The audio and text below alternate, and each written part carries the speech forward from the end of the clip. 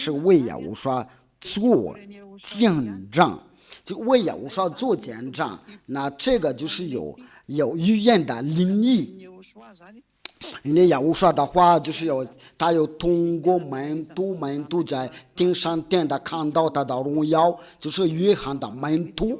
那亚乌刷就做这个启示，有这个语言的灵异，就是为亚乌刷做见证。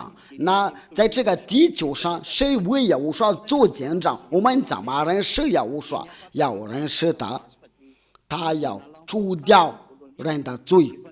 我们开始已经说过了。第二，这位亚乌刷他就赐给永生了，要为他的名字就给你永生了。这位亚乌刷他就来为了借着他的名字要传扬的永生了。那在这个地球上，谁来传扬的永生了？这个永生了就是有个教导能除掉人的罪，这个就叫做永生了。我们一起念了亚乌刷的话，就是在启示录，不是在约翰福音第17章第3节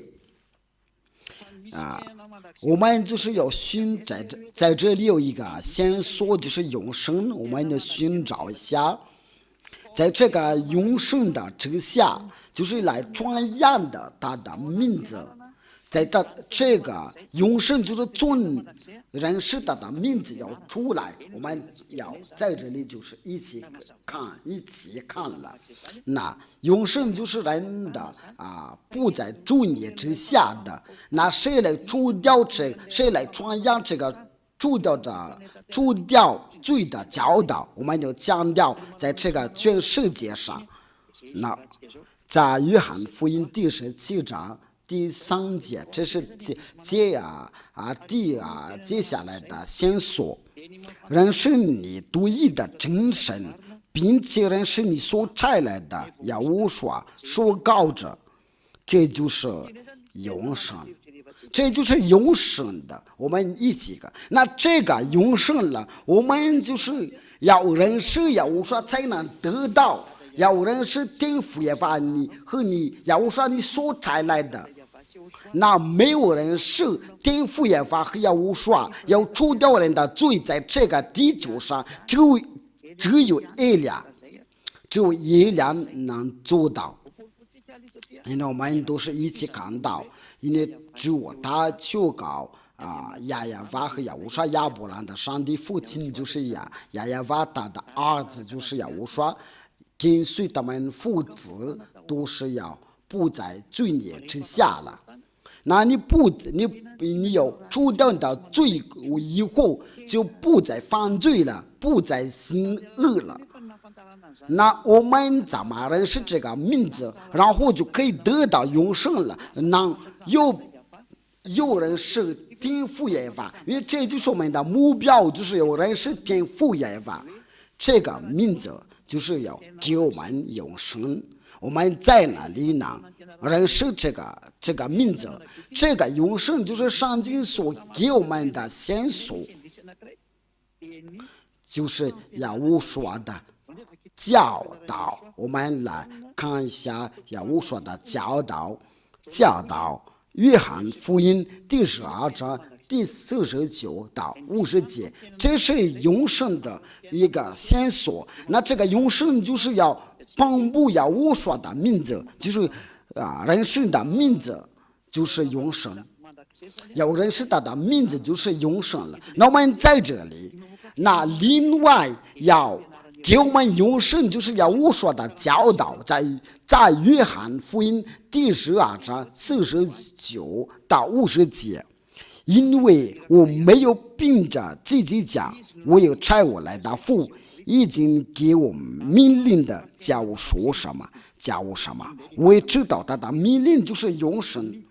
亚乌刷的命令就是从父那里得到，那就是给我们永生，就是要故此我所讲的话，正是照着父对我所说的，就是这亚乌说的名字，就是从亚乌说的名里面出来。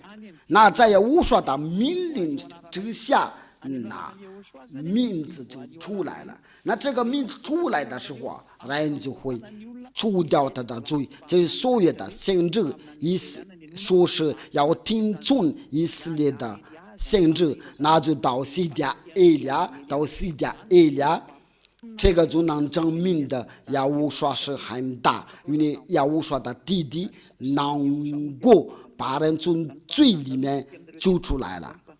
因为这个先知啊，就是在属于这个世界，在天上定的那里没有这个先知，但是亚乌说的弟弟为他要传扬的这个话，这个福音，那这个法律就是出来了。命令这个名字就是从他的命令之下要出来。那这个名词在，这个命令是在哪里有出来？我们来念下这个根据那个圣经在以赛亚第42，这个命令是在哪里出，在哪个国家出来？第1到第4节，这个公理我们在这边呢看到，这个公理就是在一个地方要出来叫这个海岛，不是在不是在大陆的非洲，或者是在巴西，不是日本的，日本不是个海，不是个大陆，是个海岛，也不是在英国，而是在海岛，就是马达加斯加。因为以利亚就是要从马达加斯来到马达加斯加，然后给为全世界传扬的。看哪，我的仆人，我所扶持的，所拣选的，心里所喜悦的，我已经将我的灵赐给他，他必将公理传给外邦。第4节，他不会心设立公理，也不上当，直到他在地上设立公理。海岛多当获他的训诲。不好意思，这边写得很清楚了。有一位仆人的，他就要所扶持的，就是亚伯兰的所扶持的，所拣选的，心里所喜悦的，就是说他要理解这个仆人的，因为他是有所扶持的，他不是单独要走。他是在所有的要被拣选了，并且他在天上殿的要拣选了的，因为这个要拣选了，他不是属于这个世界。如果属于这个世界，就跟你们是一样的，跟着他的人就不再犯罪。我已将我的灵赐给他，他是我心里所喜悦的。然后就是我把我的灵赐给他，那他把灵赐给这个拣选的仆人的，说的就是指的就是以利亚，那他就是要将，他就是要他就将公理传给外邦人的。那我们都知道那个公理都是在那个法官那里出来，所以都是要说都是那些法律条款的，所以他就叫做司法部，就是要传扬的，要颁布那些法律，那些以利亚就是这样的，他为那个要传扬给全世界的，把公理传扬给外邦，给全世界的，这一切都是以利亚所做的。那我就是要把这个公理要传给你们的。在第4节，那这个公理是在哪里呢？那出来了，在以赛亚第42章第4节，他不灰心也不上当，直到他在地上的设了公理，海岛都当获他的训诲。那这个训诲就是在海岛出来，这个训诲就是在海岛出来。就是从1984年的已经出来了。伊俩刚刚过来庆祝了40周年了，就是在要传扬的要说教人的不再犯罪了，你们都看到那个结果。证据成功了，要说成功了。现在证据被成功了，就是现在伊俩是所拆来的，他来到这个海岛就是把他架设的海岛。你们在大陆那边，你们别骗人的，伊俩不是从你们那里出来了，他不是从大陆出来的，而是来自海岛。那么大家下就是别拣选的海岛。你们说是你们认识呀，我说你们都是在大陆，我们都看到这个情况在南非，都是你们都随便有求告你们的呀，我说这个话是从不会有来自大陆，乃是来自海岛，而且这个海岛就是从马达加斯加出来。那这位形成的就是上帝所拣选的，他的名字就是西迪埃拉。假如说他是个犯罪，那跟着他的人都是犯罪，因为他动作就不犯罪，这位先生就不再犯罪，就是西迪埃拉在现在跟你说话的，他是没有犯罪，没有罪不会住在他里面了。他就是要惩罚那些魔鬼教人的要犯罪，那些魔鬼在他这个人的面前都要非常震动了，所以他都是要一直要动手动脚，为了阻止西迪埃拉的话。但是西迪埃拉他们不会有阻止，如果有人想阻止他的路，就是会白费力气了。就是像那些天空的风，它一直要吹，你们都不会要阻止天空的风不会吹，你们就不会要阻止伊俩的路。你们在头上的天空都是在风着，你都没有办法要把它要阻止不会吹，在各处都有它的。但是伊俩比那个风是还大，你平时就是个风，一个风。伊俩就是天父耶和华所差来的，亚乌刷所差来的。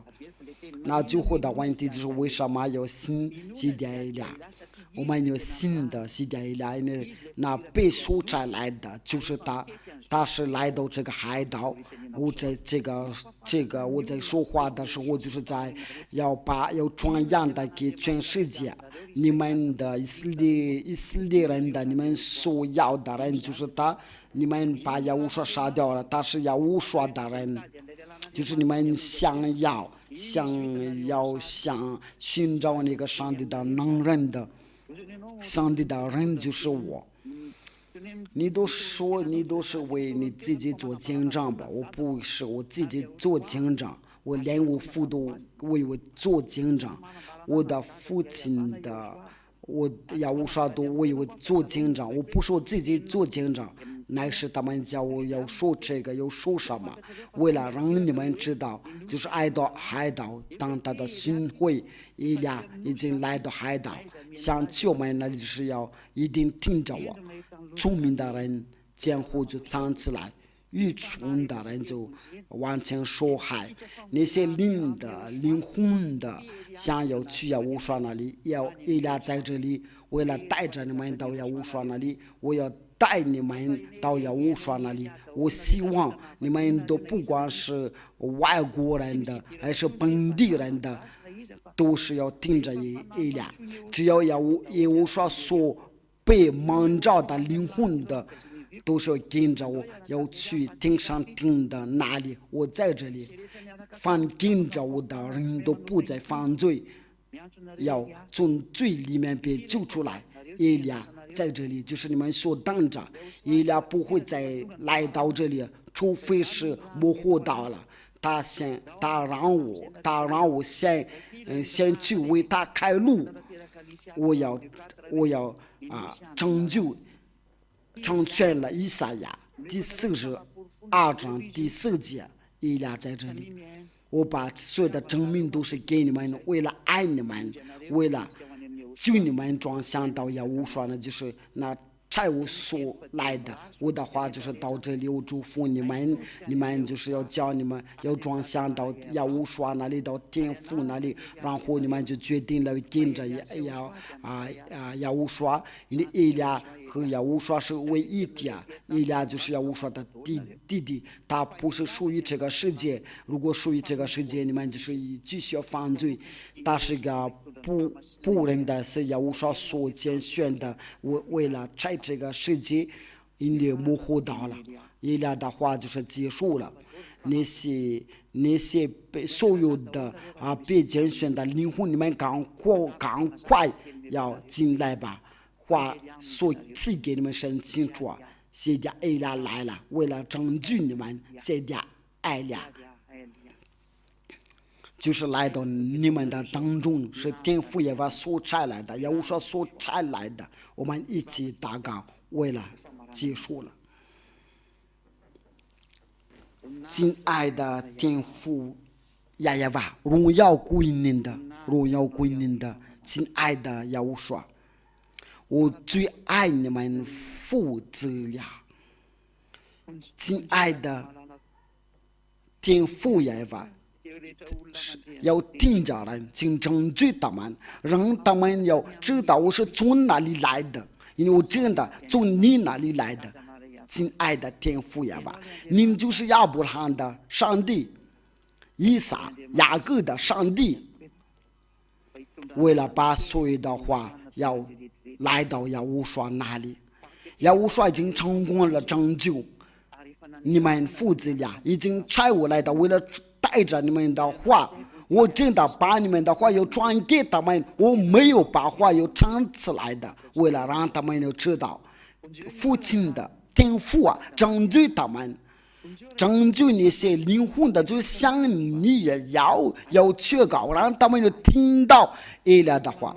我真的，我已经的让我的生命的变得无价值，我愿意为你的献出我的生命的，请拯救他们。愿你从来的圣灵，为了mang着所有的人能奔跑过来，要转向他们的脑子，为了回到你那里，耶和华，到你那里听父耶和华，让他们知道我是你所差来的，你有写我的在书上，让他们知道你所被拣选的仆人已经来到，就在海岛，你所拣选的那个海岛就是马达加斯加，让他们知道我已经来了。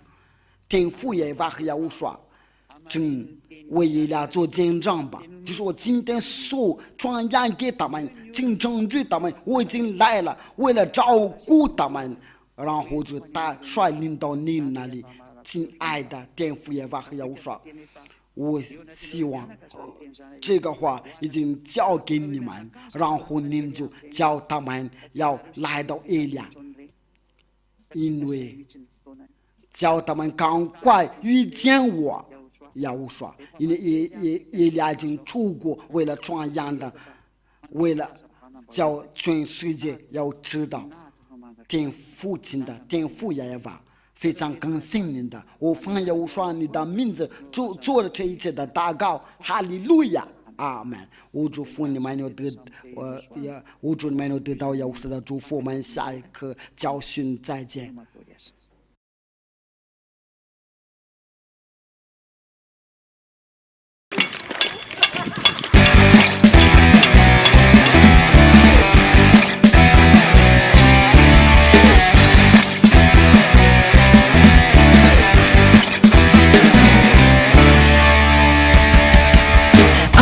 Mitsidika miaraka aminao, YAHVAH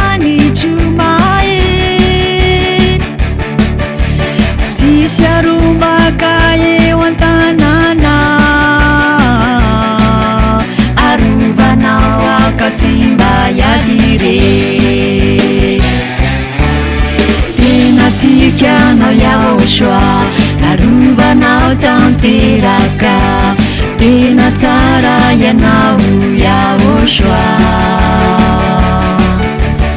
eo anilanao ihano matsara zaho tia alaminao Yahoshua tena tikanao Yahoshua narovanao tanteraka tena tsara ianao Yahoshua eo anilanao ihano matsara zaho tia alaminao Yahoshua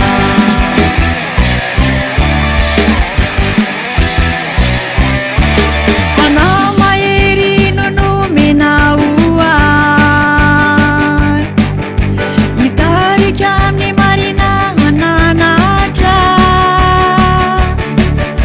mampianatra hitanina ny tenina fifazana kampandovandraia tena tikanao Yahoshua narovanao tanteraka tena tsara ianao Yahoshua eo anilanao ihano matsara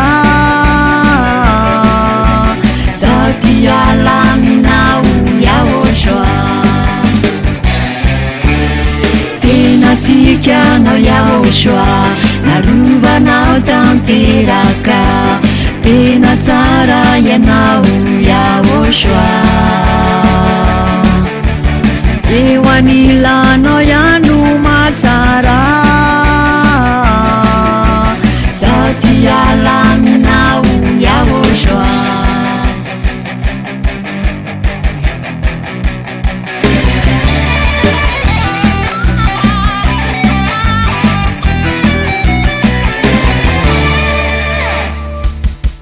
azoko atokany eo akaikinao matoky ny fitantananao mijoro ao ifikitramina umpandresy hatramin'ny farany tena tikanao Yahoshua narovanao tanteraka tena tsara ianao Yahoshua eo anilanao ihano matsara zaho tia alaminao Yahoshua tena tikanao Yahoshua narovanao tanteraka tena tsara ianao Yahoshua eo anilanao ihano matsara zaho tia alaminao Yahoshua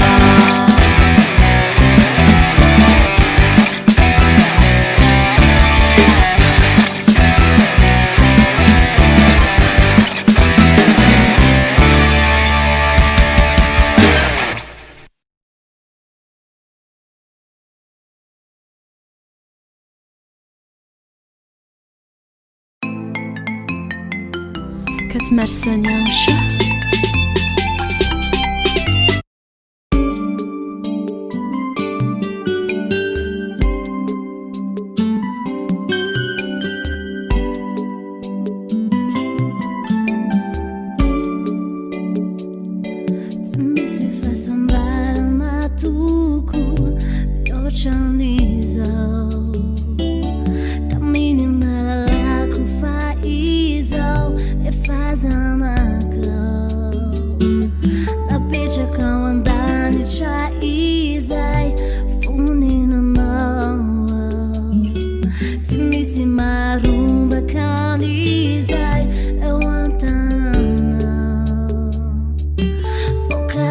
Cara, não, uau, fato uma balada.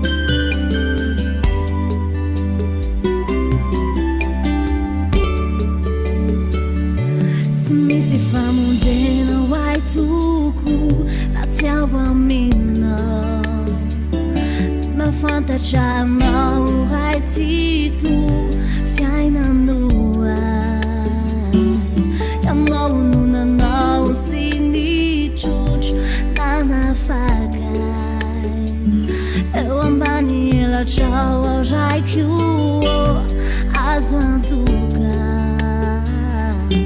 Focara cara não uau Fato balana Se me sinto ninha panai Favoruna Acende essa noite azal Teofonia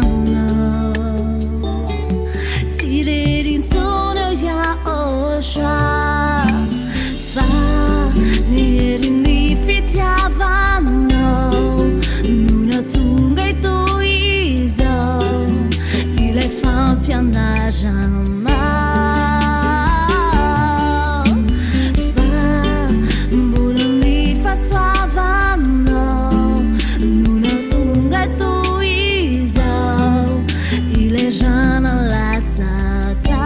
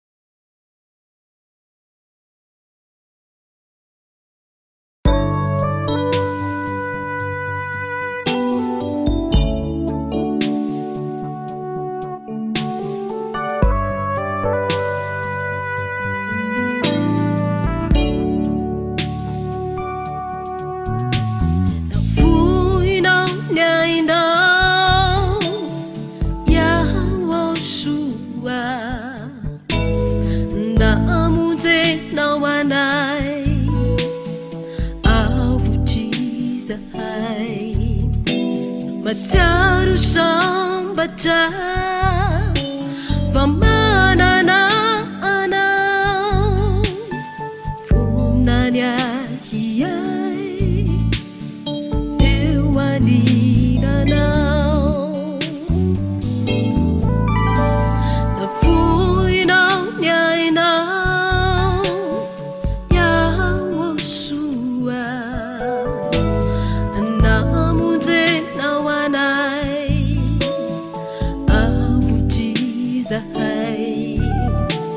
Mataru sambata Vamanana ana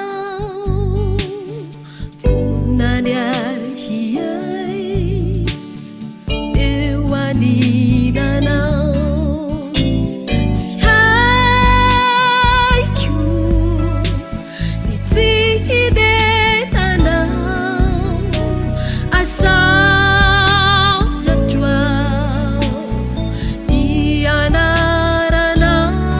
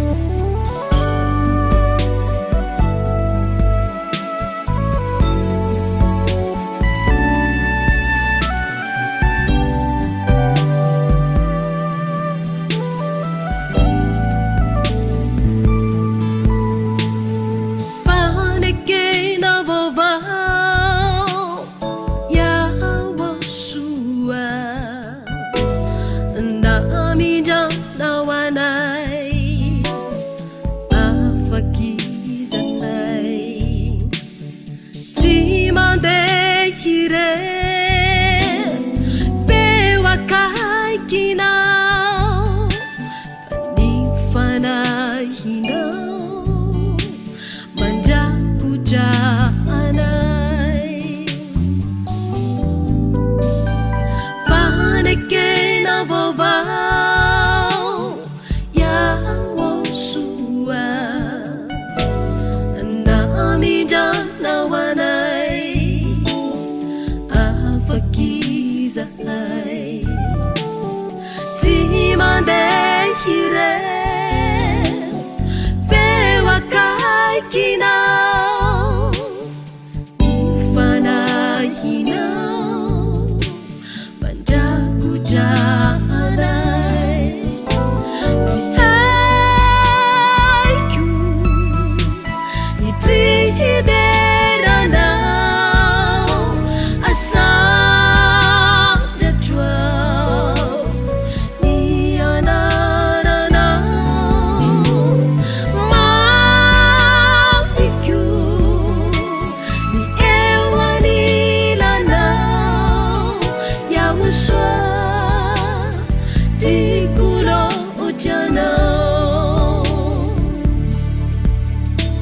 tsy haiko ny tsy hideranao asandratroao ny anaranao satriko ny miaraka aminao YAHVAH malalako ianao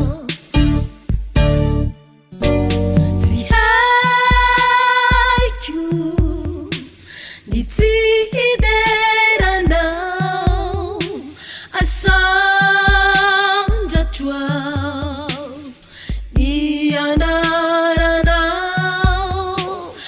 mamiko ny eo anilanao YAHVAH tikolotranao tsy haiko ny tsy hideranao asandratroao ny anaranao mamiko ny eo anilanao YAHVAH tikolotranao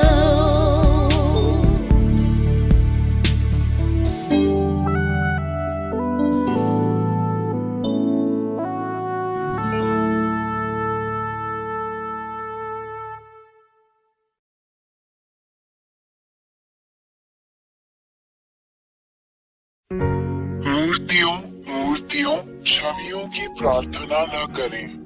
वे सच्चे भगवान नहीं हैं जो बचाते हैं। मूर्तियों मूर्तियों छवियों की प्रार्थना न करें। वे सच्चे भगवान नहीं हैं जो बचाते हैं। मूर्तियों मूर्तियों छवियों की प्रार्थना न करें। वे सच्चे भगवान नहीं हैं जो बचाते हैं। मूर्तियों मूर्तियों छवियों की प्रार्थना न करें। वे सच्चे भगवान नहीं हैं जो बचाते हैं। सच्चा रचयिता ईश्वर कोई मूर्ति या छवि नहीं है। हम महान सच्चे ईश्वर को एक मूर्ति या एक छवि या एक मूर्ति के रूप में नहीं रख सकते। दो मूर्तियां आपके हाथों से बनाई जाती हैं। क्या आप इन चीजों के लिए प्रार्थना करने जा रहे हैं जिन्हें आपने बनाया है? 3. यदि आपने ये चीजें मूर्तियां चित्र बनाए तो आपने इन्हें बनाया। आप अपनी बनाई हुई चीजों के लिए प्रार्थना क्यों करते हैं? 4. यदि आपने ये चीजें बनाई हैं तो इसका मतलब है कि आप अपनी बनाई गई चीजों की तुलना में सुपीरियर हैं। क्या ये सच नहीं है? 5. इसका मतलब है कि आपको धोखा दिया गया है। जो कुछ मैंने अभी तुम्हें सिखाया है उस पर ध्यानपूर्वक विचार करो। वो मैं एलिया ही था जिसने तुमसे सच कहा, हमने तुम्हें धोखा दिया। 6 तू इन वस्तुओं के लिए जो तूने बनाई है प्रार्थना और दंडवत क्यों करता है? वे देवता नहीं हैं, क्योंकि आपने उन्हें मूर्तियों और छवियों की तरह बनाया और बनाया है। 7 ये मूर्तियां, ये छवियां बोल नहीं सकती, हिल नहीं सकती, रो नहीं सकती, क्योंकि आपने इन्हें बनाया है, इसलिए ये देवता नहीं है। परंतु वे झूठे देवता हैं जिन्हें तूने ही बनाया है। इन मूर्तियों, इन छवियों से प्रार्थना क्यों करे? किस लिए? हमने तुम्हें धोखा दिया है। ये राक्षस शैतान है जिन्होंने तुम्हें मोहित किया है। 8 एलियाह ने ये क्यों कहा कि तुम पर जादू कर दिया गया है? क्योंकि सच्चा ईश्वर बोलता है, देखता है, डांटता है, निर्देश देता है, सलाह देता है, चलता है, देखता है, सुनता है, चलता है। 9 सच्चा ईश्वर ऐसा ही है क्योंकि वो सृष्टि करता है। एक डिजाइनर कुछ भी कर सकता है। 10 एक रचनाकार इंसान की तरह नहीं है, एक मूर्ति की तरह नहीं है जो कुछ नहीं कर सकती, नहीं एक छवि की तरह है जो कुछ नहीं कर सकती। 11 एक सृष्टिकर्ता महान ईश्वर बोलता है और वो सच हो जाता है, वही सच्चा ईश्वर है। वो अपने शब्दों को निर्देशित करता है और ऐसा होता है। कोई भी व्यक्ति या झूठा देवता कभी भी उसके शब्दों का खंडन नहीं कर सकता। 12 सच्चे सृष्टिकर्ता ईश्वर के पास अपने शब्दों और यहाँ तक कि अपने विचार से अपने शत्रुओं को नष्ट करने की ताकत और शक्ति है। 13 सच्चा ईश्वर उन सभी को बचाता है जो उसे सहायता के लिए पुकारते हैं और उन सभी की रक्षा करता है जो उसकी सुरक्षा चाहते हैं। उसके हाथ उन सभी की रक्षा करते हैं जो उसकी सहायता चाहते हैं। 14 ये सच्चा ईश्वर महान सच्चा उद्धारकर्ता है जो अपने चाहने वालों की सहायता करने में संकोच नहीं करता। 15 वो उन सभी से प्रेम करता है जो उससे प्रेम करते हैं। वो उन सभी से प्रेम करता है जो उसे खोजते हैं। 16 ये सच्चा ईश्वर अपने द्वारा बनाए गए प्राणियों से प्रेम करता है। 17 ये सच्चा ईश्वर राक्षसों पिशाचों को पसंद नहीं करता, वे उसके शत्रु हैं जिन्हें वो जहां भी मिलता है या जहां भी देखता है नष्ट कर देता है। 18 ये राक्षस कौन है? वे सभी इस सच्चे ईश्वर द्वारा बनाए गए हैं, इससे पहले कि वे खूबसूरत देवदूत हों। लेकिन उन्होंने इस सच्चे निर्माता भगवान के खिलाफ विद्रोह किया और महान भगवान ने उन्हें स्वर्ग से बाहर निकाल दिया जहां यह महान भगवान रहता है, और उन्हें यहाँ आपके सिर के ऊपर इस आकाश पर और इस भूमि पर जहां मनुष्य रहते हैं नीचे फेंक दिया गया। 19 गिरे हुए स्वर्गदूतों को इस महान ईश्वर ने यहाँ नीचे फेंक दिया है। वे तुम्हारे सिर के ऊपर इस आकाश में रहते हैं और ये गिरे हुए स्वर्गदूत तुम्हें ये कहकर धोखा देते हैं कि वे भी देवता हैं। मनुष्यों को धोखा देकर उन्हें ज्योतिष मूर्ति बनाने के लिए मजबूर करते हैं और उनका प्रतिनिधित्व करने के लिए मूर्ति।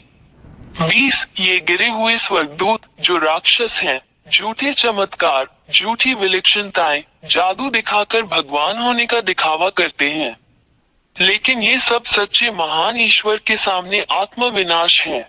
21 सच्चा महान ईश्वर उन सभी चीजों को नष्ट कर देता है जो गिरे हुए स्वर्गदूत राक्षस करते हैं, और वह गिरे हुए स्वर्गदूतों को भी नष्ट कर देता है जो राक्षस हैं, उन्हें उस शाश्वत आग में फेंककर नष्ट कर देता है जिसे सच्चे भगवान ने उनके लिए बनाया था। 22 ये गिरे हुए स्वर्गदूत जो राक्षस हैं और जो मनुष्यों को मूर्तियां बनाने के लिए बाध्य करते हैं, क्योंकि वे जानते हैं कि नरक में फेंके जाने के लिए उनका शिकार किया जाएगा। वे मनुष्यों को जो कुछ नहीं जानते उनमें प्रार्थना करने के लिए बाध्य करते हैं, उन्हें धोखा देने के लिए उन्हें मूर्तियां और छवियां बनाने के लिए प्रेरित किया जो सच्चे महान भगवान को पसंद नहीं है।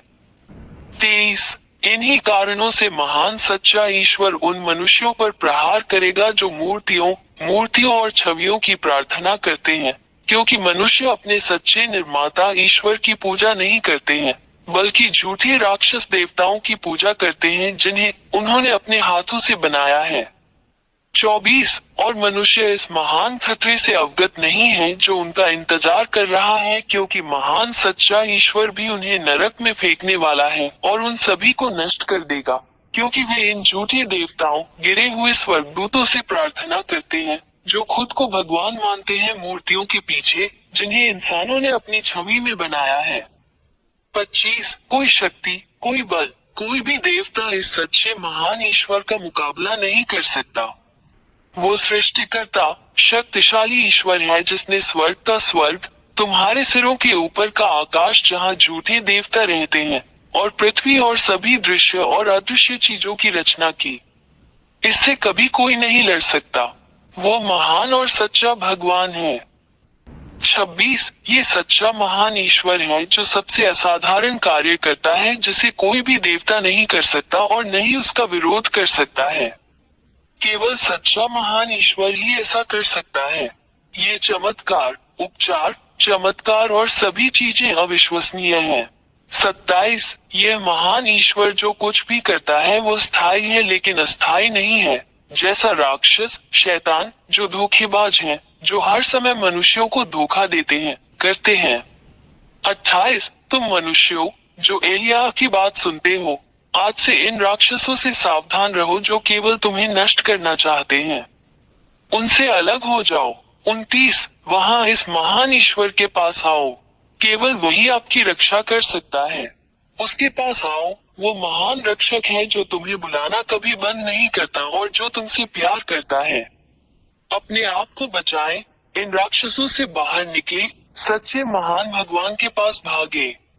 यह महान ईश्वर आपकी रक्षा करेगा और अब कोई भी आपको चोट नहीं पहुंचा सकता। उसका नाम याहवाह, एलियाह का परमेश्वर, इस्राएलियों का परमेश्वर है। 30 अपनी आत्मा को बचाएं, अपना दिमाग बचाएं, उस महान ईश्वर के साथ रहें जो आपको बचा सकता है और आपकी बात सुन सकता है और जो वास्तव में आपकी रक्षा कर सकता है। अपना निर्णय ले, वो आपकी मदद करने के लिए यहाँ है। अभी उसे बुलाओ और वो तुम्हारी सहायता के लिए आएगा। मैं याह का राजदूत, उसका दूत, उसका पैगंबर, आपको ये सब बातें बताने के लिए यहाँ हूँ, जो इस महान ईश्वर की अच्छाई है, आपके लिए उसका महान प्रेम है। हस्ताक्षरित याहवाह के राजदूत एलियाह।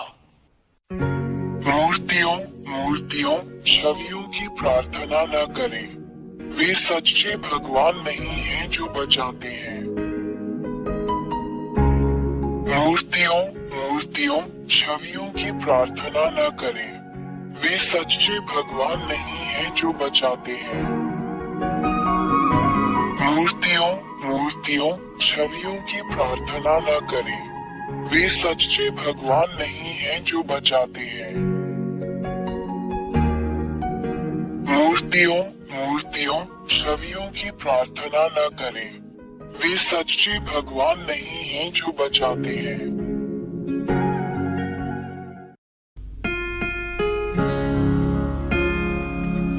YAHVAH atolotra anao tsiraity.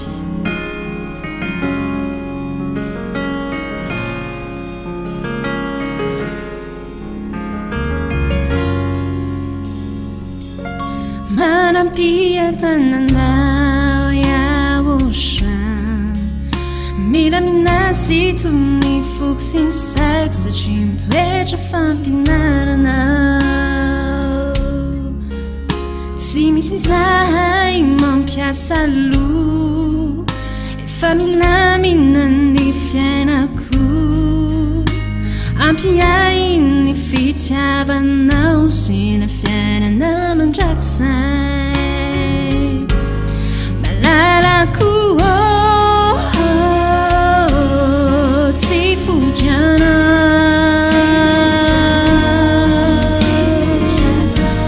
sakaizako tsy mafoiaiana.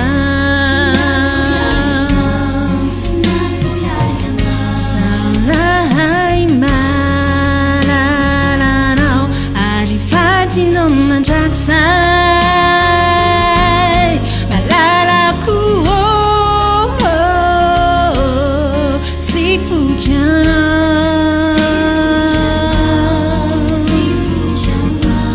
sakaizako tsy mafoiaiana.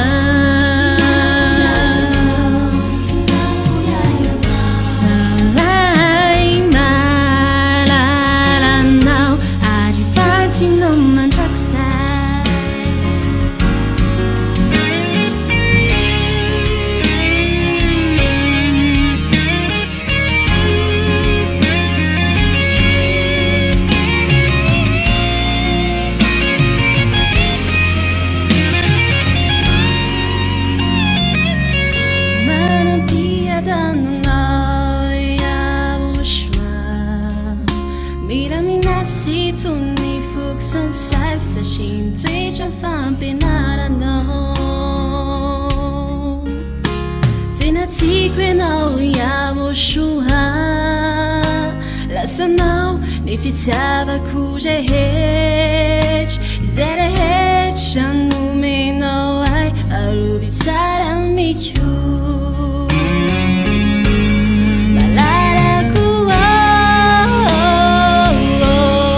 tsy fotianao,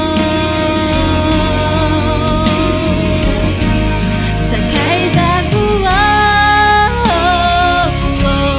tsy mafiaiana.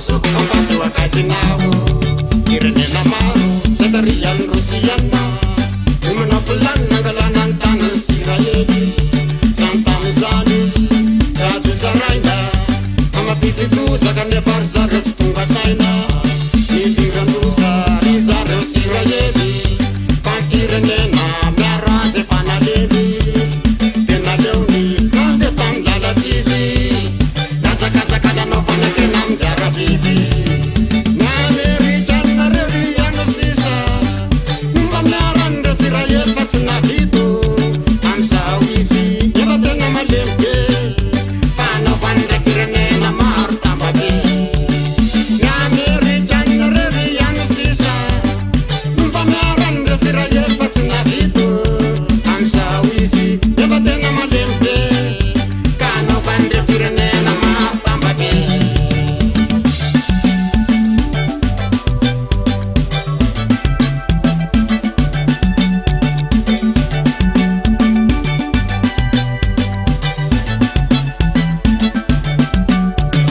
Tatanayo, YAHVAH, Sukunayo, YAHVAH, Musatia Yeva Vita ni Tatara, Terisofona we wamna watata malalo.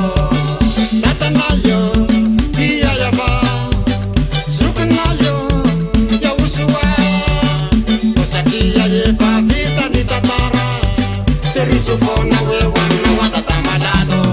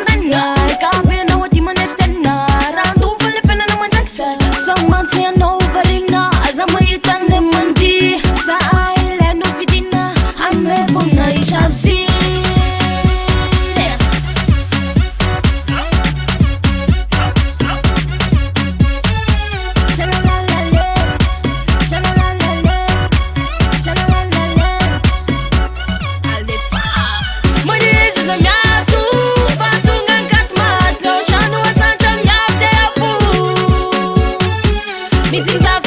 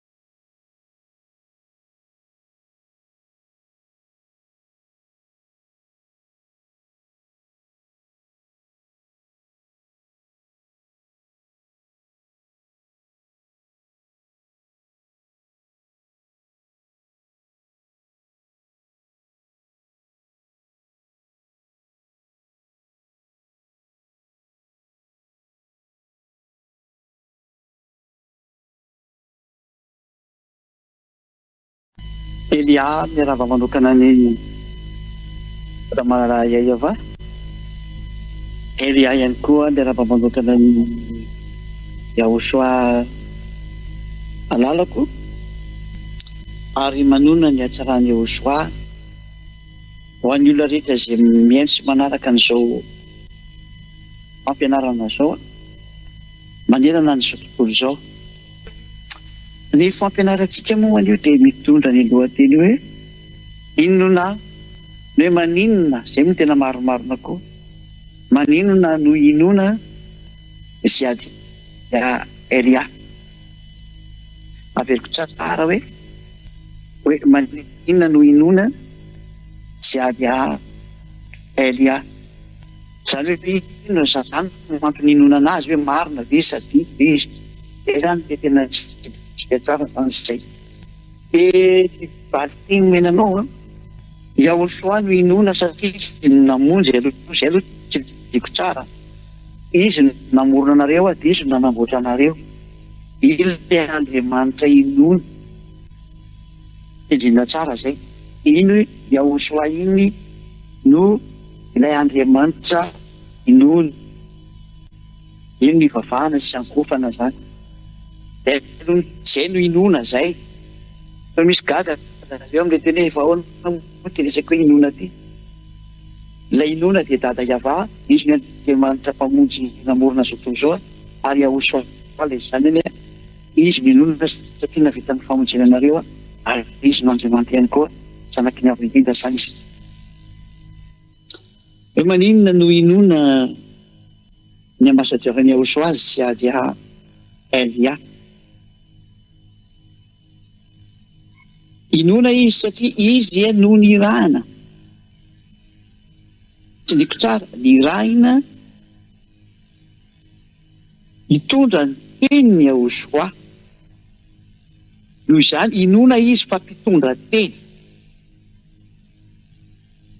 Tsy hoe Andriamanitra ivavahana ny inoana anazy, sanane zany tsy izay mihitsy. Ny Andriamanitra ivavahana dia dada YAHVAH sy YAHVAH. Fa Zhyah Elia kosany zandrin'ny YAHVAH, nirahany YAHVAH sy dada malala YAHVAH, mitondra ny tenin'ny dada YAHVAH sy YAHVAH ety ambony tany, ety amin'ny planeta Terre, ety aminareo. Zany dia tena izy zay. Zany hoe minona anazy zany hoe maninona no mino ny ambassadeur-ny YAHVAH Zhyah Elia nareo, dia satria nirahana izy mitondra ny tenin'ny dada malala YAHVAH malala. Zay zany ny antony inoana azy. Fanaporofona avy hatrany, fanaporofona fanirahana izy, ary zay ny inoana azy amin'izay hoe io ilay tena iraka, io ilay misy solotena any YAHVAH ety ambony tany, io ilay misy solotena any dada YAHVAH ety ambony tany. Izay izy misy solotena any dada YAHVAH sy YAHVAH zay. Ilay Andriamanitra Abrahama, tsy diko tsara ilay Andriamanitra Abrahama, zay no antony hoe mino anazy satria izy ilay nirahana misolo an'ilay Andriamanitra dada YAHVAH izay naniraka anazy makety, sy YAHVAH izay naniraka anazy makety. Ahoana ilay teny fanaporofona famarina zany eto hoe Zhyah Elia zany. Ary mila amin'izay no mino sy matoky azy. Tsy ndriko mafy amin'izay, mino sy matoky azy fa tena nirahana izy, ary tena mitondra ny teny sy miafatra izy voninahitra dada YAHVAH sy YAHVAH. Voalohany indrindra ny teny navoakan'ny YAHVAH, any ny ngantsika voalohany aloha, dia nametraka mihitsy ny YAHVAH ny teny hoe aza manota intsony. Zany ilay tena teny mazava be navoakan'ny YAHVAH zay hoe aza manota intsony. Zay teny zay dia mametraka mihitsy ny fa miaraka amin'io Andriamanitra ny Abrahama io, miaraka amin'io Andriamanitra Abrahama io zany dia tena mametraka tsara mihitsy ny ilay teny izy nanao hoe aza manota intsony. Tsy mety intsony zany manota, na le hoe manota noho ny amin'ny tsy fahatanterana dia mibebaka rehefa rapito hoe Andriamanitra micomprendre an'izany. Dia misy Andriamanitra micomprendre an'izany fa diavolo no niteny an'izany taminao. Ary naizana izy niteny anao an'izany dia diavolo no niteny anao an'izany. Tany ianao mba ho any amin'ny heri.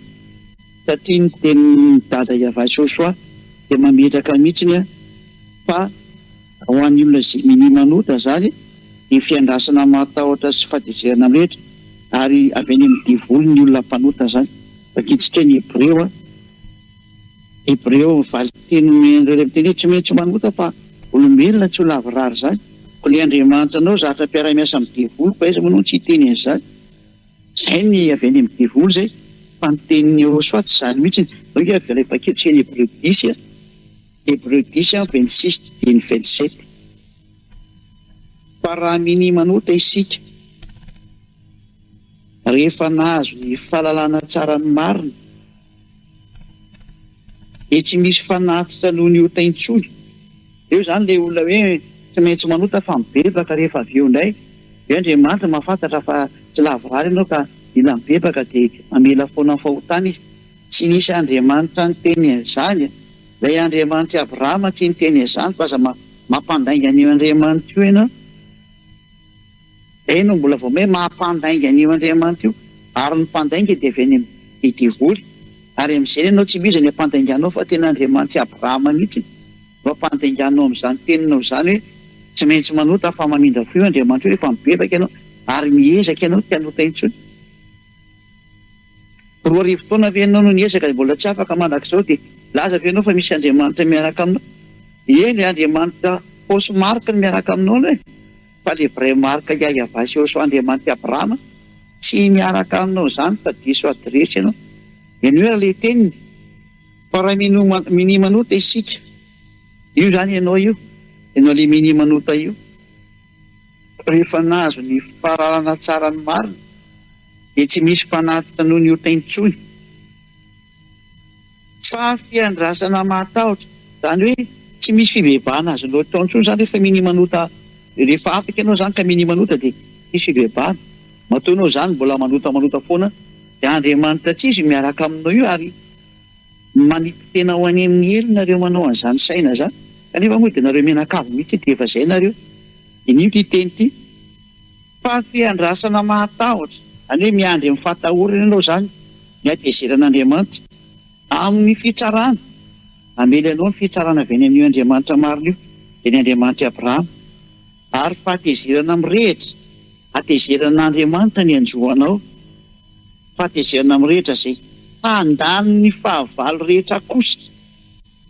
Handany ianao tena fahatezerana amin'ny rehetra handany ianao.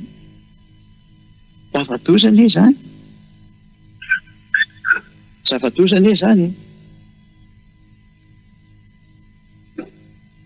Fahatezerana amin'ny rehetra no amely ianao.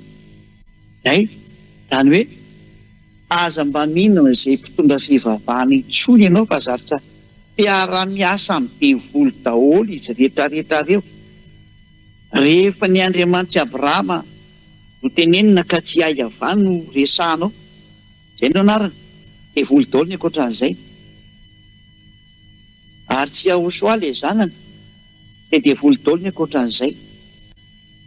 Ka ny teny taminao hoe tsy maintsy manota sy mikarazana. Ka io ary ny tenin'Andriamanitra io raha minimanota itsika. Ka ny dikany hoe tsy maintsy manota dia minimanota ny dikan'izany. Ka ny tenin'ilay Yahoshua kosa dia mazava be ny teny. Jaona 9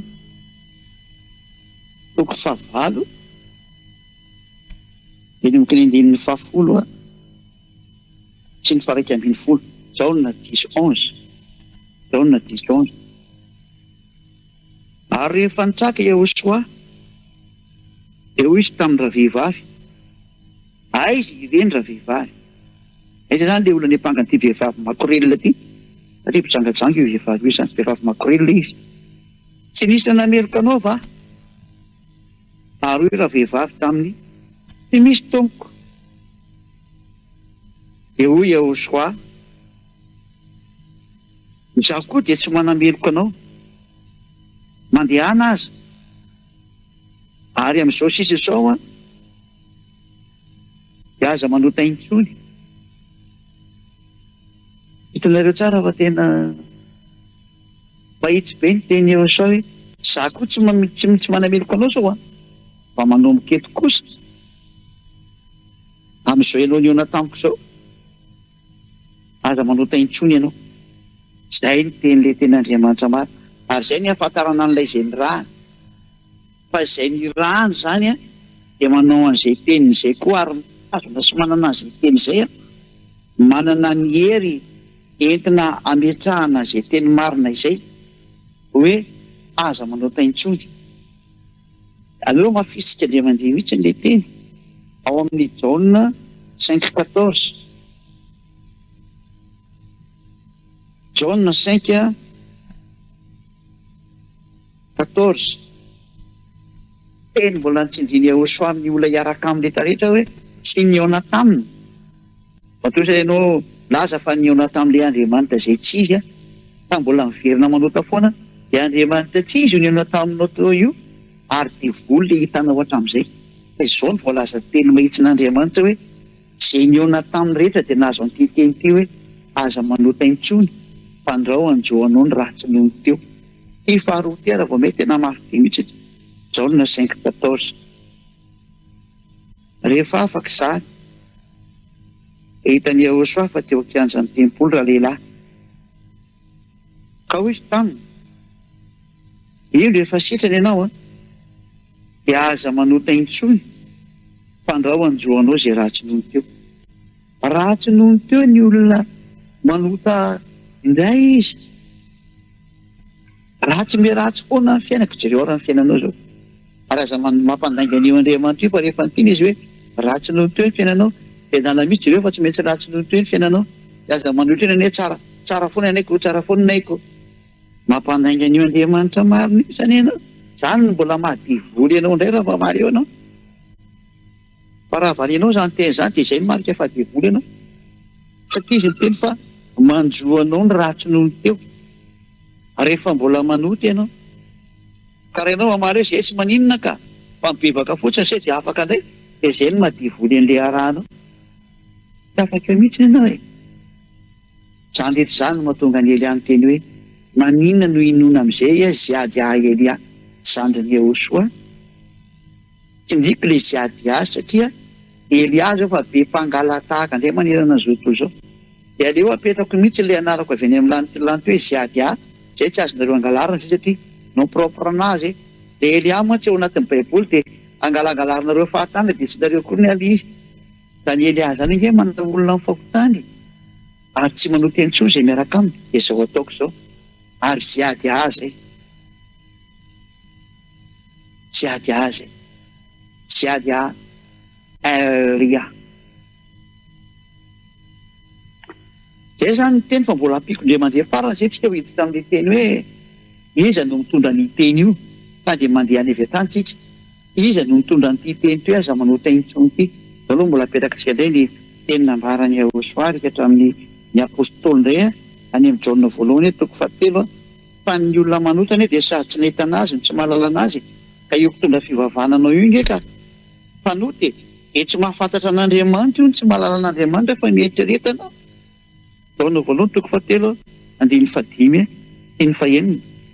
Jaona voalohany 3:5-6 ary fantatrareo fa izy no naseho anaisotrany io ary tsy mba misy io tao aminy dia miaraka amin'ny Yehoshua zany tena tsisy io tao aminy sady tsy manota intsony izy ny dikan'izay fa izay rehetra mitoetra ao aminy dia tsy manota. Anao zany izay rehetra miaraka aminy dia mitoetra ao aminy dia tsy manota iny olona iny fa tsy kony manota kely dia mibebaka dia mamindra foana Andriamanitra dia voly iny namindra foana taminao io fa tsy ny Andriamanitra Abrahama. Tindriko tsara dia voly no namitaka anao mody milaza fa namindra foana taminao fa tsy ny Andriamanitra Abrahama mihitsy. Izay rehetra manota dia tsy nahita na nahalala anazy ka ny olona mpanota zany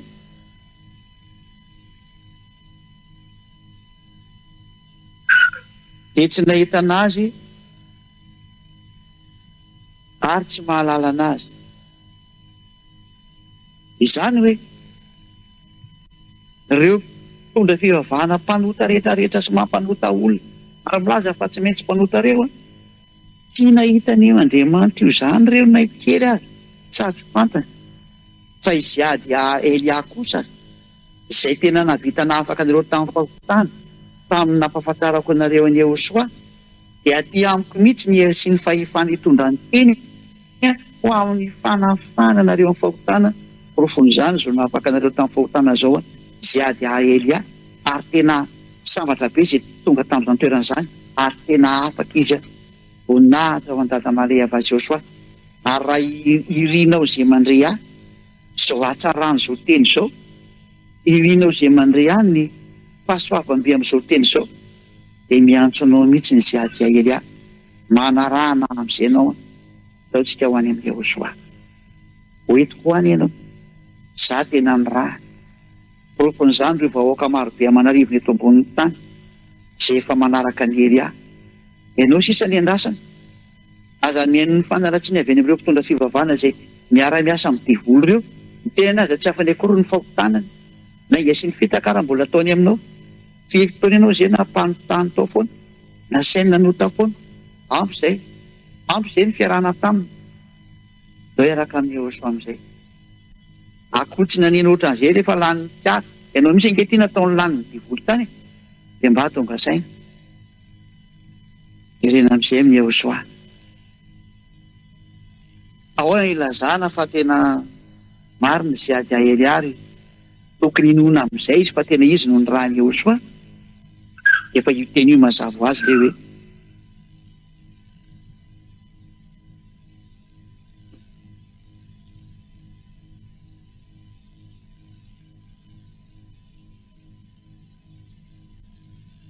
maninona no Inoana ny teniny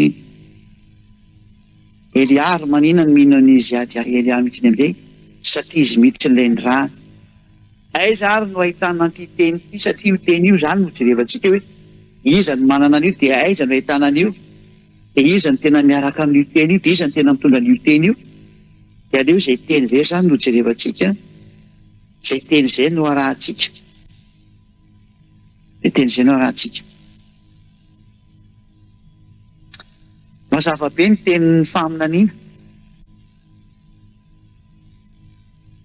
fa ny natonga nyity teny tsy hitanareo sady tsy fantatrinareo dia olana teo amin'ny zanak'Israely izay nedivan'ny dada YAHVAH Yahoshua ka nataony dada YAHVAH tsy nafantatra azy tsony ary rehefa tsy nafantatra anazy tsony ny zanak'Israely efa hitsika tsara le hoe tsy misy miantso ny anaranao tsony aleo abetsika kely fotsiny toko izay dininy hoe tsisy miantso ny anaranao akory na mahalalanao araka ny bokin'ny Isaia zany no vakitsika dia toko fa 4:20 Isaia 64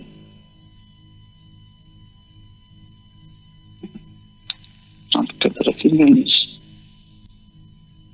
64:6 aleo vaketsika amin'ny 64:5-6 fa samy efa tahaka ny olo maloto izay rehetrarehetra Israeliana io ary tahaka ny lamba miosondrano ny fahamarinana rehetrarehetra malazo tahaka ny raviny izay rehetra ary ny elokanay dia mipoaka anay tahaka ny rivotra eo dia olona zanak'Israely tena manao ny tsy mety sady tena tanteraka inona ny vokatra an'izay tsy misy miantso ny anaranao intsony na mifohy fikitra aminao fa efa nanafina ny tavanao taminay ianao ka nandevona anay noho ny amin'ny elokanay nafeny dada YAHVAH tamin'ny Israela mihitsy ny narany ny momba azy tsy nafantatra azy tony ny zanak'Israely izay natonga an'ilay teny hoe tsy misy ny antso ny anaranao nanomboka teo dia tsisy nafantatra tsony ny anaran'ny dada malala YAHVAH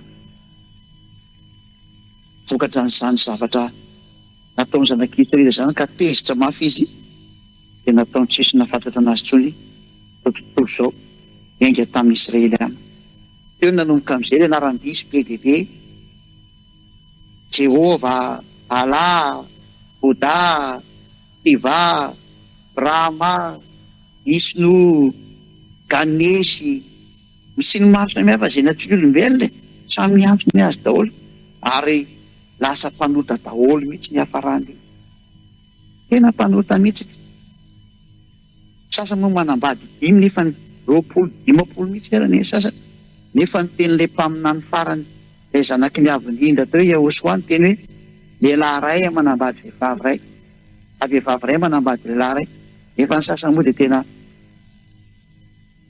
tena misy amanjatony ara ny sasany vadiny zavatoza natambo daholo zany tena fanoerana novaina fotsiny zao ny anaran'ilay Andriamanitra Abrahama YAHVAH no anaratra dia novainy sasany zavatra fa mariky ny mampanotanao ny zany no mampanotanao ary tsy izy daholo izay miaraka aminao tsisy izy ny Andriamanitrynareo any toezatsika ary teny ty mpanotanareo tonga ilay ten'Andriamanitra dia nampafantatra izy ao amin'ny bokin'ny Zhyah 2:20 fa tena ho avy ny fotoana ahafantatra an'io anarany io amin'izay ny olona tsy ny zanak'Israely intsony ko izy rehefa nialan'Andriamanitra fa tena hafa firenena no ahafantatra anazy tsy Israelianina intsony zany fa hafa firenena Zhyah 2:20 manao programa da YAHVAH zany fa misy ahafantatra anazy amin'izay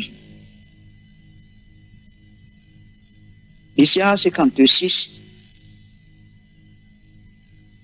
Zhyah 52:6 koa ny oloko dia pahalala ny anarako eny amin'izany andro zany dia ho fantany fa izany no miteny hoe ity aho misy olona zany dia tena ahafantatra ny anaran'ny dada YAHVAH ary tena hiteny amin'ny mihitsy ny dada YAHVAH hoe ity aho ho fantatra indray zany dada YAHVAH ny dikan'izay misy alalana azy indray fa raha ny Israelianina izay niaraka taminy efa tsy nahafantatra azy tsony da nge ny vily anaran'ilay Adonay iny ny tompo ny fibedesany sy ny fisarahany dada YAHVAH tamin'ny Israelianina no natomba ny zareo tsy sany antso le anarana intsony ka no naovany le anarana hoe Adonay satria ny tena marina moa tena maty mihitsy ny azy zareo na niantso an'io dia dia maty afarany dia tsy niantso an'io anarana intsony izy ka nataony Adonay zay nangalarany rehetrarehetra tahaka indray taty aoriana zay Adonay zay ka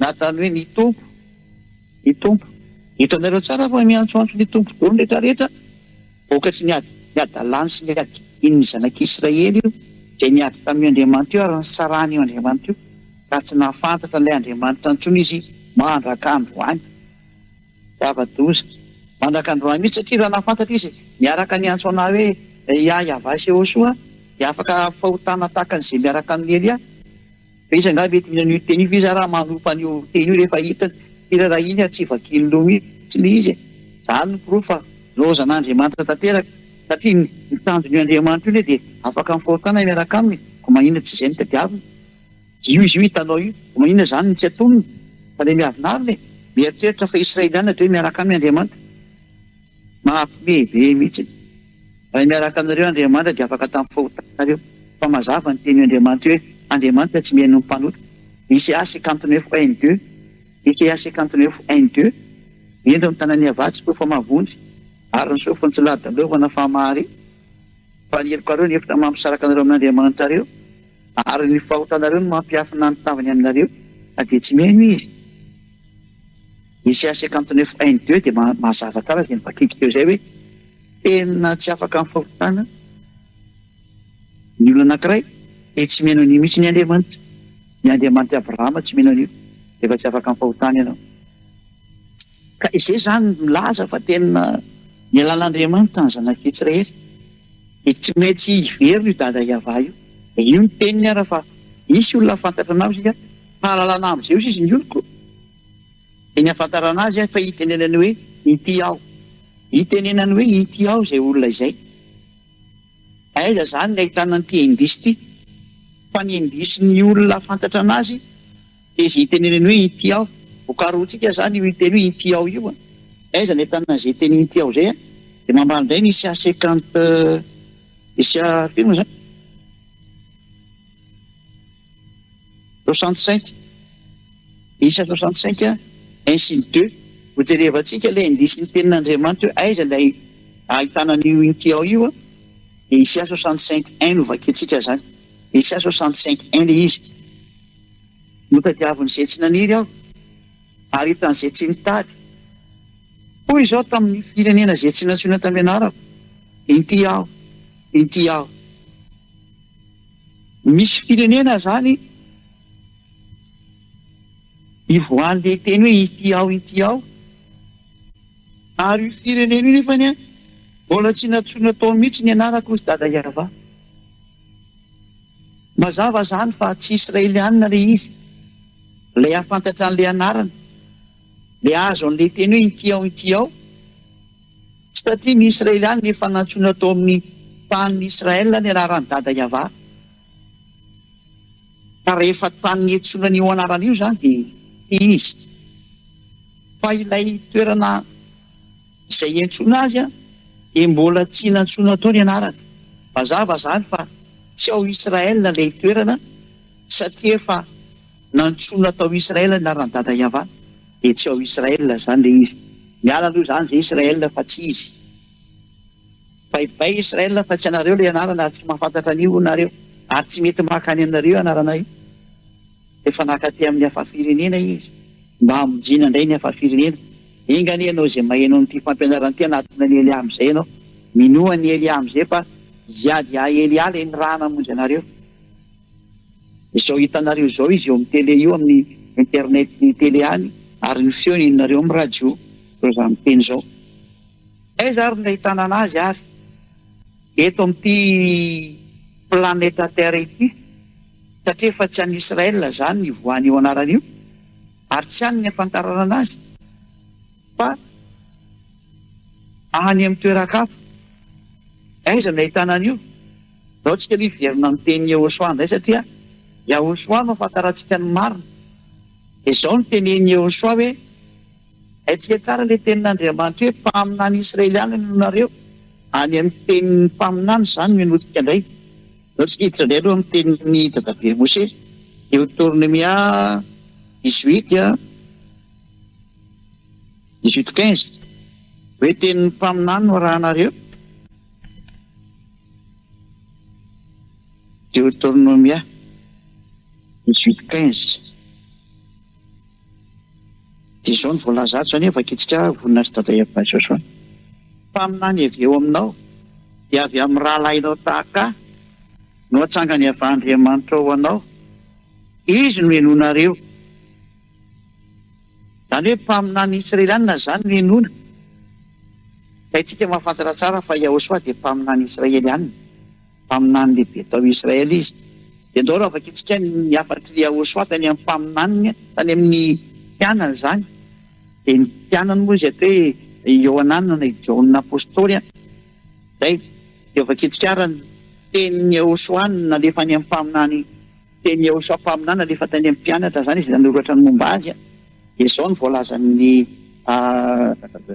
tenin'ny boky ny mpaminany YAHVAH araka ny nambarany apôstôly John izay mpianany. Apocalypsy 19 19:10. Apocalypse 19:10. Apocalypse 19:10. Ny tapany farany indrindra fa ny filazana ny YAHVAH no fanany faminaniana. Zany hoe ilay mpaminany Israelianina henona zany a dia izay mitory any YAHVAH rery ihany. Andray zany mitondra n'ity mpaminaniana ity, maka ny tenin'ny YAHVAH zany dia nampitahanina ka any amin'ny mpianatra, izay le mpianatra nahitany voninantany amin'ny lanitra dia John apôstôly zany. Dia nanao fanambarana mihitsy ny YAHVAH hoe fa ny olona manana ny faminaniana, ny fanahy faminaniana dia izay mitory any YAHVAH. Dia ataontsika zany hijery izy ilay mitory any YAHVAH ato amin'ity planeta Terre ity. Ahoana ny afantarana an'izay YAHVAH zay? Dia ny afantarana azy mazava ho azy fa dia izy manala ny fahotana aloha ny voalohany indrindra, efa nresantsika tarihany voalohany izy. Ary ny faharoa dia nitondra fiainana mandrakizay hoe YAHVAH io amin'ny alalan'ny fitoriana ny anarany. Zay ny afantarana azy ity. Ndray zany ny indisy manaraka ty hoe mitory ny fiainana mandrakizay zany YAHVAH zany amin'ny alalan'ny anarany. ka iza tamin'ny olombelona teto ambony tany no nitory an'ilay anarana ka nahazo fiainana mandrakizay ny olona dikan'izay fiainana mandrakizay zay zany a dia nisy fampianarana netiny teo ka afaka amin'ny fahotana ny olona dikan'izay eny eto hoe fiainana mandrakizay ndao raha vakitsika ny teny Yehosoa araka ny boky ny apokalipsia indray boky ny Jaona moa zafady indrindra Jaona 7:70 andininy fahatelo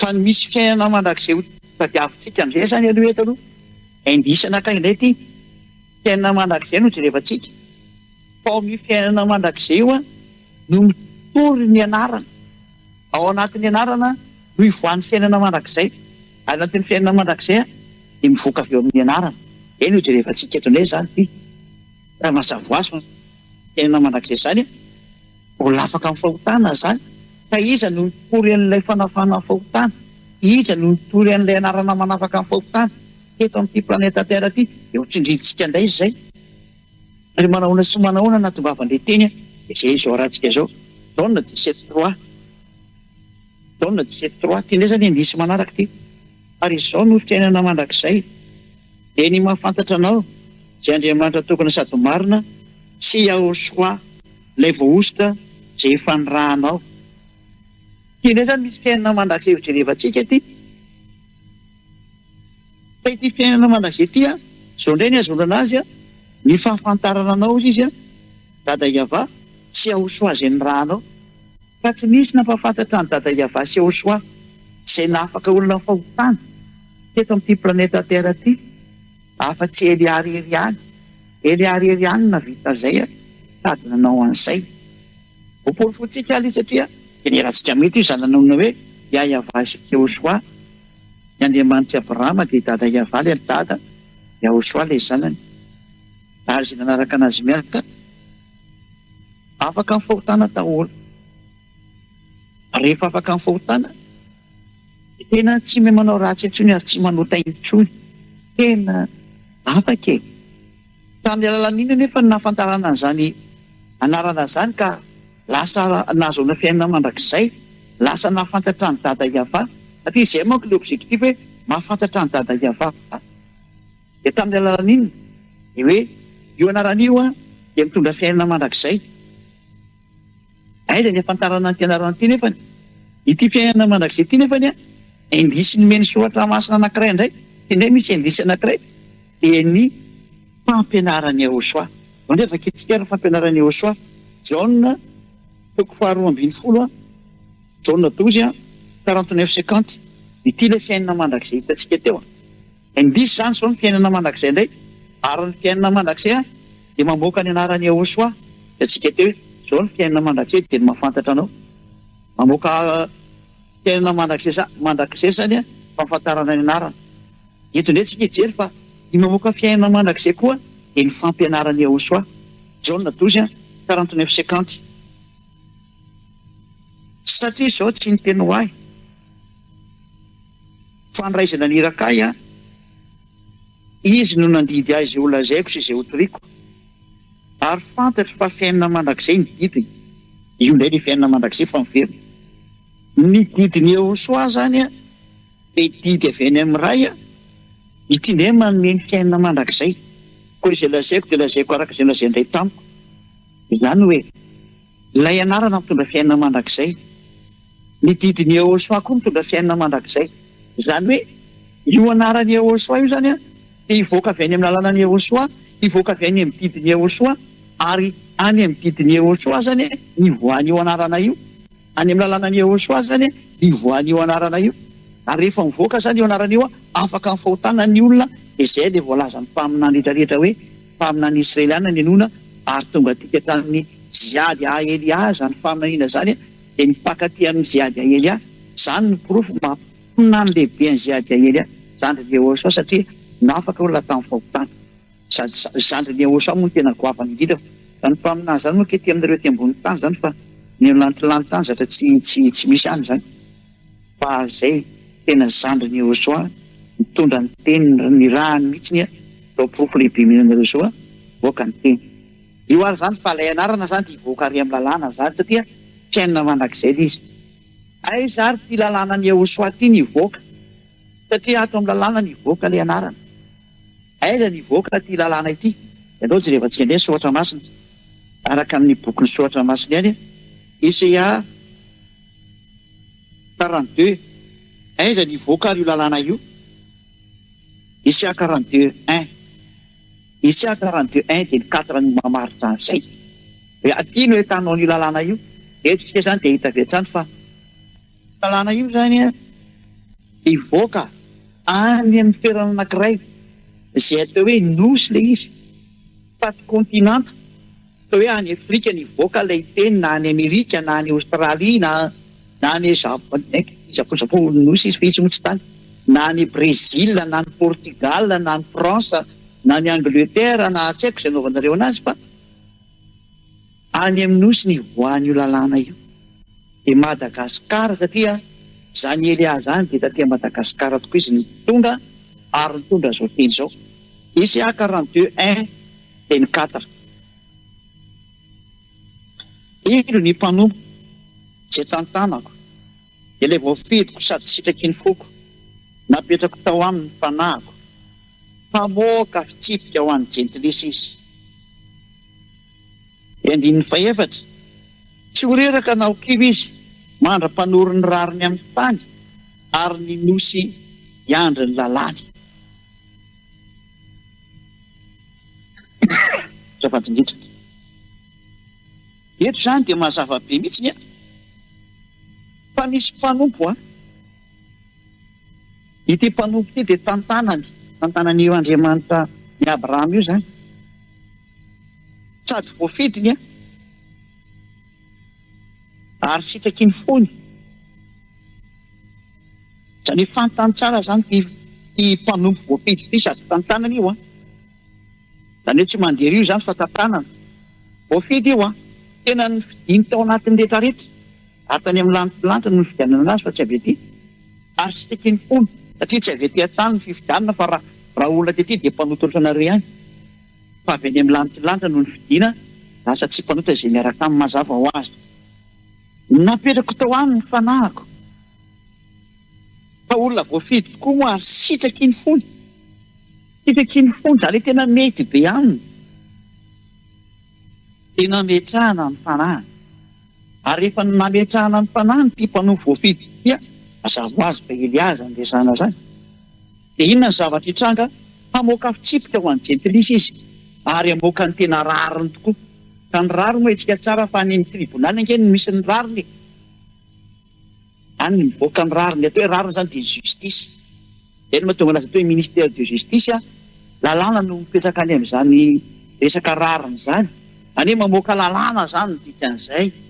Ary izay mihitsy ny Zhyah Elia namoaka lalàna mitondra ny rariny amin'ity tany ity, hatonga ny olona ho lasa olom-baovao ho tsy mpanota intsony. Nataony Elia daholo zany zavatra zany. Zay dia tena mitondra fitsipika tokoa za araka ny teny hitanareo ao amin'ny 14 amin'izay.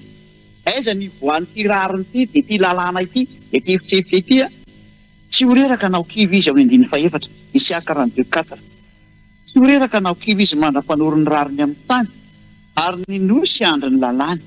Any amin'ny nosy zany ilay rariny no hivoaka, any amin'ny nosy zany ilay lalàna no hivoaka, any amin'ny nosy zany ilay fitsipika no nivoaka.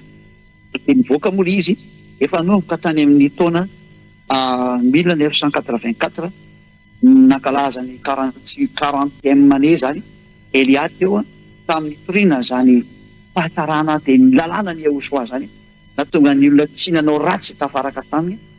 Tena hitanareo maso izao ankehitriny, tena hita ny famonjena hitan'ny YAHVAH ary tanteraka ny fanavotana ankehitriny hoentin'ny Elia no ny rana ankehitriny tonga aty amin'ny nosy izy, nosy Madagasikara.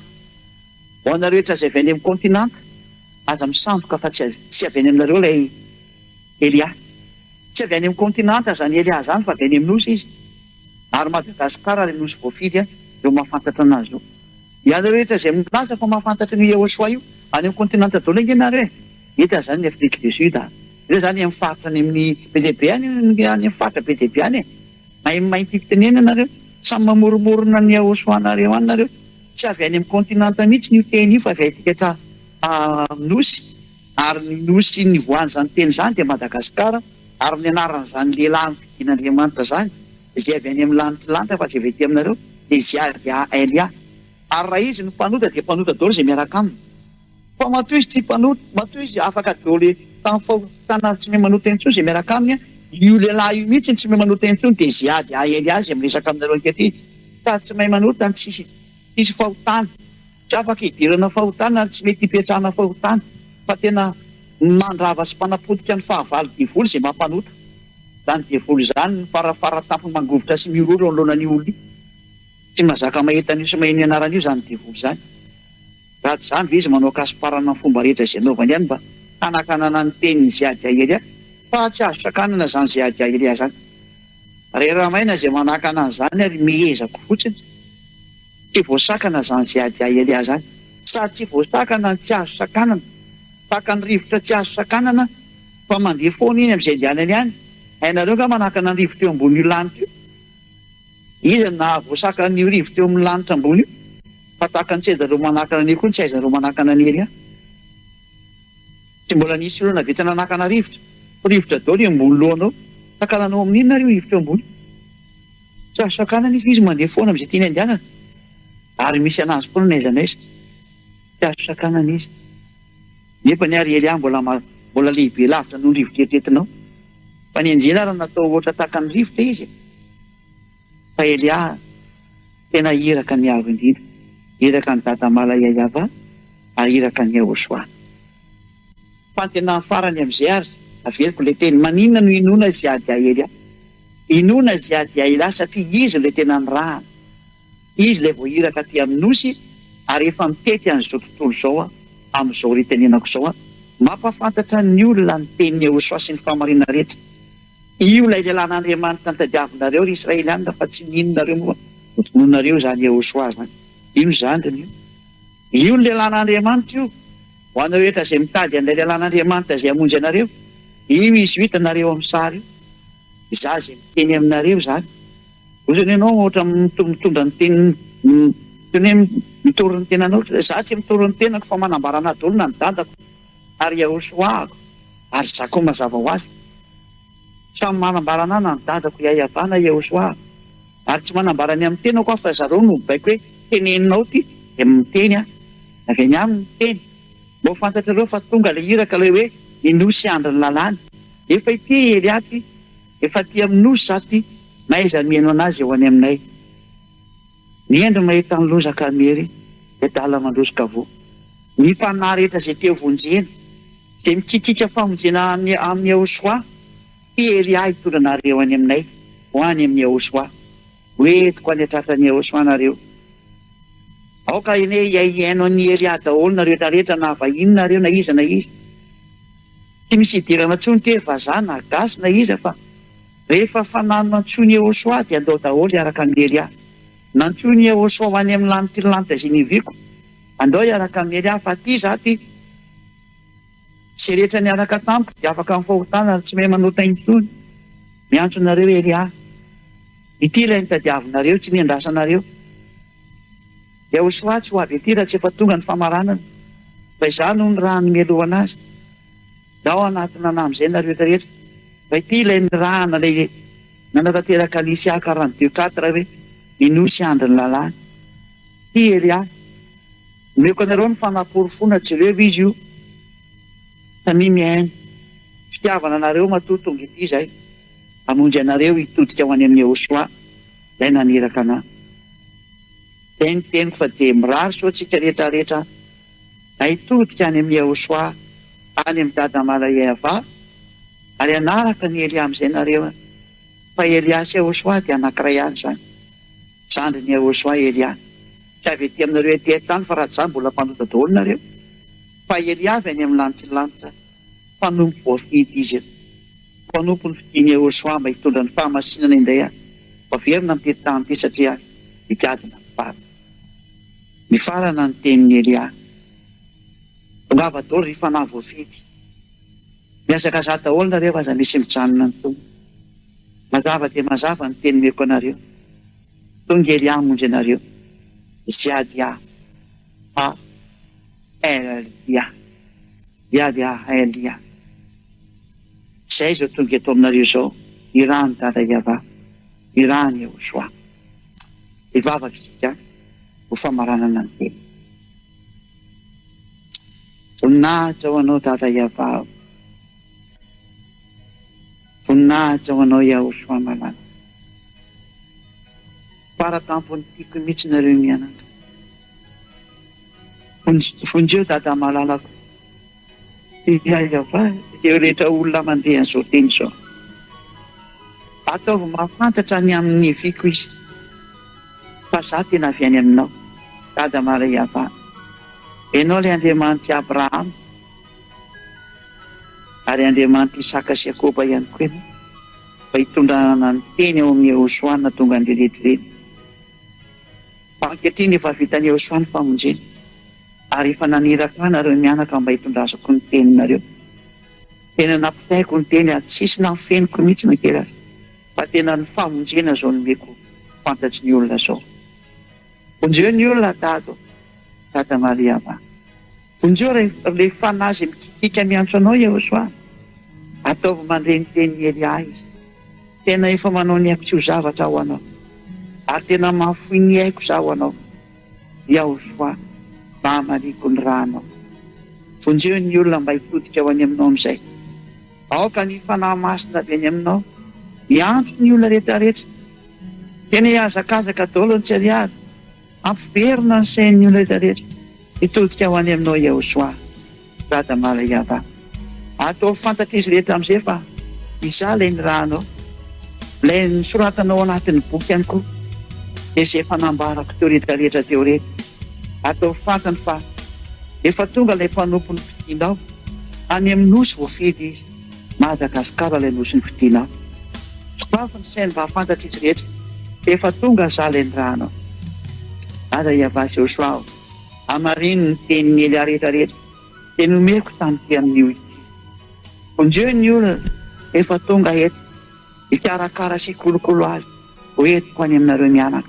Dada YAHVAH malalako sy YAHVAH malalako. Matoka fa tena efa eo anatinareo mianaka zany teny zany. Ho ato anareo miazakazaka anatona ny Elia amin'izay ny olona. Satria nareo sisany mahavita miantso an'ireny. Satria fa zay mihitsy ny fotoana. Tao mahita ainy izy rehetra YAHVAH. Efa mandeha Elia ampity an'izao tontolo izao. Ho fantatry izao tontolo izao efa fa mandeha ny fahazavana mba ho hitany. Dado, voninahitra no mandrakizay. Dada mara YAHVAH. Tora betsaka dado. Amin'ny anaran'ny YAHVAH no okan'izany vavaka eto tany. Halleluja. Amen. Dia mirary sotiketa samoteny YAHVAH. Ao fitoizan'ny fampianaran'ny reha amin'ny manana. Dia no matory asa.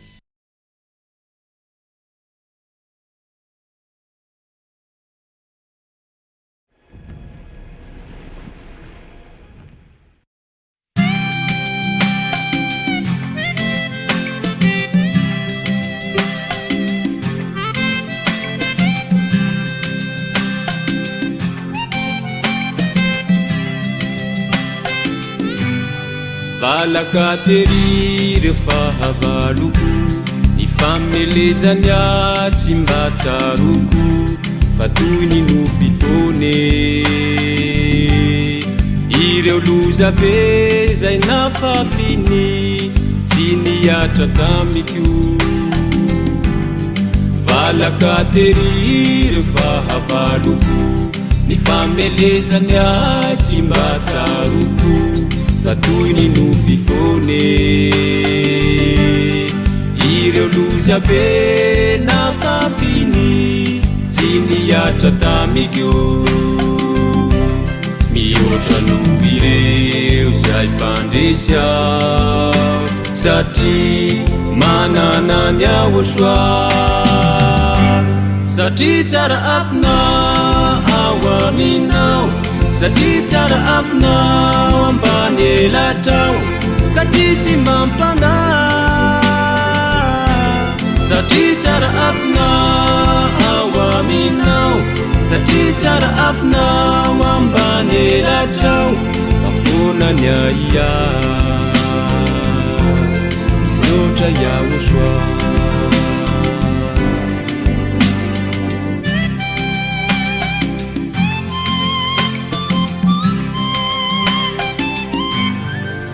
de mahery reonjam-piainana izay misarika iverindalana iza mandroso fone narivotra mifofo na orambe mitrao tsy mba hanantahotra na de mahery reonjam-piainana izay misarika iverindalana iza mandroso fone narivotra mifofo na orambe mitrao tsy mba hanantahotra mihoatra noho ireo zay mpandresy ao satria manana ny YAHVAH satria tsara afinao aminao satria tsara afinao ambany elatrao ka tsisy mampandà satria tsara afinao aminao satria tsara afinao ambany elatrao ka foana ny YAHVAH misaotra YAHVAH tsy misy mampana tsy misy ny YAHVAH raha miaraka aminao tsy misy mampana tsy misy ny YAHVAH raha miaraka aminao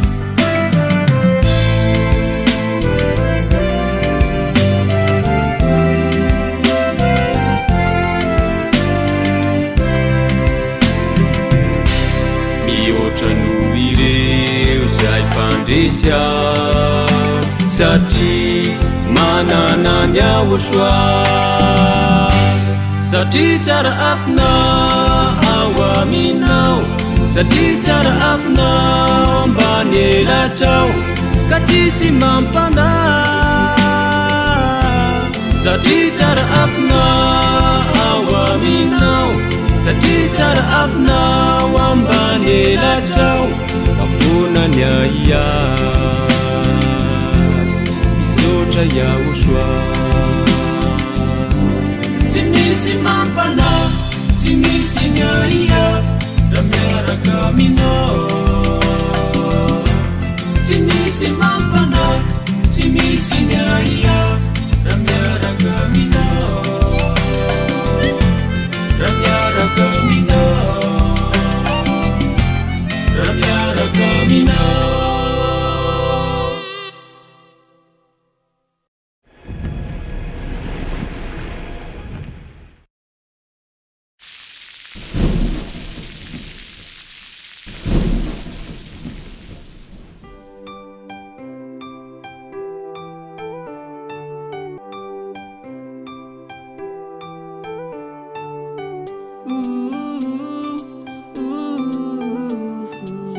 Sarre e vuna nargano tsy maninona lavre e vuna nargano zao le ianao zao le ianao zao le ianao zao le ianao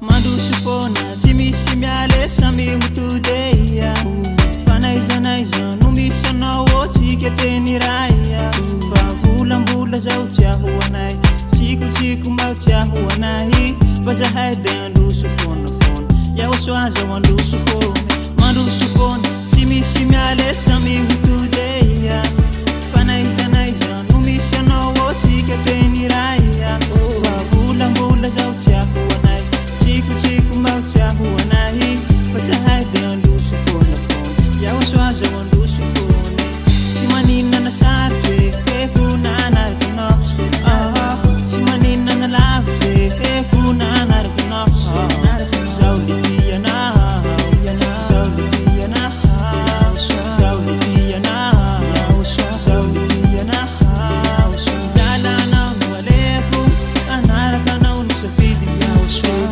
faly zao rehefa eo ianao mandroso zao rehefa eo ianao iriko mamiko foana eo anilanao satiko iriko foana iresaka aminao volambola zao tsy ahoanay tsiko mba ahoanay fa zahay de androso foana Yausade andusufone Timanina na sarpe Efuna narkano Timanina na lavpe Efuna narkano Zauli diana Zauli diana Zauli diana Zauli diana Zauli diana Yausha Zauli diana Zauli diana Zauli diana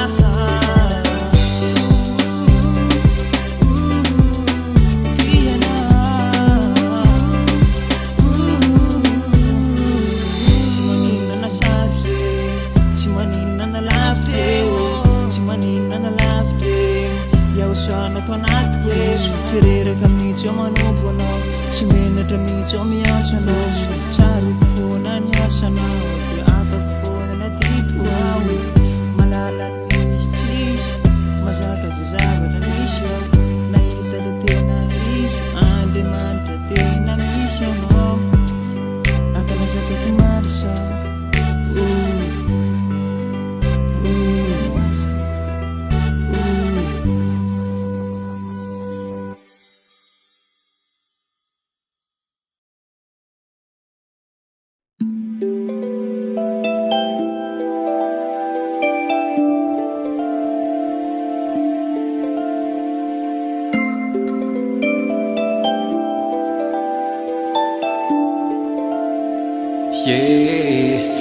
Irawanao tato nuni fikelezanao aina tsy mitsatry anao mananatra tsy mikola sambatra toko ao manananao dada hoe raha toky eo ianao mba hoaizamo niteninao na fako mamindra milalakale solika fitaizo any fanaiko teo foany anao ay namorana sarotra ianao no nampianatraina mindre sambatrany ao tojoanao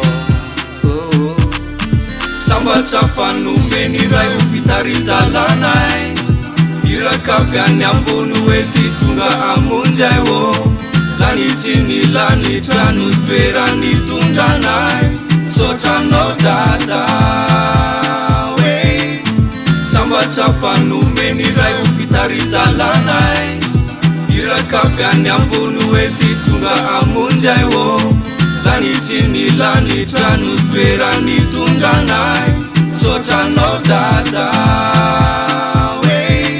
Raisany aretanao tsy vovaly dato fa vokatry ny asanao vovondry ny fanaiko ianao no nalalako ny marina hoe ny raike iahivahno anarany tsy misy anaraka ianao no nalalako any YAHVAH le mpamonjy mpanavotra ilay tokane manala fahotana sotranao tato YAHVAH hamaly fitiana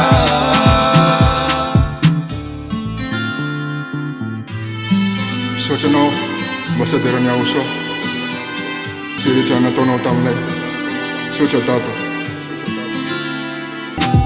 irakavy any ambony oety tonga amonjay o lanitry ny lanitra no toerany tondranay sotranao dada hoe sambatra fanomeny ray opitaridalanay irakavy any ambony oety tonga amonjay o lanitry ny lanitra no toerany tondranay sotranao dada hoe sambatra fanomeny ray opitaridalanay irakavy any ambony oety tonga amonjay o lanitry ny lanitra no toerany tondranay sotranao dada hoe sambatra fanomeny ray ompitaritalànay irakafy any ambony oety tonga amonjay ô lanitry ny lanitra no toerany tondranay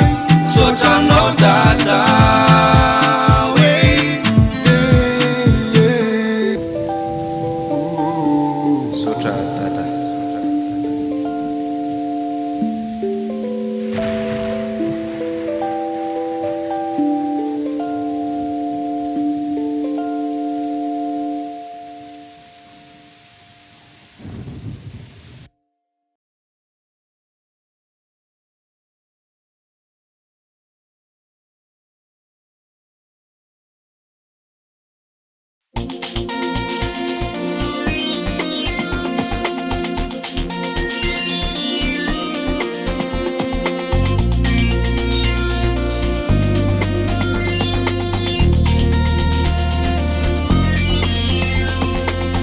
Zakazakan mursi ftona mana kaki ilay fiafarany zao tontolo izao zakazakan mursi ftona mana kaki ilay fiafarany zao tontolo izao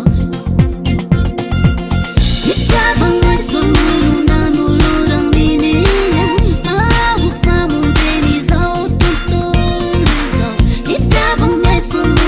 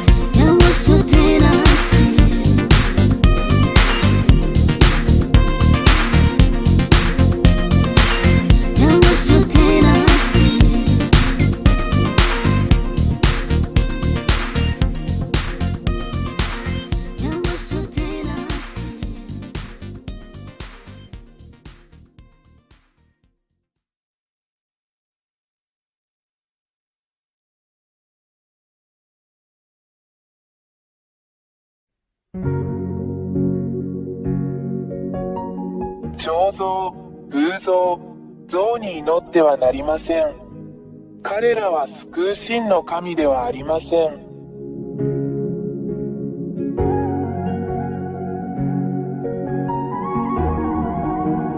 彫像、偶像、像に祈ってはなりません。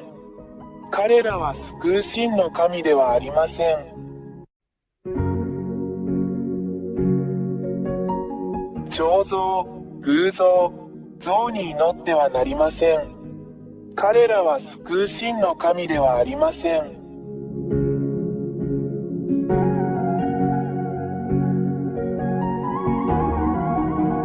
彫像、偶像、像に祈ってはなりません。彼らは救う真の神ではありません。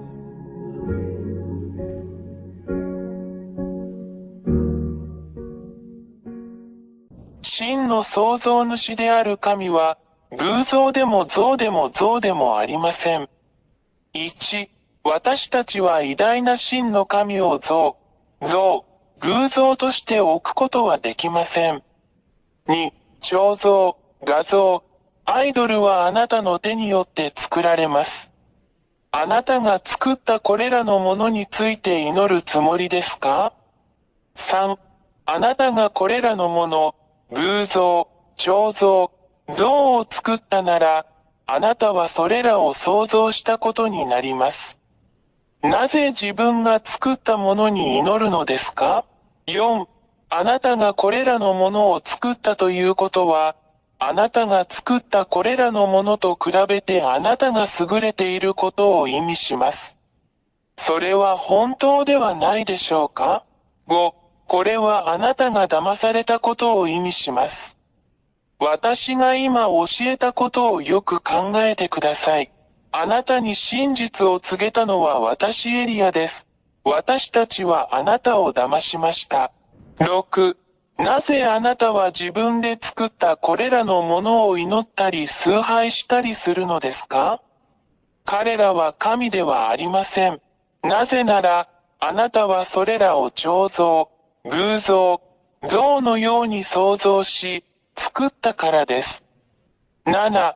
これらの彫像、これらの偶像、これらの像は、話さず、動くことも、泣くこともできません。なぜなら、あなたがそれらを作ったからであり、従って、それらは神ではありません。しかし、彼らはあなた自身が創造した偽りの神です。なぜこれらの彫像、偶像、像に祈るのでしょうか？何のために？私たちはあなたを騙しました。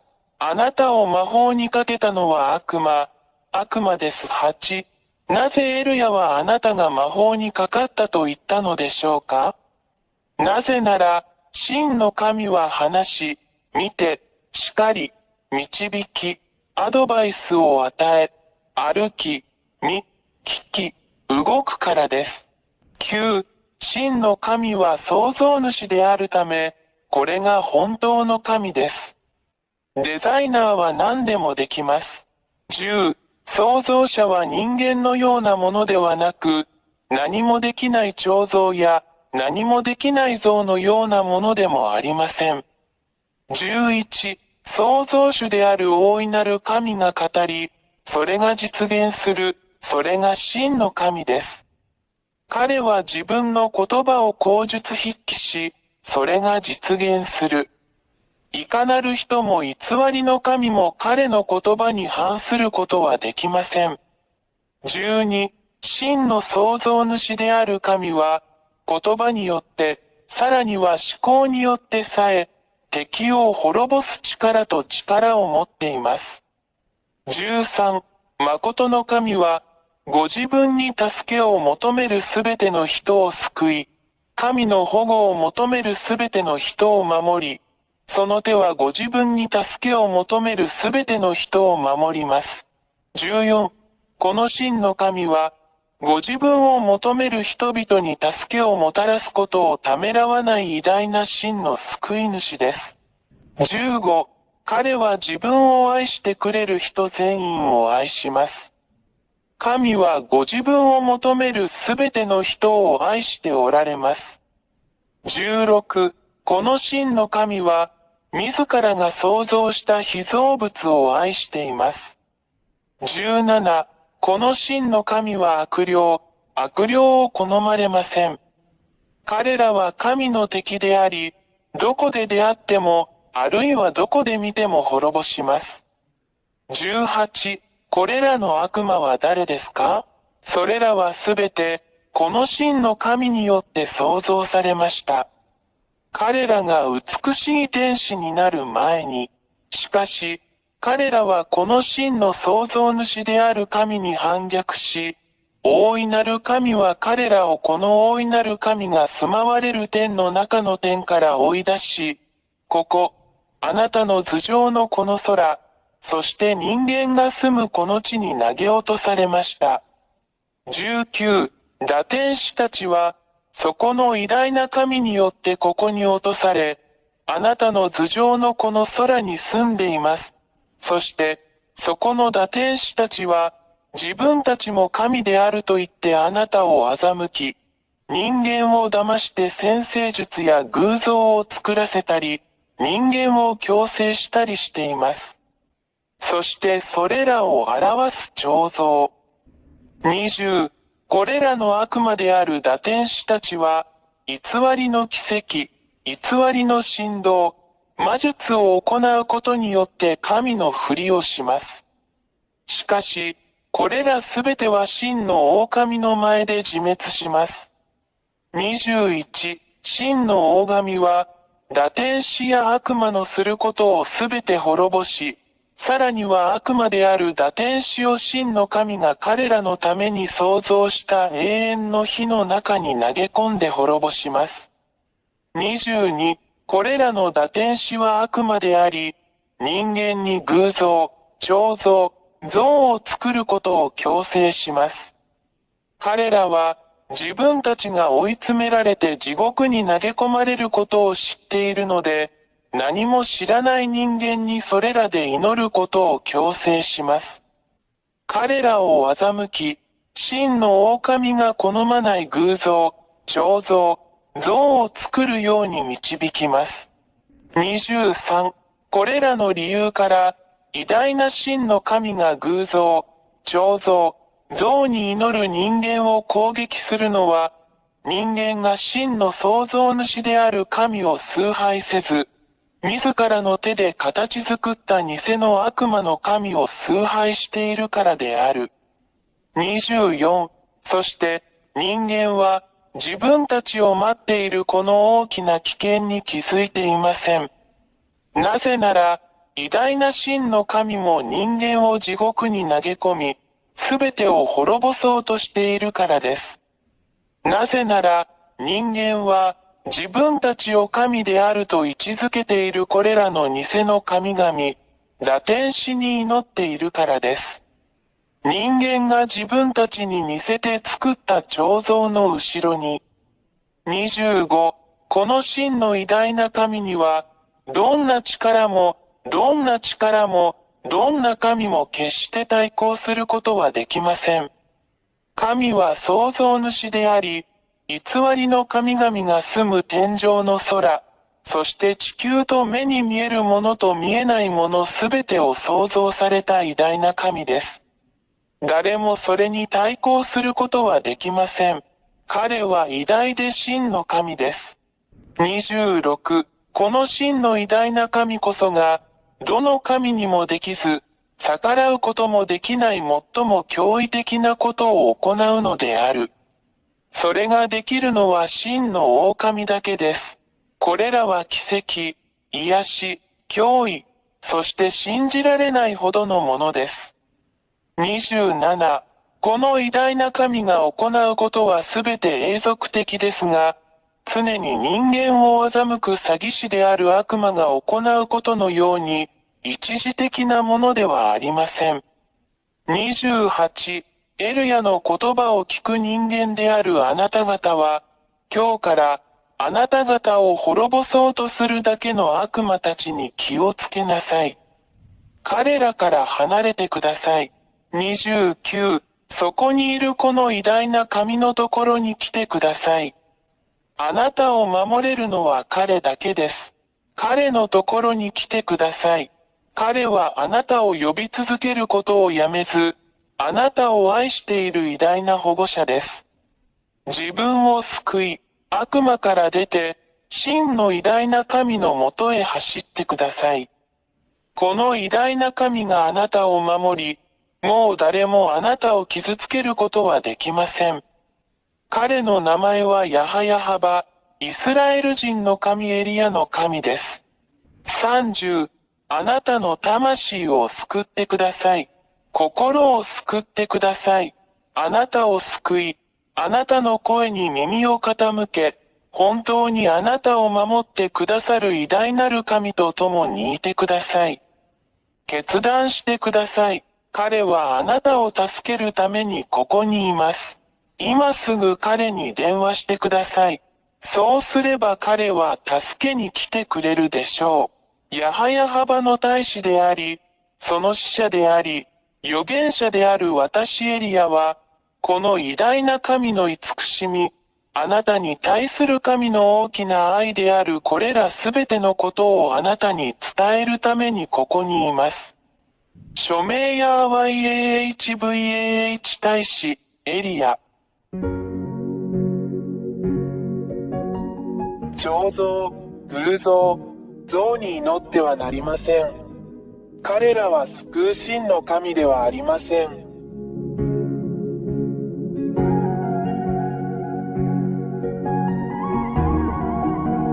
彫像、偶像、像に祈ってはなりません。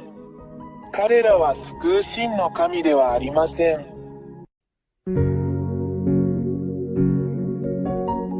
彫像、偶像、像に祈ってはなりません。彼らは救う真の神ではありません。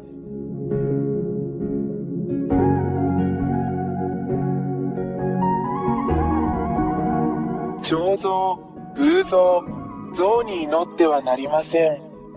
彼らは救う真の神ではありません。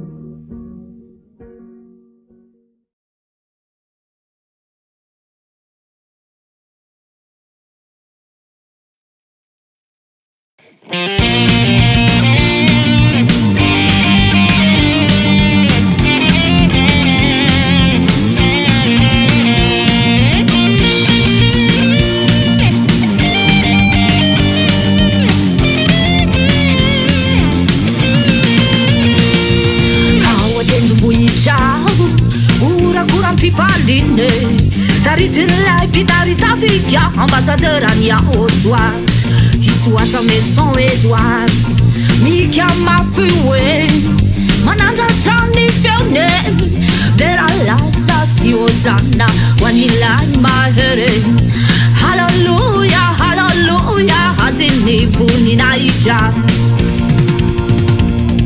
pobunzini panaye, pobunzini panaye, pobunzini panaye, wanyamiraye. Pobunzini panaye, pobunzini panaye, pobunzini panaye, navuta YAHVAH my God.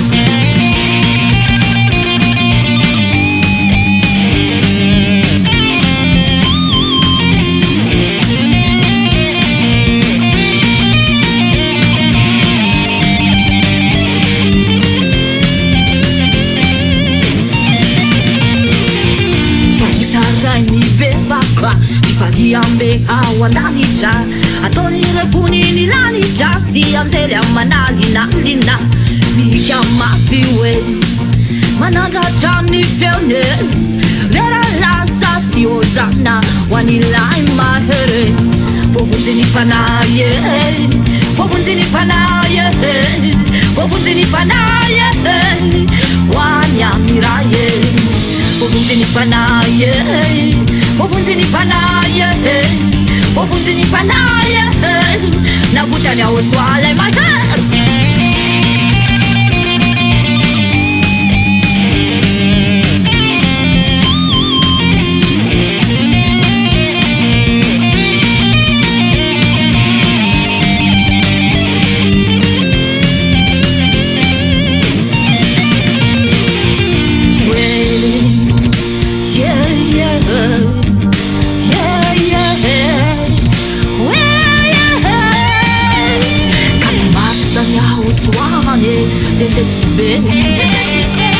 Paskan YAHVAH tifaliambe Utarami bebaka defetibe Ajitanzanjin YAHVAH tifaliambe Pisuna miara mtinzaka defetibe Defetibe, defetibe, defetibe Kalazayunai, atutunai, atambajai, hamnika tumarsiwe Kalazayunai, atutunai, atambajai, funinai chawanao tatamala alau Funinai chawanao, YAHVAH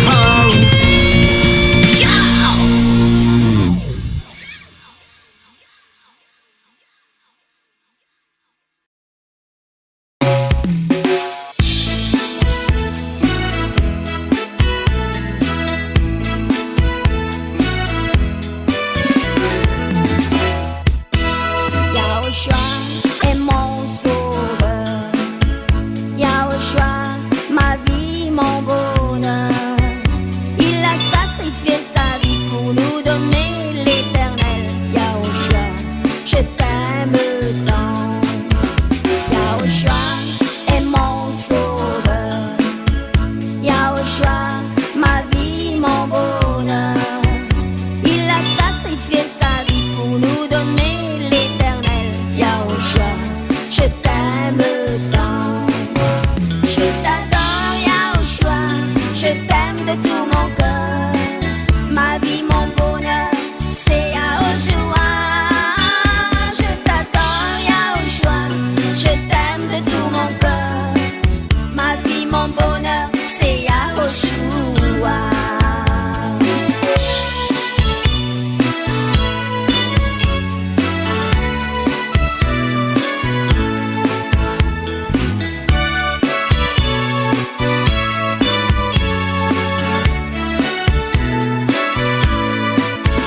Je travaille pour Yahushua et mes chansons, c'est pour lui satisfaire. Mes plaisirs et mes désirs, c'est de rester auprès de toi, Yahushua. Je t'aime tant. Je travaille pour Yahushua et mes chansons, c'est pour lui satisfaire. Mes plaisirs et mes désirs, c'est de rester auprès de toi, Yahushua. Je t'aime tant. Je t'adore, Yahushua, je t'aime de tout mon cœur. Ma vie, mon bonheur, c'est Yahushua. Je t'adore, Yahushua, je t'aime de tout mon cœur. Ma vie, mon bonheur, c'est Yahushua.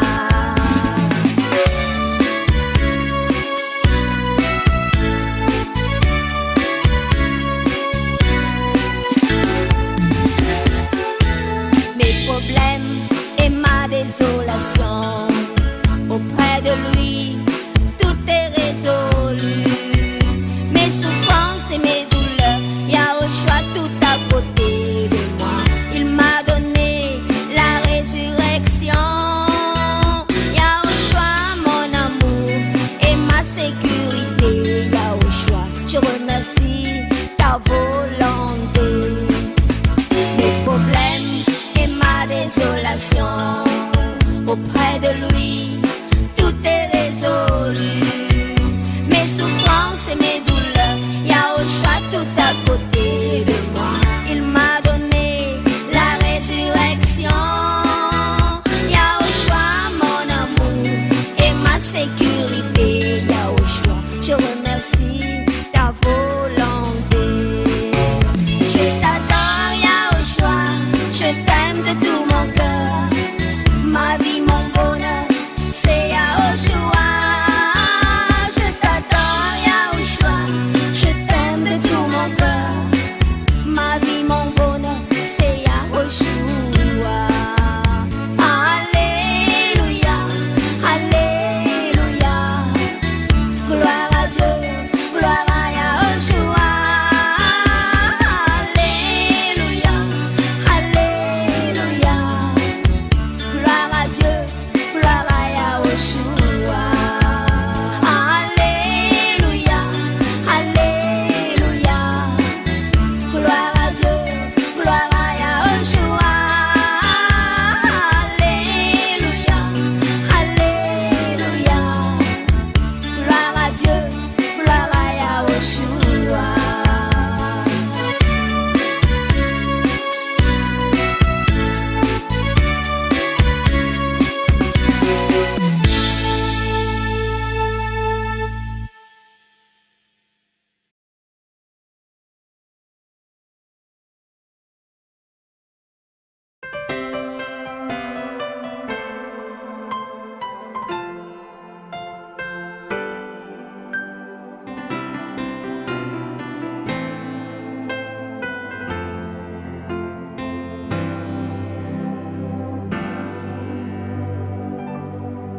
Yahushua nous dit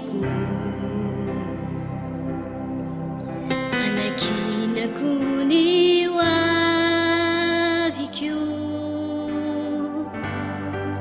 Yahushua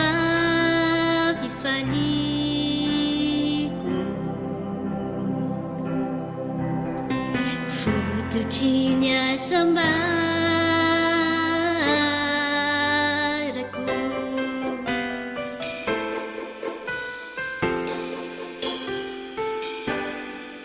Yahoshua no tiako Anakinako ny YAHVAH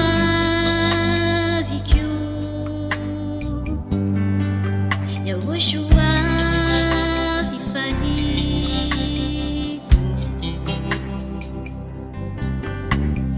Fotocinha sambarako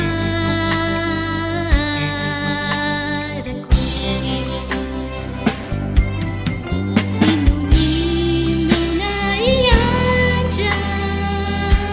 iandramiko Izao ajosofona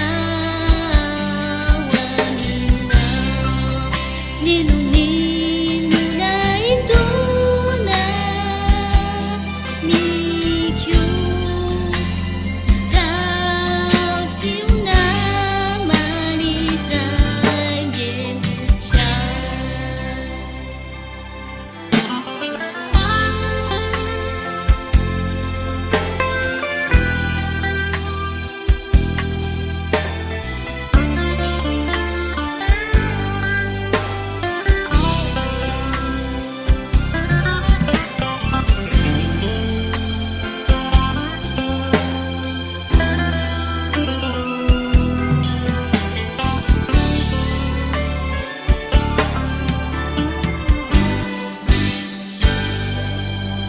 Yahoshua no tokiko Manda fiarovako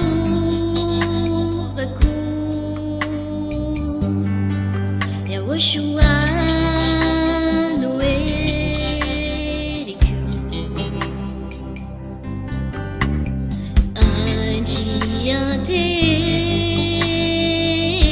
Andianterako Yahoshua no tokiko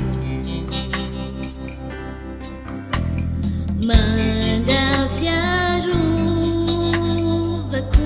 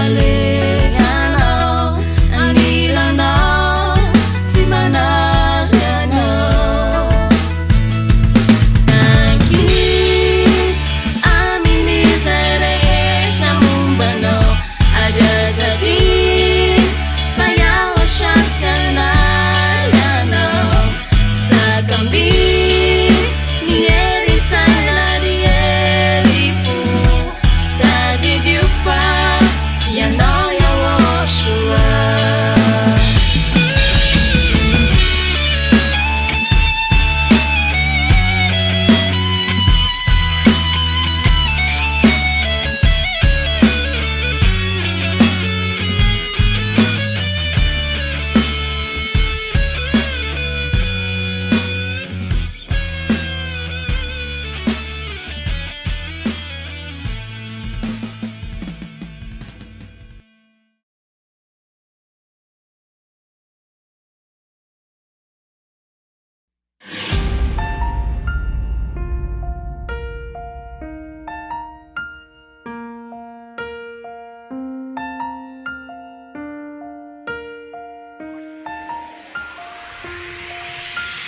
Ty ho filanjavatra miarako anao YAHVAH, fa fitiavana ho any an-danitra ho any aminao.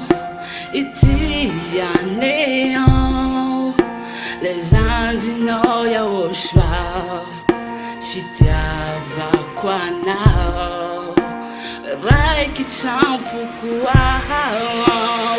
Ty ho filanjavatra miarako anao YAHVAH, fa fitiavana ho any an-danitra ho any aminao.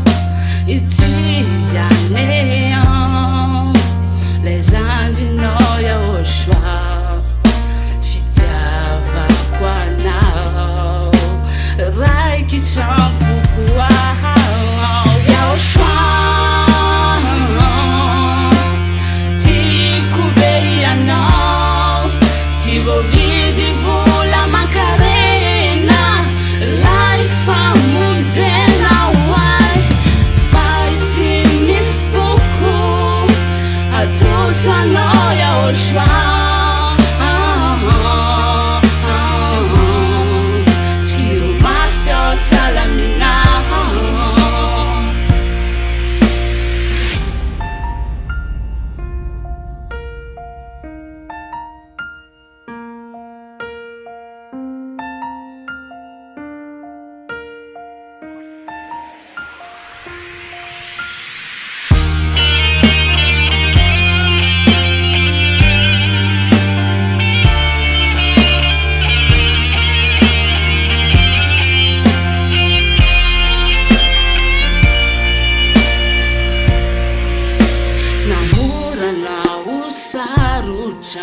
Tsy vatsika aminao YAHVAH, fijoro hatrany hatrany amparany. Hanompoako anao ny fiainako rehetra, fitiavako anao tsy misy fetsy. Namorana ho sarotra, tsy vatsika aminao YAHVAH, fijoro hatrany hatrany amparany. Hanompoako anao ny fiainako rehetra, fitiavako anao tsy misy fetsy. YAHVAH, tiako be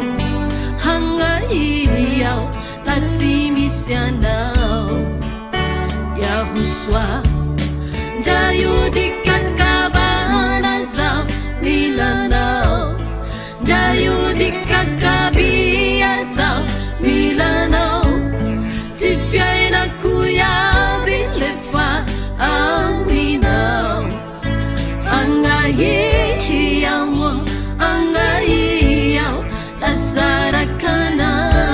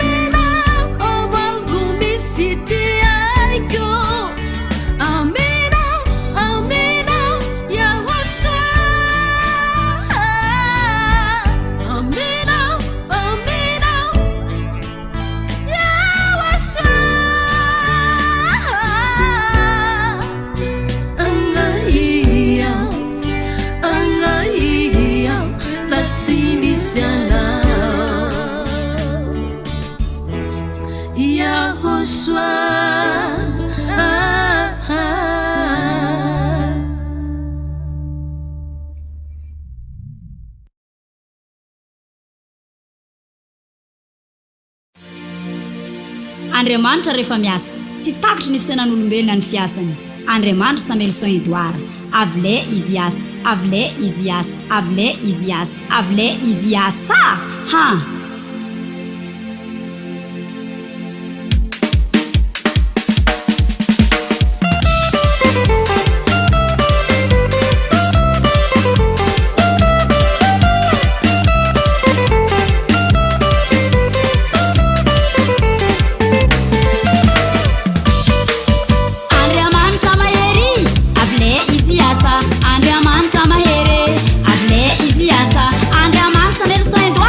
Avle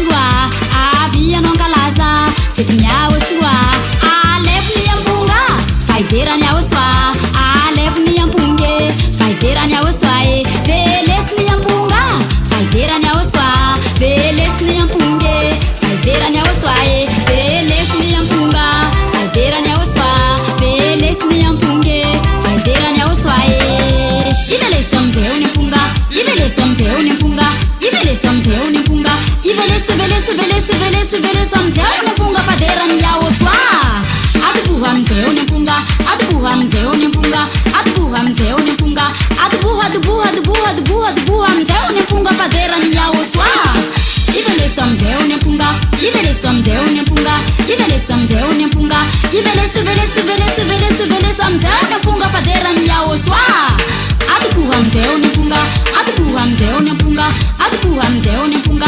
Adubuhamzeu Niampunga, Faideran Yahoshua.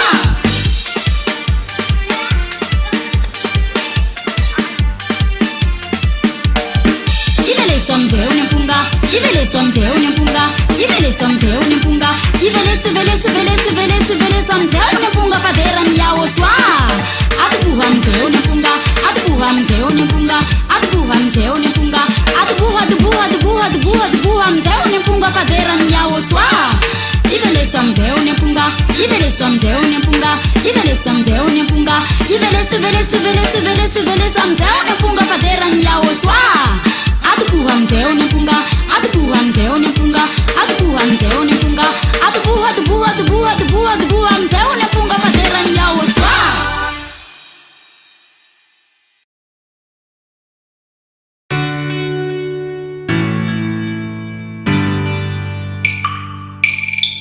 Chciała nosić ani.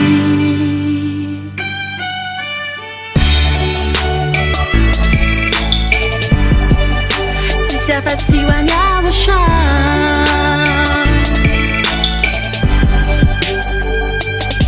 Nisara no mamino niajo piena ku. Nisara no YAHVAH mambabafo. Ftuira no ampuku kuru kyu. Sachitika YAHVAH malalako. Les anais amisiai. Definone vanilakwe. Kasiara monsunyao. Sachi sisiti kwa kuchanao. Kuchanao. Fini kumafia YAHVAH. Batiela nilene insunyao. Fikira kumafia YAHVAH. Sachi niwanila no mutsarinji.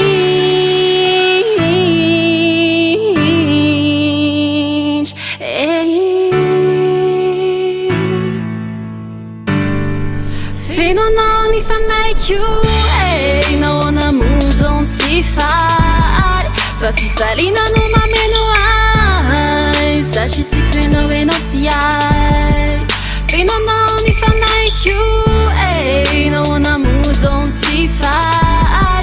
Fafifalina no mameno ai. Sachi no enociai. Kasiara na eva de caminhão. Banana ianao. Desse ubatiba de caminhão. Banana ianao. YAHVAH malalaku. YAHVAH sifuriku.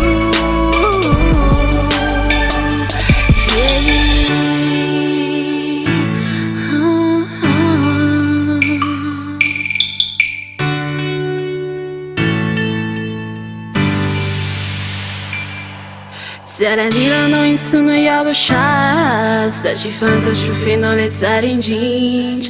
Yala elo no solo no fifali. Nija no masu no fafa no swamichu. Les anais amisiai. Definone vanilakwe. Kasiara no insunyao. Sachi sisiti kwa kuchanao. Kuchanao. Fini kumafia YAHVAH. Batiela nilene insunyao. irako mafy YAHVAH satria ny eo anilanao tsara indrindra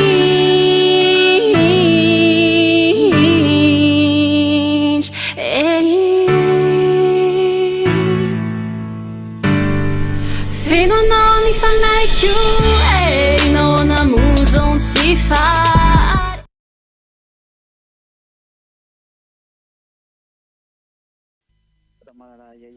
Elia greets beloved dad YAHVAH. Also Elia greets my beloved YAHVAH.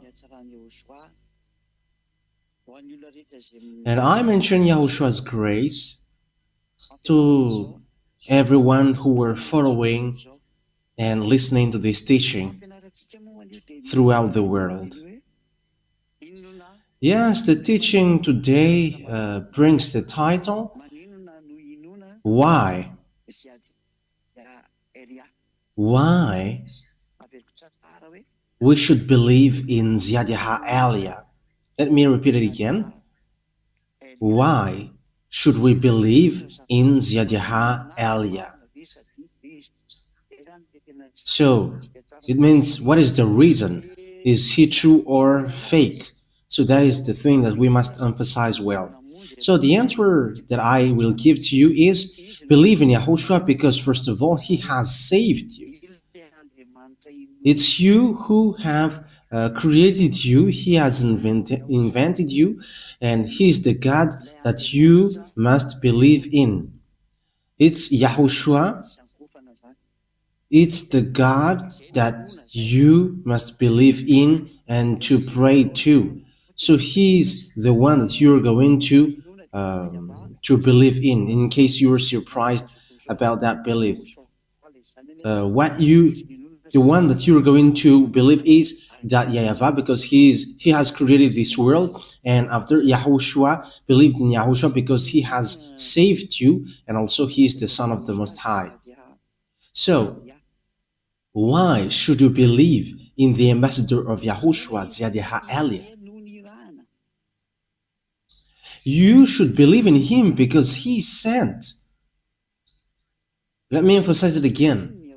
He is sent to bring the words of YAHVAH. So, believe in him because he is a messenger. He is not a God to be prayed to, no. That is not the case. But the God to be prayed to is that YAHVAH and YAHVAH, but Zhyah Elia, it's the younger brother of YAHVAH, sent by YAHVAH and Dad YAHVAH to bring the words of Dad YAHVAH and YAHVAH on earth, on the earth planet, on you, here in you. So that is the truth. That means that the reason you should believe in him is because he is sent to bring the words of beloved Dad YAHVAH and beloved YAHVAH. So that is the reason you should believe in him. So immediately the proof that he is sent, and that's why you should believe in him, and he is the real messenger. He is a representer. He represents YAHVAH on earth. He represents Dad YAHVAH on earth, and it's as he's representing Dad YAHVAH, the God of Abraham. I have to emphasize it well, the God of Abraham. That is the reason you should believe in him, because he is sent to represent the God that YAHVAH, the God who sent him here, and YAHVAH, the God who sent him here. So, what is then the words that Zhyah Elia is true? And you need to believe in him. You need to trust him. I have to emphasize it well. You need to believe in him and trust him because he sent and bring the message for the glory of that YAHVAH and YAHVAH. First of all, the words that YAHVAH has given, because we're going to start from that, YAHVAH has said clearly, never sin anymore. So that is the straightforward words that Yahushua has given, never sin anymore. And that words sets up clearly that being with the God of Abraham, it is really clear that, and he has emphasized the words, never sin anymore. It is forbidden then to sin or to commit sin because you are not perfect, and after you repent tomorrow, like, God understand. There is no God who understands that, but it's devil who said that to you. And whoever told that to you, they are devils who say that to you. They deceived you so that you will go to hell. Because the words of that YAHVAH and Yahushua is clear, saying for people who are sinning deliberately, they are expecting fearful thing, and devils are and sinners are from devils. So this will be the answer for the people who always say, we must sin because we are not perfect, humans are not perfect. Yes, because your God is devils, that's why you say that. That is from devils, but the words of Yahushua is not the same thing. Okay, we're going to read Hebrews chapter 10, verse 26 and 27. If we deliberately keep on sinning after we have received the knowledge of the truth, no sacrifice for sins is left. So here, that is for the people who are saying, we must sin, but after we must repent. And God understands that you were not perfect and you must repent, and he always forgives your sin. No, God didn't say that. The God of Abraham didn't say that, but don't accuse that God lying. And you were still accusing that God that he is lying, and liars are devils, and you were not accusing anyone, but it's really the God of Abraham that you were making him guilty. And you were like, you must sin because that God will forgive you, and you were making an effort not to commit sin anymore. It's been 2,000 years that you have made an effort, and until now you were not washed away from your sin. And do you say that there is a God who is with you? Yes, a God with you is a fake brand, but it's not YAHVAH, the God of Abraham. So listen to his word. If we deliberately keep on sinning, so it's you who deliberately keep on sinning, after we have received the knowledge of the truth, so no sacrifice for sins is left, but only a fearful expectation.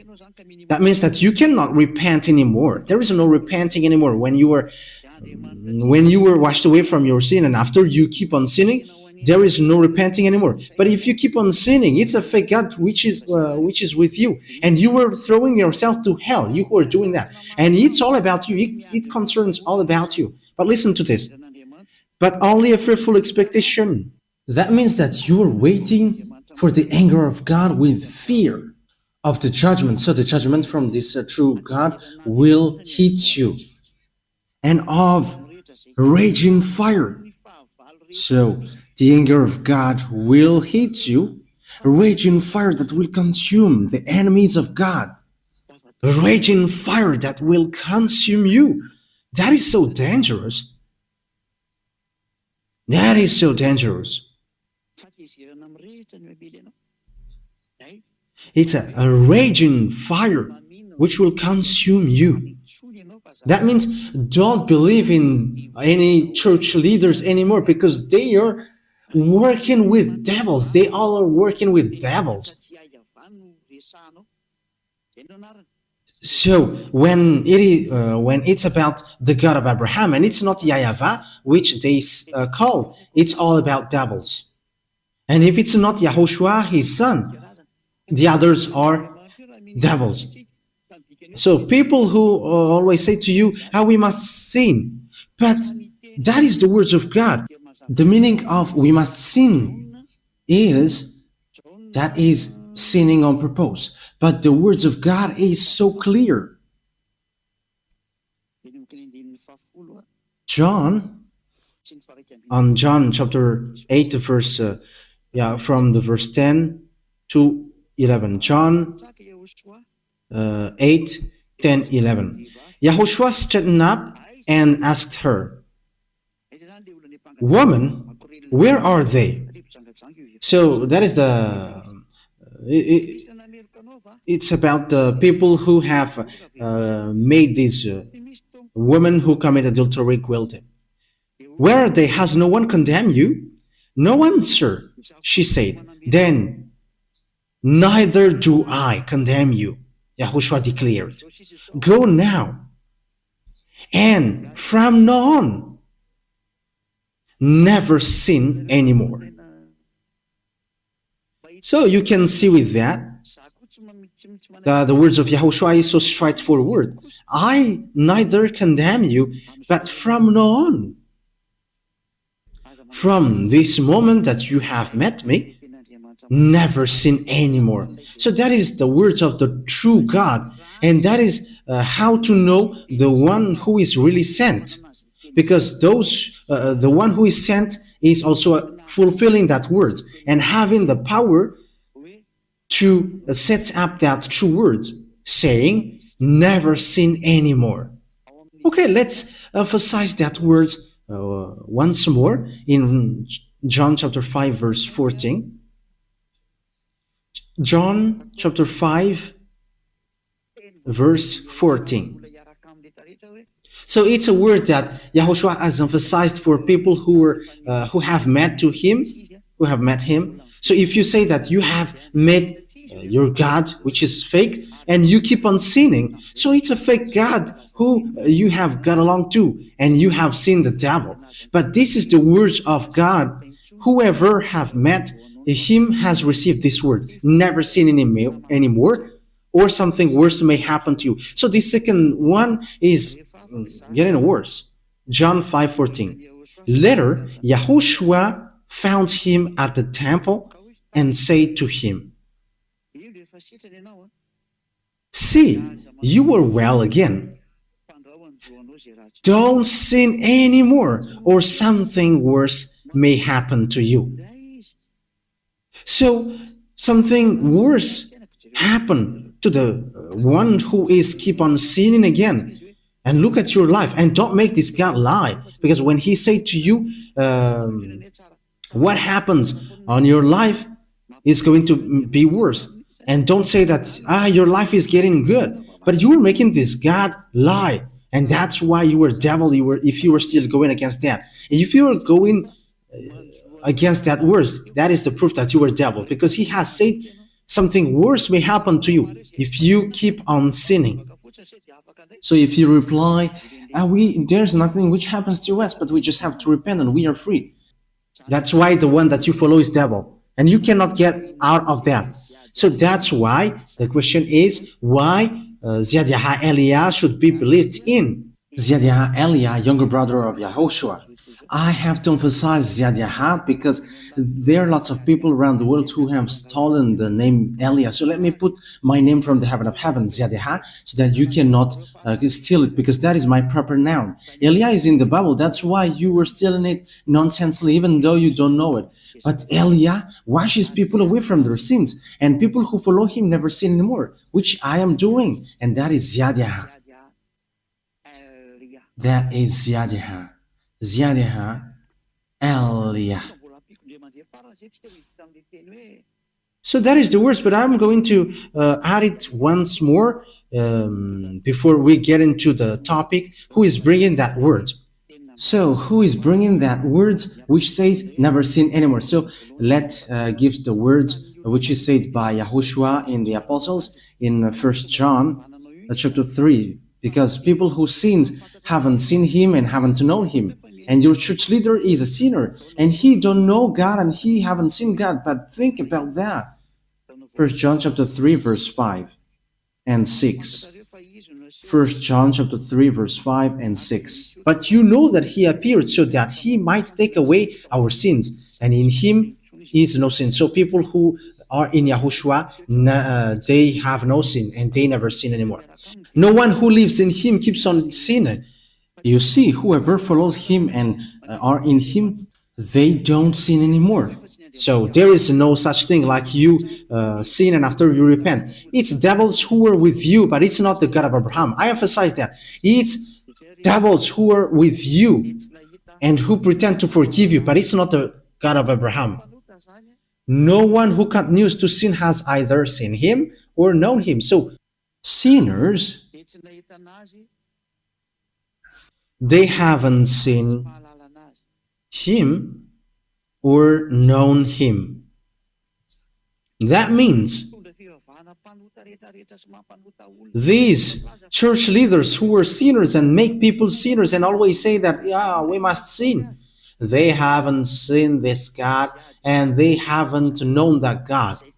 But Zhyah, however, the one who have made you free from sin by my action, giving you the knowledge of Yahushua, so I have the power and the authority to bring the words to wash you away from your sin. As proof, you were washed away from your sin. Zhyah.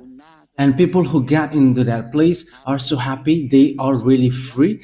Glory be to beloved YAHVAH and YAHOSHUAH. So if you who are listening to me wish for that goodness of the word, if you who are listening to me wish the grace from these words, Zhyah calls you. Follow me now. Let's go to Yahushua. I will bring you there. I am really sent.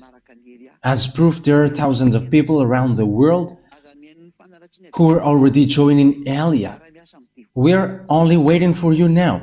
Don't listen to any kinds of defamation from these church leaders who are working with devils. Even they cannot free up themselves with sins. Even they are lying to you. How long time they have deceived you? Stop now. Stop following them. Let's follow Yahushua now. It has not happened from a long time, and it will never happen. So they have made you eaten by devils. So be conscious. Come back to Yahushua. How to know if Zhyah is true and he should be believed in because he is sent by Yahushua? So that is already clear.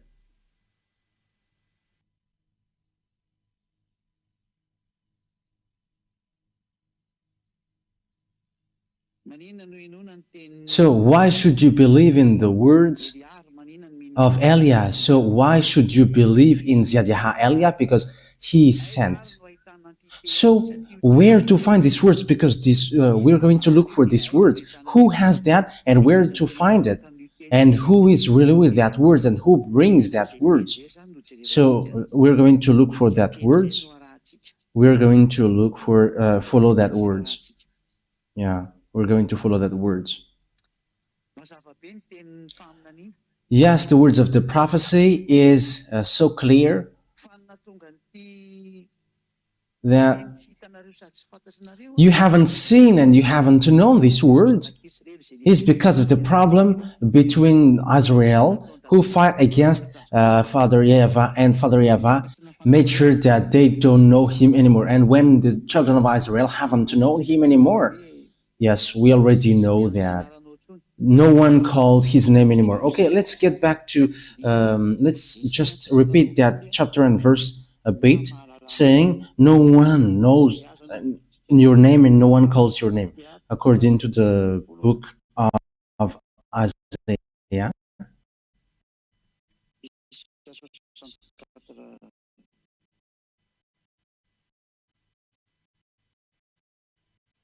Isaiah chapter 64.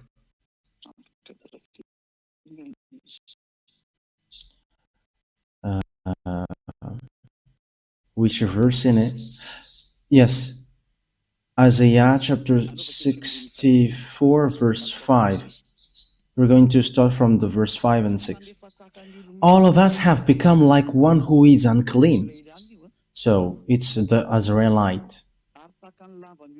And all our righteous acts are like filthy rags.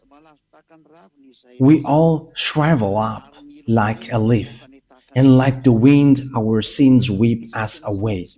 So it's the children of Israel who made bad deeds. So what was the consequences? No one calls on your name or thrives to lay hold of you. For you have hidden your face from us and have given us over to our sins. So Father YAHVAH has hidden his name, all about him. from the children of Israel, and no one knows his name anymore. That's why no one calls on the name of that YAHVAH. So from that moment, no one knows the name of beloved that YAHVAH anymore. Because of that, what children of Israel did, and he was so angry, and he made sure that no one knows him anymore from Israelite. And from that moment, there were lots of names which were created: Jehovah, Allah, Buddha, Shiva, Brahma, Vishnu, Ganesh, and all kinds more that humans have called. They have called their own. And all humans becomes sinners. They're all sinners. And the others are getting married with 5, and the others have gotten married with 50 women. However, the last prophet, the son of the Most High, said one man get married with one woman, and one woman get married with one man. However, the others, they have hundreds of wives. That is so dangerous. That is just going against that God. They have just changed the name of the God of Abraham. They have changed the name YAHVAH into something else. That is a sign that you were sinners, and everyone who, all the gods who are with you are all fake. Okay, let's continue the words. You were sinners, but the true God is arrived, and he has given knowledge to people. That there is a moment that humans will know that name. It's not the children of Israel anymore. Even they are enemies of God. But it's the other nation. So it's not children of Israel anymore. So Father YAHVAH has made a program that there is someone who is going to know him. Isaiah chapter 52 verse 6. Isaiah chapter 52 verse 6. Therefore, my people will know my name. Therefore, in that day, they will know that it is I who foretold it. Yes, it is I. So there is someone who is going to know the name of Father YAHVAH, and Father YAHVAH is going to say to them, here I am, here I am. So Father YAHVAH is going to be known again. Someone is going to know him again. But for children of Israel, they will not know him anymore. That's why the Adonai name come up, the my Lord thing. It's because of the punishment of Father YAHVAH, from Father YAHVAH for them, and that's why they cannot call the name YAHVAH anymore, and they changed it into Adonai, because whoever called the name was killed. So they didn't call the name anymore, but they changed it into Adonai.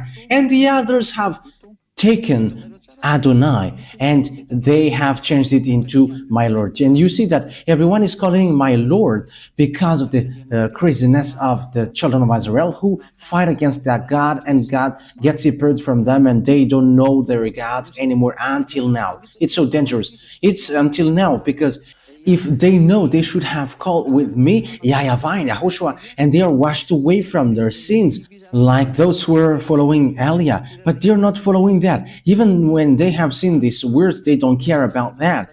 That is the proof that God has abandoned them.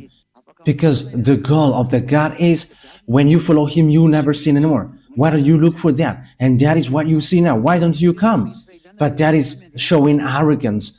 They think that they're Israelian and they're with God. That is so funny. If God is with you, you have been washed away from your sins. But the words of God is clear. God doesn't listen to sinners.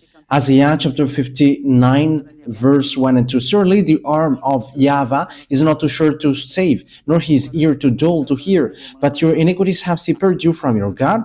Your sins have hidden his face from you, so he doesn't listen. So that is Isaiah 59, 1 and 2. It's clear what we have read.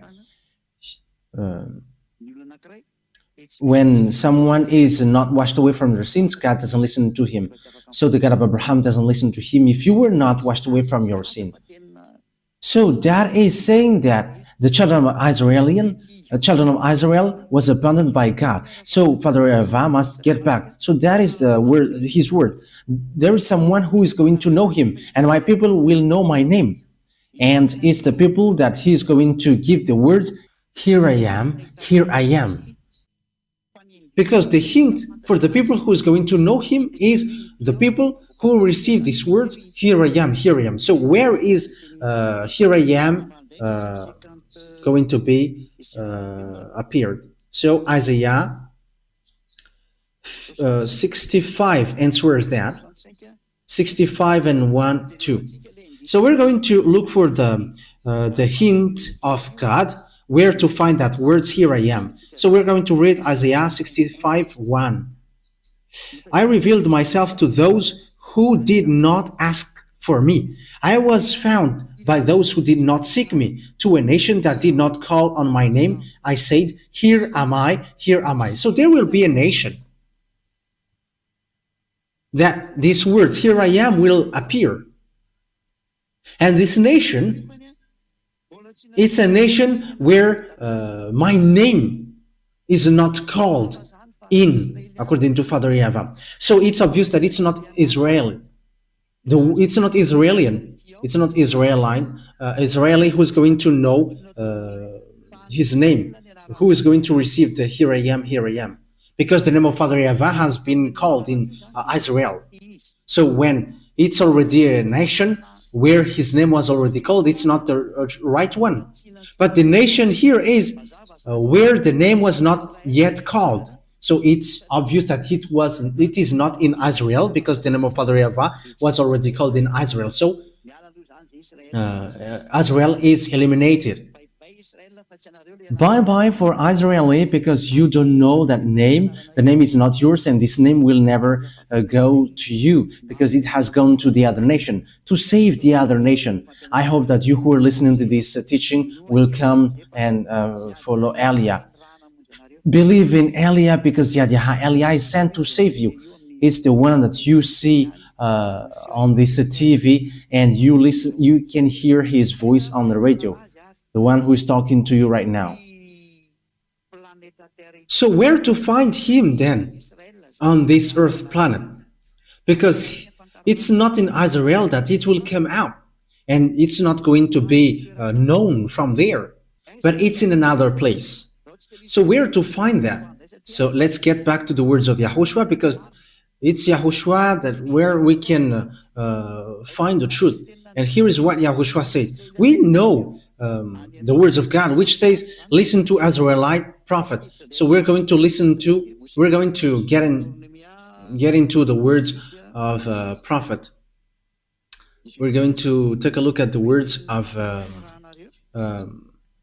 Grandpa Moshe, Deuteronomy chapter 18 verse 15, saying you have to listen to Israelite prophet. Okay, Deuteronomy chapter 18 verse 15. So here is what written here. We're going to read it for the glory of Father YAHVAH. YAHVAH your God will rise up for you a prophet like me from among you, from your fellow Israelites. You must listen to him. So you must listen to Israelite prophet. And we know that Yahushua is an Israelite prophet.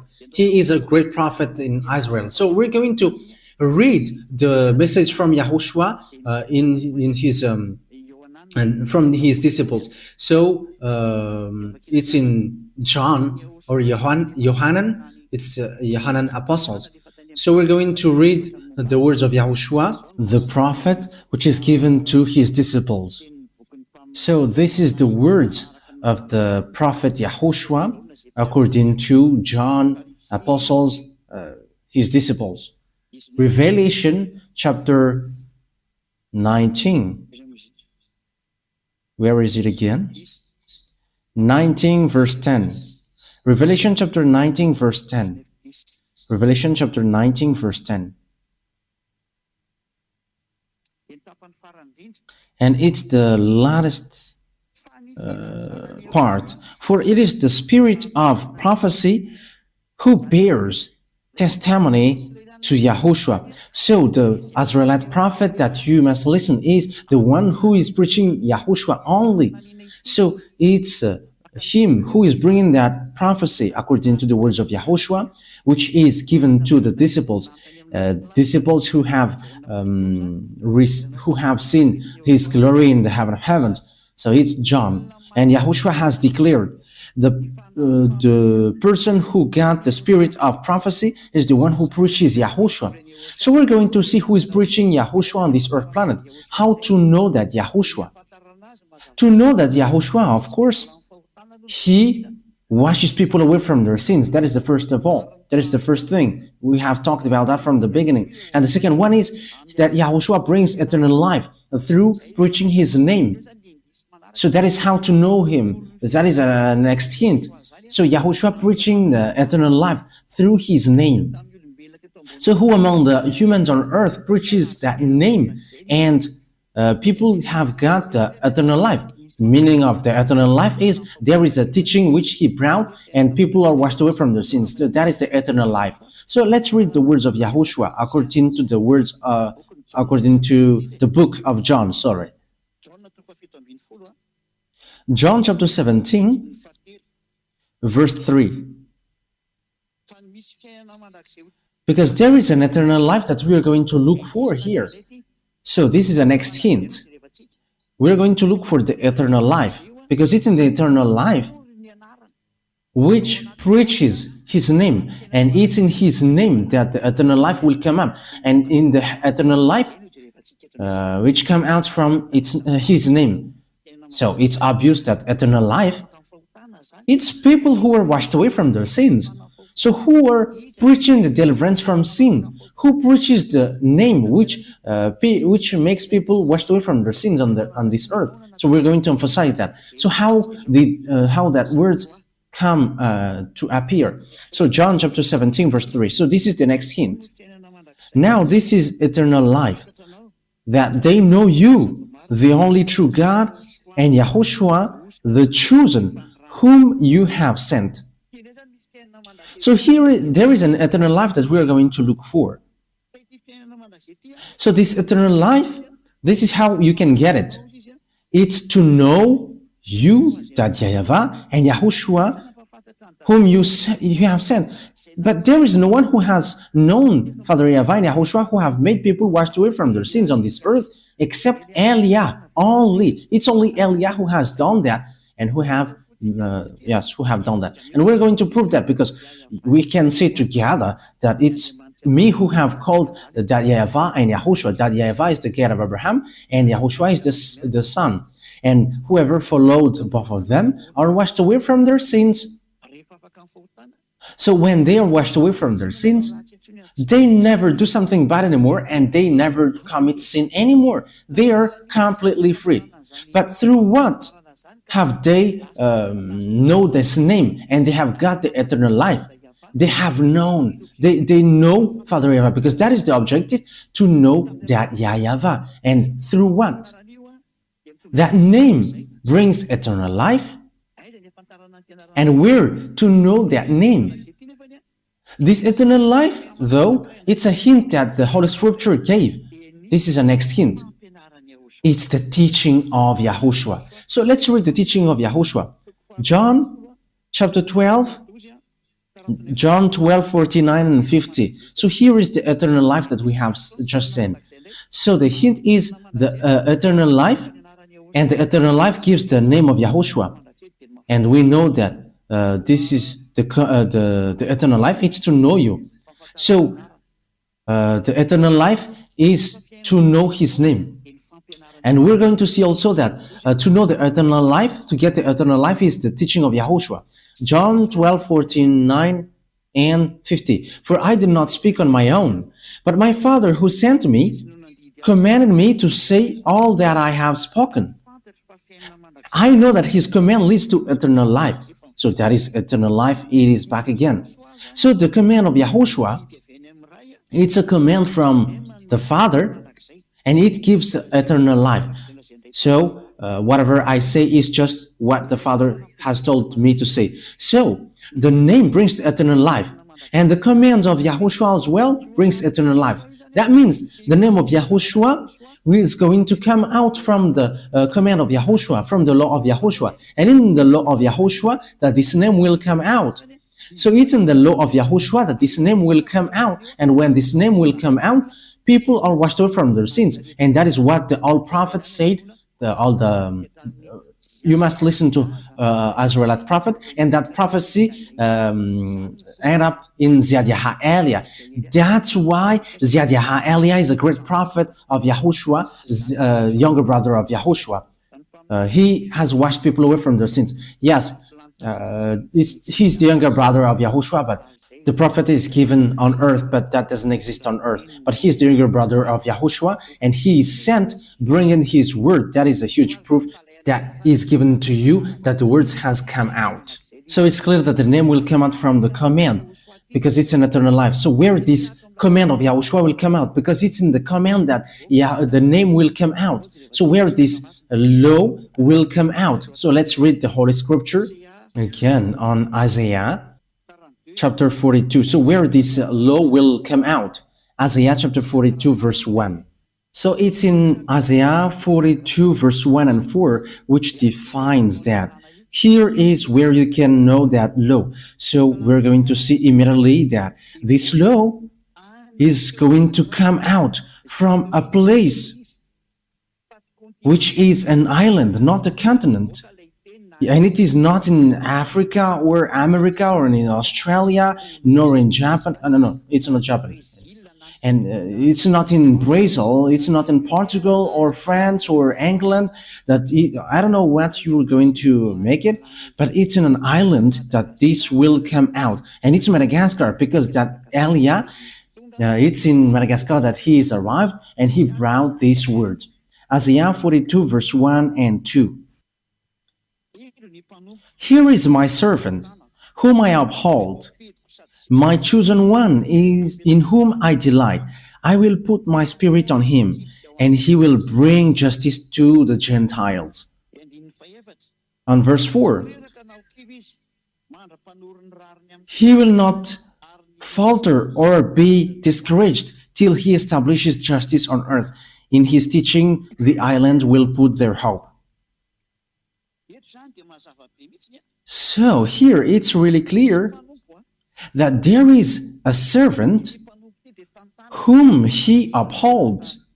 So he's upheld by this gate of Abraham, and he is chosen, and he really appreciates him. That means that he really knows his servant and he upholds him. That means that he's not going alone. And he's chosen among everyone. And it's not on earth that he chose him, but in the heaven of heavens. Because the choice is not on earth, because if it's from someone from you, he's like sinners like you. But he's from the heaven of heavens, and whoever follows him never sin anymore. That is obvious. I will put my spirit on him, and he's chosen, and he is really appreciated by him. He appreciates him, really. And he puts his spirit in him. And when the spirit is put in him, of course, that is Elia. And what happens? He's going to bring justice to the Gentiles. And we know the justice, it's in the court that there is justice. It's in the court that justice will come out. That's why these places are called Ministry of Justice. So it's about law. It's about laws. So he's going to give laws. And that is what Zhyah Eliah gives, bringing the laws for the justice of this world, so that people never sin anymore, become someone who never sin anymore. And Eliah has done all of that things. And I have brought justice and laws on verse 4. So where can we find where this justice will come out? On verse 4, he will not falter or be discouraged till he establishes justice on earth. In his teaching, the island will put their fight. So it's in an island that the justice will come out. It's in an island that the justice will come out. So the command will come out from the island, and it has come out from 1984. So Elia has just celebrated the 40th years, preaching that laws of Yahushua, and which makes people washed away from their sins and they never sin anymore. So you have seen it with your own eyes now. So the salvation is fulfilled, and the salvation is accomplished, brought by Elia. Elia is sent at the moment, and he arrived in an island. It's in Madagascar Island. So you from continent, don't scam because Elia is not from you. Don't scam because Elia is not from continent, but he is from an island, and Madagascar is the chosen island. And you who say that you know that God, you are from continent, because we have seen that in South Africa and in all kinds of places. You know what I'm talking about. And you have created your own Yahushua. And that word, but that word is not from a continent, but it's from an island. And the island where that word comes out is Madagascar. And the name of the man that God has chosen is from the heaven of heavens, not from you. His name is Zhyah. And if he is sinners, everyone who follows him are sinners. But everyone who follows him never sin anymore, and they are washed away from their sins. It's really that men who don't sin, and they don't know how to sin, and he has no sin, and no sin can enter in him. But he destroyed all his enemies and devils who made people sins, and it's devils who are really shaken of fear seeing that name. That's why they are making all kinds of sabotage to stop Zhyah. But Zhyah cannot be stopped.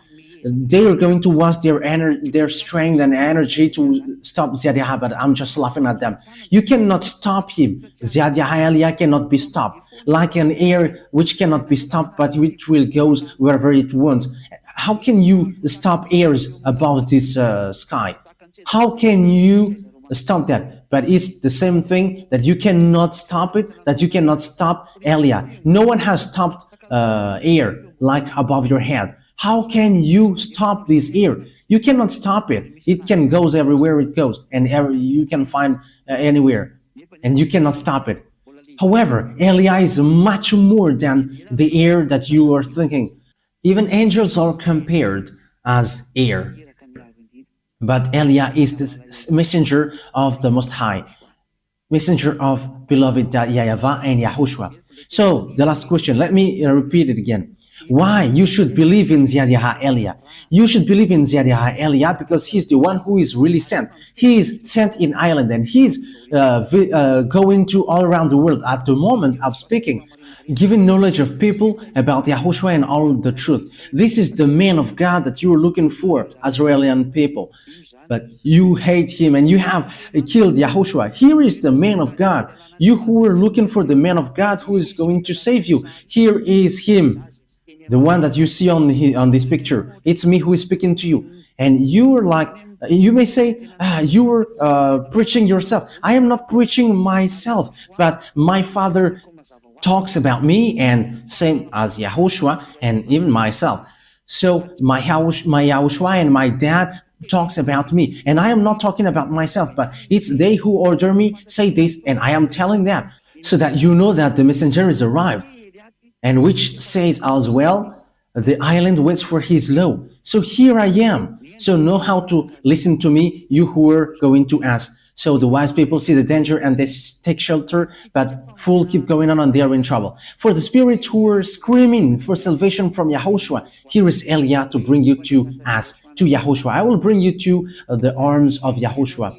So I hope that you all were going to listen to Elia, whoever you were, whether you were foreigners, because there is nothing to do with foreigners or Malagasy anymore. But as long as you are a spirit called by Yahushua, let's come to Elia. Called by Yahushua, where I come from. Let's follow Elia. Here I am. Whoever followed me, they are washed away from their sins and they never sin anymore. Elia calls you. Here is the one that you were looking for and the one that you wait for. Yahushua is not going to come here unless the end takes its turn. But I am going beforehand of him. So follow me, because here is the one sent, fulfilling the Isaiah 42. The island waits for his law. Here I am. I have given you the proof. So know how to listen. It's because we love you. That's why we come down here, to save you, to bring you to Yahushua, the one who sent me. So that is my words. Yahushua bless you all, so that you're going to come to Yahushua, to Dad YAHVAH, and you're going to follow Eliah, because Yahushua and Eliah are one. Eliah is the younger brother of Yahushua. He's not from earth, from you. Otherwise, you all are still sinners. But Eliah is from the heaven of heavens. He is chosen servant, and he is chosen by Yahushua to bring the holiness and bring back it to the earth, because the end is arriving. Okay, the words of Eliah is over. Come, you chosen spirit, run quickly and don't stop anymore. The words that I have given you is so clear. Eliah is arrived to save you. Zhyah, Eliah, Zhyah, Eliah. So that is the one who is arrived in you, sent by Dad YAHVAH, sent by Yahushua. We're going to pray to end this word. Glory be to you, Dad YAHVAH. Glory be to you, beloved Yahushua. I really love you so much, you both. Save, Dad, beloved Dad YAHVAH, those people who are listening to these words. Let them know where I come from, because I come from you, beloved Dad YAHVAH. You were the God of Abraham, and you were also the God of Isaac and Jacob. Bring in the words in Yahushua. That is the reason of all of these things. But at the moment, Yahushua has fulfilled the salvation, and you both have sent me to bring your word. And I have given the words. I haven't hidden anything, but I have given the salvation so that people know. Save people, Dad YAHVAH. Save those spirits who are screaming, calling you. Let them hear the words of Eliah. I am already spending all my strength for you, and I forsake my life for you, Yahushua, so that I take revenge of your blood. Save people to get back to you. Let the Holy Spirit from you call everyone to run, so each one will run, to make them come back to Yahushua, Dad YAHVAH. And they all will know that I am the one that you sent, the one that you have written in the book as well, and which I have just said. And let them know that your chosen servant is already arrived in the chosen island. Madagascar is the island that you have chosen. Open their minds so that they know that, because I have arrived. Dad, beloved Dad YAHVAH and Yahushua, justify all the words of Eliah that I have given today. Save people, because I have arrived to take care of them, and I will bring them to both of you, my beloved Dad YAHVAH and my beloved Yahushua. I hope that that word is already before you, and you're going to make sure that people will going to run to Eliah, because it's only you who can call them, because now is its time. Let them meet me quickly, Yahushua, because Eliah is already going all around the world, so that this world know that the light is passing over, so that they will see it. Glory be to you, beloved Dad YAHVAH. Thank you very much, Dad. In the name of Yahushua that I make all that prayer. Hallelujah. Amen. So Yahushua bless you all for our next teaching. So goodbye, everyone.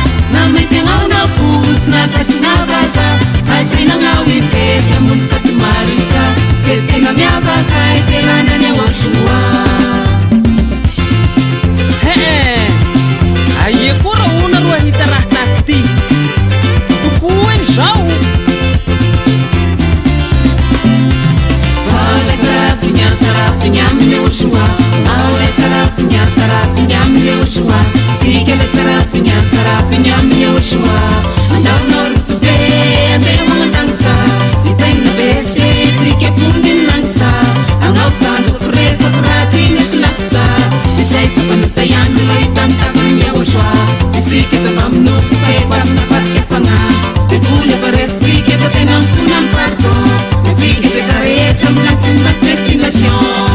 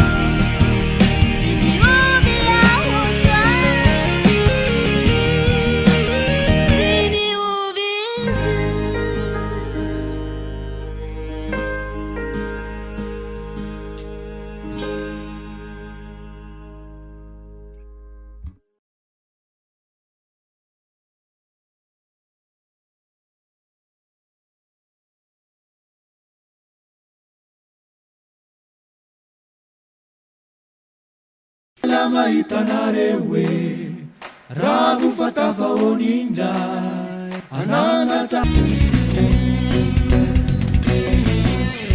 elaela tsika tsy nifankahita de indilay andemanitsika amidiakasira sy mozika atao mafana fa tsy avelangatsika alleluia alleluia alleluia alleluia alleluia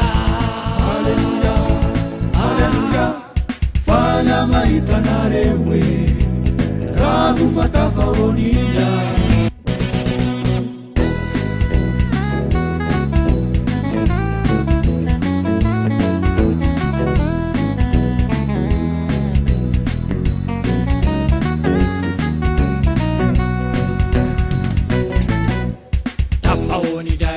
Kandemanita Hapavurpun nawadanita Hernani ubisine saramanita Hamalina cimandalu famarita Alleluia Alleluia Alleluia Alleluia Alleluia Alleluia Alleluia Alleluia Fana mahitanareo hoe raha vo fatavaonindra Ananatra beavo rehetra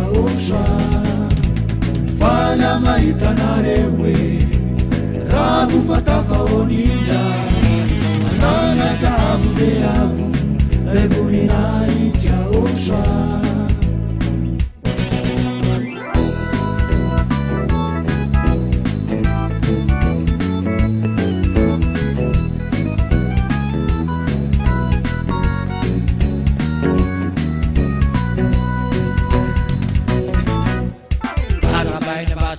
YAHVAH arapaina kusay voavuta yarapalni andriny finarita ankalazany andro katomarisa alleluia alleluia alleluia alleluia alleluia alleluia alleluia alleluia fana mahitanareo hoe raha vo fatavaonindra Ananatra beavo rehetra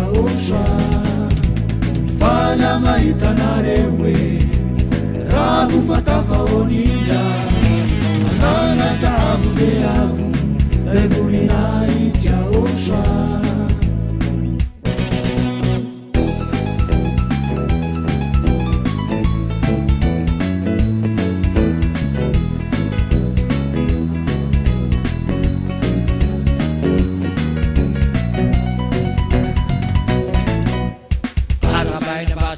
YAHVAH arapaina kusay voavuta yarapalni andriny finarita ankalazany andro katomarisa alleluia alleluia alleluia alleluia alleluia alleluia alleluia alleluia fana mahitanareo hoe raha vo fatavaonindra Ananatra beavo rehetra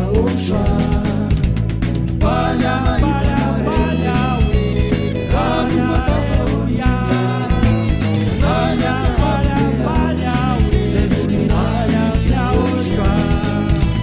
fana mahitanareo hoe raha vo fatavaonindra Ananatra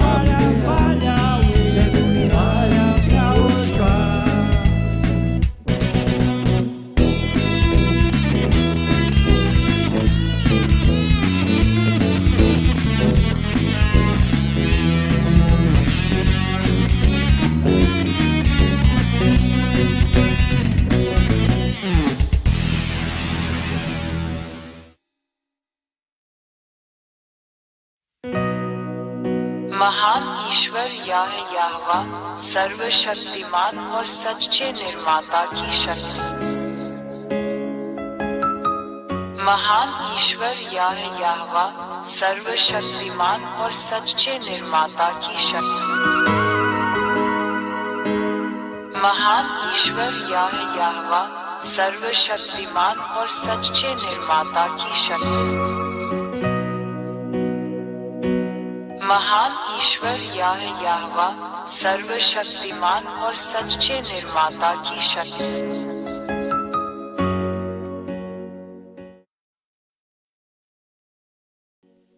यहाँ ऐसे ठोस सबूत हैं जिन्हें कोई भी नकार या नजरअंदाज नहीं कर सकता।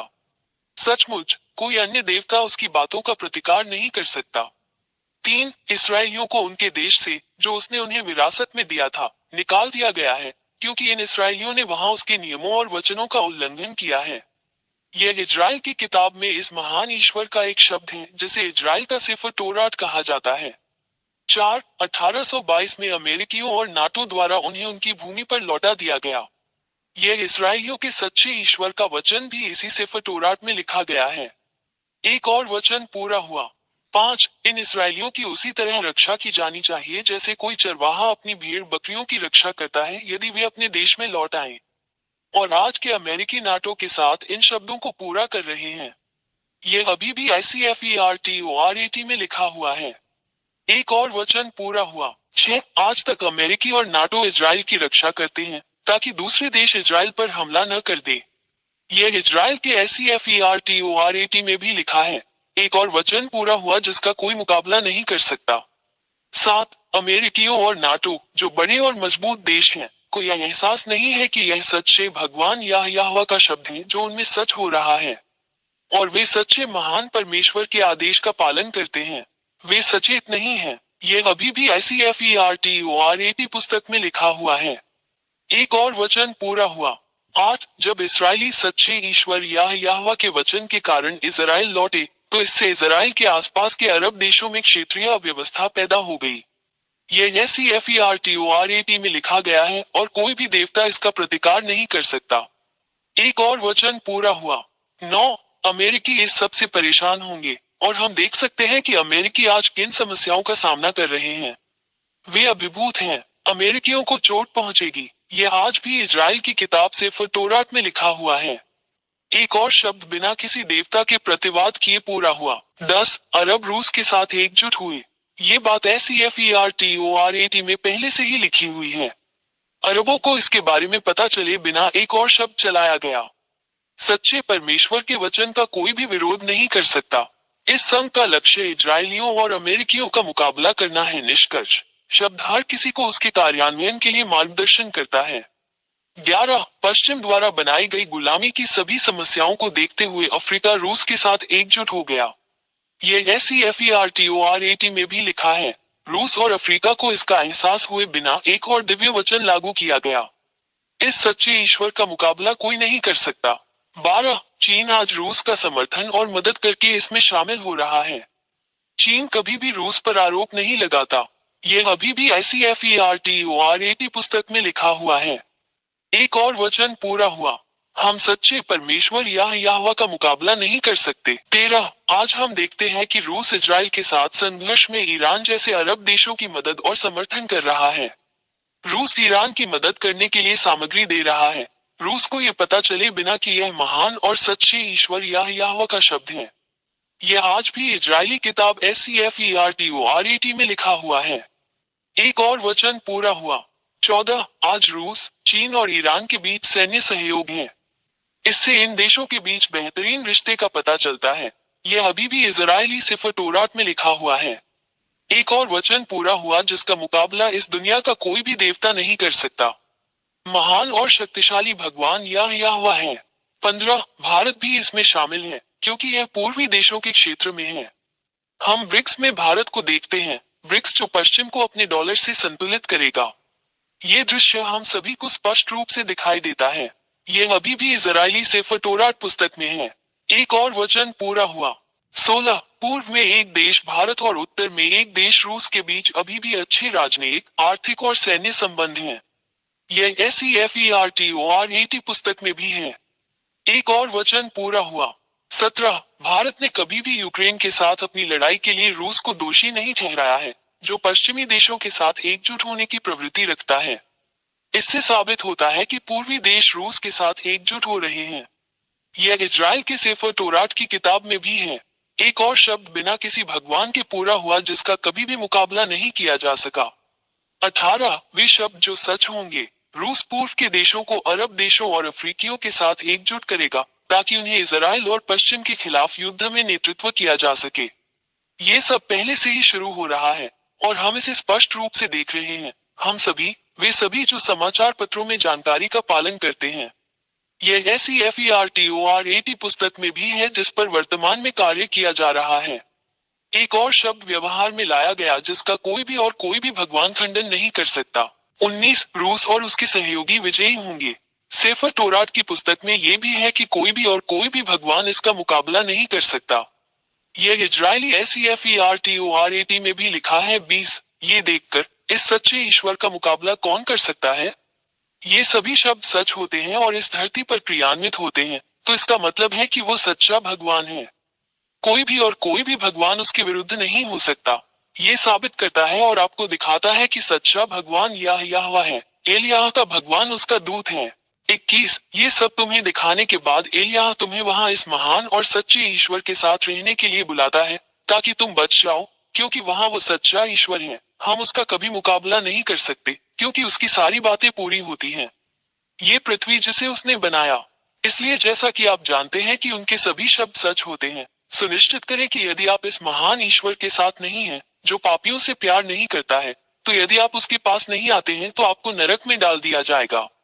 22 इसलिए एलियाह आपसे आग्रह करता है कि आप जल्दी से सच्चे ईश्वर याह के साथ एकजुट हो जाएं, क्योंकि वह उन सभी को नरक में डाल देगा जो पाप करते हैं, उन सभी को जो मूर्तियों की पूजा करते हैं, क्योंकि वहां के महान ईश्वर याह वो पहले ही कह चुके हैं कि वे सभी जो झूठे देवताओं की पूजा करते हैं नष्ट कर दिए जाएंगे और नरक में डाल दिए जाएंगे।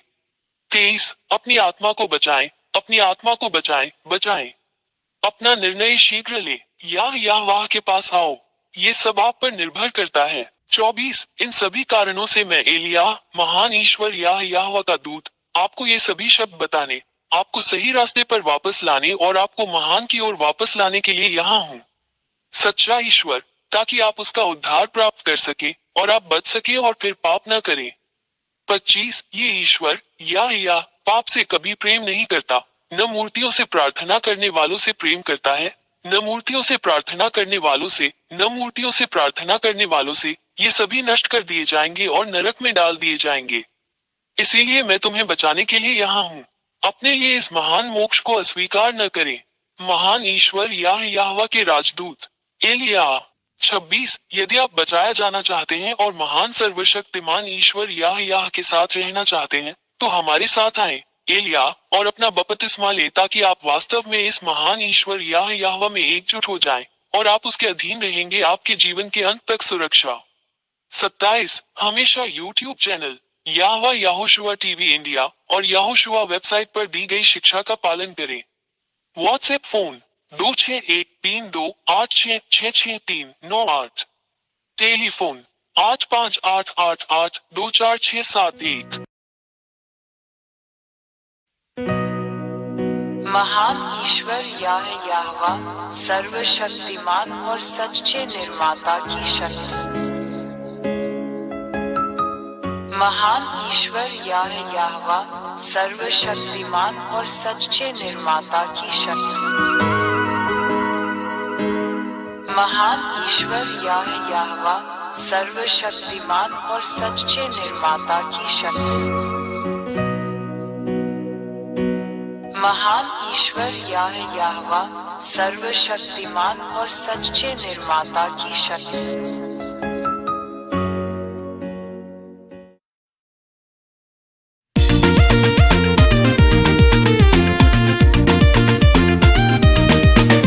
Yahoshua nanao soroti iainy navotsety olombelo zay ty liany tambony tany eto ye zay ty liany tambony tany eto ye izay manambara fa tiany izao sanao izay manambara fa tiany izao sanao handova fiaina mandraky izay e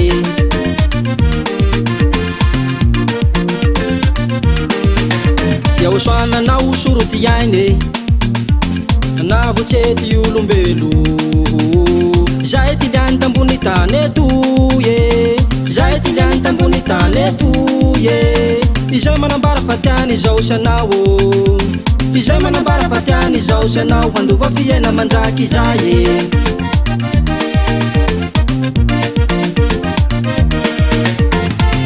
penana mandraky izay rono miany anay penana mandraky izay roho miany anao place d'honneur tsy misy mitovy amine place d'honneur ambarako anao fa tsy misy takan'io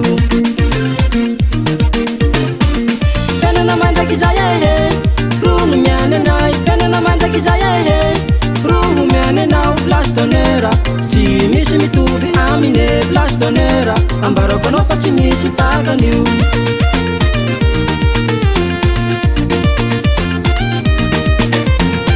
tsy misy soa mihoatsy izay fiaina mandraky izay nomenanao tsy misy ndaty nahavitany izay tsy misy ndaty nahavitany izay yahoso araiky avao ro nahavita azy yahoso araiky avao ro nahavita azy hanome anao le tsara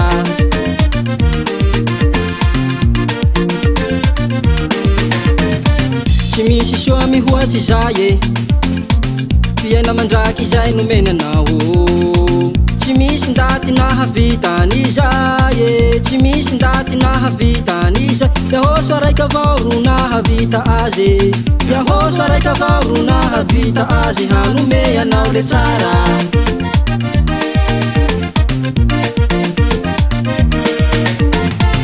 penana mandraky izay rono miany anay penana mandraky izay roho miany anao place d'honneur tsy misy mitovy amine place d'honneur ambarako anao fa tsy misy takan'io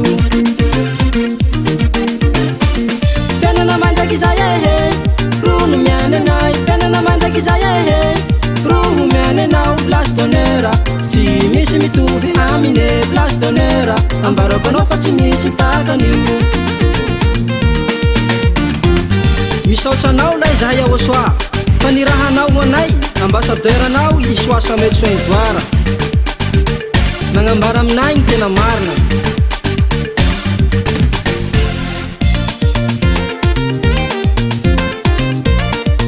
place d'honneur koa lay ny azonay place d'honneur zaho le mipoerapoera agnilany yahosoah zaho tsy misy koa tavela place d'honneur zahay le mipoerapoera agnilany yahosoah zahay tsy misy koa tavela place d'honneur zaho le mipoerapoera agnilany yahosoah zaho tsy misy koa tavela place d'honneur zahay le mipoerapoera agnilany yahosoah zahay tsy misy koa tavela place d'honneur zaho le mipoerapoera agnilany yahosoah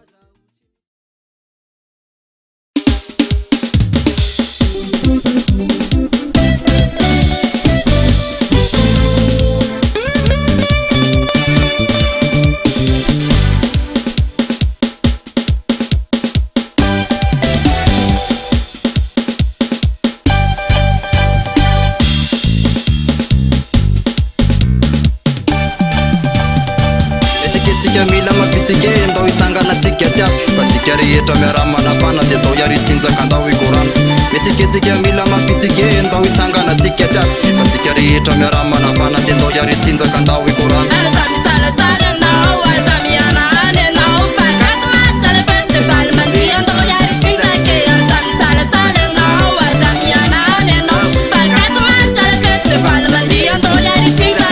Metsiketsika se ony afalina fa tsika miara mifaly metsiketsika se ony afalina fa fety be ny androandroany ka de tomy reo avana de tomy daholo reo namana ndao ankalazany yahosoah fa tonga ilay 4 marsa fety miavaka tsisy ohatrany da mbola eto ambony tany anasana reo olon-drehetra tongava kalazazany fa yahosoah lay mahery io nenaino de raina eto fa yahosoah lay mahery io nenaino asaratreto 4 marsa ny yahosoah ataonay mafana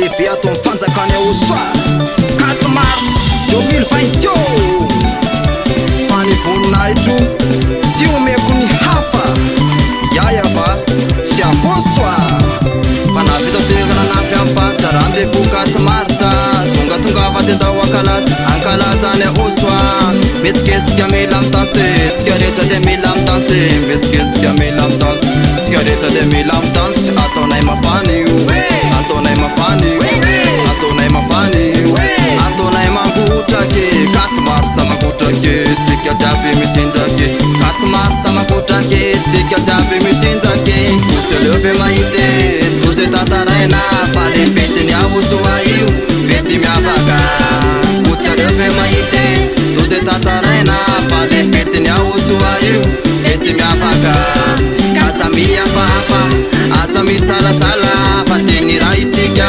rehefa tonga ato amin'ny ahosoa kaza mihafahabe aza misalasala fa tegny raha isika rehefa tonga ato amin'ny ahosoa yahosoa le Andriamanitra tsara fanafaka fahotana izy zay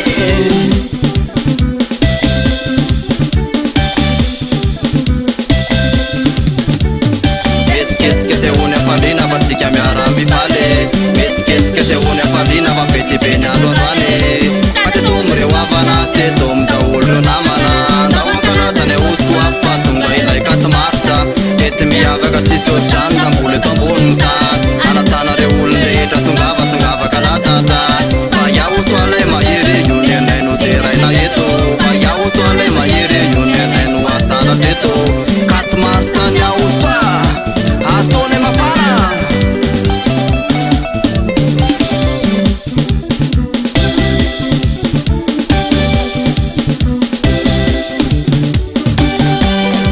so yahosoa ny Andriamanitra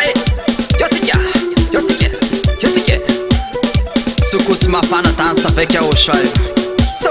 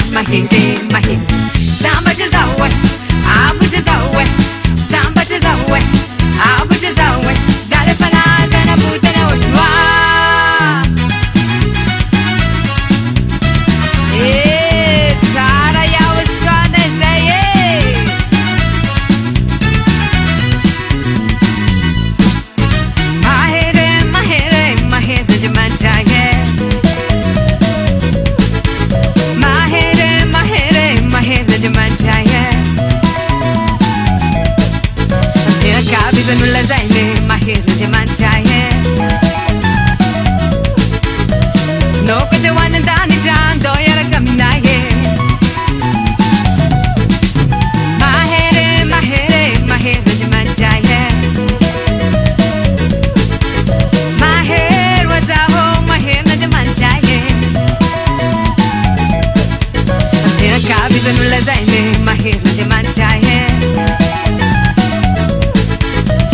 No kete wanandani jan doyara kaminaye Mahirna jaman chaye mahire mahir Nafitana na lampautana mahire mahir Tera kabisa nula zaine mahire mahir Kunjan yula wanandani jan mahire mahir Samba chazawe abu chazawe Samba chazawe abu chazawe Zale fanaza na butana washwa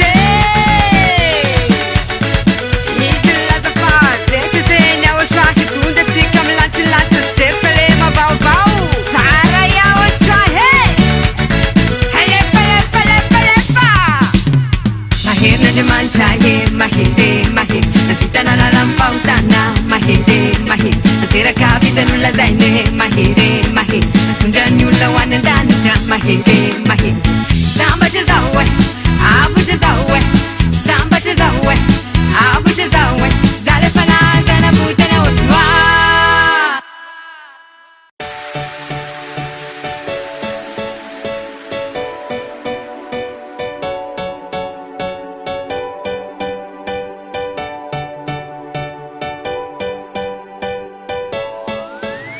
For all of you who were convinced by the teaching of Yahushua, here is the WhatsApp number through which you can contact the ambassador of Yahushua, Zhyah Elia. +261 32 86 663 98. We wish you the best to come into the kingdom of Yahushua.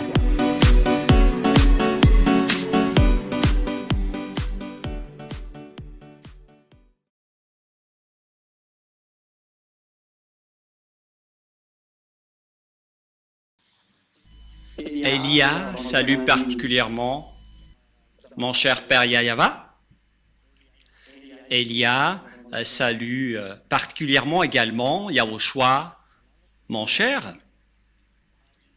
Et je prononce la bonté de Yahushua pour tous ceux qui écoutent et qui suivent cet enseignement partout dans le monde.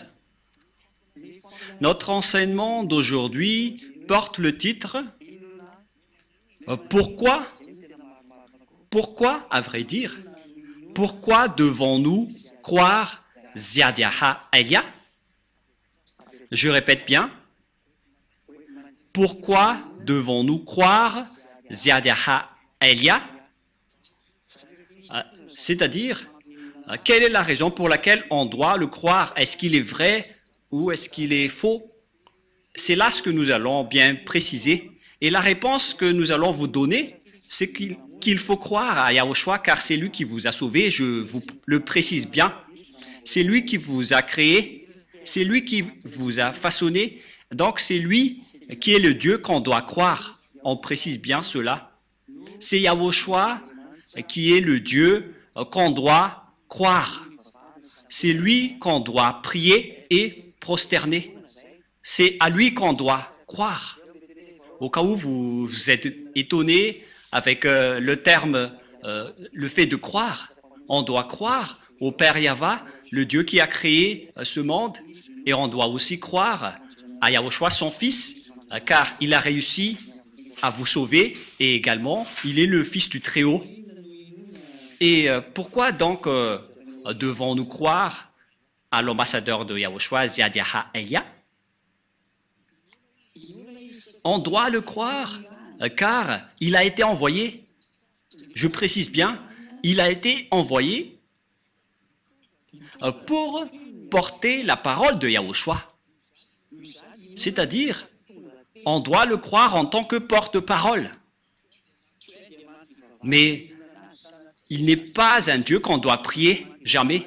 Le Dieu qu'on doit prier, c'est le Père YAHVAH et Yahushua.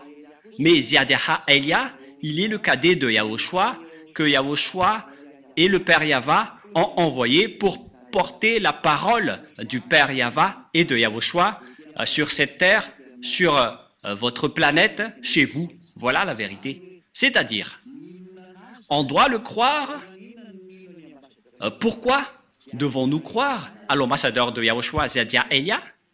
Car il a été envoyé pour porter la parole du Dieu Père YAHVAH ainsi que de mon cher Yahushua.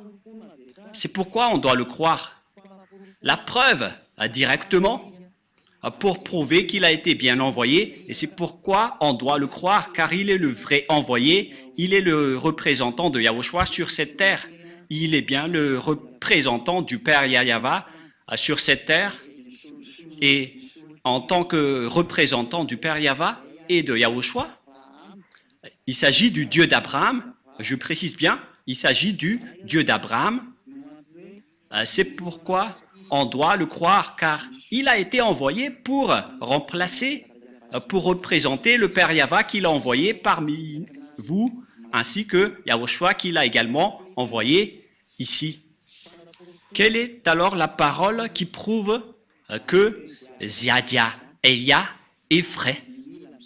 Et maintenant, vous devez le croire et lui faire confiance. Je précise bien, il faut le croire et le faire confiance, car il a bien été envoyé pour porter la parole et le message pour la gloire du Père YAHVAH et de Yahushua. Premièrement, la parole que Yahushua a sortie, nous allons commencer par cela. Yahushua a bien précisé la parole qu'il ne faut plus jamais pécher. Voilà donc la parole de Yahushua qui est très claire. Il ne faut plus jamais pécher. Cette parole précise bien que ceux qui sont avec ce Dieu d'Abraham,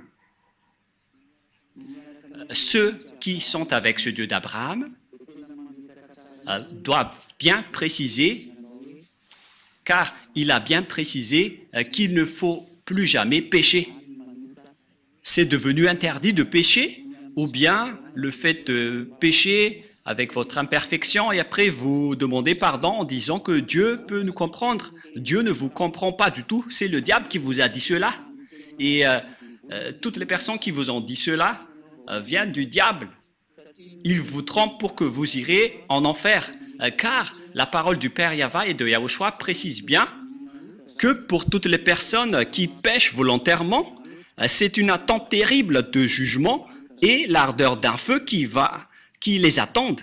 Et les pécheurs viennent du diable. Nous allons donc lire le livre d'Hébreux pour répondre aux personnes qui disent qu'on doit toujours pécher. Personne n'est parfaite, mais vos dieux sont des collaborateurs du diable. C'est pourquoi vous dites cela, car vous venez du diable. Mais la parole de Yahushua ne dit pas cela. Nous allons lire dans Hébreux 10, 26-27. Car si nous péchons volontairement, après avoir reçu la connaissance de la vérité, il ne reste plus de sacrifice pour les péchés. Voilà donc pour les personnes qui disent qu'on doit pécher, il faut juste demander pardon après. Ils disent que Dieu connaît vos imperfections et il exauce vos péchés. Il pardonne vos péchés. Aucun Dieu n'a dit cela. Le Dieu d'Abraham n'a dit cela. Ne faites pas mentir ce Dieu. Encore une fois, vous faites mentir ce Dieu alors que les pécheurs viennent du diable. Et en plus, vous faites mentir le Dieu d'Abraham avec votre parole en disant on doit toujours pécher, mais Dieu nous pardonne lorsqu'on fait des efforts pour ne plus pécher. Depuis 2000 ans, vous avez fait des efforts, mais jusqu'à maintenant, vous n'êtes pas du tout délivré. Et vous osez dire que vous êtes avec Dieu. Oui, vous êtes avec le Dieu qui est une fausse marque. Mais la vraie marque, le Dieu d'Abraham, n'est pas du tout avec vous. Vous vous trompez d'adresse. Écoutez sa parole. Car si nous péchons volontairement, on parle ici de vous, après avoir reçu la connaissance de la vérité, il ne reste plus de sacrifice pour les péchés, mais une attente terrible de jugement, c'est-à-dire qu'il n'y a plus de pardon que vous allez pouvoir faire si vous péchez volontairement. Et donc, si vous continuez à commettre des péchés, c'est que vous êtes avec les faux dieux. Vous êtes avec les faux dieux et vous vous jetez en enfer. Vous tous, vous êtes tous comme cela. Et écoutez cette parole. Mais une attente terrible de jugement, vous attendez la colère de Dieu et l'ardeur d'un feu qui dévore, venant du Dieu d'Abraham. Vous allez subir l'ardeur d'un feu qui dévore les rebelles. Ça va vous dévorer. Vous allez subir l'ardeur d'un feu colérique qui va vous dévorer. C'est vraiment un pire danger.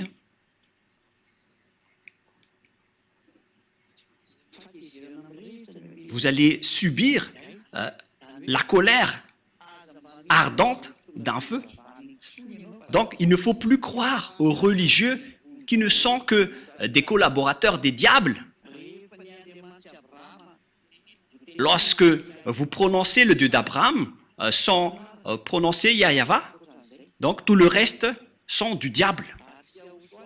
Et si ce n'est pas Yahushua qui est le Fils de Dieu, donc tout le reste vient également du diable.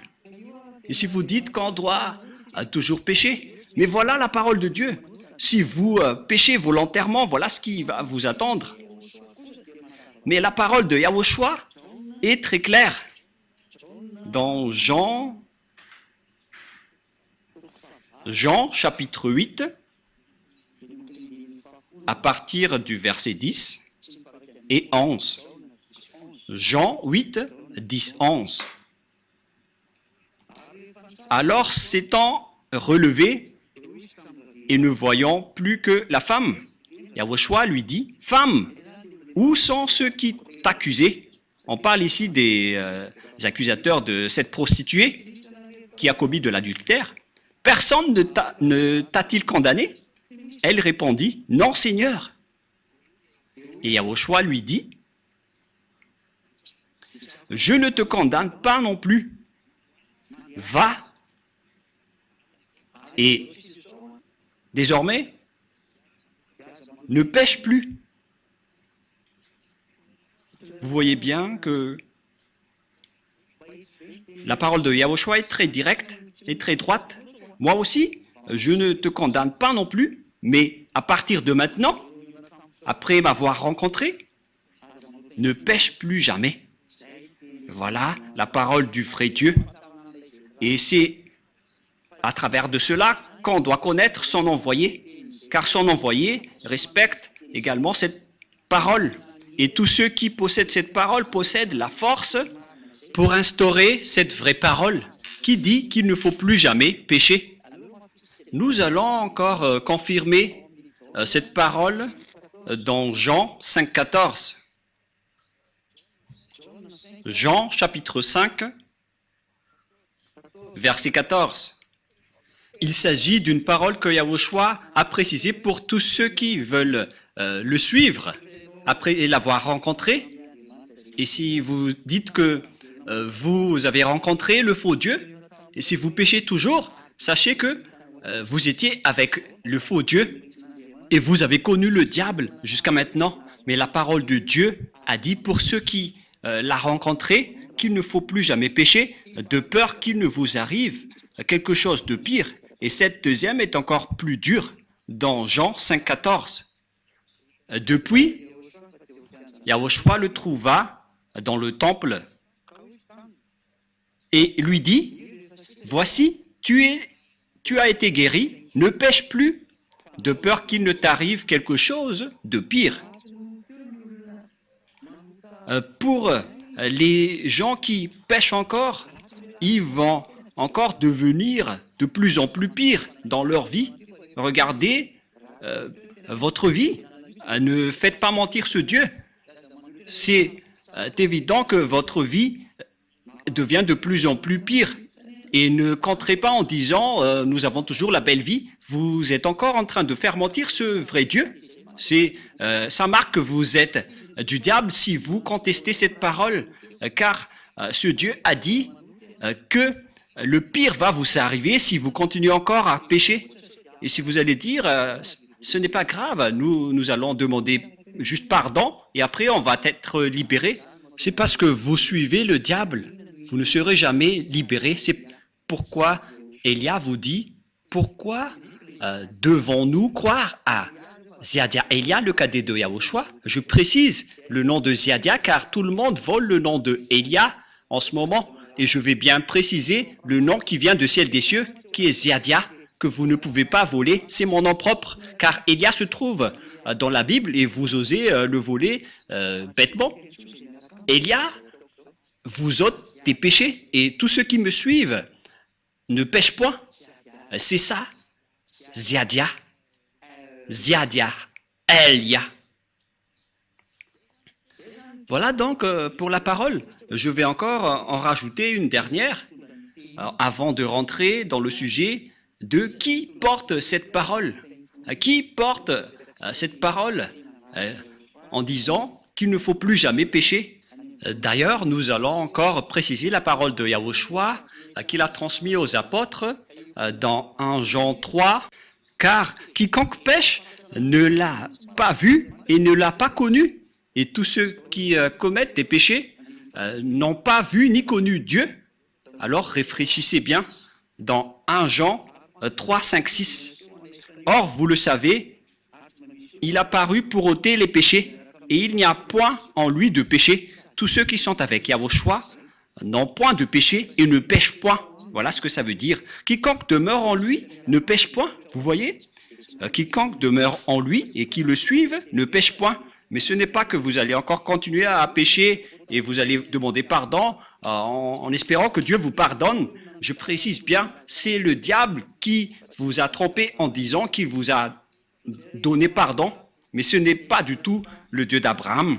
Quiconque pêche ne l'a pas vu et ne l'a pas connu. Donc, toutes les personnes pécheurs ne l'ont pas vu et ne l'ont pas connu. C'est-à-dire, tous les religieux pécheurs qui rendent les gens pécheurs en disant qu'on doit toujours pécher, ils n'ont jamais vu ce Dieu, même pas une seule fois. Ils ne l'ont pas du tout connu.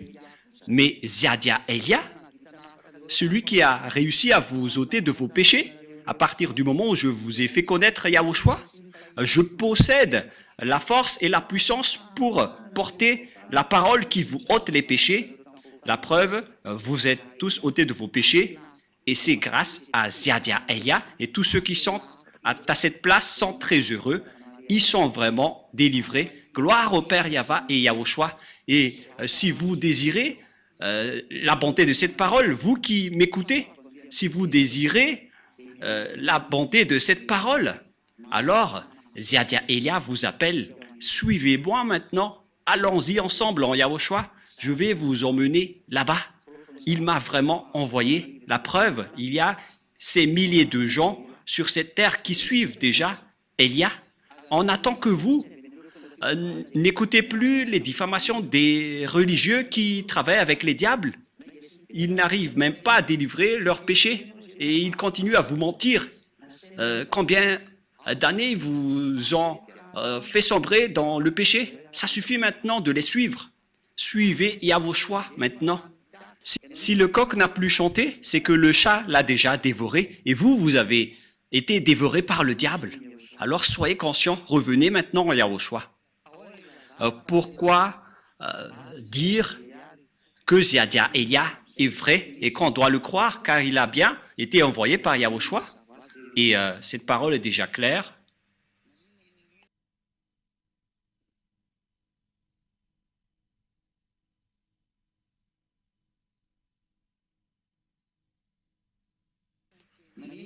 pourquoi devons-nous croire aux paroles de Elia?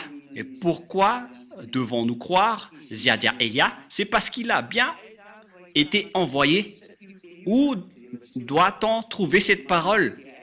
Où est-ce qu'on doit trouver cette parole? Et qui est avec cette parole? Qui porte cette parole? Nous allons donc voir cette parole et nous allons suivre après cette parole. Nous allons suivre cette parole ensemble.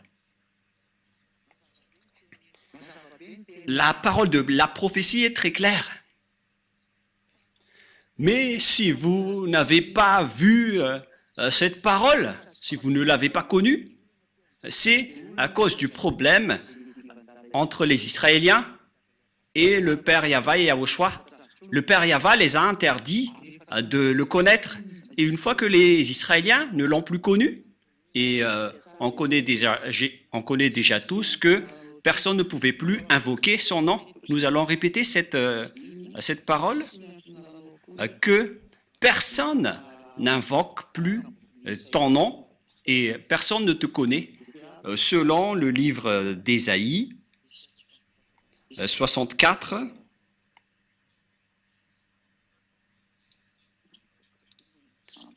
Quel verset déjà? 64, 6. Nous allons lire à partir du verset 5. 64, 5, 6. Nous sommes tous comme des impurs.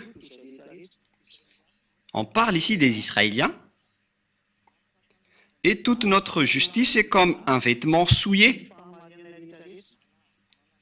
Nous sommes tout fleuris comme une feuille et nos crimes nous emportent comme le vent. On parle ici des Israéliens qui ont fait des erreurs et qui sont vraiment mauvais. Par conséquent, il n'y a personne qui invoque ton nom, qui se réveille pour s'attacher à toi. Aussi nous, as-tu caché ta face et nous laisses-tu périr par l'effet de nos crimes? Le Père YAHVAH a caché sa face aux Israéliens, c'est pourquoi les Israéliens ne l'ont plus connu, c'est pourquoi la parole, il n'y a plus personne qui invoque ton nom. Et à partir de là, personne n'a plus connu le nom du Père YAHVAH. À cause de ces choses que les Israéliens ont fait, il était gravement en colère, qu'il a interdit au monde entier de le connaître, à commencer par les Israéliens. Et c'est à partir de là que les faux noms se sont inventés avec Jéhovah, Allah, Bouddha, Shiva, Brahma, Vishnu, Ganesh et tout le reste que les gens ont invoqué. Chacun a invoqué son propre Dieu et tout le monde est devenu pécheur au final, des vrais pécheurs. Et même certains se marient avec 5, 20 ou 50 femmes même. Alors que la parole du dernier prophète, le Fils du Très-Haut, qui est Yahushua, il a dit que chaque homme ait sa femme et que chaque femme ait son homme. Et pour les autres, ils ont même des centaines de femmes ou d'hommes. C'est vraiment un pire danger. C'est de la contradiction. Ils ont carrément changé le nom du Dieu d'Abraham. Il s'appelle YAHVAH et les autres l'ont changé en autre chose. Ça marque que vous êtes pécheurs. Ça marque que vous êtes pécheurs. Et tous ceux qui sont avec vous sont des faux. Vous êtes tous avec des faux dieux. Et nous allons continuer la parole en disant que vous êtes pécheurs. Lorsque le vrai Dieu est arrivé, il a révélé dans le livre d'Ésaïe 52 que viendra le moment, les gens vont connaître ce nom. Il ne s'agit plus des Israéliens, car Dieu les a déjà abandonnés. Ce sont les autres nations qui vont le connaître. Ce ne sont plus les Israéliens, mais ça va être les autres nations. Dans Ésaïe 52, le Père YAHVAH a fait un programme, car un peuple va le connaître maintenant. Ésaïe 52, 6. Ésaïe 52, 6. C'est pourquoi mon peuple connaîtra mon nom. C'est pourquoi il saura en ce jour que c'est moi qui parle, me voici, me voici. Il y aura donc un peuple qui connaîtra le nom du Père YAHVAH et il va leur dire, le Père YAHVAH va leur dire, me voici, me voici. Donc on va connaître à nouveau le Père YAHVAH, c'est ce que ça veut dire. une nation va le connaître à nouveau, mais les Israéliens qui étaient déjà avec lui ne le connaissent plus. C'est pourquoi ils ont inventé le nom Adonai, ou Seigneur, à cause de la colère et du grondement du Père YAHVAH envers les Israéliens. Ils n'ont plus osé invoquer son nom, et c'est pourquoi ils l'ont changé en Adonai. Mais en vérité, tous ceux qui osaient encore invoquer le nom de YAHVAH étaient mis à mort. C'est pourquoi ils l'ont changé en Adonai. Et après, les autres ont volé le nom de Adonai en créant le nom de Seigneur. Et vous voyez que tout le monde invoque le nom de Seigneur à cause de la folie et des bêtises des Israéliens en provoquant la guerre à ce Dieu. Et lorsque Dieu s'est séparé d'eux, ils n'ont plus connu Dieu jusqu'à aujourd'hui. C'est pire. C'est jusqu'à aujourd'hui même, car s'ils l'avaient déjà connu, ils auraient déjà appelé YAHVAH et YAHVAH avec moi, afin qu'ils soient aussi délivrés de leurs péchés. Mais au contraire, ils ne croient pas cette parole. Il dit des gros mots à cette parole. Ils ne se cassent pas la tête avec cette parole. C'est la preuve qu'ils ont été abandonnés complètement par Dieu, car l'objectif de ce Dieu, c'est d'ôter les gens des péchés. Et pourquoi vous ne vous rapprochez pas de lui? Vous êtes arrogant, car vous pensez que vous êtes des Israéliens et vous pensez que Dieu est avec vous. Vous êtes ridicule. Si Dieu est avec vous, vous seriez déjà ôtés de vos péchés.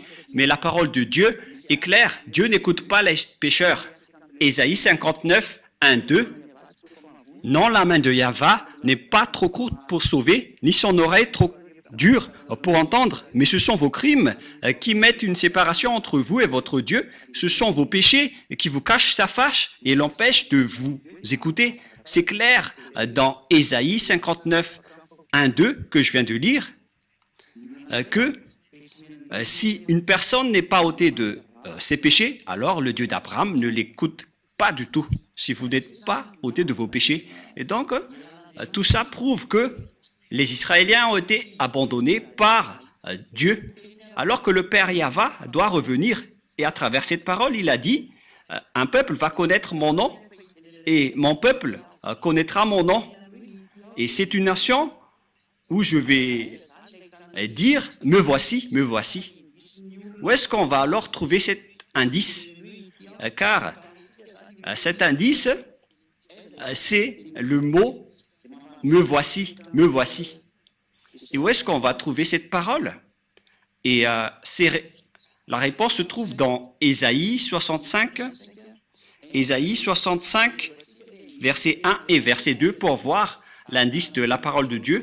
Où est-ce qu'on va trouver cette parole « me voici, me voici » dans Ésaïe 65, 1. J'ai exaucé ceux qui ne demandaient rien. Je me suis laissé trouver par ceux qui ne me cherchaient pas. J'ai dit, me voici, à une nation qui ne s'appelait pas de mon nom. Il y aura donc une nation où la parole, me voici, va sortir. Et dans cette nation, le nom du Père YAHVAH n'a jamais été appelé. C'est clair alors qu'il ne s'agit plus des Israéliens qui va connaître son nom et qui va recevoir la parole « me voici », car son nom a déjà été invoqué dans la terre d'Israël, c'est-à-dire le nom du Père YAHVAH. Donc les nations dans lesquelles ce nom a déjà été invoqué ne sont plus concernées, mais l'endroit où il va être à nouveau appelé, c'est un endroit dans lequel son nom n'a jamais été appelé. C'est clair alors qu'il ne s'agit plus d'Israël, car le nom du Père YAHVAH a déjà été invoqué en Israël. Donc, Israël n'est plus concerné. Ils doivent dégager. Bye bye Israël. Vous ne connaissez plus ce nom. Et ce nom ne veut plus aller chez vous. Il est venu maintenant dans les autres nations pour sauver les autres nations. J'espère que vous qui écoutez cet enseignement, vous allez vous rapprocher de Elia. Croyez à Zhyah, car il a bien été envoyé. Vous voyez sa photo à la télé et sa voix à la radio.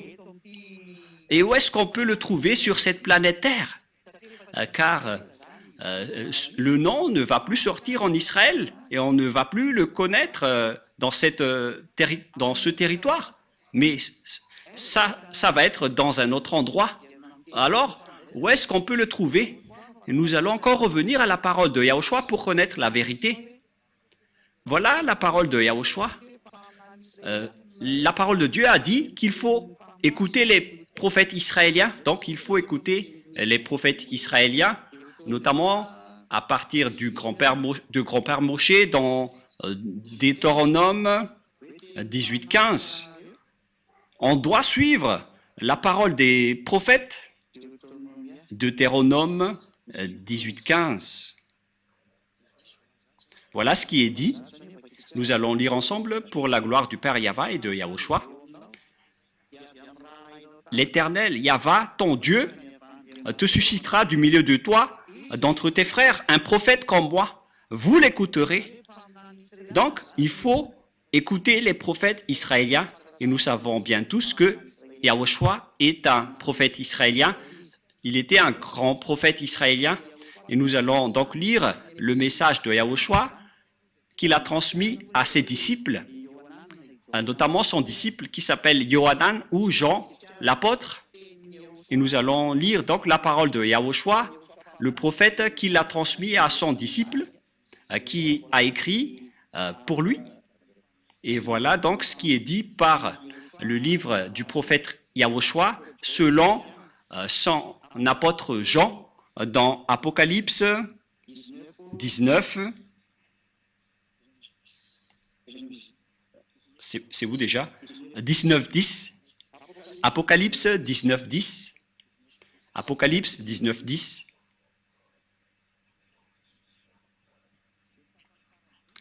Et dans la dernière partie, car le témoignage de Yahushua est l'esprit de la prophétie, c'est-à-dire le prophète israélien qu'on doit écouter, donc c'est uniquement celui qui prêche Yahushua.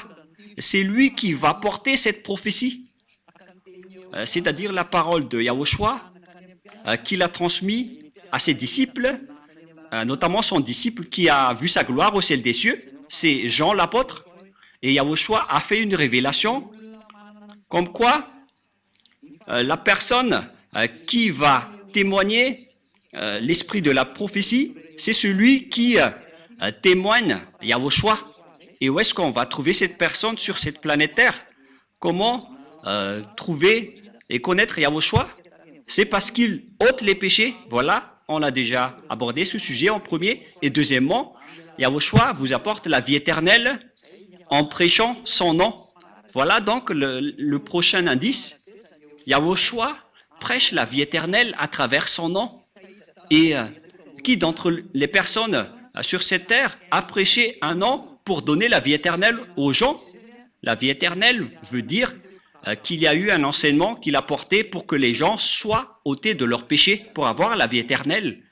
Nous allons donc lire la parole de Yahushua selon Apocalypse, non, excusez-moi, c'est selon le livre de Jean, chapitre 17, verset 3. Or, ici donc, il y a une vie éternelle qu'on va chercher. C'est un autre indice, la vie éternelle.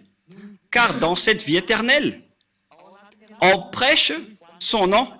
Et c'est du nom que la vie éternelle va sortir. Et la vie éternelle aussi va sortir de ce nom.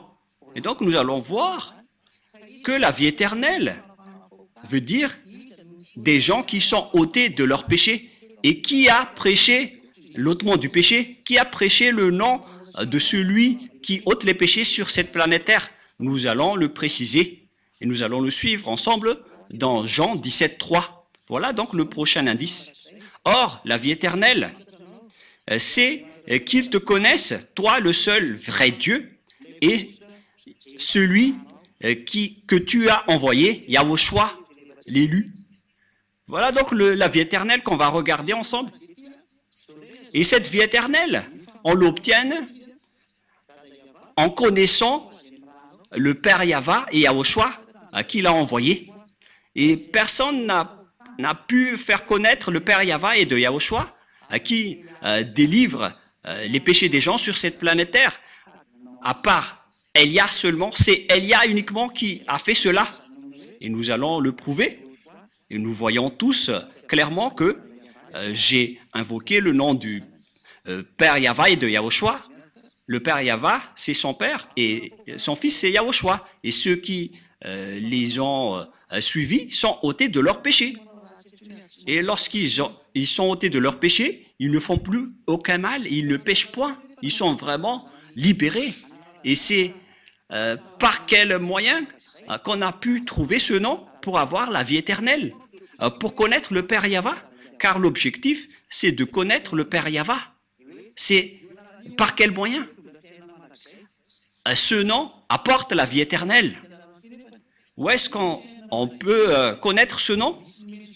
Alors que cette vie éternelle est un autre indice que la parole de Dieu a donné à travers l'enseignement de Yahushua. Nous allons lire l'enseignement de Yahushua dans Jean 12, 49, 50. Voilà donc la vie éternelle que nous avons vue tout à l'heure.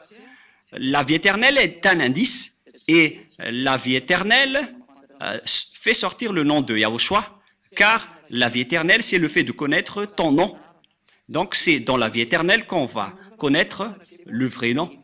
Et nous allons voir encore ici que l'enseignement de Yahushua dans la vie éternelle, dans Jean 12, 49, 50. Car je n'ai point parlé de moi-même, mais le Père qui m'a envoyé m'a prescrit lui-même ce que je dois dire et annoncer. Et je sais que son commandement est la vie éternelle. La vie éternelle revient encore ici. Donc, le commandement de Yahushua vient du Dieu Père, celui qui donne la vie éternelle. Car pourquoi les choses que je dis, je les dis comme le Père me les a dites. Donc, le nom porte la vie éternelle et le commandement de Yahushua aussi donne la vie éternelle. Donc, à travers le nom de Yahushua, il y aura la loi de Yahushua et les commandements de Yahushua. Et c'est à travers les commandements de Yahushua que ce nom va sortir. Et lorsque ce nom va sortir, les gens vont être ôtés de leurs péchés. C'est ce qui a été dit par les prophètes, qu'on doit écouter les prophètes israéliens. Et cette prophétie va jusqu'à Zhyah, ce qui prouve que Zhyah est un grand prophète. Il est le cadet de Yahushua qui a délivré les gens de leurs péchés. Le plus important, c'est être le cadet de Yahushua, car les prophètes viennent de votre terre, mais ça n'existe pas au ciel des cieux. Mais donc voilà, je suis bien le cadet de Yahushua, je porte sa parole, il m'a envoyé, et je vous ai donné cette grande preuve avec cette parole. Et donc, la loi est sortie, et c'est une vie éternelle. Où est-ce que cette loi va sortir alors? Car c'est à travers cette loi que le nom va sortir. Où est-ce que cette loi va sortir? Et nous allons encore regarder la Sainte Écriture dans Ésaïe 42. Où est-ce que cette loi va sortir? C'est dans Ésaïe 42, 1 et 4 qu'on peut définir ceci. C'est là que vous allez voir cette loi. Et nous allons voir directement que cette loi va sortir dans un endroit qui est une île et non pas un continent. Pour que vous disiez que cette parole va sortir depuis l'Afrique, l'Amérique ou l'Australie, le Japon, c'est une île.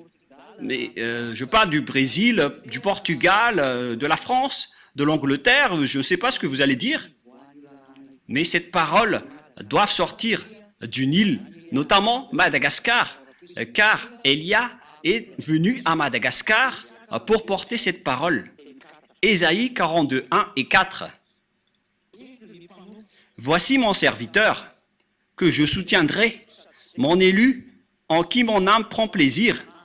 J'ai mis mon esprit sur lui. Il annoncera la justice aux nations. Verset 4. Il ne se découragera point et ne se relâchera point jusqu'à ce qu'il ait établi la justice sur la terre et que les îles espèrent en sa loi. Excusez-moi. Ici, donc, c'est bien clair que il y aura un serviteur. Et ce serviteur est tenu par la main du Dieu d'Abraham. C'est un élu, il l'a élu, en qui son cœur prend plaisir.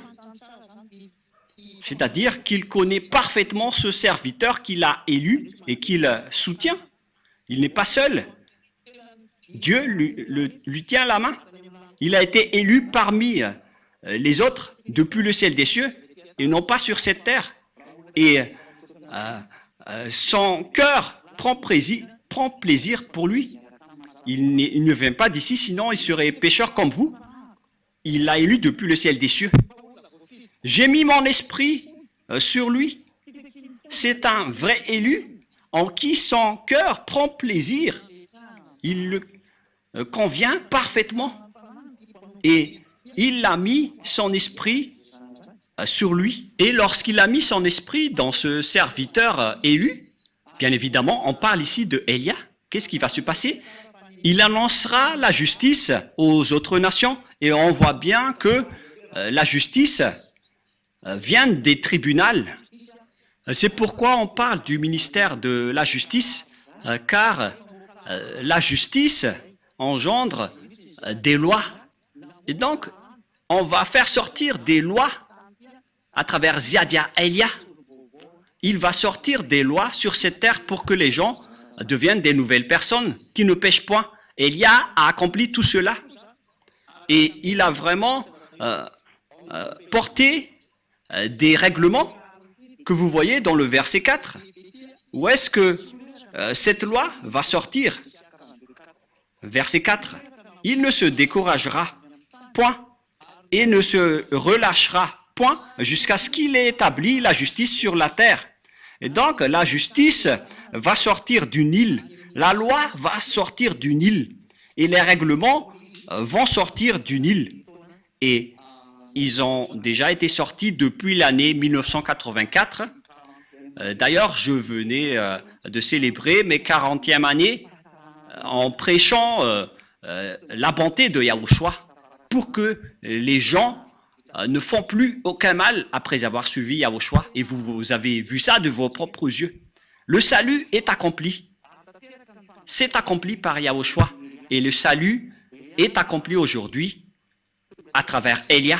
Élia a été envoyé actuellement dans l'île de Madagascar. Pour vous qui êtes dans les continents, ne volez pas, car Élia ne vient pas du continent, il vient d'une île. Et l'île élue, c'est Madagascar. Vous qui pensez connaître Yahushua, vous venez tous des continents, que ce soit en Afrique du Sud et dans tout le reste. Vous connaissez. Vous avez créé vos propres Yahushua. Cette parole ne vient pas du tout du continent. Elle vient d'une île qui est l'île de Madagascar. Et le nom de cet homme que Dieu a choisi, qui ne vient pas de chez vous, il vient du ciel des cieux. Il s'appelle Zhyah Élia. Et tous ceux qui le suivent ne pêchent point. Et il ne pêche point en premier. Cet homme, c'est Zhyah Élia qui vous parle en ce moment. Il n'a aucun péché et aucun péché ne peut entrer en lui, ni l'habiter. Au contraire, il est venu pour détruire et anéantir les diables qui rendent les gens pécheurs. Et les diables sont terrifiés devant lui. Ils ne supportent pas sa présence. C'est pourquoi ils cherchent toutes sortes de blocages des paroles de Élia. Mais on n'empêche pas Zhyah Élia. Vous êtes juste fatigué si vous allez me bloquer. Je vais rire de vous. Zhyah Élia ne peut pas être empêché. Il est comme l'air qui circule partout. Est-ce que vous avez la capacité de bloquer l'air qui est dans le ciel? Et c'est comme ça aussi que vous ne pouvez pas bloquer Élia. Aucune personne ne peut bloquer l'air. Vous allez bloquer l'air par quel moyen? Vous ne pouvez pas le bloquer. Il doit toujours circuler n'importe où. Alors que Élia est largement supérieur au vent que vous pensez. Et même on a pris l'exemple des anges comme du vent. Mais Élia, il est bien un envoyé du Très-Haut. Il est l'envoyé du Père YAHVAH et de Yahushua. Dernière question. Je répète la question. Pourquoi devons-nous croire Zhyah Élia? On doit le croire car il est le vrai envoyé dans cette île et je fais le tour du monde en ce moment pour faire connaître la parole de Yahushua et toute sa vérité. Il est l'homme de Dieu que vous cherchez, les Israéliens. Mais puisque vous ne l'avez pas cru, vous avez tué Yahushua. Il est le vrai homme de Dieu pour tous ceux qui cherchent l'homme de Dieu qui peut vous sauver. Vous le voyez en photo maintenant. C'est moi qui vous parle en ce moment. Et si vous dites, pourquoi vous prêchez votre propre corps? Moi, je ne fais pas cela. Je révèle la parole de mon Père, YAHVAH et Yahushua. Je ne prêche pas mon propre corps. C'est eux qui me donnent des ordres. Et je parle. La parole vient d'eux pour que vous connaissiez la parole comme quoi l'île va attendre sa loi. Elia est déjà là. Je suis déjà dans cette île. Alors, sachez m'écouter. Le sage voit le danger et le fuit, mais le fou avance et le regrette. À tous les âmes qui veulent être sauvées, qui crient au secours en Yahushua, Elia va vous ramener chez nous en Yahushua. Je vais vous ramener dans les bras de Yahushua. Écoutez tous Elia, que vous soyez étrangers ou quiconque, il n'y a plus d'étrangers ou de malagas, que toutes les âmes qui ont été appelées Yahushua suivent Elia pour aller au ciel des cieux, d'où je viens. Suivez Elia, me voici maintenant. Tous ceux qui m'ont suivi sont ôtés de leurs péchés et ne pêchent point.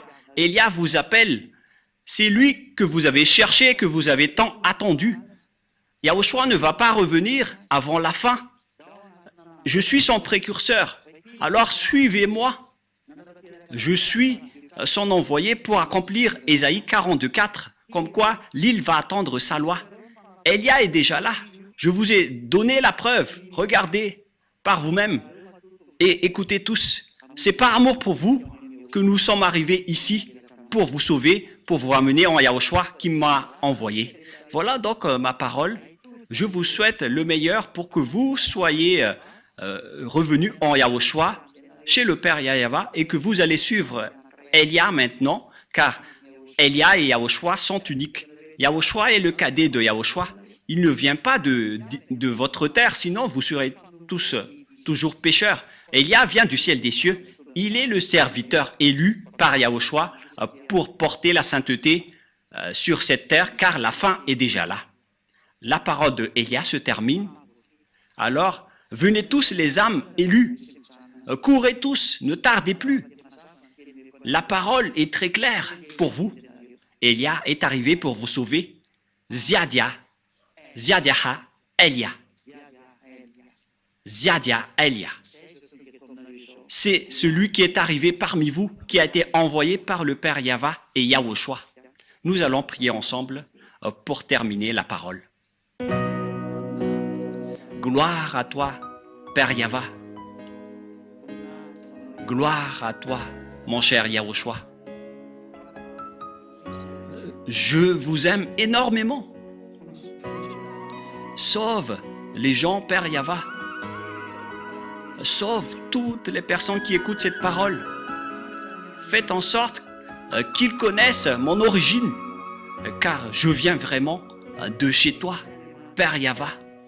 Tu es le Dieu d'Abraham.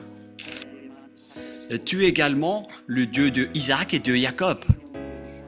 Pour faire porter la parole en Yahushua, c'est ce que cela veut dire.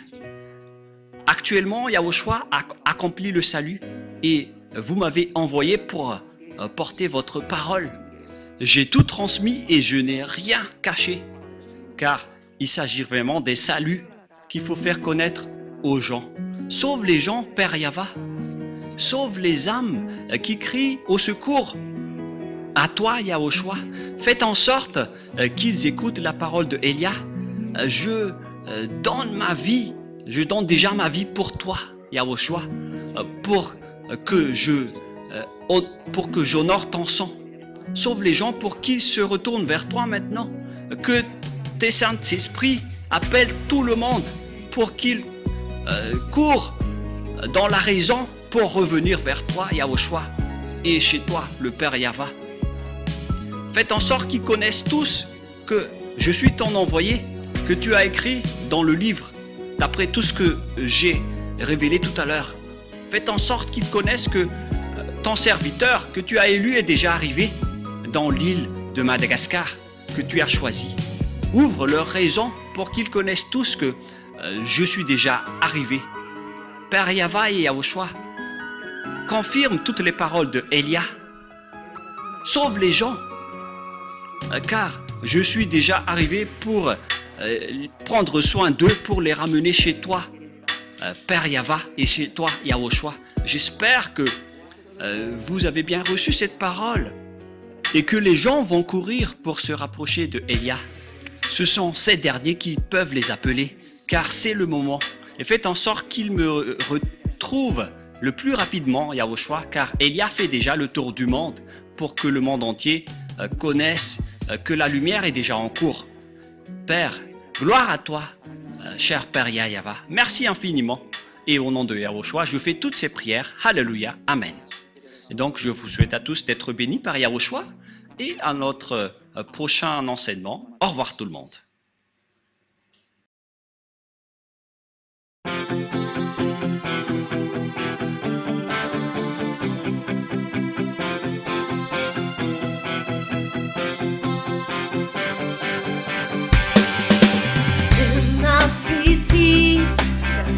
Belati asino jamata di malalimpa natuluni ajamineni sarupi di lo chilerume passo avana si fa mi jampu isidia vama il ianao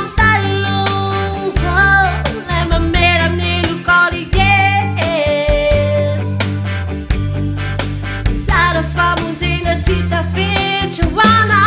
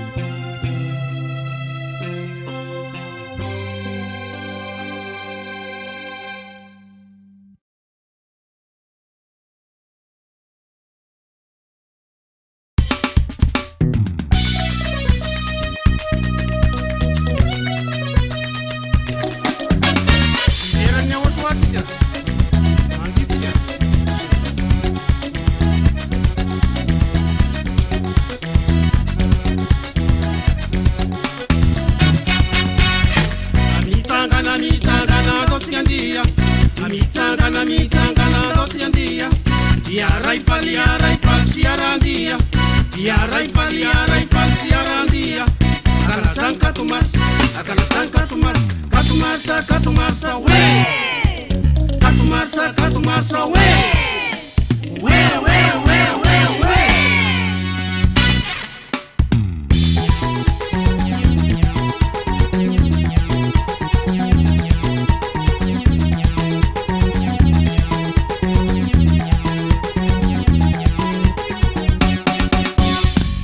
Fitne wasua, se vou fitne, akala zanka tomar. Se vou fitne wasua, se vou fitne wasua, akala zanka tomar, akala zanka tomar. Katumarsa, katumarsa, we. Katumarsa, katumarsa, we. We.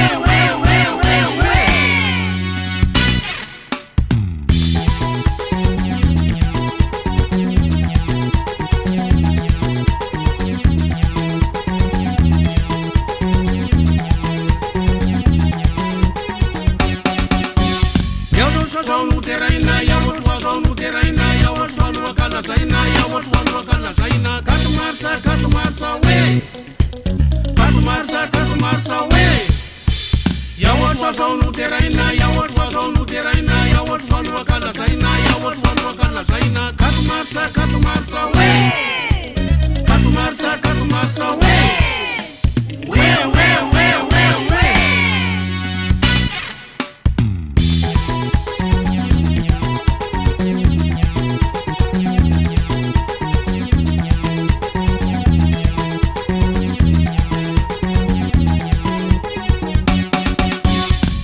Piani wasua, piani wasua. Yarai fali sikatiabi, yarai fali sikatiabi. Katumarsa, katumarsa, we. Katumarsa, katumarsa, we. Yawaswa son tu confetti, yawaswa son tu confetti. Nadisum faler sobre met, nadisum faler sobre met. Katumarsa, katumarsa, we. Katumarsa, katumarsa, we. We.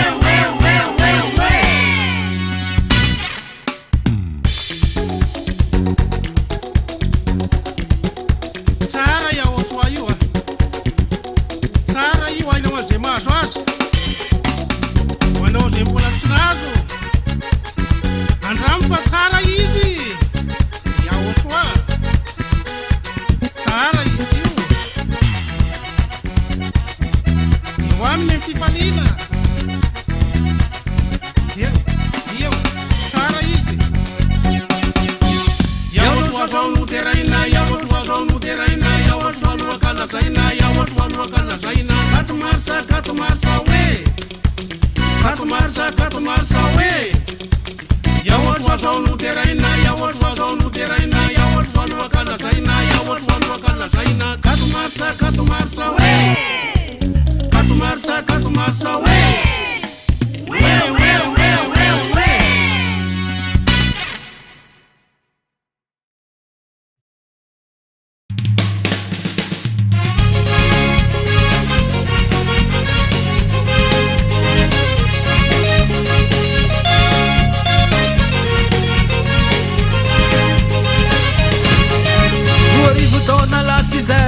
Nenarany Yahoshua tafaverina izy ankehitriny faly zay ambassador-ny Yahoshua Samuel sans Edouard izy le iraka avy ambony tondra teny fampianarany Yahoshua notoriny maneran'izao tontolo izao mamonjeny atsika eto ambony tany Madagasikara nosy voafiry nivahany fampianarany fitsipoka ho antsika tsy intilise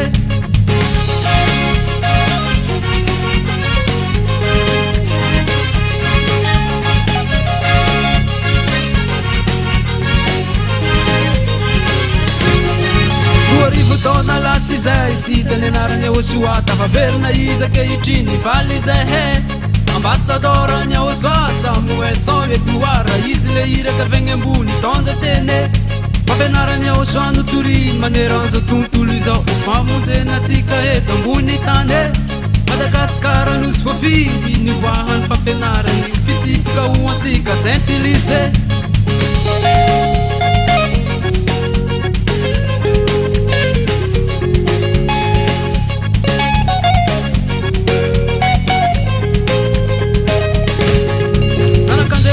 falifali mankalazany Yahoshua fafety be katy maro zay tiany any Nevegna tsimu nevegna varatra nahandrefagna natsinanana tonga magnatrika fetibe ianao soahe eo soa zegny tsy magnavakely ninino karazanao izy tonao tonga magnatrika tandô ifaly olo jiaby tsy misy diso anjary mahazo fifaliagna amy terananjy amizao 4 marsa fetibe ianao soahe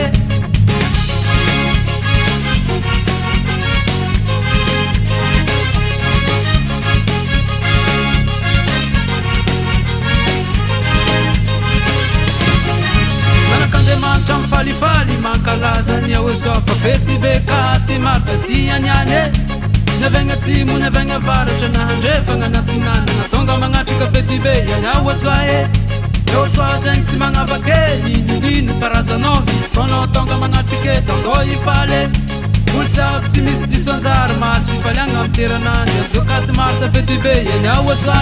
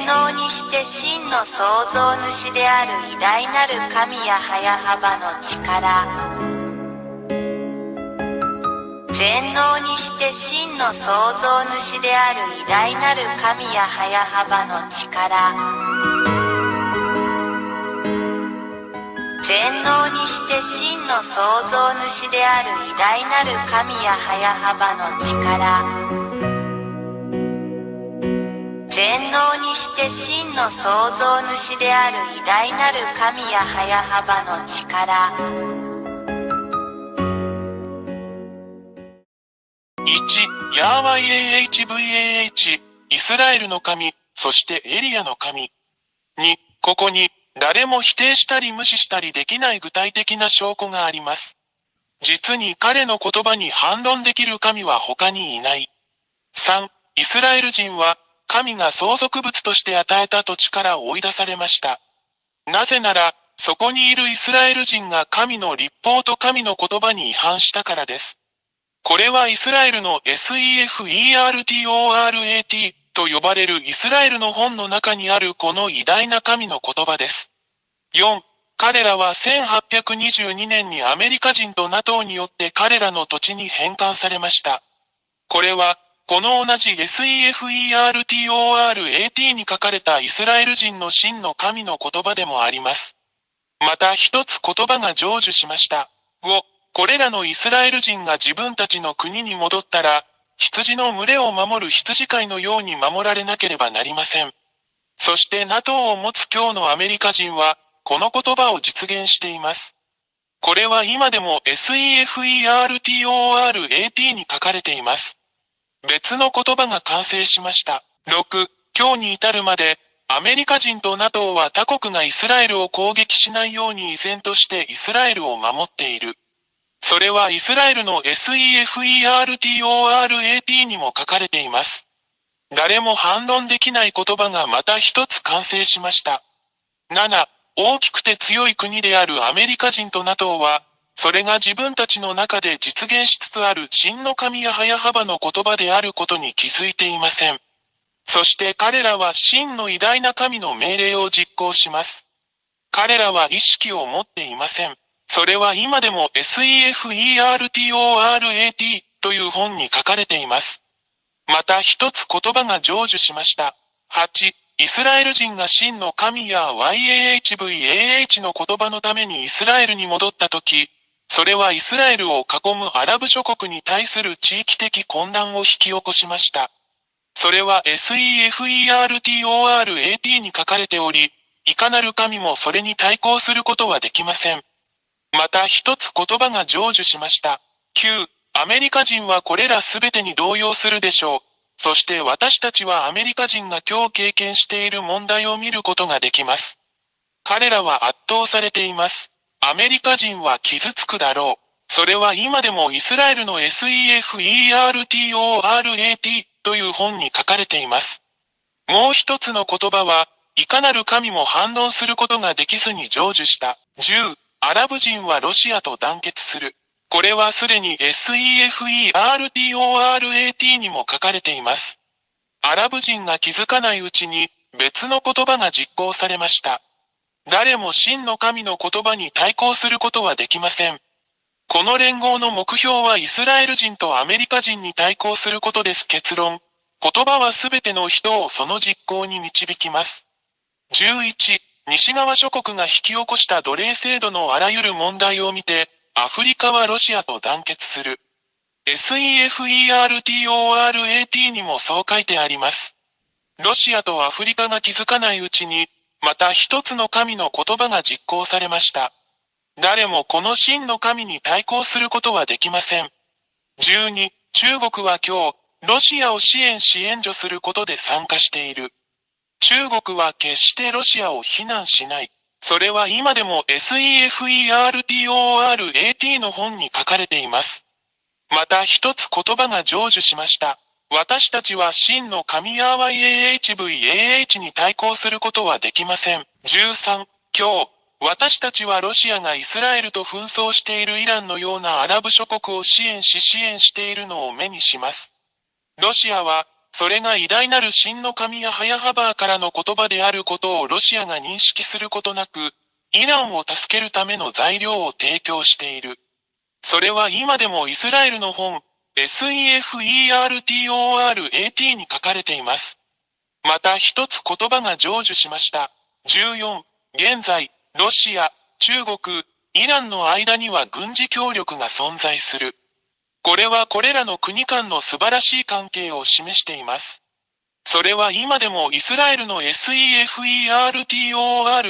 に書かれています。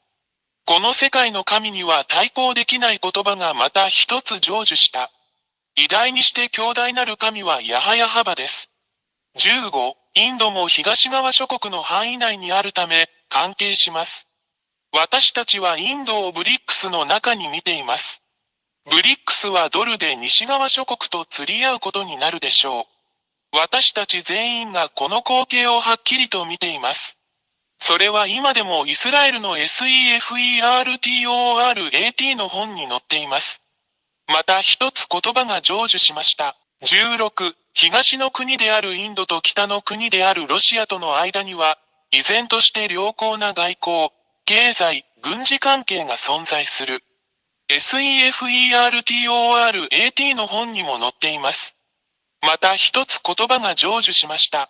17、インドは西側諸国と団結する傾向にあるウクライナとの戦いでロシアを非難したことはない。これは東側諸国がロシアと団結していることを証明している。それはイスラエルの SEFERTORAT の本にも載っています。もう一つの言葉は、いかなる神もそれに対抗することができずに成就した。18、実現する言葉。ロシアは東側諸国をアラブ諸国やアフリカ諸国と団結させ、イスラエルや西側諸国との戦争に導くだろう。これらすべてはすでに始まっており、私たち全員、新聞の情報を追いかけているすべての人々にはそれがはっきりとわかります。現在実施中の SEFERTORAT 本にも掲載されております。誰も、そして神も矛盾することができない、もう一つの言葉が実践されました。19、ロシアとその同盟国は勝利するだろう。SEFERTORAT の本にも、誰も、そして神は対抗できないと書かれています。イスラエルの SEFERTORAT にも書かれています。20、これを見て、誰がこの誠の神に対抗できるでしょうか。これらの言葉はすべて実現し、この地上で実行されるので、それは彼が真実の神であることを意味します。誰も、そして神も彼に逆らうことはできません。これは、真の神がヤハバ、エリアの神、その使者であることを証明し、示しています。21、これらすべてをあなたに示した後、エリアは、あなたが救われるために、そこにいるこの偉大で真の神と一緒にいるようにあなたに呼びかけます。なぜなら、この真の神がそこにおられるからです。私たちは決して彼に対抗することはできません。なぜなら彼の言葉はすべて達成されるからです。彼が創造したこの地球。ですから、神の言葉はすべて実現することを知っているように、罪人を愛さないこの偉大な神と一緒にいないなら、神のところに来なければ地獄に投げ込まれるだろうということを確信してください。22、それで、エリアはあなたに、すぐに真の神ヤハバと団結するよう勧めます。なぜなら、神は罪を犯したすべてのもの、偶像、彫像、像を崇拝するすべての者たちを地獄に投げ込むからです。なぜなら、そこにいる偉大な神ヤハバはすでに宣言されているからです。偽りの神を崇拝する者は皆滅ぼされ、地獄に投げ込まれるであろうということです。23、あなたの魂を救い、あなたの霊を救い、救われてください。決断は早くしてください。ヤハバのところに来てください。すべてはあなた次第です。24、これらすべての理由から、偉大な神ヤハバの使者である私エルヤが、これらすべての言葉をあなたに伝え、あなたを正しい道に連れ戻し、あなたを偉大な神に戻すためにここにいます。真実の神よ、あなたが神の救いを得て、救われてもう罪を犯さなくなりますように。25、この神、YAHVAH は決して罪を愛さず、偶像に祈る者も、彫像に祈る者も、像に祈る者も愛さない。これらは皆滅ぼされて地獄に投げ込まれるであろう。だからこそ私はあなたを救うためにここにいます。あなたにとってこの偉大な救いを拒否しないでください。大いなる神や YAHVAH の大使、エリア。26、あなたが救われて偉大なる全能の神ヤハバと共にいたいのであれば、エリアよ、私たちと一緒に来て洗礼を受けなさい。そうすればあなたはこの偉大な神ヤハバに誠に結ばれ、その下に入ることができるだろう。人生の終わりまでお守りします。27、YouTube チャンネル YAHVAHYAHOSHUAHTV ジャパニーズ、および YAHOSHUAH ウェブサイトの教えに常に従ってください。WhatsApp 電話、プラス261-32-86-663-98。全能にして真の創造主である偉大なる神ヤハバの力。全能にして真の創造主である偉大なる神ヤハバの力。全能にして真の創造主である偉大なる神ヤハバの力。全能にして真の創造主である偉大なる神ヤハバの力。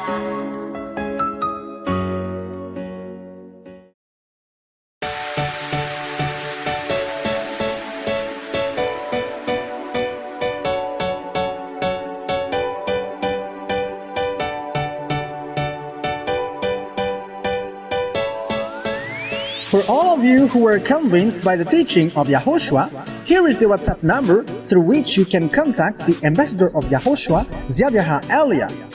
+261 32 86 663 98. We wish you the best to come into the kingdom of Yahushua.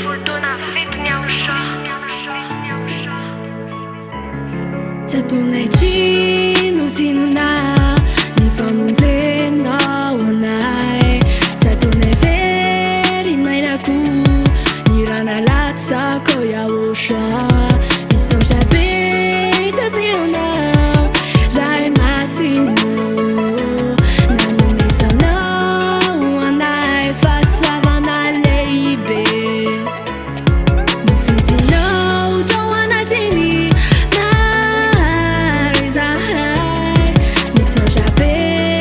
be anao ray masino nanomezanao anay fahasoavana lehibe nofidinao tao anatiny maro izay tsy nomenao anay ny amboany namtretra katomasy fankalazana ny YAHVAH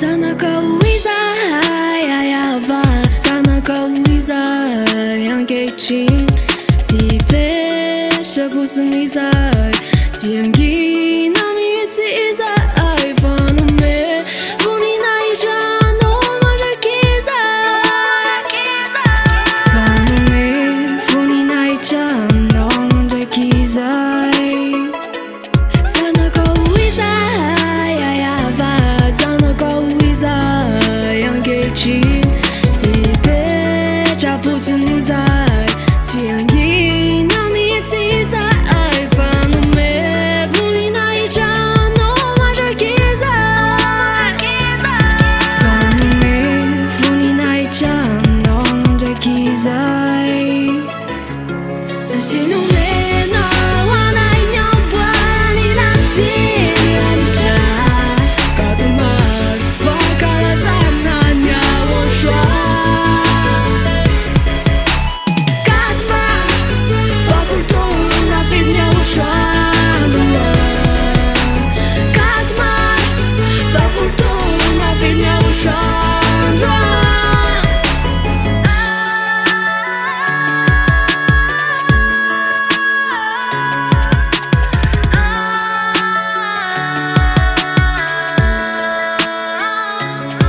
Nenarany YAHVAH tafaverina tamin'ny alalany ambassadorany YAHVAH nenarany YAHVAH tafaverina tamin'ny alalany ambassadorany YAHVAH nenarany YAHVAH tafaverina tamin'ny alalany ambassadorany YAHVAH nenarany YAHVAH tafaverina tamin'ny alalany ambassadorany YAHVAH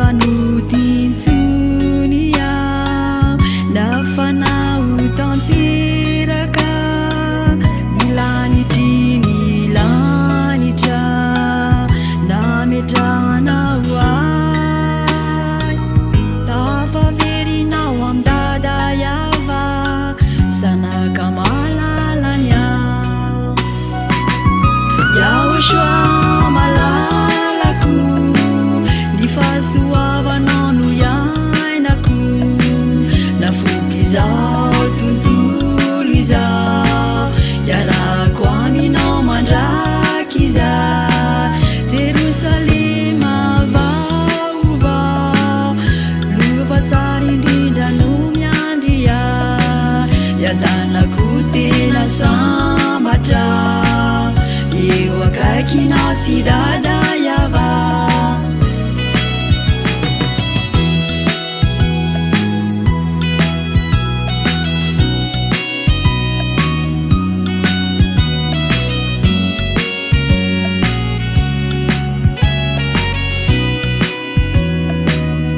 tsisy ahozongozona ny fitiavako anao tena tiany Andriamanitro fanamonjy ny fanahiko tsy ataoko tsinotsinona ny rana latsakao amin'ny fitiavana no amaliko izah Yahoshua malalako ny fahasoavanao no iainako nafoky izao tontolo izao iarako aminao mandraky izah Jerosalema vaovao lova tsara indrindra no miandry iadanako tena sambatra eo akaikinao sy dada YAHVAH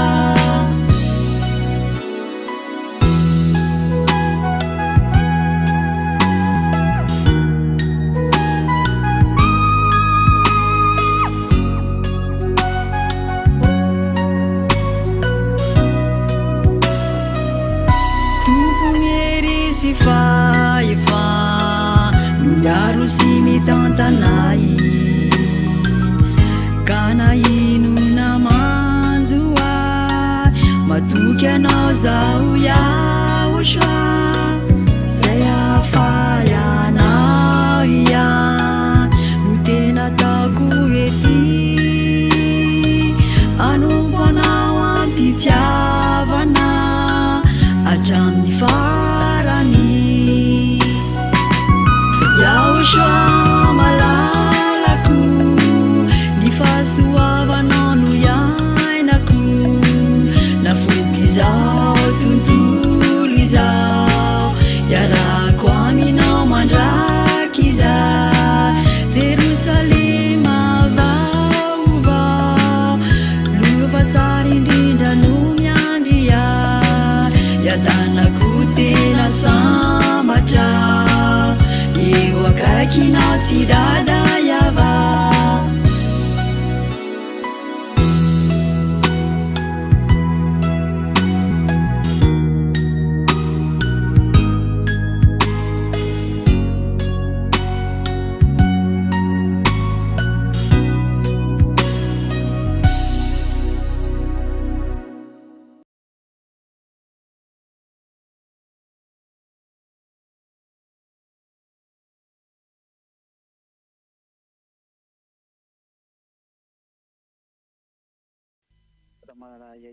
Elia greets beloved Dad YAHVAH.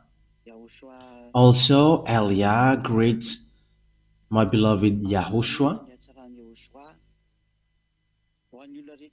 And I mention Yahushua's grace to everyone who were following and listening to this teaching throughout the world. Yes, the teaching today brings the title, Why why we should believe in Zhyah Aliyah. Let me repeat it again. Why should we believe in Zhyah Aliyah? So it means, what is the reason? Is he true or fake? So that is the thing that we must emphasize well. So the answer that I will give to you is, believe in Yahushua because first of all, he has saved you. It's you who have created you. He has invented you, and he is the God that you must believe in. It's Yahushua. It's the God that you must believe in and to pray to. So he's the one that you're going to believe in case you were surprised about that belief.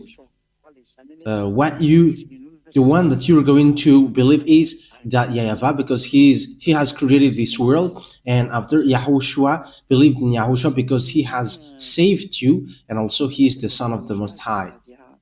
So why should you believe in the ambassador of Yahushua, Zhyah Aliyah? You should believe in him because he sent. Let me emphasize it again.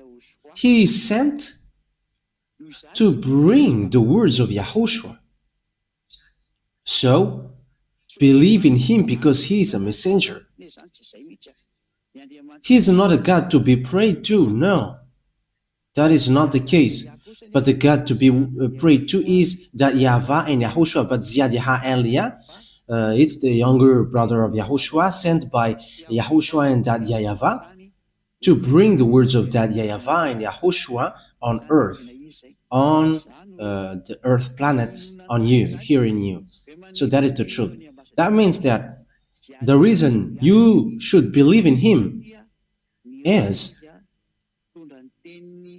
because he is sent to bring the words of beloved Dad YAHVAH and beloved Yahushua. So that is the reason you should believe in him. So immediately the proof that he is sent, and that's why you should believe in him, and he is the real messenger. He is a representer. He represents Yahushua on earth. He represents Dad YAHVAH on earth. And it's as he's representing that YAHVAH, the God of Abraham. I have to emphasize it well, the God of Abraham. That is the reason you should believe in him, because he is sent to represent the God that YAHVAH, the God who sent him here, and Yahushua, the God who sent him here. So what is then the words that Zhyah Aliyah is true?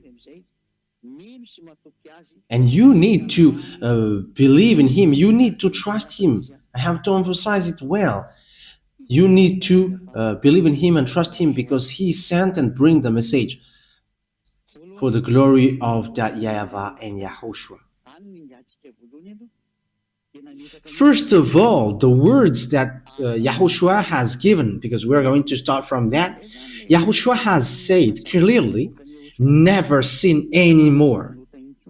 So that is the straightforward words that Yahushua has given, never sin anymore.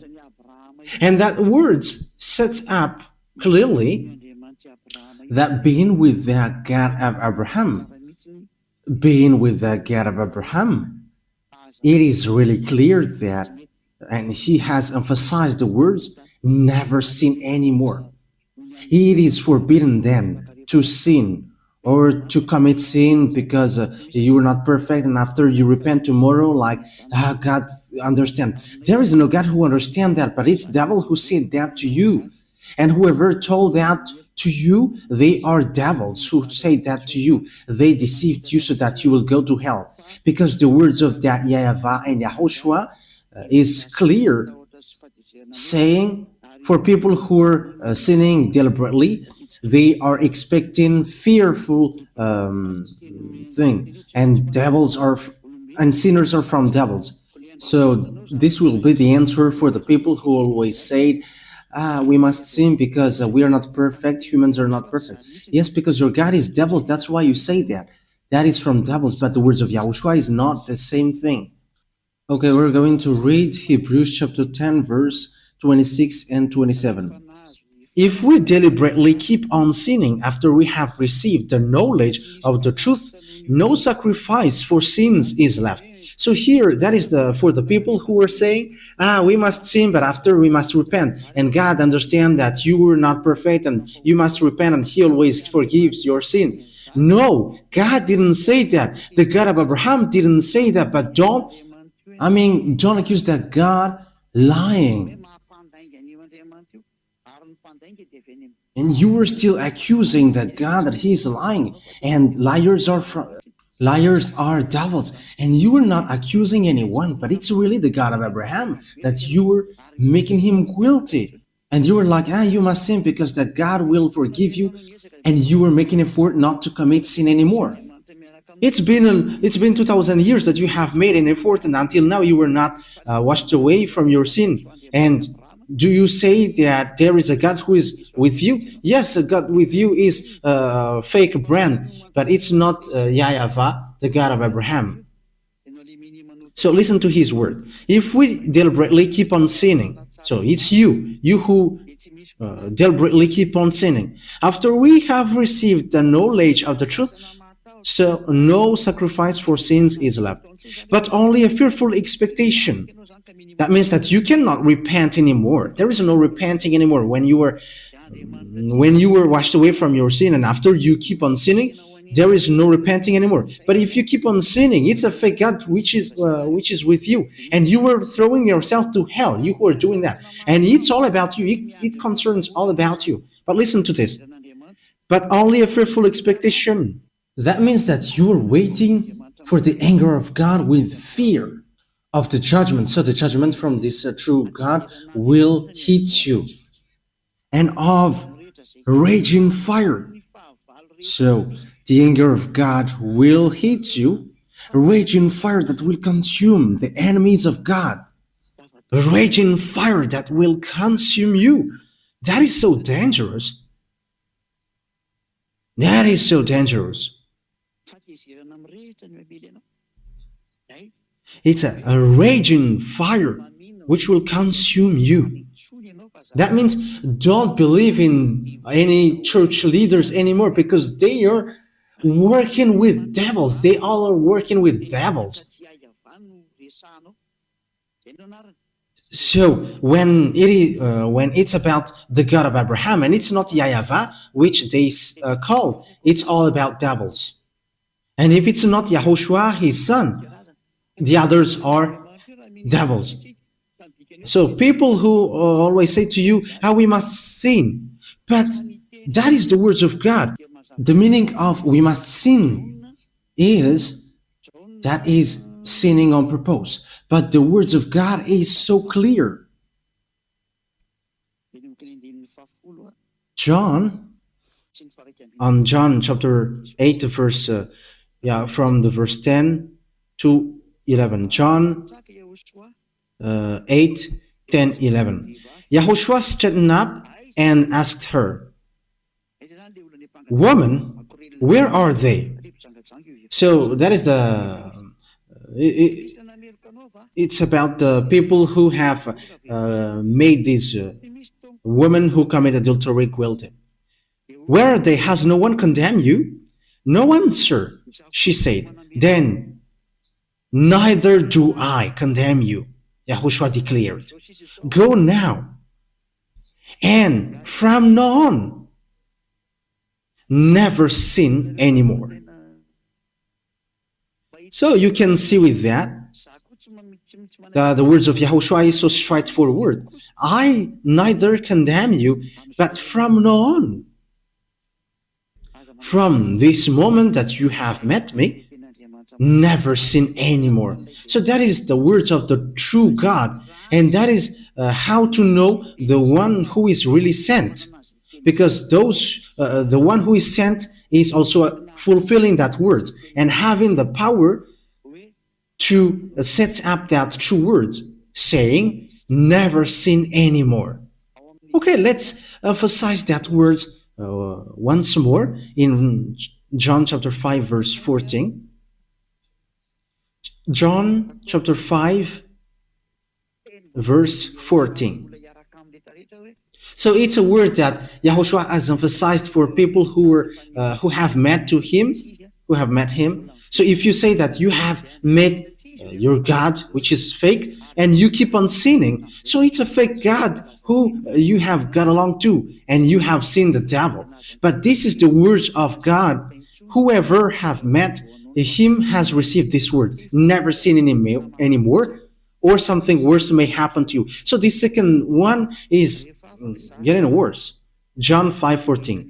Later, Yahushua found him at the temple and said to him,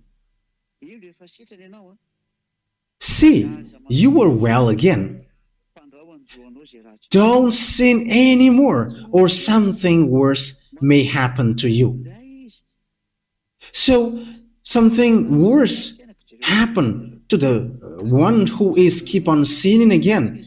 And look at your life, and don't make this God lie, because when he said to you what happens on your life is going to be worse, and don't say that your life is getting good, but you were making this God lie, and that's why you were devil. If you were still going against that, and if you were going against that words, that is the proof that you were devil, because he has said something worse may happen to you if you keep on sinning. So if you reply, there's nothing which happens to us, but we just have to repent and we are free. That's why the one that you follow is devil, and you cannot get out of that. So that's why the question is why Zhyah Eliah should be believed in. Zhyah Eliah, younger brother of Yahushua. I have to emphasize Zhyah because there are lots of people around the world who have stolen the name Eliah. So let me put my name from the heaven of heaven, Zhyah, so that you cannot steal it, because that is my proper noun. Eliah is in the Bible. That's why you were stealing it nonsensely, even though you don't know it.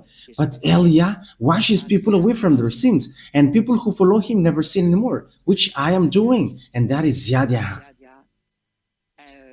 That is Zhyah. Zhyah Eliah.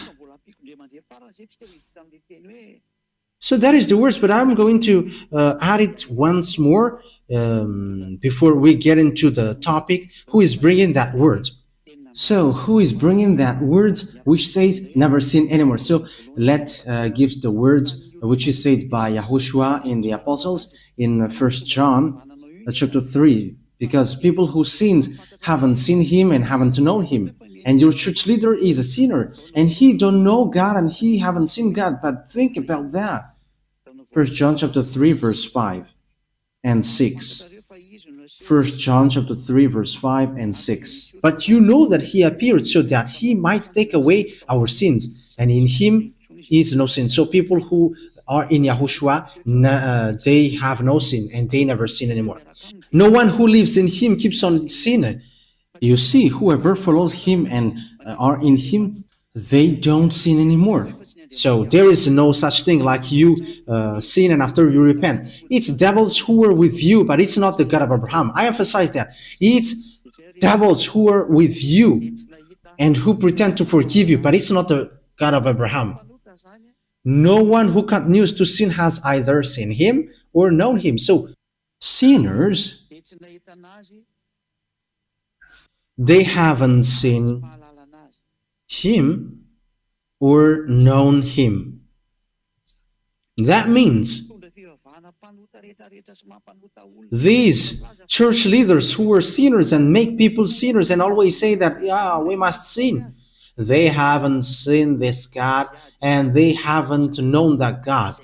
But Zhyah Eliah, however, the one who have made you free from sin, by my action giving you the knowledge of Yahushua, so I have the power and the authority to bring the words to wash you away from your sin. As proof, you were washed away from your sin. Zhyah Eliah. And people who got into that place are so happy. They are really free. Glory be to beloved Daddy YAHVAH and Yahushua. So if you who are listening to me wish for that goodness of the word, if you who are listening to me wish the grace from these words, Zhyah Elia calls you. Follow me now. Let's go to Yahushua. I will bring you there. I am really sent. As proof, there are thousands of people around the world who are already joining Elia. We are only waiting for you now. Don't listen to any kinds of defamation from these church leaders who are working with devils. Even they cannot free up themselves with sins. Even they are lying to you. How long time they have deceived you? Stop now. Stop following them. Let's follow Yahushua now. It has not happened from a long time, and it will never happen. So they have made you eaten by devils. So be conscious. Come back to Yahushua. How to know if Zhyah Elia is true and he should be believed in because he's sent by Yahushua? So that is already clear.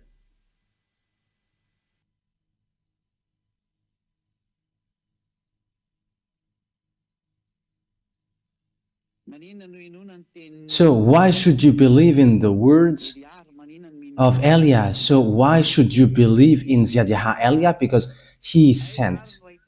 So where to find these words? Because this we're going to look for these words. Who has that and where to find it?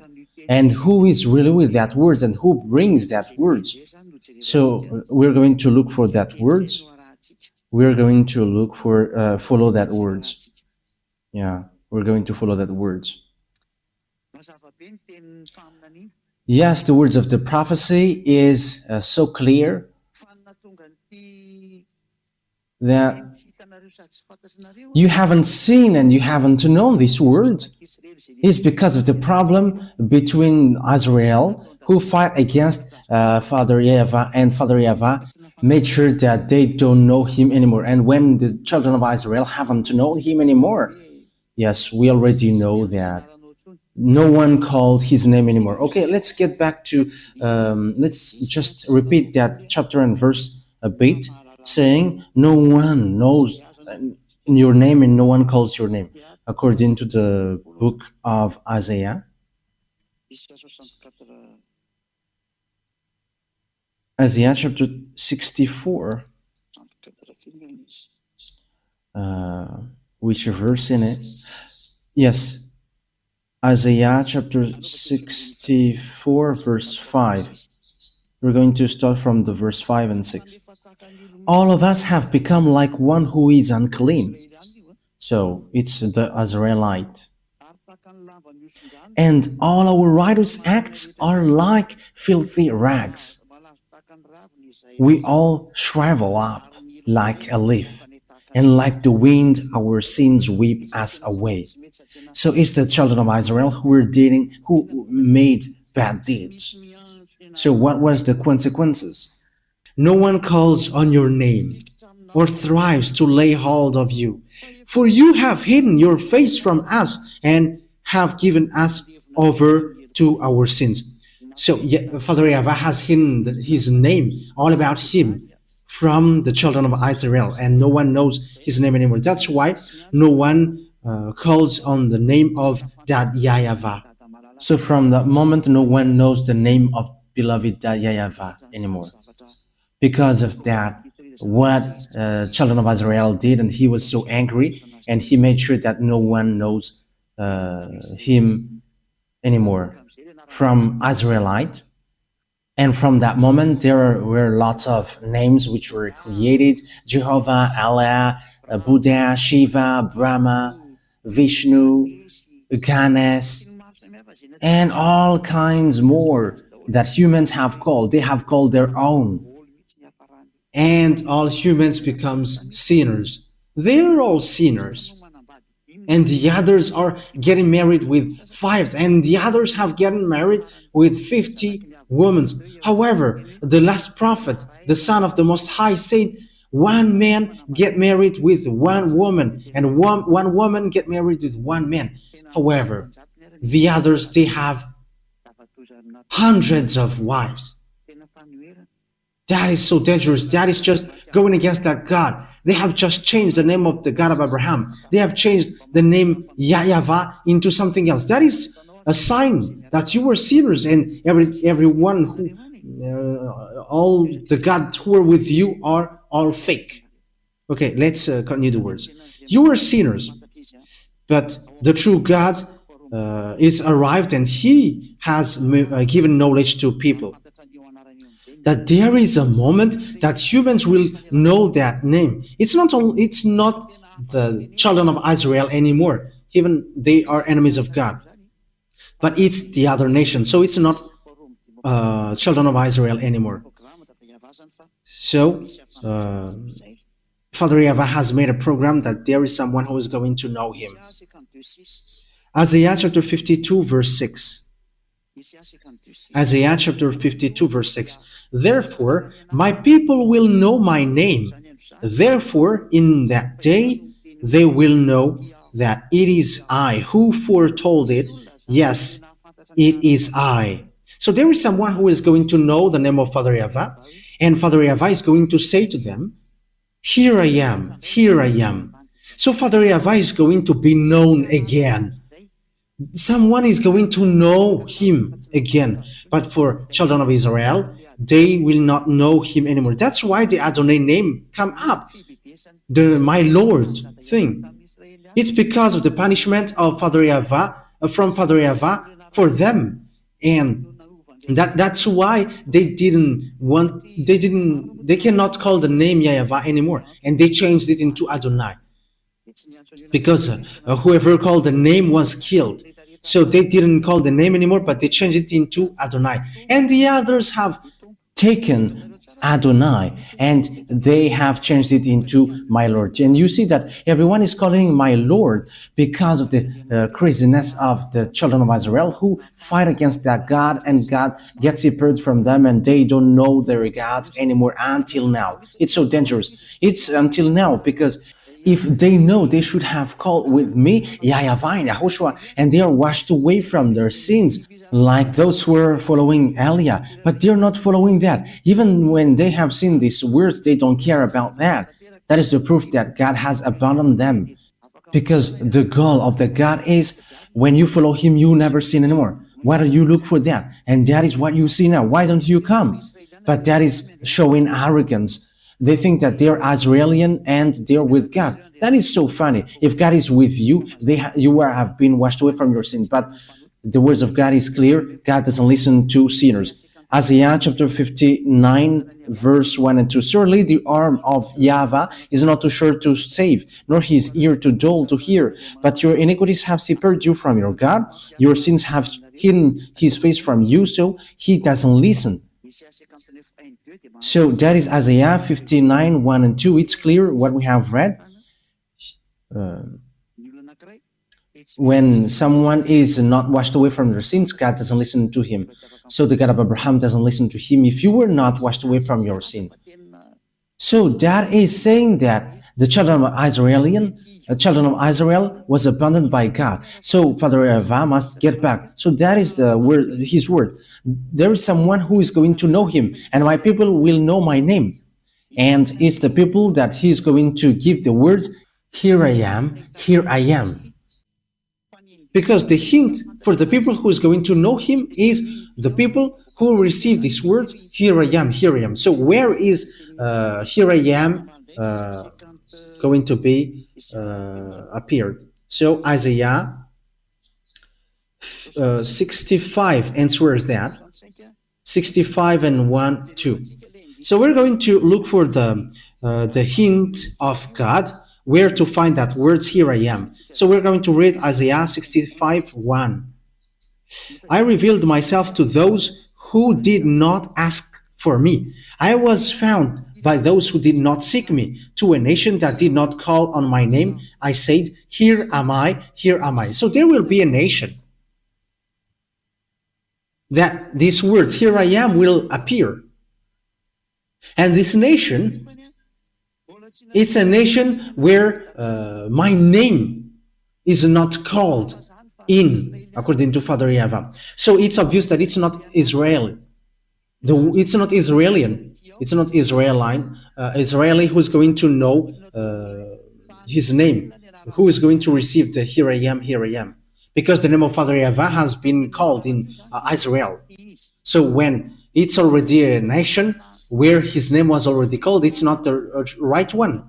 But the nation here is where the name was not yet called. So it's obvious that it is not in Israel, because the name of Father YAHVAH was already called in Israel. So Israel is eliminated. Bye-bye for Israeli, because you don't know that name. The name is not yours, and this name will never go to you, because it has gone to the other nation, to save the other nation. I hope that you who are listening to this teaching will come and follow Elia. Believe in Elia, because Elia is sent to save you. It's the one that you see on this TV, and you can hear his voice on the radio, the one who is talking to you right now. So where to find him then on this earth planet? Because it's not in Israel that it will come out, and it's not going to be known from there, but it's in another place. So where to find that? So let's get back to the words of Yahushua, because it's Yahushua that where we can find the truth. And here is what Yahushua said. We know the words of God, which says, listen to Israelite prophet. So we're going to get into the words of prophet. We're going to take a look at the words of Grandpa Moshe, Deuteronomy chapter 18 verse 15, saying you have to listen to Israelite prophet. Okay, Deuteronomy chapter 18 verse 15. So here is what written here. We're going to read it for the glory of Father YAHVAH. YAHVAH your God will rise up for you a prophet like me from among you, from your fellow Israelites. You must listen to him. So you must listen to Israelite prophet. And we know that Yahushua is an Israelite prophet. He is a great prophet in Israel. So we're going to read the message from Yahushua in his and from his disciples. So it's in John or Yohanan. It's Yohanan apostles. So we're going to read the words of Yahushua, the prophet, which is given to his disciples. So this is the words of the prophet Yahushua according to John, apostles, his disciples. Revelation chapter 19. Where is it again? 19 verse 10. Revelation chapter 19 verse 10. Revelation chapter 19 verse 10. And it's the last part. For it is the spirit of prophecy who bears testimony to Yahushua. So the Israelite prophet that you must listen is the one who is preaching Yahushua only. So it's him who is bringing that prophecy according to the words of Yahushua, which is given to the disciples, disciples who have seen his glory in the heaven of heavens. So it's John, and Yahushua has declared the person who got the spirit of prophecy is the one who preaches Yahushua. So we're going to see who is preaching Yahushua on this earth planet. How to know that Yahushua? To know that Yahushua, of course, he washes people away from their sins. That is the first of all. That is the first thing. We have talked about that from the beginning. And the second one is that Yahushua brings eternal life through preaching his name. So that is how to know him. That is a next hint. So Yahushua preaching the eternal life through his name. So who among the humans on earth preaches that name? And people have got the eternal life. Meaning of the eternal life is there is a teaching which he brought and people are washed away from their sins. So that is the eternal life. So let's read the words of Yahushua according to the words, according to the book of John, sorry. John chapter 17, verse 3. because there is an eternal life that we are going to look for here. So this is the next hint. We're going to look for the eternal life, because it's in the eternal life which preaches his name, and it's in his name that the eternal life will come up, and in the eternal life which come out from his name. So it's obvious that eternal life, it's people who are washed away from their sins. So who are preaching the deliverance from sin? Who preaches the name which makes people washed away from their sins on this earth? So we're going to emphasize that. So how that words come to appear? So John chapter 17 verse 3. So this is the next hint. Now this is eternal life, that they know you, the only true God, and Yahushua, the chosen, whom you have sent. So here there is an eternal life that we are going to look for. So this eternal life, this is how you can get it. It's to know you, that YAHVAH, and Yahushua, whom you have sent. But there is no one who has known Father YAHVAH and Yahushua, who have made people washed away from their sins on this earth, except Eliah only. It's only Eliah who has done that, and who have done that. And we're going to prove that, because we can say together that it's me who have called that YAHVAH and Yahushua. That YAHVAH is the God of Abraham, and Yahushua is the Son. And whoever followed both of them are washed away from their sins. So when they are washed away from their sins, they never do something bad anymore, and they never commit sin anymore. They are completely free. But through what have they know this name, and they have got the eternal life? They have known, they know Father YAHVAH, because that is the objective, to know that YAHVAH. And through what? That name brings eternal life, and we're to know that name. This eternal life, though, it's a hint that the Holy Scripture gave. This is a next hint. It's the teaching of Yahushua. So let's read the teaching of Yahushua. John chapter 12, John 12, 49 and 50. So here is the eternal life that we have just seen. So the hint is the eternal life, and the eternal life gives the name of Yahushua. And we know that this is the eternal life. It's to know you. So the eternal life is to know his name. And we're going to see also that to know the eternal life, to get the eternal life, is the teaching of Yahushua. John 12, 49 and 50. For I did not speak on my own, but my Father who sent me commanded me to say all that I have spoken. I know that his command leads to eternal life. So that is eternal life. It is back again. So the command of Yahushua, it's a command from the Father, and it gives eternal life. So whatever I say is just what the Father has told me to say. So the name brings eternal life, and the commands of Yahushua as well brings eternal life. That means the name of Yahushua is going to come out from the command of Yahushua, from the law of Yahushua. And in the law of Yahushua, that this name will come out. So it's in the law of Yahushua that this name will come out. And when this name will come out, people are washed away from their sins. And that is what all prophets said. You must listen to Israelite prophet, and that prophecy end up in Zhyah. That's why Zhyah is a great prophet of Yahushua, younger brother of Yahushua.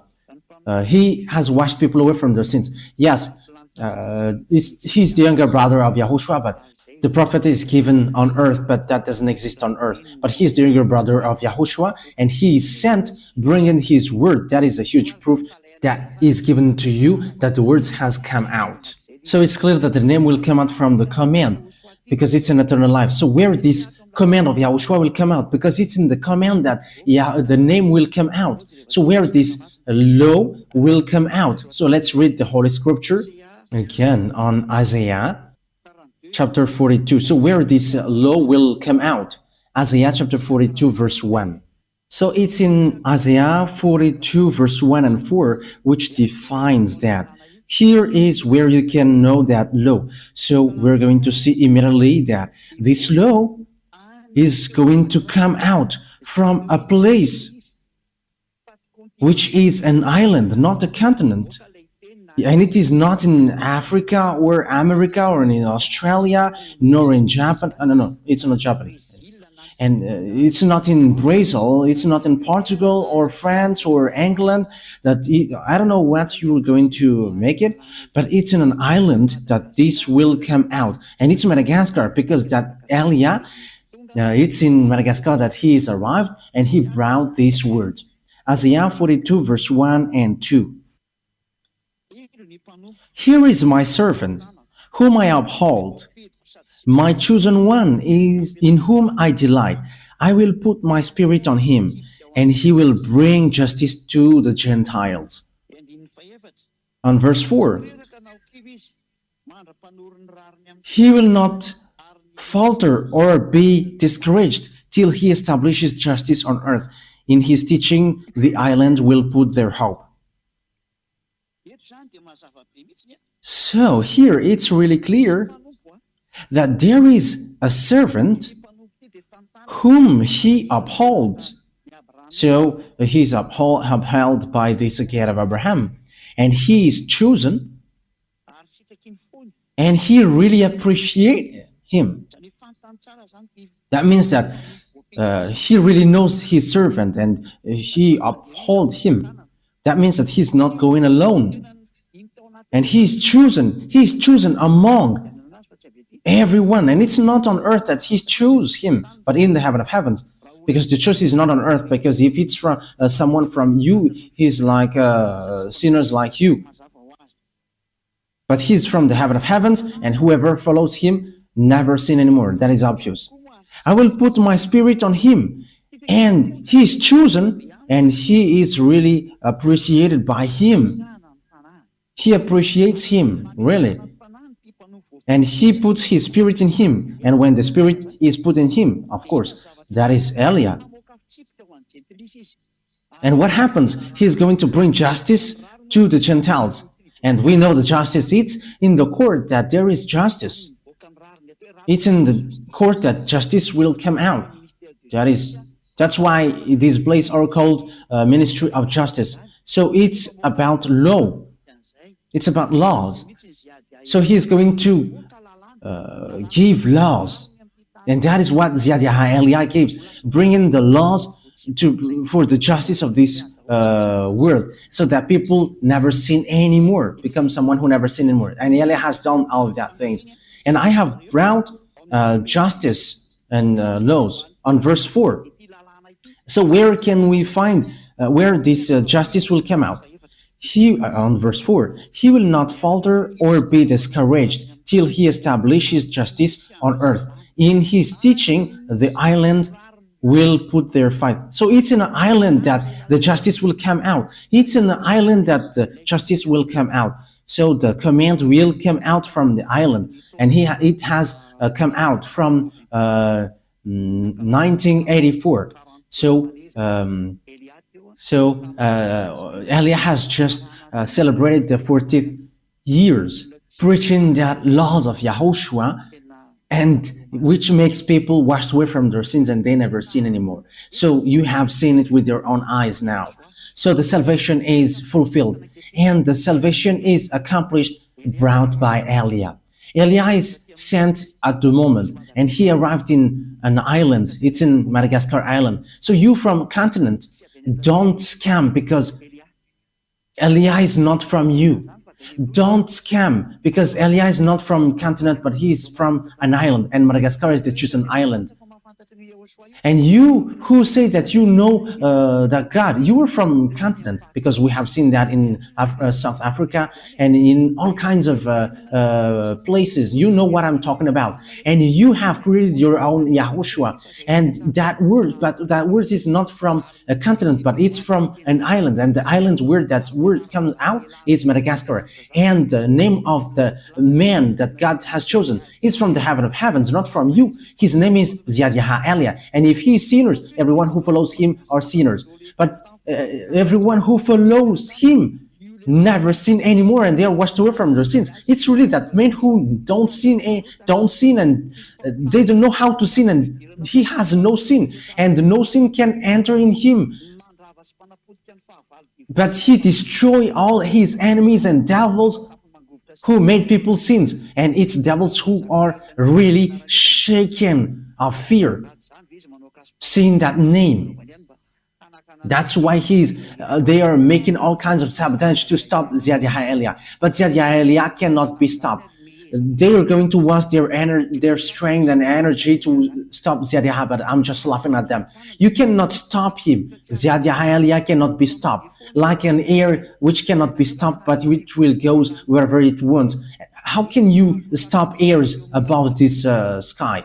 How can you stop that? But it's the same thing that you cannot stop it, that you cannot stop Elia. No one has stopped air like above your head. How can you stop this air? You cannot stop it. It can go everywhere it goes, and you can find anywhere, and you cannot stop it. However, Elia is much more than the air that you are thinking. Even angels are compared as air. But Elia is the messenger of the Most High, messenger of beloved YAHVAH and Yahushua. So the last question, let me repeat it again. Why you should believe in Zhyah? You should believe in Zhyah because he's the one who is really sent. He is sent in Ireland, and he's going to all around the world at the moment of speaking, giving knowledge of people about Yahushua and all the truth. This is the man of God that you are looking for, Israeli people. But you hate him and you have killed Yahushua. Here is the man of God. You who are looking for the man of God who is going to save you. Here is him, the one that you see on this picture. It's me who is speaking to you. And you are like, you may say, you are preaching yourself. I am not preaching myself, but my Father talks about me, and same as Yahushua and even myself. So my Yahushua and my dad talks about me, and I am not talking about myself, but it's they who order me say this, and I am telling that, so that you know that the messenger is arrived, and which says as well, the island waits for his law. So here I am. So know how to listen to me, you who are going to ask. So the wise people see the danger and they take shelter, but fools keep going on and they are in trouble. For the spirits who are screaming for salvation from Yahushua, here is Elia to bring you to us, to Yahushua. I will bring you to the arms of Yahushua. So I hope that you all were going to listen to Elia, whoever you were, whether you were foreigners, because there is nothing to do with foreigners or Malagasy anymore. But as long as you are a spirit called by Yahushua, let's come to Elia. Called by Yahushua, where I come from. Let's follow Elia. Here I am. Whoever followed me, they are washed away from their sins and they never sin anymore. Elia calls you. Here is the one that you were looking for and the one that you wait for. Yahushua is not going to come here unless the end takes its turn. But I am going beforehand of him. So follow me, because here is the one sent, fulfilling the Isaiah 42. The island waits for his law. Here I am. I have given you the proof. So know how to listen. It's because we love you. That's why we come down here to save you, to bring you to Yahushua, the one who sent me. So that is my words. Yahushua bless you all, so that you're going to come to Yahushua, to Dad YAHVAH, and you're going to follow Elia, because Yahushua and Elia are one. Elia is the younger brother of Yahushua. He's not from earth, from you. Otherwise, you all are still sinners. But Elia is from the heaven of heavens. He is chosen servant, and he is chosen by Yahushua to bring the holiness and bring back it to the earth, because the end is arriving. Okay, the words of Elia is over. Come, you chosen spirit, run quickly and don't stop anymore. The words that I have given you is so clear. Elia is arrived to save you. Zhyah, Elia. Zhyah, Elia. So that is the one who is arrived in you, sent by that YAHVAH, sent by Yahushua. We're going to pray to end this word. Glory be to you, that YAHVAH. Glory be to you, beloved Yahushua. I really love you so much, you both. Save, Dad, beloved Dad YAHVAH, those people who are listening to these words. Let them know where I come from, because I come from you, beloved Dad YAHVAH. You were the God of Abraham, and you were also the God of Isaac and Jacob. Bring in the words in Yahushua. That is the reason of all of these things. But at the moment, Yahushua has fulfilled the salvation, and you both have sent me to bring your word. And I have given the words. I haven't hidden anything, but I have given the salvation so that people know. Save people, Dad, YAHVAH. Save those spirits who are screaming, calling you. Let them hear the words of Elia. I am already spending all my strength for you, and I forsake my life for you, Yahushua, so that I take revenge of your blood. Save people to get back to you. Let the Holy Spirit from you call everyone to run, so each one will run to make them come back to Yahushua, Dad, YAHVAH. And they all will know that I am the one that you sent, the one that you have written in the book as well, and which I have just said. And let them know that your chosen servant is already arrived in the chosen island. Madagascar is the island that you have chosen. Open their minds so that they know that, because I have arrived. Dad, beloved Dad YAHVAH and Yahushua, justify all the words of Elia that I have given today.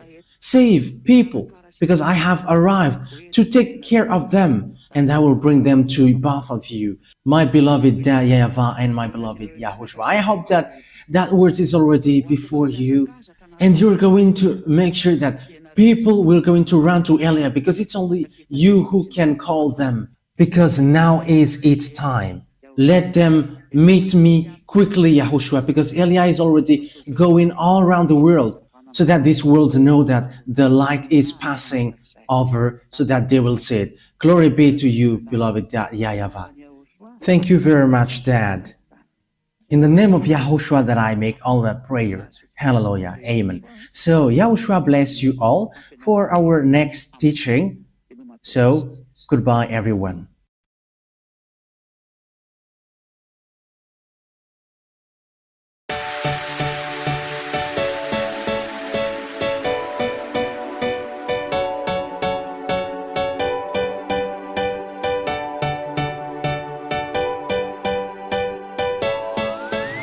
For all of you who were convinced by the teaching of Yahushua, here is the WhatsApp number through which you can contact the ambassador of Yahushua, Zhyah Elia. +261 32 86 663 98. We wish you the best to come into the kingdom of Yahushua.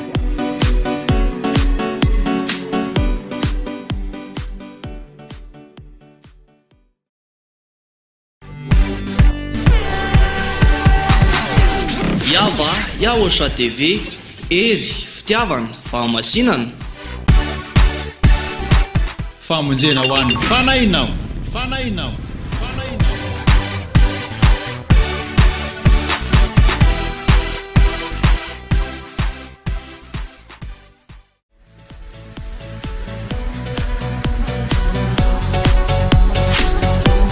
Ery, fitiavana, fahamasinana, lay radio tsy manam-paharoa, tsy manam-paharoa, tsy manam-paharoa. YAHVAH, YAHOSHUAH.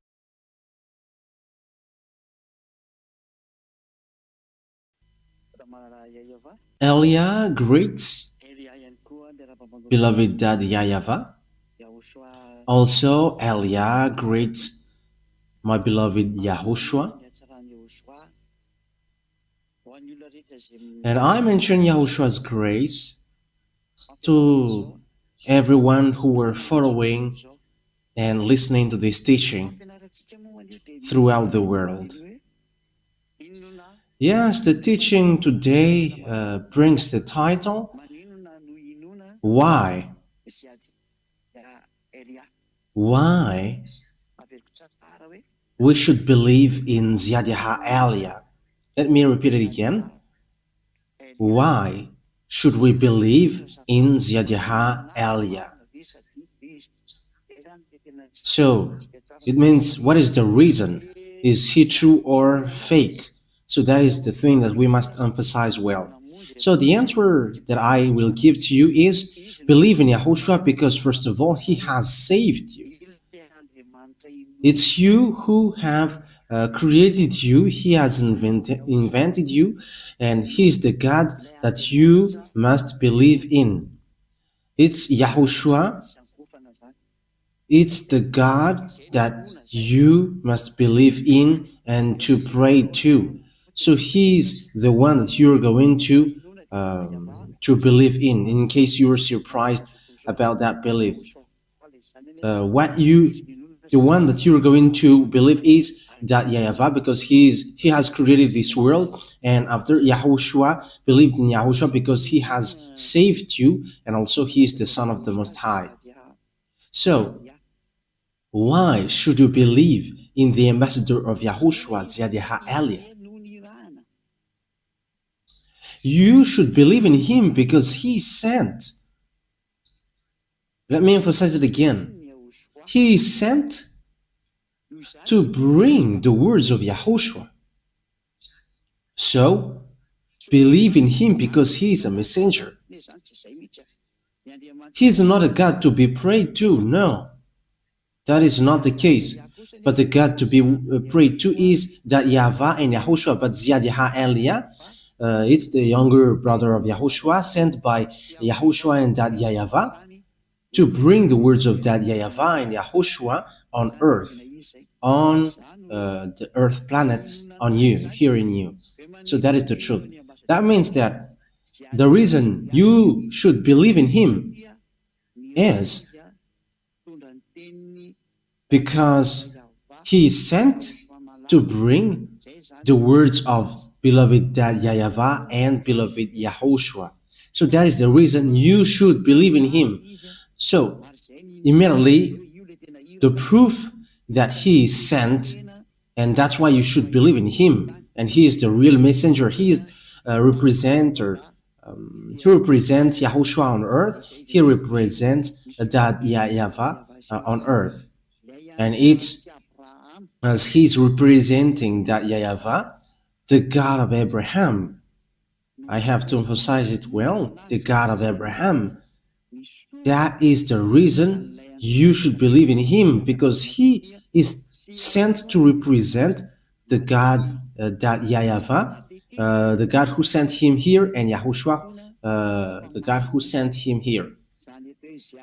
So, what is then the words that Zhyah is true? And you need to believe in him. You need to trust him. I have to emphasize it well. You need to believe in him and trust him because he sent and bring the message for the glory of that YAHVAH and Yahushua. First of all, the words that Yahushua has given, because we're going to start from that. Yahushua has said clearly, never sin anymore. So that is the straightforward words that Yahushua has given, never sin anymore. And that words sets up clearly that being with the God of Abraham, being with the God of Abraham, it is really clear that, and he has emphasized the words, never sin anymore. It is forbidden then to sin or to commit sin because you are not perfect, and after you repent tomorrow, like, God understand. There is no God who understands that, but it's the devil who said that to you. And whoever told that to you, they are devils who say that to you. They deceived you so that you will go to hell. Because the words of that YAHVAH and Yahushua is clear, saying for people who are sinning deliberately, They are expecting fearful thing, and and sinners are from devils. So this will be the answer for the people who always say, we must sin because we are not perfect. Humans are not perfect. Yes, because your God is devils. That's why you say that. That is from devils. But the words of Yahushua is not the same thing. Okay, we're going to read Hebrews chapter 10, verse 26 and 27.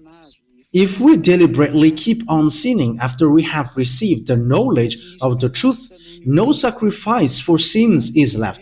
So here, that is for the people who are saying, we must sin, but after we must repent. And God understands that you were not perfect and you must repent and He always forgives your sin. No, God didn't say that. The God of Abraham didn't say that, but don't accuse that God lying. And you were still accusing that God that He is lying, and liars are devils, and you were not accusing anyone, but it's really the God of Abraham that you were making him guilty, and you were like, you must sin because that God will forgive you, and you were making effort not to commit sin anymore. It's been 2,000 years that you have made an effort, and until now you were not washed away from your sin. And do you say that there is a God who is with you? Yes, a God with you is a fake brand, but it's not YAHVAH, the God of Abraham. So listen to His word. If we deliberately keep on sinning, so it's you who deliberately keep on sinning, after we have received the knowledge of the truth, so no sacrifice for sins is left, but only a fearful expectation. That means that you cannot repent anymore. There is no repenting anymore when you were washed away from your sin, and after you keep on sinning, there is no repenting anymore. But if you keep on sinning, it's a fake God which is with you, and you were throwing yourself to hell. You who are doing that, and it's all about you. It concerns all about you. But listen to this. But only a fearful expectation. That means that you are waiting for the anger of God with fear of the judgment. So the judgment from this true God will hit you, and of raging fire. So the anger of God will hit you, a raging fire that will consume the enemies of God, a raging fire that will consume you. That is so dangerous. That is so dangerous. It's a raging fire which will consume you. That means don't believe in any church leaders anymore, because they are working with devils. They all are working with devils. So when it's about the God of Abraham, and it's not YAHVAH, which they call, it's all about devils. And if it's not Yahushua, His son, the others are devils. So people who always say to you, how we must sin, but that is the words of God. The meaning of we must sin is that is sinning on purpose. But the words of God is so clear. John chapter 8, verse from the verse 10 to 11. John 8, 10, 11. Yahushua straightened up and asked her, "Woman, where are they?" So that is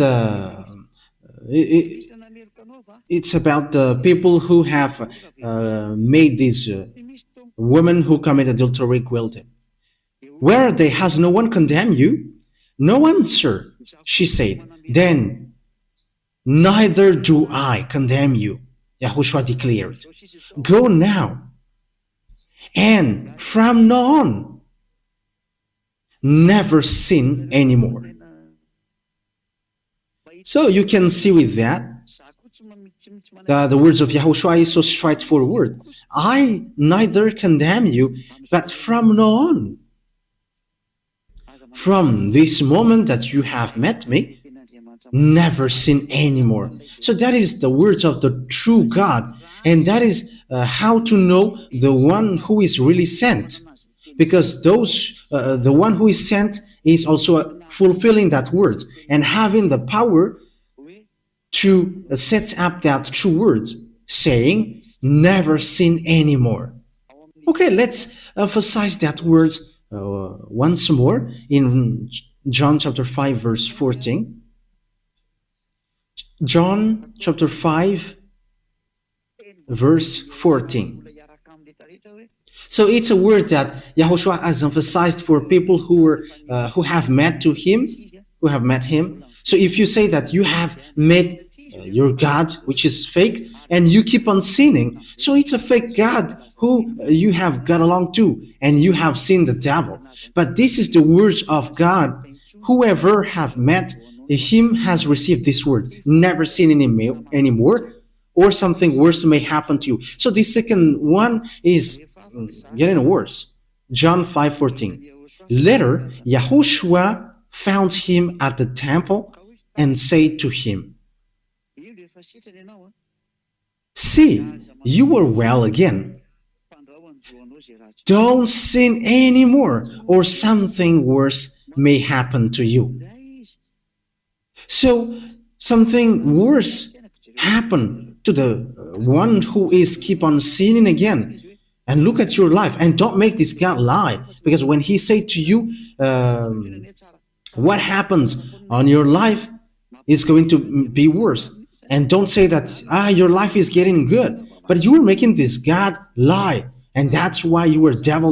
If you were still going against that, and if you were going against that worse, that is the proof that you were devil, because he has said something worse may happen to you if you keep on sinning.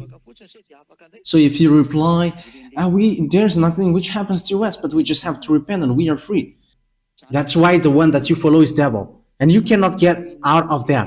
So that's why the question is why Zhyah Eliah should be believed in. Zhyah Eliah, younger brother of Yahushua.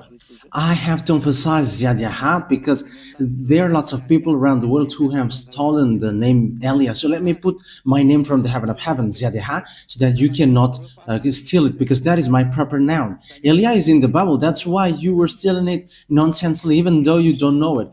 But Eliah washes people away from their sins, and people who follow him never sin anymore, which I am doing, and that is Zhyah. That is Zhyah. Zhyah Eliah. So that is the words, but I'm going to add it once more before we get into the topic. Who is bringing that word?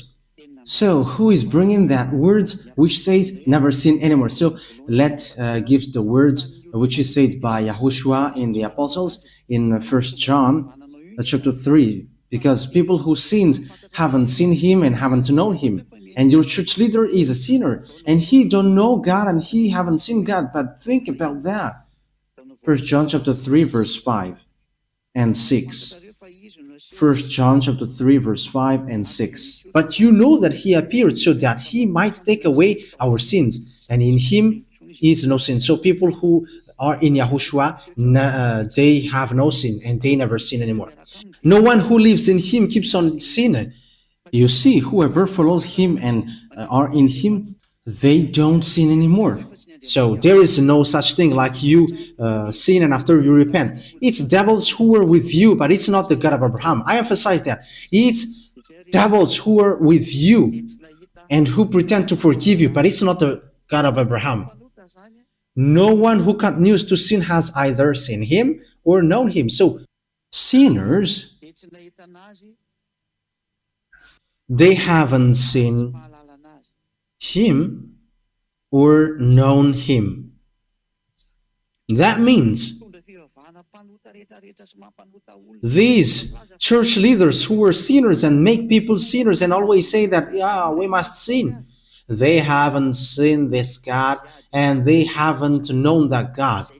But Zhyah Eliah, however, the one who have made you free from sin by my action, giving you the knowledge of Yahushua, so I have the power and the authority to bring the words to wash you away from your sin. As proof, you were washed away from your sin. Zhyah Eliah, And people who got into that place are so happy. They are really free. Glory be to beloved Daddy YAHVAH and Yahushua. So if you who are listening to me wish for that goodness of the word, if you who are listening to me wish the grace from these words, Zhyah Elia calls you. Follow me now. Let's go to Yahushua. I will bring you there. I am really sent. As proof, there are thousands of people around the world who are already joining Elia. We're only waiting for you now. Don't listen to any kinds of defamation from these church leaders who are working with devils. Even they cannot free up themselves with sins. Even they are lying to you. How long time they have deceived you. Stop now. Stop following them. Let's follow Yahushua now. It has not happened from a long time, and it will never happen. So they have made you eaten by devils. So be conscious.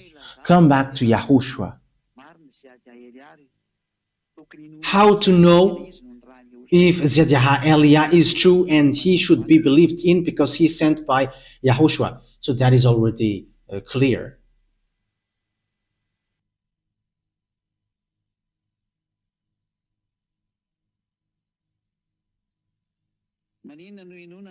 So why should you believe in the words of Elia? So why should you believe in Zhyah Elia? Because he is sent. So where to find these words? Because this we're going to look for these words. Who has that and where to find it? And who is really with that words and who brings that words? So we're going to look for that words. We're going to look for follow that words. Yeah. We're going to follow that words. Yes, the words of the prophecy is so clear that you haven't seen and you haven't known these words. It's because of the problem between Israel who fight against Father YAHVAH, and Father YAHVAH made sure that they don't know him anymore. And when the children of Israel haven't known him anymore, yes, we already know that no one called his name anymore. Okay, let's get back to, let's just repeat that chapter and verse a bit, saying, no one knows your name and no one calls your name, according to the book of Isaiah. Isaiah chapter 64. Which verse in it? Yes, Isaiah chapter 64 verse 5. We're going to start from the verse 5 and 6. All of us have become like one who is unclean. So it's the Israelite. And all our righteous acts are like filthy rags. We all shrivel up like a leaf, and like the wind our sins weep us away. So it's the children of Israel who made bad deeds. So what was the consequences? No one calls on your name or thrives to lay hold of you. For you have hidden your face from us and have given us over to our sins. So Father YAHVAH has hidden his name, all about him, from the children of Israel, and no one knows his name anymore. That's why no one calls on the name of Daddy YAHVAH. So from that moment, no one knows the name of beloved Daddy YAHVAH anymore. Because of that, what children of Israel did, and he was so angry, and he made sure that no one knows him anymore from Israelite.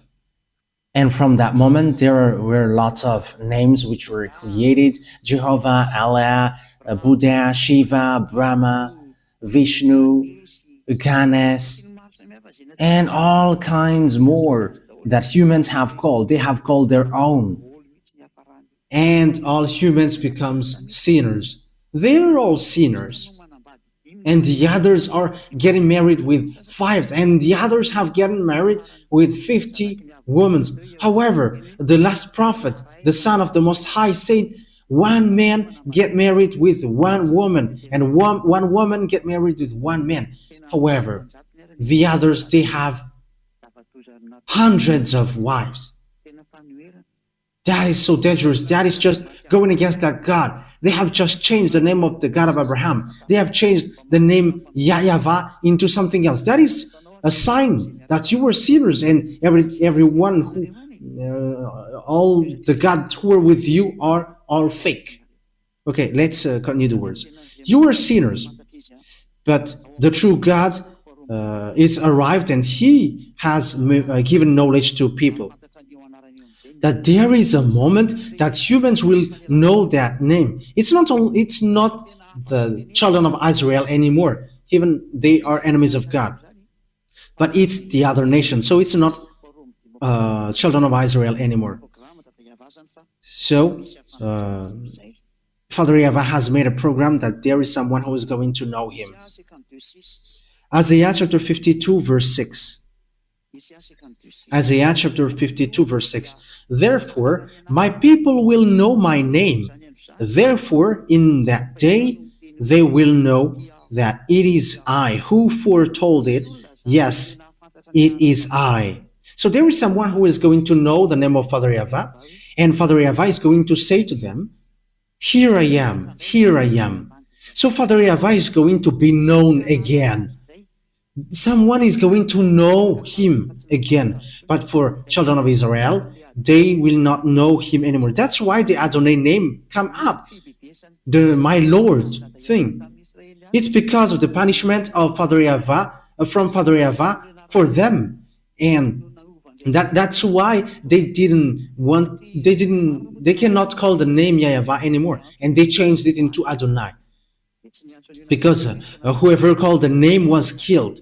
So they didn't call the name anymore, but they changed it into Adonai. And the others have taken Adonai and they have changed it into my Lord. And you see that everyone is calling my Lord because of the craziness of the children of Israel who fight against that God, and God gets separated from them and they don't know their gods anymore until now. It's so dangerous. It's until now, because if they know, they should have called with me YAHVAH and YAHOSHUAH, and they are washed away from their sins, like those who were following Elia. But they're not following that. Even when they have seen these words, they don't care about that.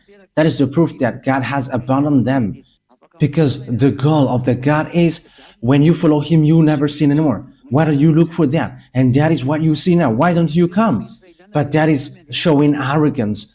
They think that they're Israelian and they're with God. That is so funny. If God is with you, you have been washed away from your sins. But the words of God is clear. God doesn't listen to sinners. Isaiah chapter 59 verse 1 and 2. Surely the arm of YAHVAH is not too short to save, nor his ear too dull to hear. But your iniquities have separated you from your God. Your sins have hidden His face from you, so He doesn't listen. So that is Isaiah 59, 1 and 2. It's clear what we have read. When someone is not washed away from their sins, God doesn't listen to him. So the God of Abraham doesn't listen to him if you were not washed away from your sin.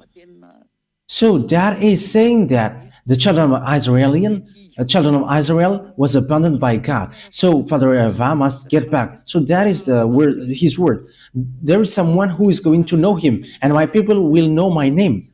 And it's the people that He is going to give the words, here I am, here I am. Because the hint for the people who is going to know Him is the people who receive these words, here I am, here I am. So where is here I am going to be appeared? So Isaiah 65 answers that. 65 and 1, 2. So we're going to look for the hint of God, where to find that words, here I am. So we're going to read Isaiah 65, 1. I revealed myself to those who did not ask for me. I was found by those who did not seek me. To a nation that did not call on my name, I said, here am I, here am I. So there will be a nation that these words, here I am, will appear. And this nation, it's a nation where my name is not called in, according to Father YAHVAH. So it's obvious that it's not Israeli. It's not Israelian. It's not Israeli who's going to know his name, who is going to receive the here I am, here I am. Because the name of Father YAHVAH has been called in Israel. So when it's already a nation where his name was already called, it's not the right one. But the nation here is where the name was not yet called. So it's obvious that it is not in Israel, because the name of Father YAHVAH was already called in Israel. So Israel is eliminated. Bye-bye for Israeli, because you don't know that name. The name is not yours, and this name will never go to you, because it has gone to the other nation, to save the other nation. I hope that you who are listening to this teaching will come and follow Elia. Believe in Elia, because Elia is sent to save you. It's the one that you see on this TV, and you listen. You can hear his voice on the radio, the one who is talking to you right now. So where to find him then on this earth planet? Because it's not in Israel that it will come out, and it's not going to be known from there, but it's in another place. So where to find that? So let's get back to the words of Yahushua, because it's Yahushua that where we can find the truth. And here is what Yahushua said. We know the words of God, which says, listen to Israelite prophet. So we're going to get into the words of prophet. We're going to take a look at the words of Grandpa Moshe, Deuteronomy chapter 18 verse 15, saying you have to listen to Israelite prophet. Okay, Deuteronomy chapter 18 verse 15. So here is what written here. We're going to read it for the glory of Father YAHVAH. YAHVAH your God will rise up for you a prophet like me from among you, from your fellow Israelites. You must listen to him. So you must listen to Israelite prophet. And we know that Yahushua is an Israelite prophet. He is a great prophet in Israel. So we're going to read the message from Yahushua in his and from his disciples. So it's in John or Yohanan. It's Yohanan apostles. So we're going to read the words of Yahushua, the prophet, which is given to his disciples. So this is the words of the prophet Yahushua according to John, apostles, his disciples. Revelation chapter 19. Where is it again? 19 verse 10. Revelation chapter 19 verse 10. Revelation chapter 19 verse 10. And it's the last part. For it is the spirit of prophecy who bears testimony to Yahushua. So the Israelite prophet that you must listen is the one who is preaching Yahushua only. So it's him who is bringing that prophecy according to the words of Yahushua, which is given to the disciples. Disciples who have seen his glory in the heaven of heavens. So it's John, and Yahushua has declared the person who got the spirit of prophecy is the one who preaches Yahushua.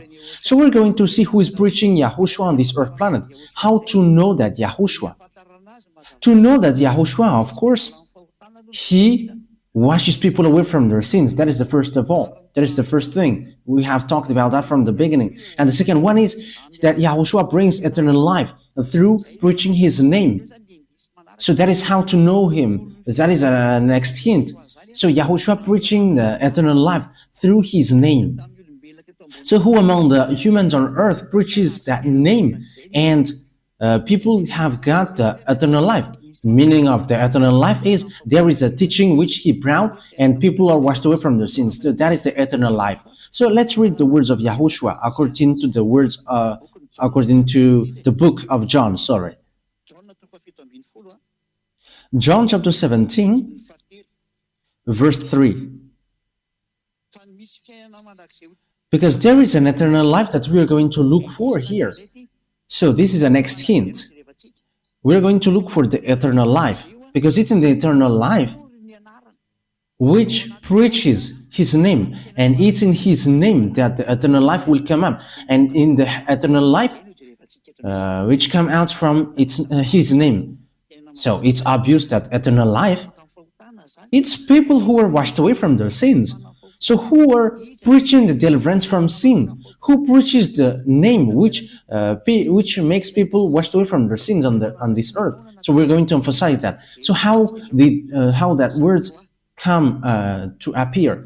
So John chapter 17 verse 3. So this is the next hint. Now this is eternal life, that they know you, the only true God, and Yahushua, the chosen, whom you have sent. So here there is an eternal life that we are going to look for. So this eternal life, this is how you can get it. It's to know you, that YAHVAH, and Yahushua, whom you have sent.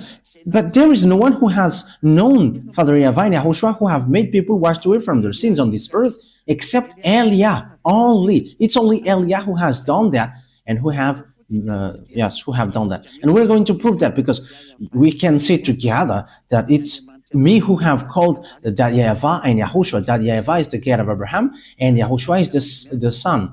And whoever followed both of them are washed away from their sins. So when they are washed away from their sins, they never do something bad anymore, and they never commit sin anymore. They are completely free. But through what have they know this name, and they have got the eternal life? They have known, they know Father YAHVAH, because that is the objective, to know that YAHVAH. And through what? That name brings eternal life, and we're to know that name. This eternal life, though, it's a hint that the Holy Scripture gave. This is the next hint. It's the teaching of Yahushua. So let's read the teaching of Yahushua. John chapter 12, John 12, 49 and 50. So here is the eternal life that we have just seen. So the hint is the eternal life, and the eternal life gives the name of Yahushua. And we know that this is the eternal life. It's to know you. So the eternal life is to know his name. And we're going to see also that to know the eternal life, to get the eternal life, is the teaching of Yahushua. John 12, 49 and 50. For I did not speak on my own, but my Father who sent me commanded me to say all that I have spoken. I know that his command leads to eternal life. So that is eternal life. It is back again. So the command of Yahushua, it's a command from the Father, and it gives eternal life. So whatever I say is just what the Father has told me to say. So the name brings eternal life, and the commands of Yahushua as well brings eternal life. That means the name of Yahushua is going to come out from the command of Yahushua, from the law of Yahushua. And in the law of Yahushua, that this name will come out. So it's in the law of Yahushua that this name will come out. And when this name will come out, people are washed away from their sins. And that is what the all prophets said. You must listen to Israelite prophet, and that prophecy end up in Zhyah. That's why Zhyah is a great prophet of Yahushua, younger brother of Yahushua. He has washed people away from their sins. Yes, he's the younger brother of Yahushua, but the prophet is given on earth, but that doesn't exist on earth. But he's the younger brother of Yahushua, and he is sent bringing his word. That is a huge proof that is given to you that the words has come out. So it's clear that the name will come out from the command, because it's an eternal life. So where this command of Yahushua will come out, because it's in the command that the name will come out. So where this law will come out. So let's read the Holy Scripture again on Isaiah chapter 42. So where this law will come out. Isaiah chapter 42 verse 1. So it's in Isaiah 42 verse 1 and 4, which defines that here is where you can know that law. So we're going to see immediately that this law is going to come out from a place which is an island, not a continent. And it is not in Africa or America or in Australia, nor in Japan. No, it's not Japanese. And it's not in Brazil, it's not in Portugal or France or England. I don't know what you're going to make it, but it's in an island that this will come out. And it's Madagascar, because that Elia, it's in Madagascar that he is arrived and he brought these words. Isaiah 42 verse 1 and 2. Here is my servant, whom I uphold. My chosen one is in whom I delight. I will put my spirit on him, and he will bring justice to the Gentiles. On verse 4, he will not falter or be discouraged till he establishes justice on earth. In his teaching, the island will put their hope. So here it's really clear that there is a servant whom he upholds. So he's upheld by this gate of Abraham, and he is chosen, and he really appreciates him. That means that he really knows his servant and he upholds him. That means that he's not going alone, and he's chosen among everyone. And it's not on earth that he chose him, but in the heaven of heavens, because the choice is not on earth, because if it's from someone from you, he's like sinners like you, but he's from the heaven of heavens, and whoever follows him never sin anymore. That is obvious.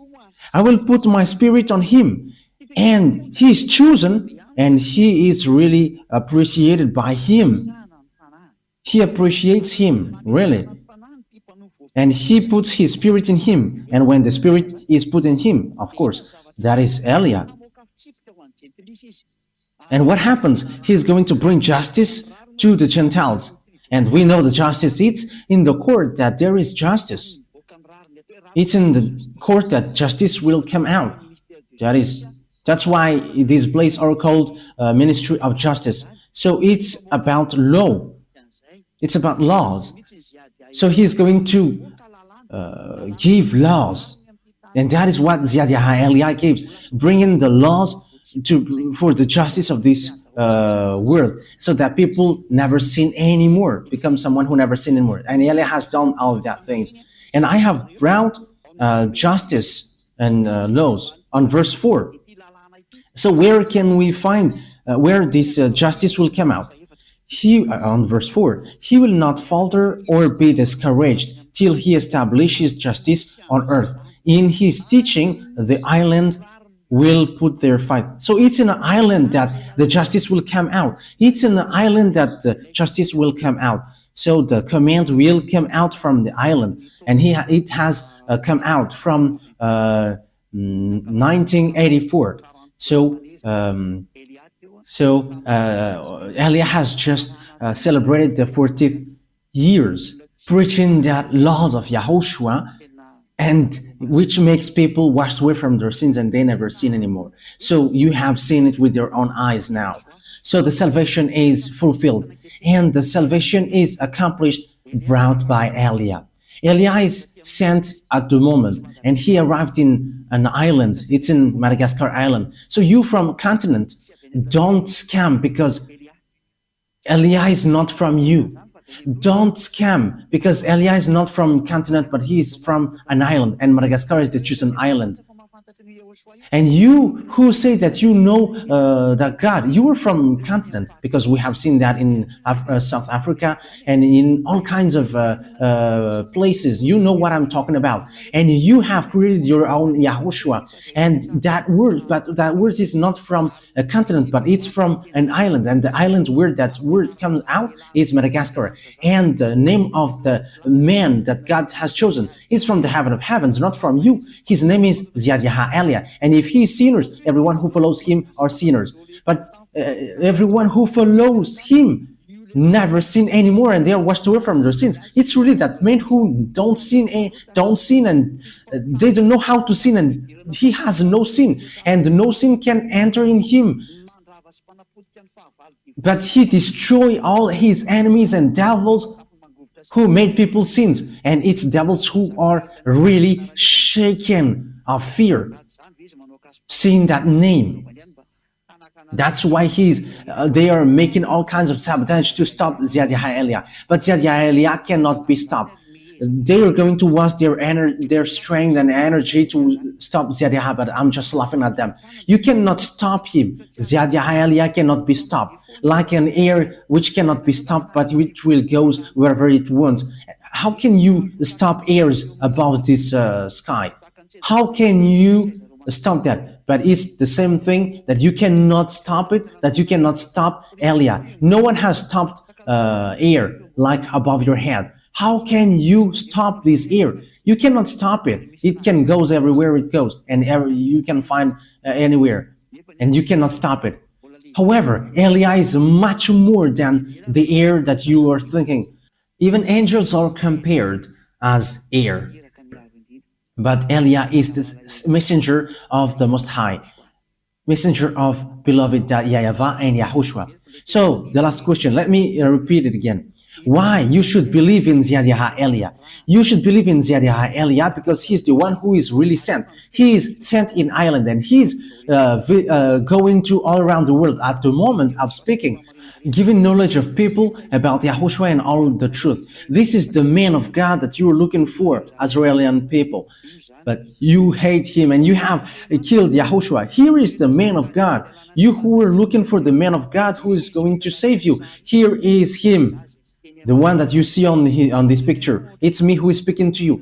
And you are like, you may say, you are preaching yourself. I am not preaching myself, but my Father talks about me, and same as Yahushua and even myself.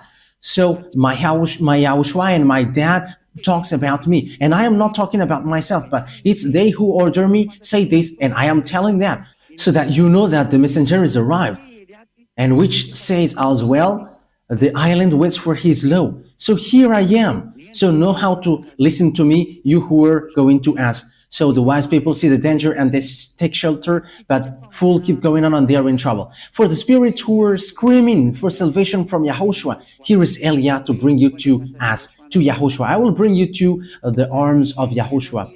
So I hope that you all were going to listen to Elia, whoever you were, whether you were foreigners, because there is nothing to do with foreigners or Malagasy anymore. But as long as you are a spirit called by Yahushua, let's come to Elia.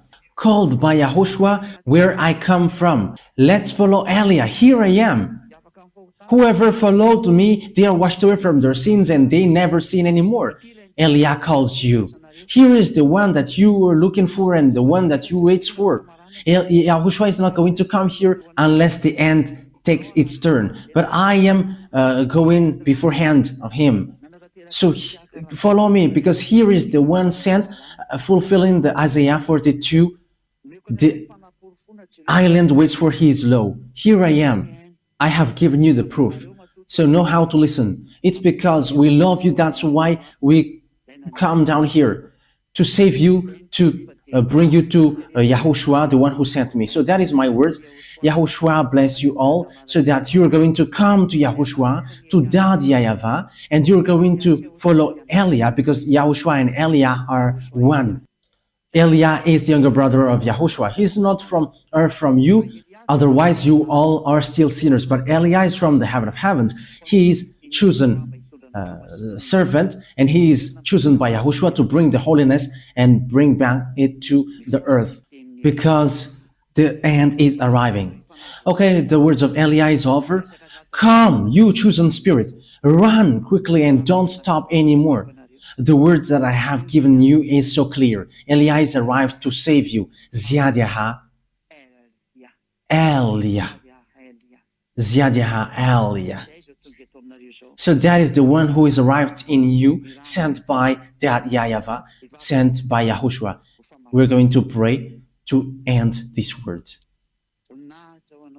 Glory be to you, that YAHVAH. Glory be to you, beloved Yahushua. I really love you so much, you both. Save, Dad, beloved Dad YAHVAH, those people who are listening to these words. Let them know where I come from, because I come from you, beloved Dad YAHVAH. You were the God of Abraham, and you were also the God of Isaac and Jacob. Bringing the words in Yahushua, that is the reason of all of these things. But at the moment, Yahushua has fulfilled the salvation, and you both have sent me to bring your word. And I have given the words, I haven't hidden anything, but I have given the salvation so that people know.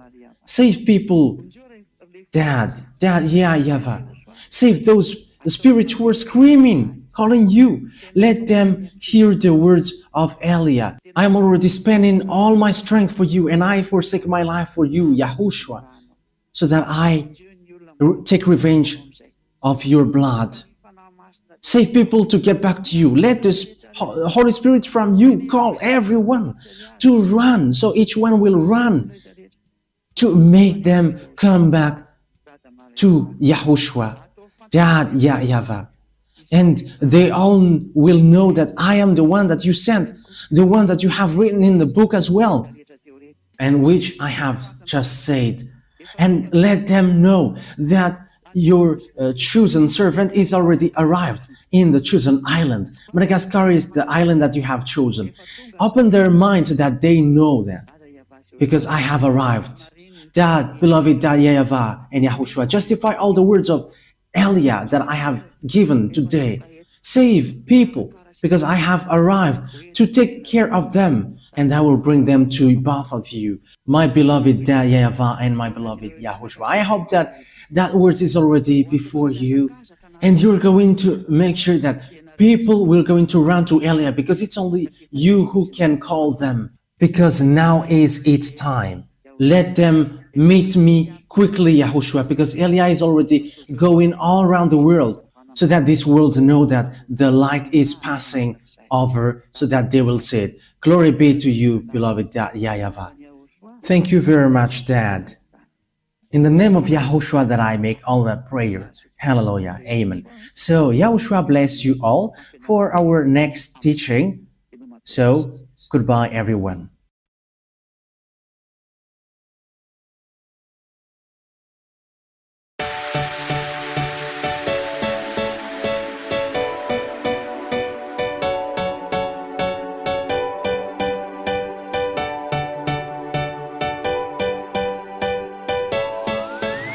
For all of you who were convinced by the teaching of Yahushua, here is the WhatsApp number through which you can contact the ambassador of Yahushua, Zhyah Elia.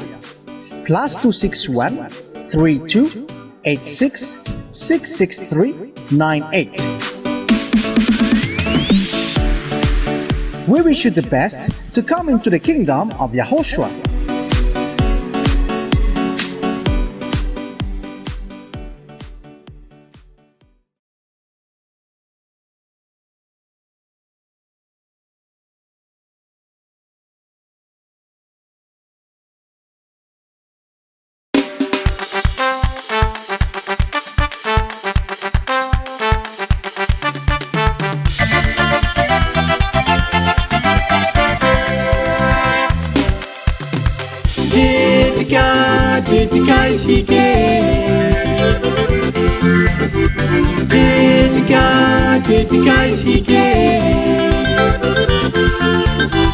Azotsika ny fandreseny, ampelantanantsika ny famonjeny, fatafaverina ny anarany Ahosoa.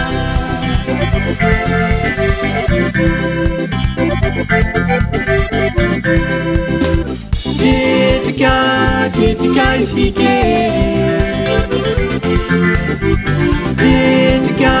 dredrika isika. Azotsika ny fandreseny, ampelantanantsika ny famonjeny, fatafaverina ny anarany Ahosoa. Tratrika tokoa raha basika.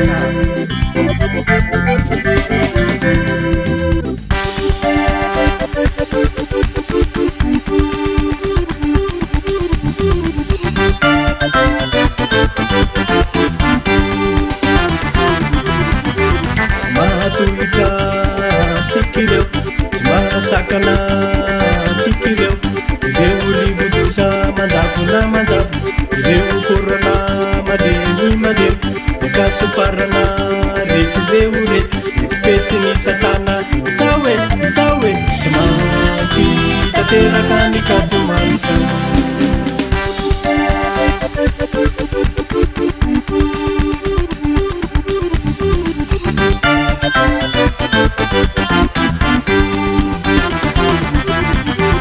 mahatohitra tsikireo tsy mahasakana tsikireo ireo rivodosa mandavona mandavo ireo korana malemy malemy mikasoparana resy reo resy ifipetsiny satana tsaoe tsaoe tsy maintsy tanteraka ny katomansa anarana mahery anarana mavonjy anarana findrinda ny anarana osa anarana mahery anarana mavonjy anarana findrinda ny anarana osa alefa alefa alefa en avant en avant en avant Yahoo!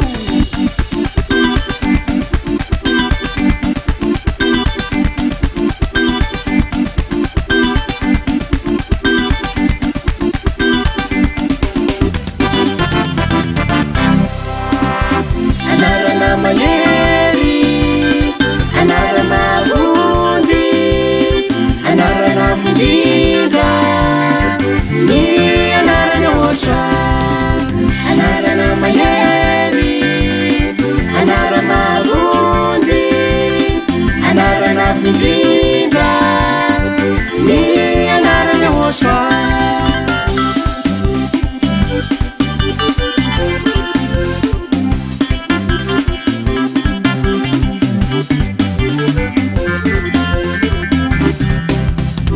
anarana mayeri anarana vunzi anarana findinga ni anarana osha anarana mayeri anarana vunzi anarana findinga ni anarana osha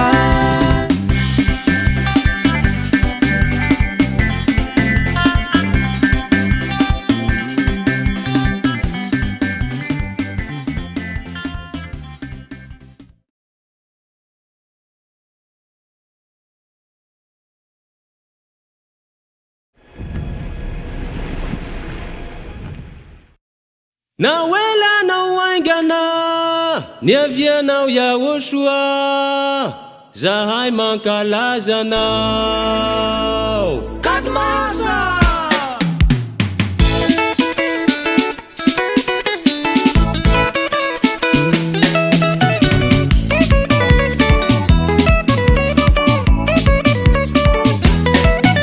Terao ankalazao o meu voninahitra Terao ankalazao lendrina finaritra o meu voninahitra na Andriamanitra tena marina YAHVAH ro anarane lay zanany YAHVAH zahay zao vavolombelo anambara aminao gny raha nataone YAHVAH manavaky fahota tsy misy ota miaraka amine daolay mba iaraka amindrozy daolay mba iaraka aminaye YAHVAH manavaky fahotana zay manota tsy mahita azy ihira zahay de mitsinjake ihira zahay de mitsinjake ihira zahay de mitsinjake mangalaza ny Katmasa ihira zahay de mitsinjake ihira zahay de mitsinjake ihira zahay de mitsinjake mangalaza ny YAHVAH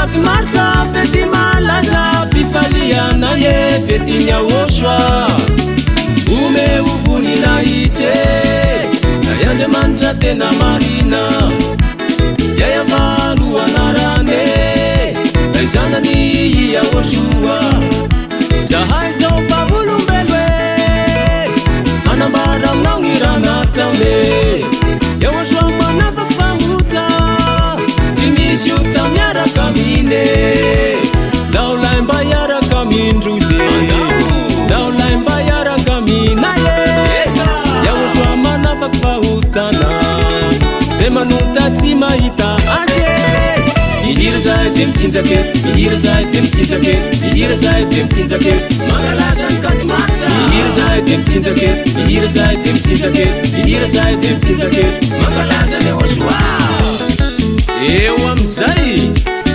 samy eo mamoaky talentany fety be tsy vitavita toy tsy angana hanitsinitsy zahay maha Katmarsa azy io daolay mba iaraka amindrozy daolay mba iaraka aminaye Yahoshua manavaky fahotana zay manota tsy mahita azy ihira zahay de mitsinjake ihira zahay de mitsinjake ihira zahay de mitsinjake mangalaza ny Katmarsa ihira zahay de mitsinjake ihira zahay de mitsinjake ihira zahay de mitsinjake mangalaza ny Yahoshua ihira zahay de mitsinjake ihira zahay de mitsinjake ihira zahay de mitsinjake mangalaza ny Katmarsa ihira zahay de mitsinjake ihira zahay de mitsinjake ihira zahay de mitsinjake mangalaza ny Yahoshua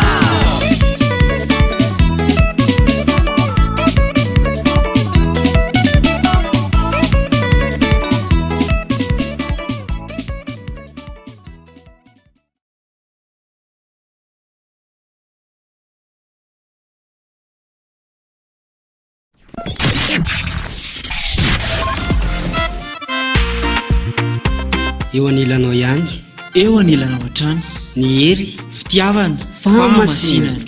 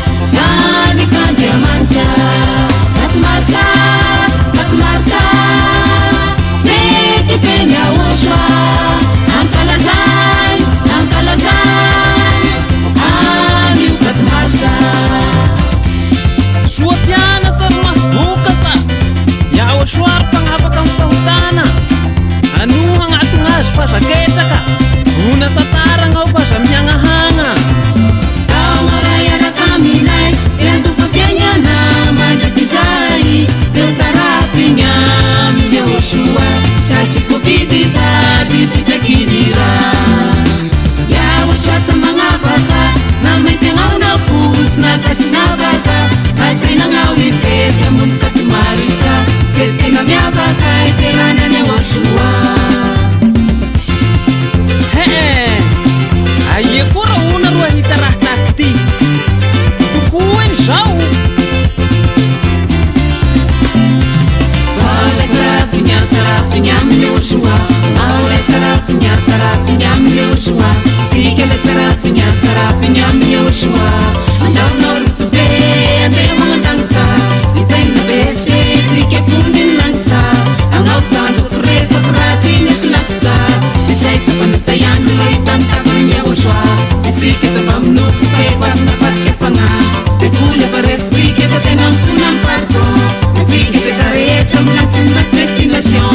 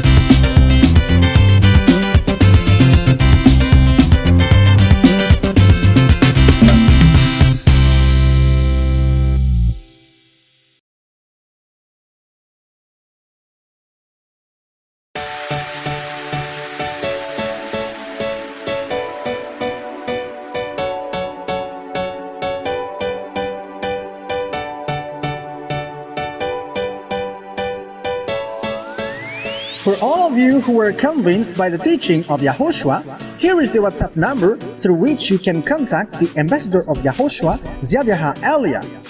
+261 32 86 663 98. We wish you the best to come into the kingdom of YAHVAH.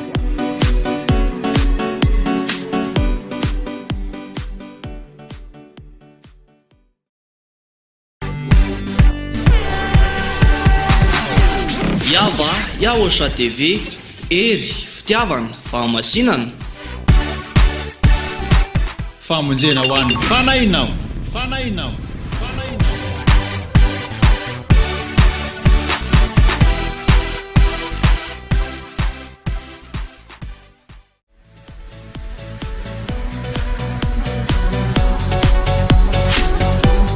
Ery, fitiavana, fahamasinana, lay radio tsy manam-paharo.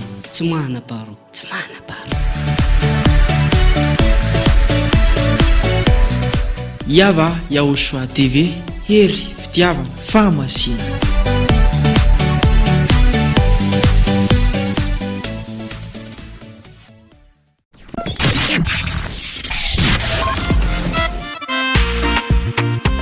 Eo anilanao ihany, eo anilanao hatrany, ny ery, fitiavana, fahamasinana.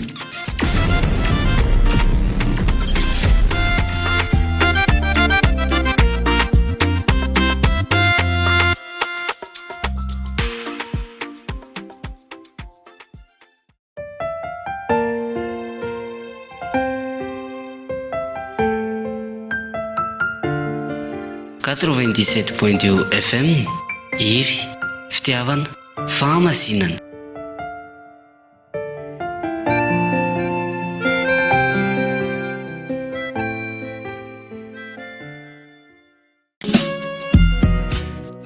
मूर्तियों, प्रतिमाओं, छवियों की प्रार्थना न करें, वे झूठे देवता हैं। मूर्तियों, प्रतिमाओं, छवियों की प्रार्थना न करें, वे झूठे देवता हैं। मूर्तियों, प्रतिमाओं, छवियों की प्रार्थना न करें, वे झूठे देवता हैं। मूर्तियों, प्रतिमाओं, छवियों की प्रार्थना न करें, वे झूठे देवता हैं।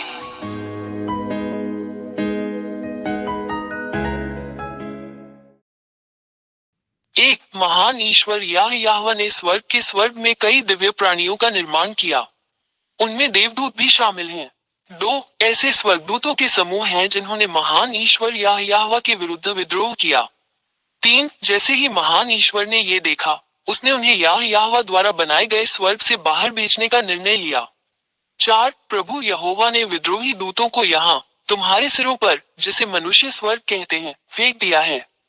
5 जब इन विद्रोही स्वर्गदूतों को पृथ्वी पर फेंक दिया गया, क्योंकि पृथ्वी नीचे स्वर्ग में सम्मिलित है, तो उन्होंने मनुष्यों को उस व्यवस्था का विरोध करने के लिए धोखा दिया जो इस महान परमेश्वर यहोवा ने उन्हें दी थी। 6 जब मनुष्य उनके शब्दों और धोखे से बहकाए जाते हैं, तो अंततः वे इन विद्रोही स्वर्गदूतों के बुरे निर्देशों का पालन करने के लिए सहमत हो जाते हैं।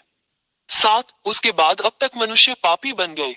8 यह मनुष्यों के विरुद्ध इन विद्रोही स्वर्गदूतों के धोखे का परिणाम है। मनुष्य अत्यंत पापी हो गए हैं। 9 जब महान ईश्वर ने देखा कि मनुष्य कानून के विरुद्ध काम कर रहे हैं, तब ईश्वर याहवाह ने स्वयं को मनुष्यों से अलग कर लिया और उन्होंने मनुष्यों को आज तक बिना किसी संरक्षक के अकेला छोड़ दिया। 10 यही कारण है कि आज तक मनुष्य अभी भी एक दूसरे को नुकसान पहुंचाते हैं और दुर्व्यवहार करते हैं। इंसानों को इस तरह देखना बहुत दुर्भाग्यपूर्ण है, लेकिन इंसान कुछ नहीं कर पाता। 11 जब विद्रोही स्वर्गदूतों ने ये देखा, तो उन्होंने स्थिति का लाभ उठाया और महान तथा सच्चे ईश्वर याहवाह के स्थान पर स्वयं को ईश्वर घोषित कर दिया। 12 विद्रोही स्वर्गदूतों के पास मूर्तियां थी, उनकी छवि में मनुष्यों द्वारा बनाई गई मूर्तियां, ताकि मनुष्य इन झूठे देवताओं, इन विद्रोही स्वर्गदूतों, गिरे हुए स्वर्गदूतों की महिमा करने के लिए इन मूर्तियों और मूर्तियों की पूजा करें। 13 जब इन विद्रोही स्वर्गदूतों को स्वर्ग के स्वर्ग से बाहर निकाल दिया गया, तो महान परमेश्वर याहवाह ने उन्हें ड्रैगन, सरीसृप और अन्य भयानक प्राणियों में बदल दिया। 14 यही कारण है कि मनुष्य, जो अब अपने सच्चे निर्माता ईश्वर याहवाह को नहीं जानते, सांप, अजगर, सरीसृप और अन्य भयानक प्राणियों की मूर्तियां बनाते हैं और इन सभी के सामने झुककर प्रार्थना करते हैं, जबकि वे विद्रोही देवदूत हैं जिनकी वे पूजा करते हैं। धिक्कार है उन मनुष्यों पर जो ऐसा करते हैं। 15 ये गिरे हुए स्वर्गदूत जिनसे मनुष्य मूर्तियों, प्रतिमाओं, छवियों के माध्यम से प्रार्थना करते हैं, उन्हें हम राक्षस या शैतान कहते हैं। 16 ये सब सच्चे और महान ईश्वर याहवाह की पुस्तक में लिखा है, जिसे इसराइलियों का सेफर तौरात, इब्राहिम का ईश्वर कहा जाता है, और आप उन्हें जांच सकते हैं। 17 इसराइलियों ने पहले भी ऐसा किया था। यही कारण है कि महान ईश्वर याहवाह ने उन्हें उनके देश इसराइल से बाहर निकाल दिया। इसराइलियों के पास अपने सच्चे परमेश्वर के सामने घृणित चीजें हैं। 18 आज तक इसराइलियों का इस महान परमेश्वर याहवाह के साथ संघर्ष चल रहा है। वहीं आप इसे देखकर भी समझ सकते हैं कि इजराइल और अरबों के बीच समस्या खत्म होने का नाम नहीं ले रही है, और इसका संबंध पूरी दुनिया से है, क्योंकि यह पूरे ब्रह्मांड पर इस महान ईश्वर का प्रहार है। मानव संसार अराजकता और पूर्ण उथल पुथल में है। 19 हम हर जगह विनाशकारी युद्ध, हत्याएं, धोखे, इंसानों को एक दूसरे को मारते और आत्म विनाश करते हुए देखते हैं। यह एक संकेत है कि महान ईश्वर बहुत क्रोधित है और वो अपना क्रोध दिखा रहा है। 20 हम आपको शीघ्र ही एक स्टैंड लेने, अपने उद्धार के लिए बपतिस्मा लेकर महान ईश्वर याहवाह के साथ एकजुट होने के लिए आमंत्रित करते हैं, क्योंकि इस ग्रह पृथ्वी का विनाश पहले से ही यहाँ है। यही कारण है कि मैं आपको ये सब बताने के लिए यहाँ हूँ, क्योंकि विनाश अब अपरिहार्य नहीं है। जरा बच के, यदि आप इन शैतानों और राक्षसों की पूजा करना जारी रखते हैं, तो सच्चे ईश्वर का प्रहार आप पर पड़ेगा, जैसा कि इसराइलियों पर हुआ था। 21 निष्कर्ष में, अब मूर्तियों से प्रार्थना न करो, मूर्तियों से प्रार्थना न करो, वे झूठे देवता हैं जो न चल सकते हैं, न बोल सकते हैं, न हिल सकते हैं। आपके हाथों ने उन्हें बनाया है। तुम उन वस्तुओं के लिए प्रार्थना क्यों करते हो जो तुम्हारे हाथों से बनाई गई है? तुम्हें धोखा दिया गया, इसे अब और स्वीकार न करें।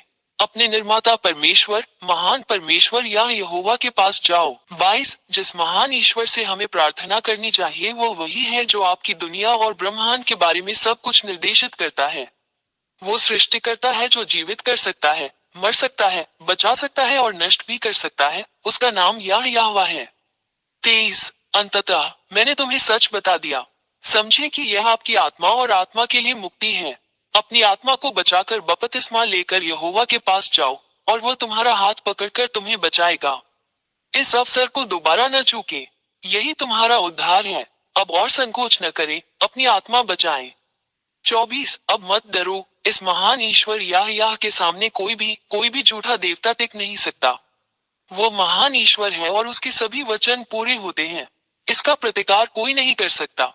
आप इस धरती पर जो कुछ भी घटित हो रहा है उसके साक्षी हैं। उन्हीं की बातें सच होती हैं। 25 हमेशा YouTube चैनल याहोशुआ टीवी इंडिया और याहोशुआ वेबसाइट पर दी गई शिक्षा का पालन करें।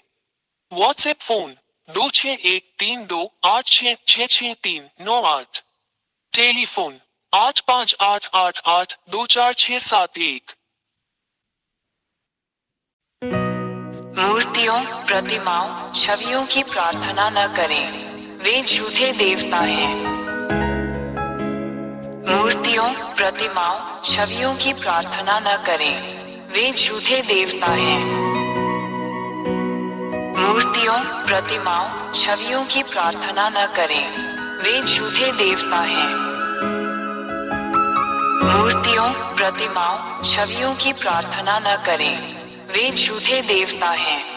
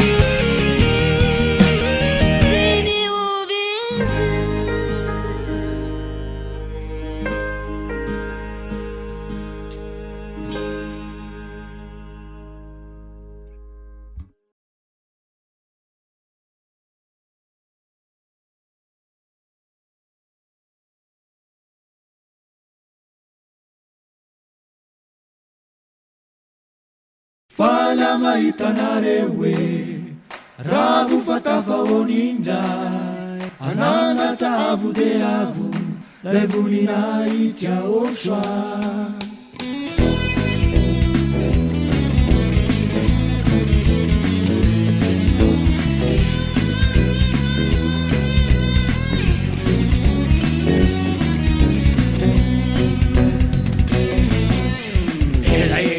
Tsy nifakahita Deidiry ilay andriamanitsika Amin'ny akasia sy mozika Atao mafana fa tsy avelangatsika Alleluia Alleluia Alleluia Alleluia Alleluia Alleluia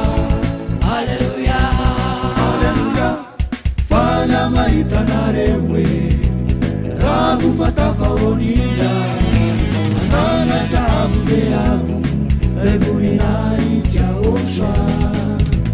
Fala mahitanareo hoe raha vo fatavaonindra ananatra avo de avo lay voninahitra Yahoshua.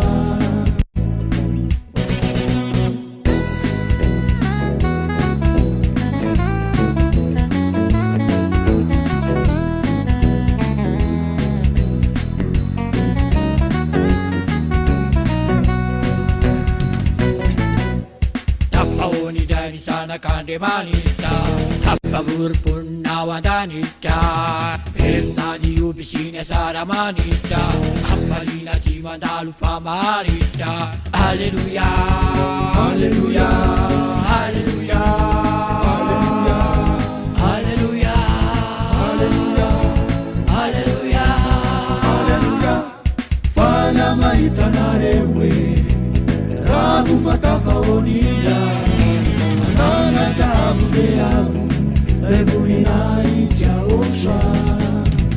Fala mahitanareo hoe raha vo fatavaonindra ananatra avo de avo lay voninahitra Yahoshua.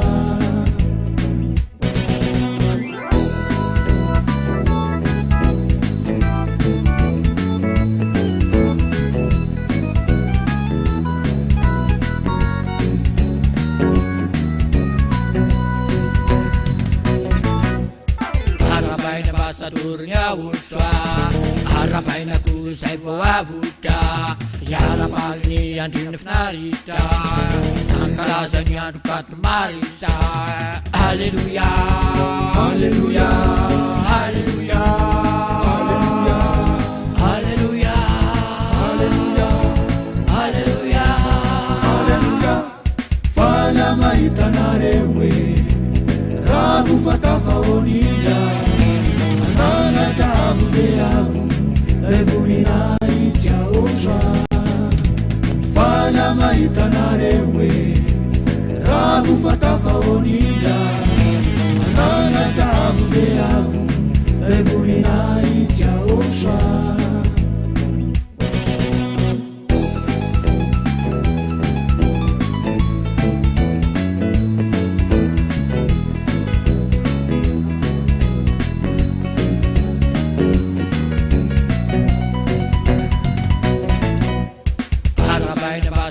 Yahoshua harapaina ku sai voavuta yarapalni andrina finarita ankarazany andro katomarisa.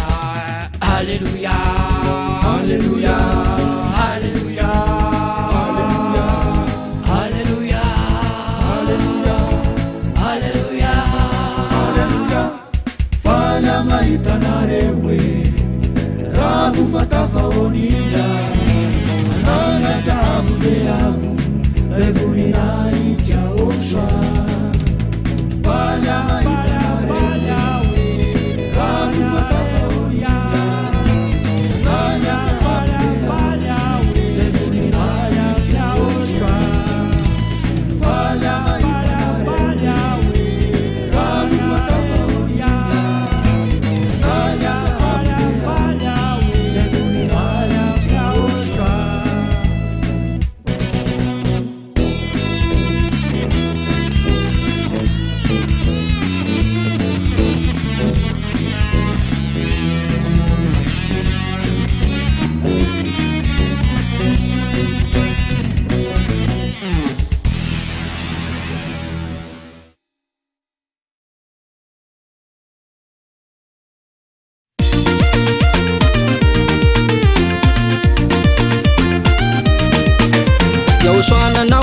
ty iainy navotsety olombelo zay ty liany tambony tany eto ye zay ty liany tambony tany eto ye izay manambara fa tiany izao sianao izay manambara fa tiany izao sianao handova fiaina mandraky izay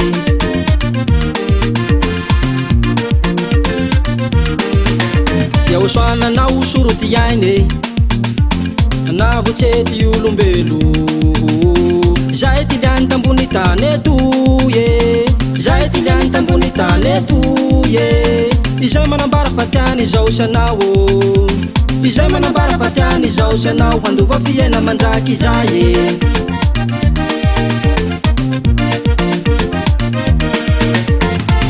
penana mandraky izay rono miany anay penana mandraky izay roho miany anao place d'honneur tsy misy mitovy amine place d'honneur ambarako anao fa tsy misy takan'io penana mandraky izay rono miany anay penana mandraky izay roho miany anao place d'honneur tsy misy mitovy amine place d'honneur ambarako anao fa tsy misy takan'io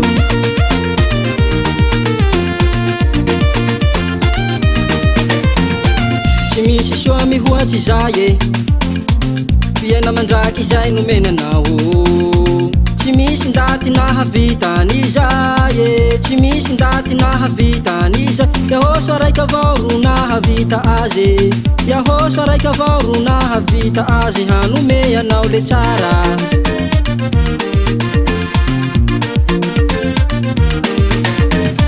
tsy misy soa mihoatsy izay fiaina mandraky izay nomenanao tsy misy ndaty nahavitany izay tsy misy ndaty nahavitany izay Yahoshua raiky avao ro nahavita azy Yahoshua raiky avao ro nahavita azy hanome anao le tsara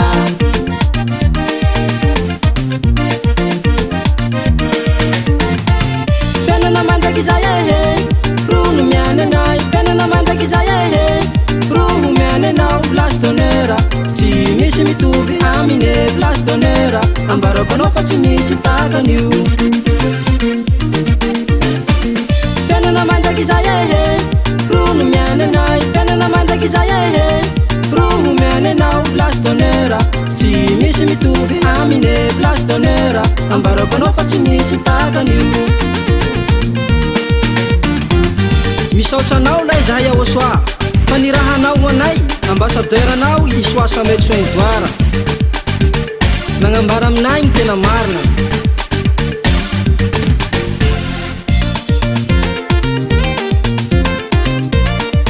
place d'honneur koa lay ny azonay place d'honneur zaho le mipoerapoera agnilany Yahoshua zaho tsy misy koa tavela place d'honneur zahay le mipoerapoera agnilany Yahoshua zahay tsy misy koa tavela place d'honneur zaho le mipoerapoera agnilany Yahoshua zaho tsy misy koa tavela place d'honneur zahay le mipoerapoera agnilany Yahoshua zahay tsy misy koa tavela place d'honneur zaho le mipoerapoera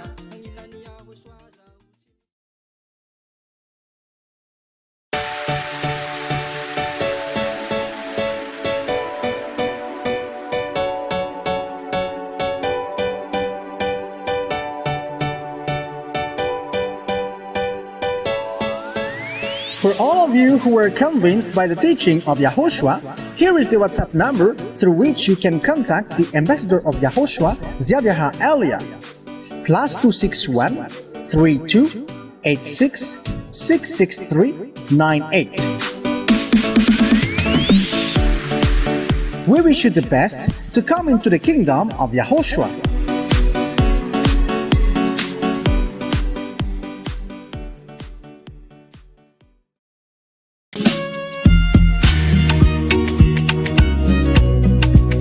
Ery, fitiavana, fahamasinana.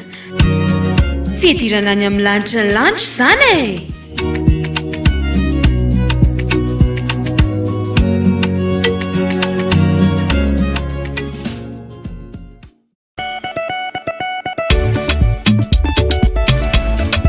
Ery, fitiavana, fahamasinana.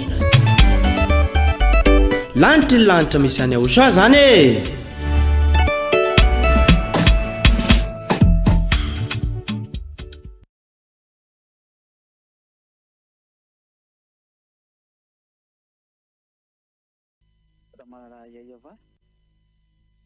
Elia ihany koa dia raha manokana ny Yahoshua Elia 要向亲爱的天父亚娃问好，以利亚也是向亲爱的Yahoshua问好，还有并且要嘱咐所有的人要听着这个教导，在这个全世界，我们今天的教导的话题就是为什么要信这家以利亚？我再重复说一遍，为什么我们要信这家以利亚？我们凭什么要信他？它是真的还是假的？我们就是要强调这个话题。那我就给您讲，要信的就是Yahoshua，因为他是拯救你们，他是创造你们的，我们要当信他，就是他是上帝。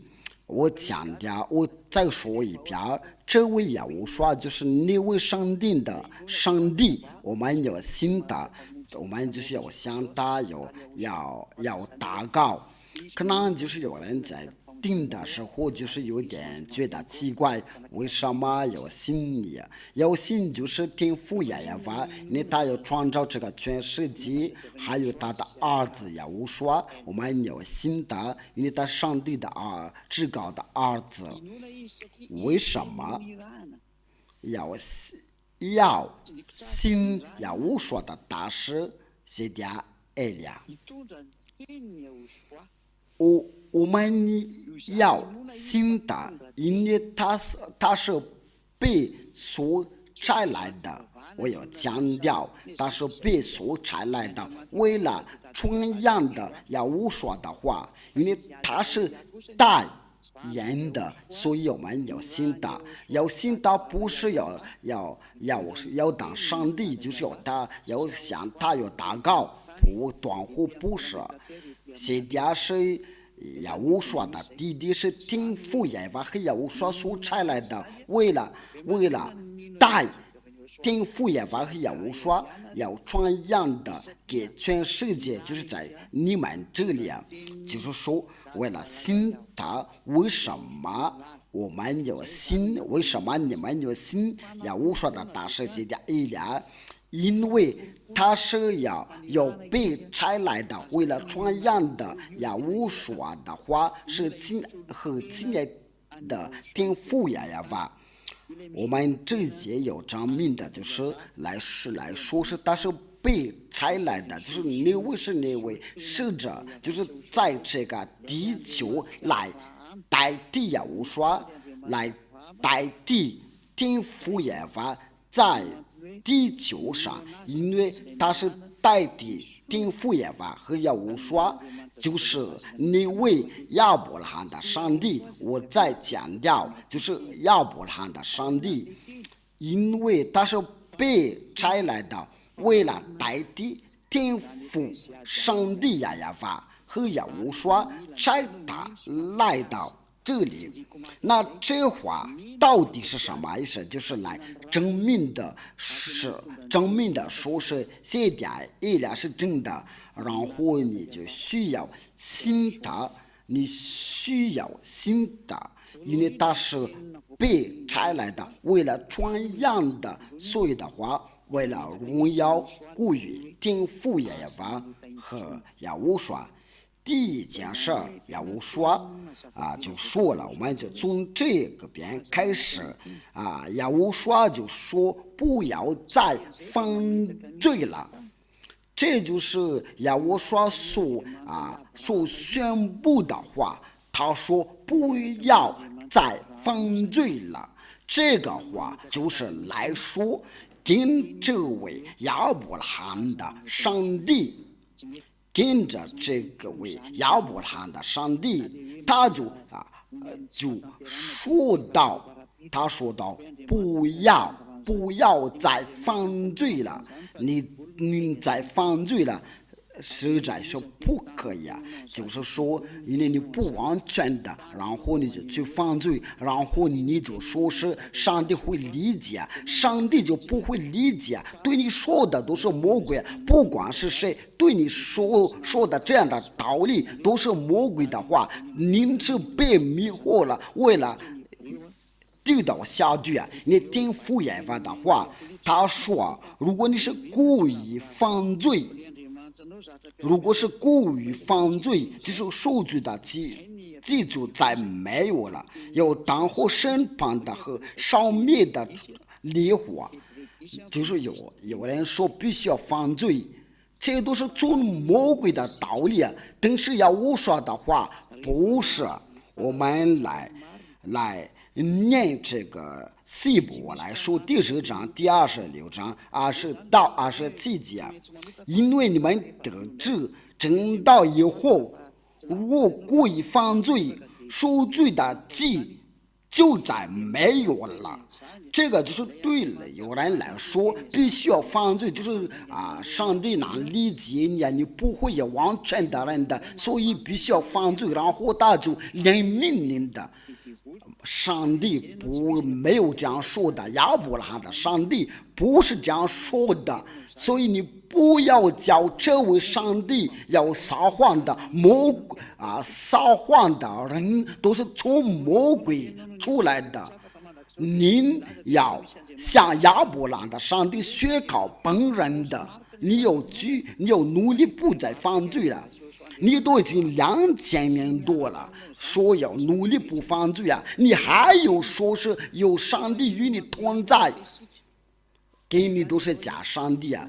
真正的上帝就是亚伯拉罕的上帝，是没有你同在，你弄错了。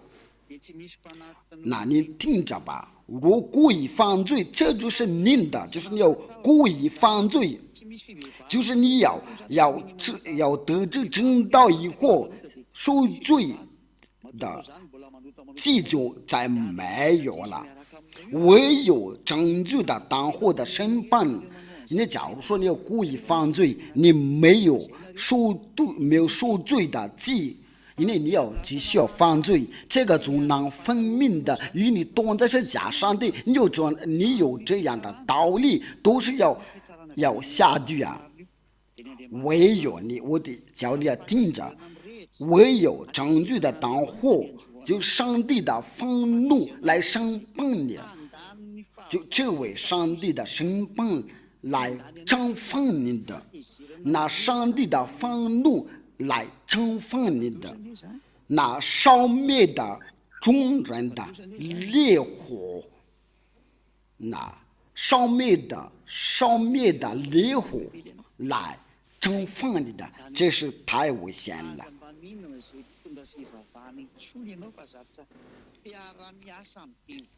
要烧灭的烈火来惩罚你的，所以你不要再相信你是宗教领袖的，因为他们都是在跟着魔鬼。要提到亚伯拉罕的上帝，你没有去告亚法，那都是假的，因为这是他的名字。那他的儿子不是亚胡刷，那除了他以外都是假的，所以一直要对你说要必须要犯罪，因为这是上帝的话说，如果有故意犯罪，因为亚胡刷的话是说得很清楚，在约翰福音第8章第10到第11节开始，约翰福音第8章第10到第11节，亚胡刷就直起腰来，对他说：“妇人的，谁来控告这个孕妇的妇人的？”那些人在哪里？没有人定你的罪吗？那妇人对他说：主啊，没有。耶和华说：我也不定你的罪，去吧。从此不要再犯罪了。你们都看到了，耶和华的话是非常直接的。我也现在不定你的罪，但是从此就是你在遇见我的时候，你不要再犯罪了。这是真正的上帝的话。那你凭这个就会认识他，因为他所差来的都是要做这个，要成就这个话。他有权利来传扬这个真道，就是说不要再犯罪了。那我们再是确认一下，就在约翰福音第5章14节，耶和华再确认一次，就是要遇见他的人，你说要遇见那些假上帝啊，然后又重复要犯罪，那表示与你同在这假上帝都是魔鬼。那上帝的话就说，要凡遇见他的人都要说到这个话，不要犯罪，恐怕你遭遇了更加厉害。这是更加厉害。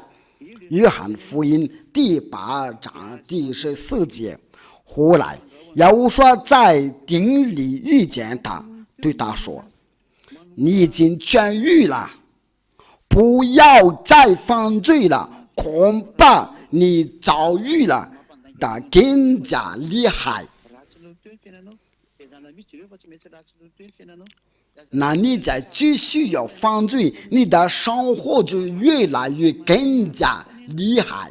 那别叫这位上帝笑话，他说你的生活是越来越更加厉害，那你别说我们的生活是越来越好。如果这样的，你就要叫这位是真的上帝笑话的。如果你要反对这个话，这个就要做个计划，你是魔鬼。因为他说你恐怕你遭遇更加厉害。如果你继续犯罪，那你说对我们是没有问题，我们就悔改。那你如果你这样的道理，你是跟着魔鬼。这一切耶拉就来说，为什么要信耶和华？西家伊利亚，我要强调这个西家，因为这个伊利亚到这个时候有很多人就在模仿，所以要把我从顶上点的这个名字西家，因为伊利亚就在上进的，你们就来模仿其实上你们都不了解、不认识的，因为他同在就不再犯罪了，他有本事能除掉人的罪，说的就是西家。艾利亚，那话就是这样的。我再补一句啊，谁来传扬这个话，我们就教到那里。谁来传扬这个话，说不要再犯罪了，我们来接着门徒来说，就是犯罪就未曾看见到未曾认识的。你们这个宗教律师，他是未曾认识上帝，未曾看见上帝。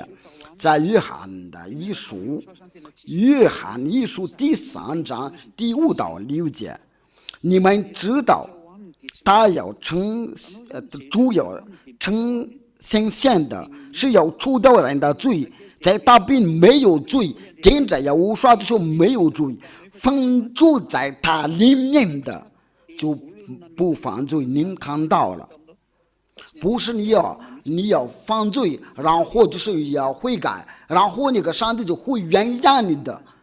我要跟着你都是魔鬼，我要强调与你同在就是魔鬼，乃是而不是亚伯拉罕的上帝。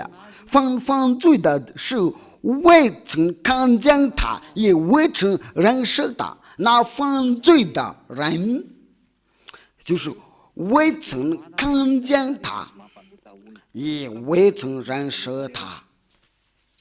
就是说，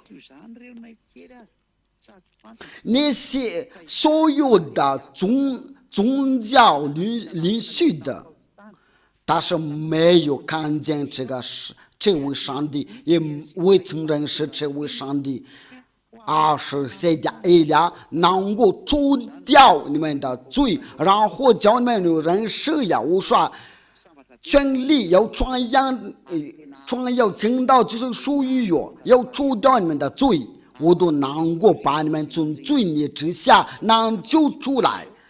有人能得到这样的，他真的有福了，他真的被自由了。荣耀归于天父耶和华和耶和华。如果你希望就是在听着我的时候，要想得到这样的好处，那现在以利亚要教你，你要跟着我，我们就一起到耶和华那里，我率领您到那里，我真的要去那里。在这个地球上有几千的人已经跟着你了，现在只能等着你的。不要听那些宗教领袖的胡说八道，他们是简直要跟着魔鬼，已经好多年了，要教你要犯罪了，已经足够了，不要再跟着他，要跟随既不教已经被猫吃掉了，你都已经他们叫你要被猫吃掉了，你要想开，要转向到耶和华那里去吧。那我们为什么要说是现在也是真的？我们为什么要听他的话？就是他是耶和华所差来的，为什么要信以利亚的话？为什么要相信以利亚？因为那位被所差来的就是他。那我们在哪里能寻找这个话？真正有这个正道是谁？谁来负责传扬这个正道？那我们就是一起要研究一下，我们就跟着这个正道吧。预言的话说的很不错，因为这个话你们不会再知道，因为在天父耶和华和以色列的儿女有引起问题，以色列的儿女不再认识他的时候，我们都已经知道，就是没有人去告你的名字，我们要念下这个经文，就是没有人在认识的名字。按照以赛亚书第64章，以赛亚书第64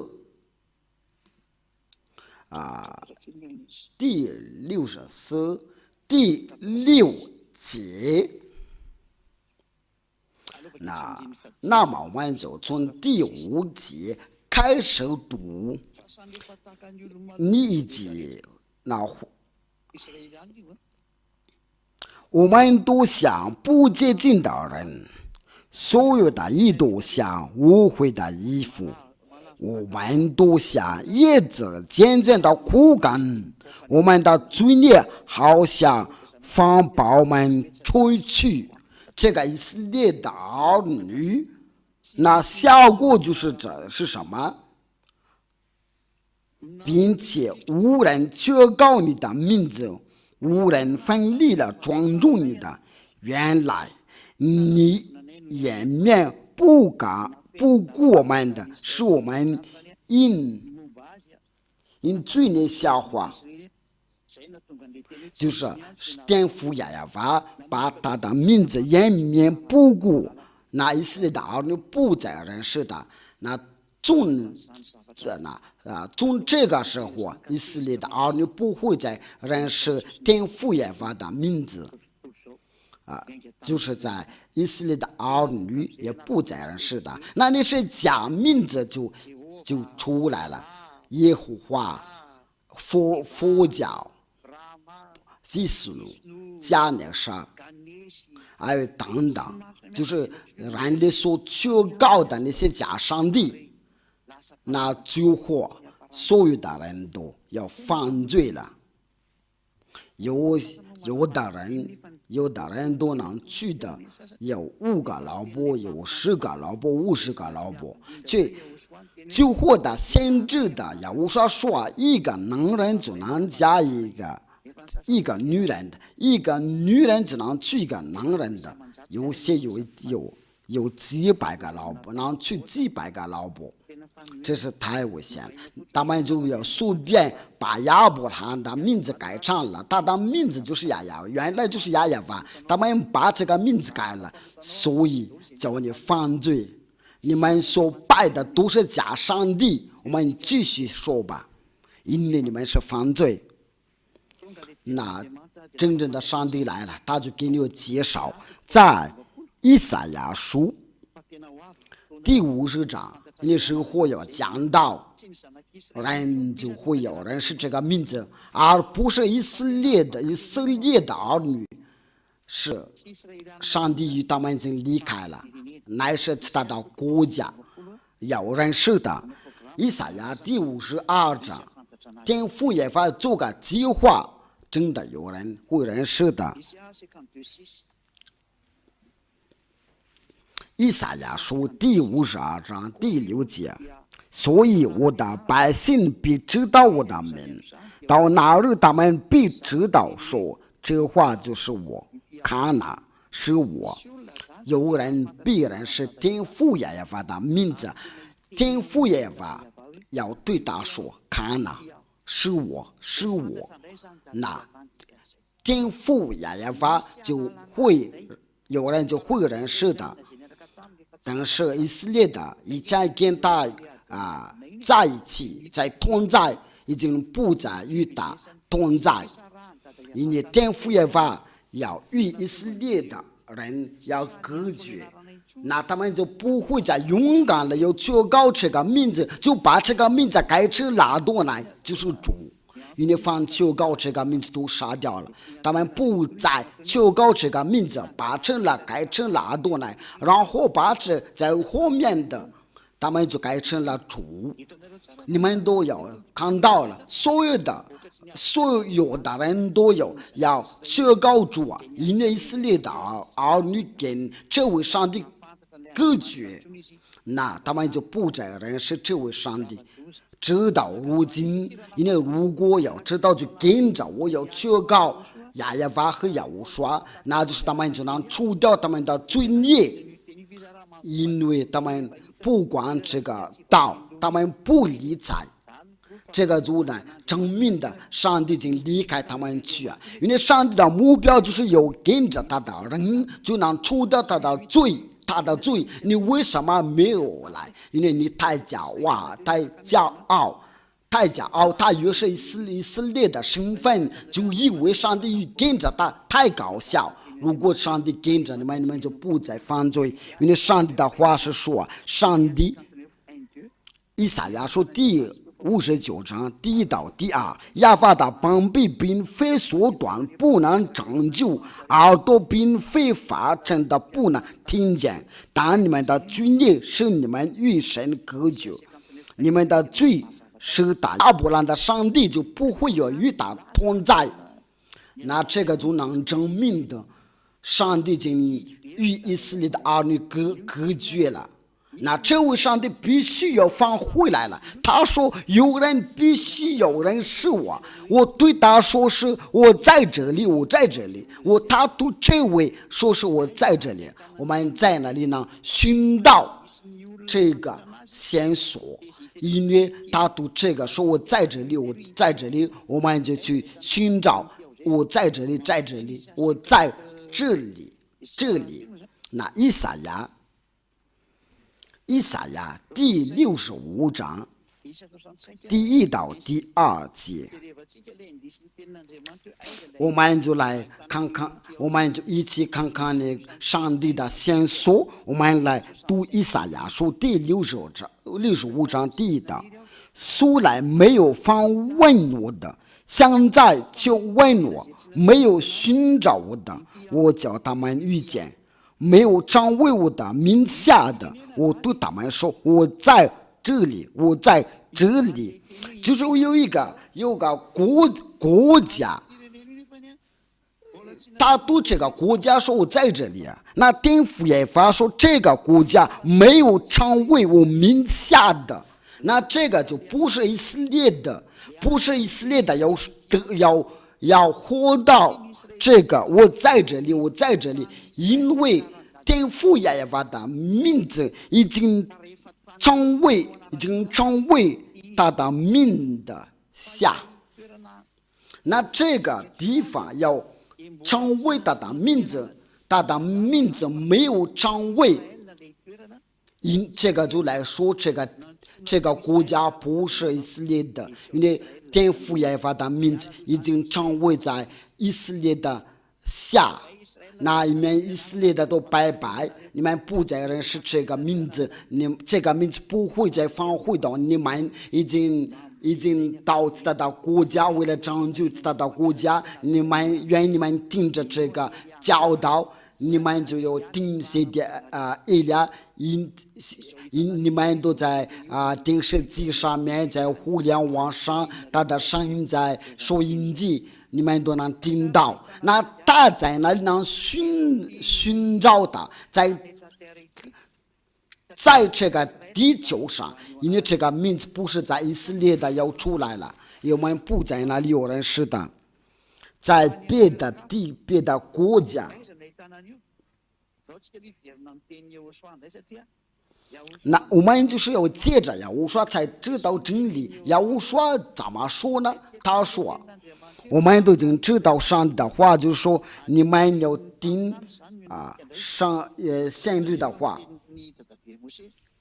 我们来一起看，一起念了摩西爷爷的话，《申命记》第18章第15节，就是你们要听先知的话。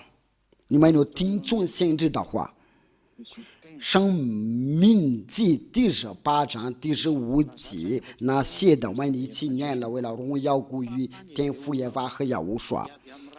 耶和华你的神要从你们的弟兄中间给你兴起一位先知像我，你们要听从他，就是要听从了以色列的先知。我们都知道亚乌刷就是以色列的先知大先知，那我们就是要听就是他的，要接着他的门徒，就是约翰使徒。我们要念了亚乌刷的话，要接着门徒，就是要写关于他的事儿。那亚乌刷先知的话，接着约翰的门徒，就在记述录第19章，在哪这个是在哪记述录第19章第10节。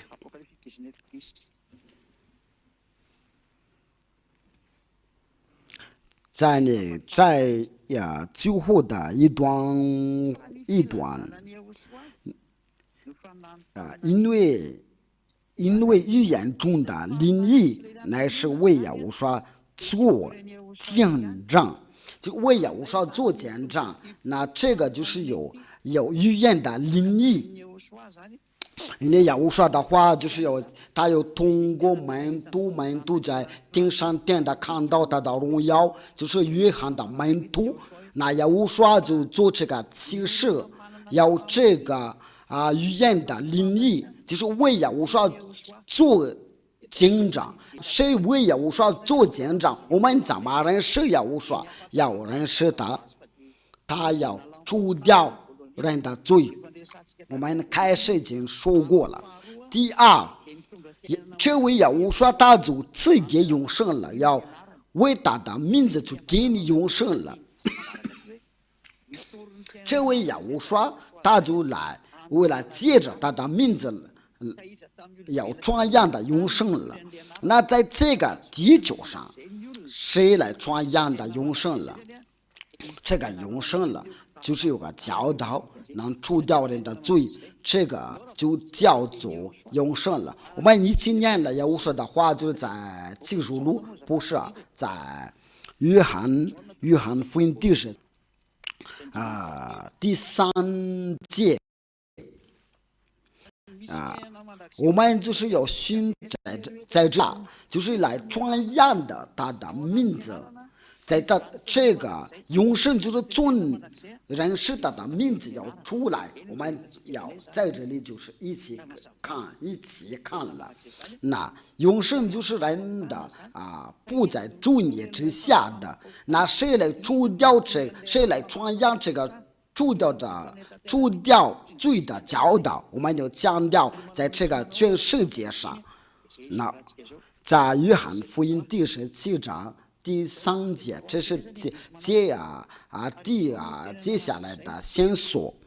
人是你独一的真神，并且人是你所差来的耶和华所告着，这就是永生，这就是永生的。我们一起个，那这个永生了，我们就是要认识耶和华才能得到，要认识天父耶和华你和你耶和华你所差来的。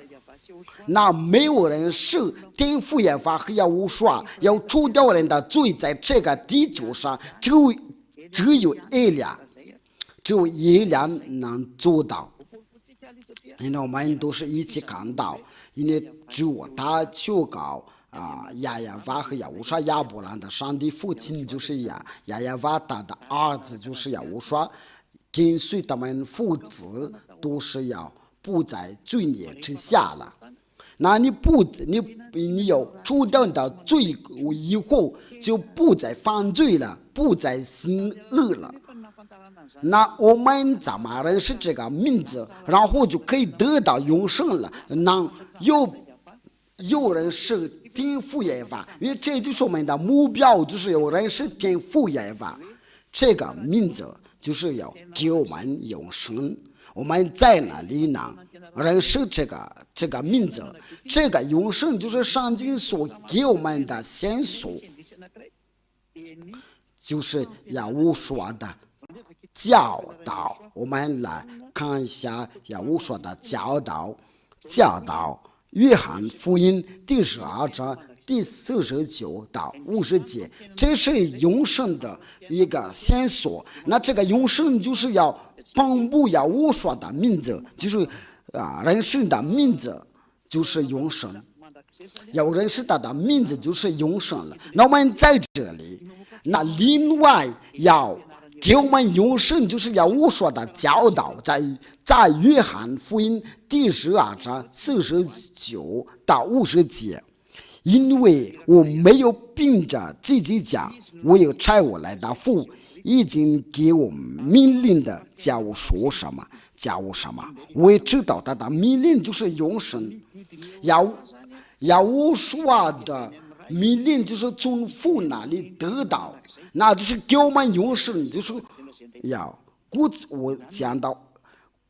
我所讲的话正是照着父对我所说的，就是这耶和华的名字，就是从耶和华的命里面出来。那在耶和华的命令之下，那名字就出来了。那这个名字出来的时候，人就会除掉他的罪。这是所有的先知意思说是要听从以色列的先知，那就到西甸以利亚，这个就能证明的耶和华是很大，因为耶和华的弟弟能够把人从罪里面救出来了。因为这个先知就是在属于这个世界，在天上天的那里没有这个先知，但是耶和华的弟弟为他要传扬的这个话，这个福音，那这个法律就是出来了。命令这个名字就是从他的命令之下要出来。那这个名词这个命令是在哪里有出来？我们来念下这个根据那个圣经在以赛亚第42，这个命令是在哪里在哪个国家出来？第1到第4节，这个公理我们在这边呢看到，这个公理就是在一个地方要出来叫这个海岛，不是在不是在大陆在非洲，或者是在巴西，不是日本的，日本不是个不是个大陆，是个海岛，也不是在英国，而是在海岛，就是马达加斯加。因为伊俩就是要从马达加斯来到马达加斯加，然后为全世界传扬的。看呐，我的仆人，我所扶持的，所拣选的，心里所喜悦的，我已经将我的灵赐给他，他必将公理传给外邦。第4节，他不会心设立公理，也不上当，直到他在地上设立公理，海岛多当获他的训诲。不好意思，这边写得很清楚了，仆人的，他就要所扶持的，就是要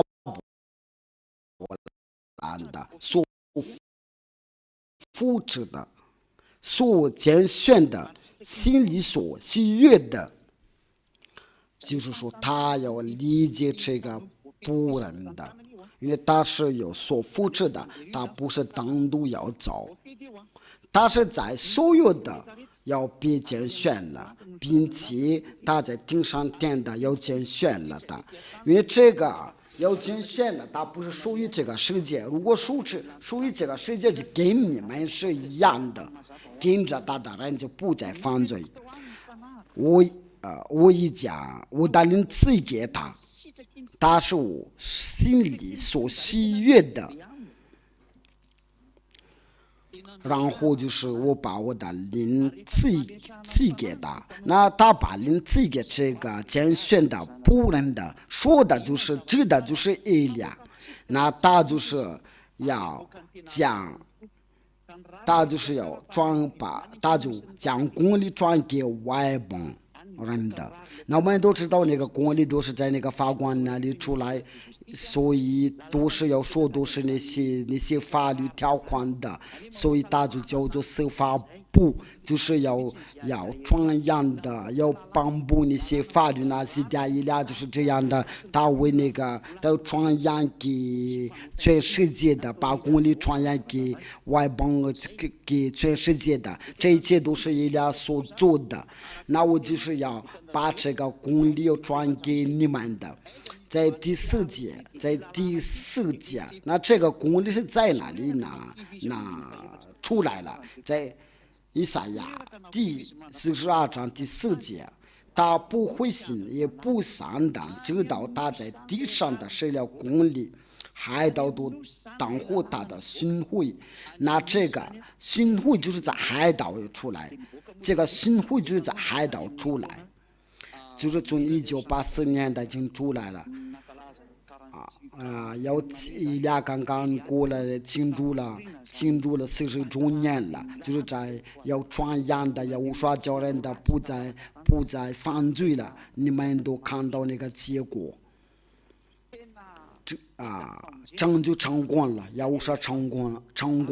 现在证据被成功了，就是现在伊俩是所差来的，他来到这个海岛，就是把他架设的海岛。你们在大陆那边，你们别骗人的，伊俩不是从你们那里出来了，他不是从大陆出来的，而是来自海岛。那么大家下就是别拣选的海岛，你们说是你们认识呀？我说你们都是在大陆，我们都看到这个情况在南非，都是你们都随便有求告你们的耶和华，这个话是总不会有来自道路，乃是来自海岛，而且这个海岛就是从马达加斯加出来。那这位形成的就是上帝所拣选的，他的名字就是西迪埃拉。假如说他是个犯罪，那跟着他的人都是犯罪。因为与他同在就不犯罪，这位先生就不再犯罪，就是西迪埃拉在现在跟你说话的，他是没有犯罪，没有罪不会住在他里面了。他就是要惩罚那些魔鬼教人的要犯罪，那些魔鬼在他这个人的面前都要非常震动了，所以他都是要一直要动手动脚，为了阻止西迪埃拉的话。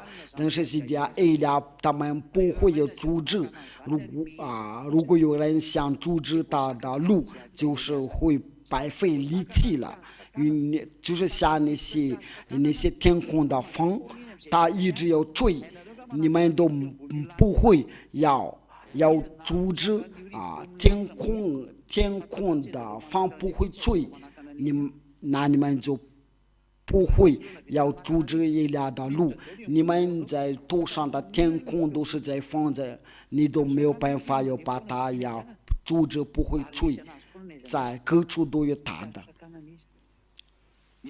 但是伊拉比那个风是还大，你平时就是个风，一个风，伊拉就是天父耶和华所差来的，耶和华所差来的。那最后的问题就是为什么有新西迪埃拉？我们有新的西迪埃拉，那被所差来的就是他是来到这个海岛。我在这个我在说话的时候，就是在要传扬的给全世界，你们的以色列人的，你们所要的人就是他，你们把耶和华杀掉了，他是耶和华的人，就是你们想寻找那个上帝的能人的，上帝的人就是我。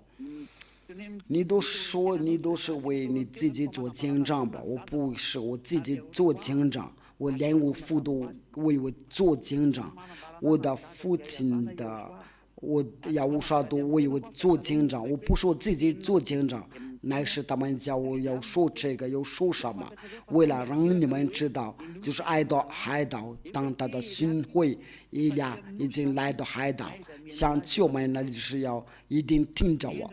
聪明的人见后就藏起来，愚蠢的人就往前说嗨。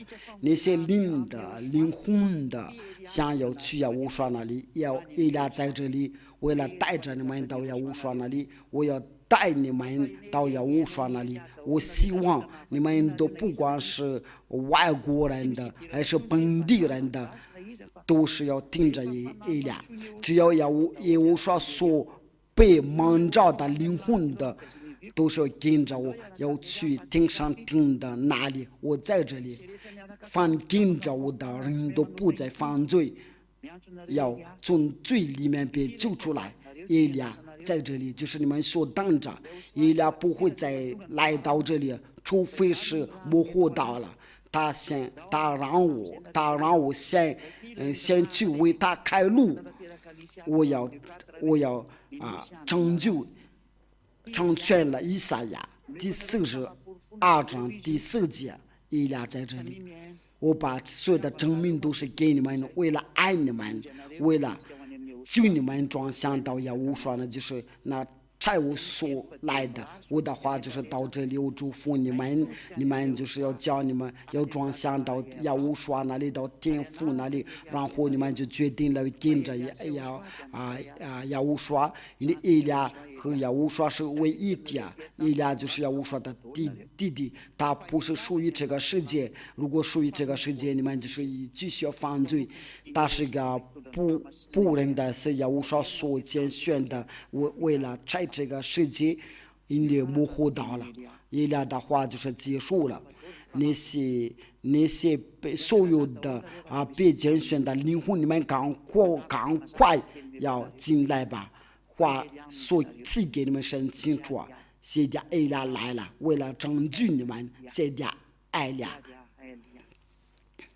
就是来到你们的当中，是天父耶和华所差来的，也无说所差来的，我们一起祷告，为了结束了。亲爱的天父耶和华，荣耀归您的，荣耀归您的，亲爱的耶和华，我最爱你们父子俩。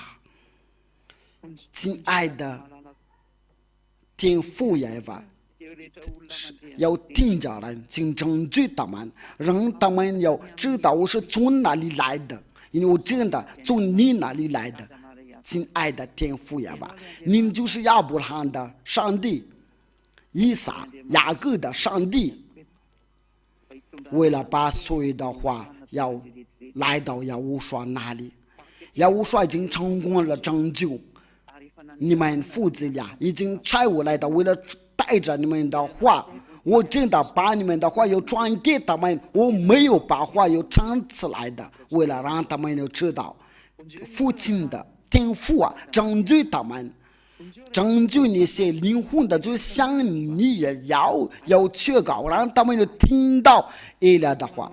我真的，我已经的让我的生命的变得无价值，我愿意为你的献出我的生命的，请拯救他们。愿你从来的圣灵，为了蒙召所有的人能奔跑过来，要转向他们的脑子，为了回到你那里，要说到你那里听父耶和华，让他们知道我是你所差来的，你有写我的在书上，让他们知道你所别拣选的仆人已经来到，就在海岛，你所拣选的那个海岛就是马达加斯加，让他们知道我已经来了。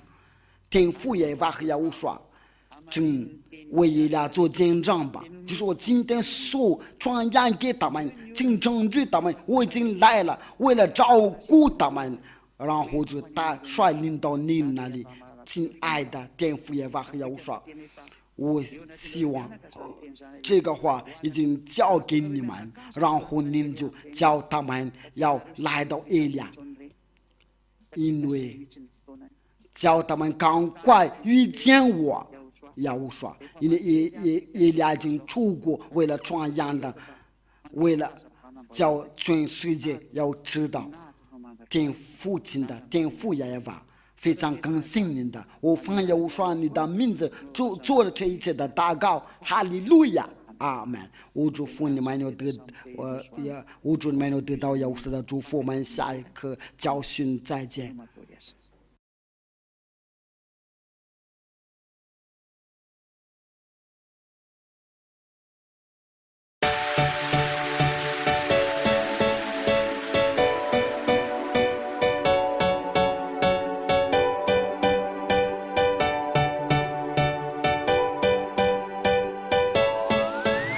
For all of you who were convinced by the teaching of Yahushua, here is the WhatsApp number through which you can contact the ambassador of Yahushua, Zhyah Elia. +261 32 86 663 98. We wish you the best to come into the kingdom of Yahushua.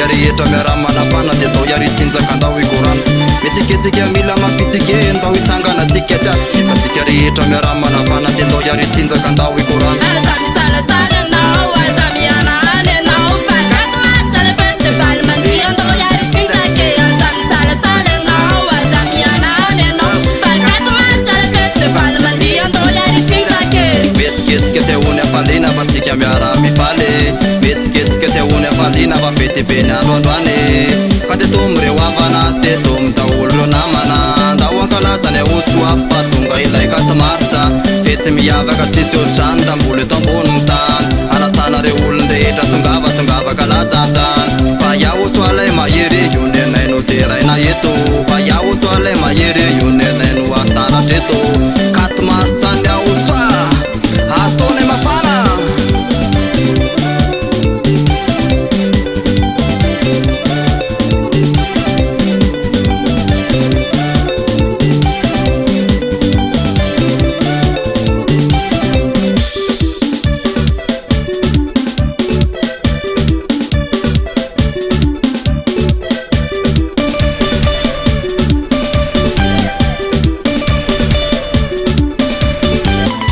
lehibe atao mifanjakany ahosoa 4 mars 2020 fanivoninaitro tsy omeko ny hafa YAHVAH sy ahosoa fa navitaterana nafy am'fatra rendez-vous 4 mars tongatongava tetao ankalazany ahosoa metsiketsika mila mitanse tsika rehetra de mila mitanse metsiketsika mila mitanse tsika rehetra de mila mitanse ataonay mafany io ataonay mafany ataonay mafany ataonay mangotrake 4 mars mangotrake tsika jiaby mitsinjake 4 mars mangotrake tsika jiaby mitsinjake otseleve mahite toze tantaraina fa le fetiny ahosoa io fety miavaka otseleve mahite toze tantaraina fa le fetiny ahosoa io fety miavaka kaza mihafahafa aza misalasala fa teny raha isika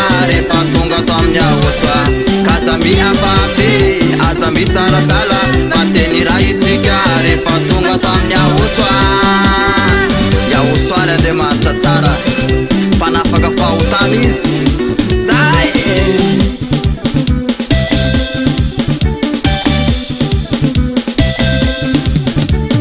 metsiketsika zay hony afaliana fa tsika miara mifaly metsiketsika zay hony afaliana fa fety be ny androandroany fa teto mireo havana teto midaholo reo namana ndao ankalazany ahosoa fa tonga ilay 4 marsa fety miavaka tsisy ohatrany da mbola eto ambony tany anasanareo olon-drehetra tongava kalazazany fa iahosoalay mahery io nenaino teraina eto fa iahosoalay mahery io nenaino asanatreto 4 marsa ny ahosoa ataonay mafana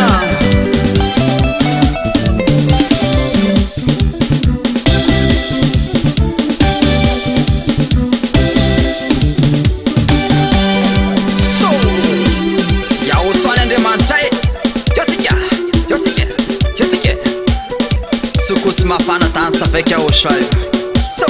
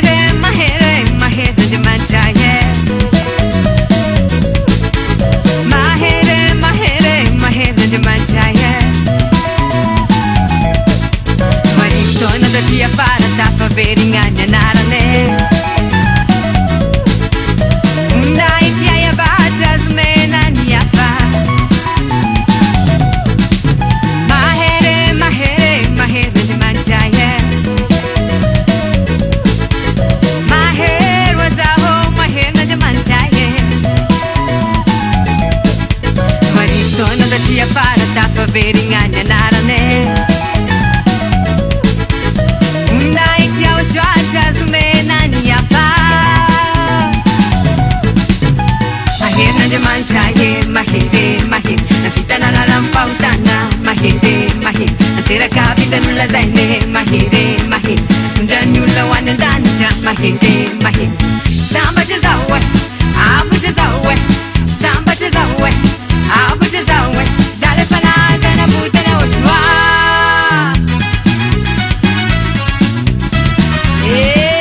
Tsara Yahushua na zaye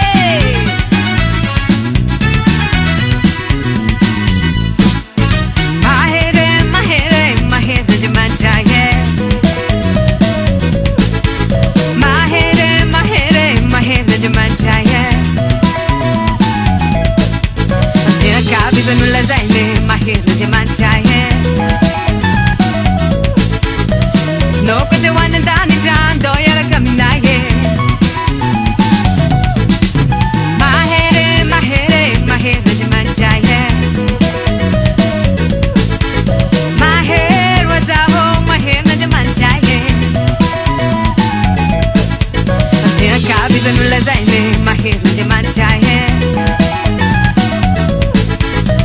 No kute wanandani jan doyara kaminaye Maher na jamanchaye mahere Na fita na mivantana mahere Antera kabisa nula zaine mahere Tunjani ula wanandanja mahere Samba chezawe Abu chezawe Samba chezawe Abu chezawe Zale panaza na buta na Yahushua Rababe no mi kwaza patika ndiye Ale pasa msai Rumba na Yahushua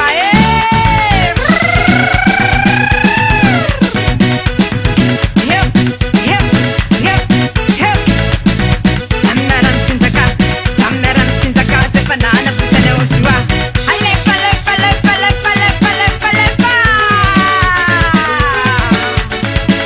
Rumba wana pasadora na Yahushua Yeshua sawan so edwara you Merna tiyatan bunay YAHVAH Na mernan bunay Yahushua Soro tika bede beize Nizila zapat Desise Yahushua Kitunda tika mlanchi Stefale mabau Sara Yahushua hey Lepa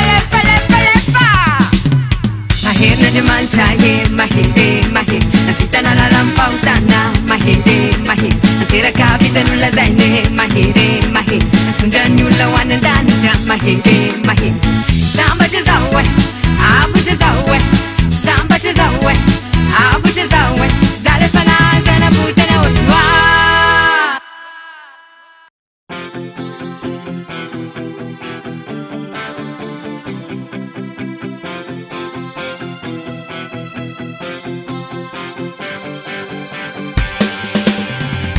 Nafiti Tigatanambelati Asino shamata Di malalimpak Natuluni Achamineni Sarupi di lo Chilerume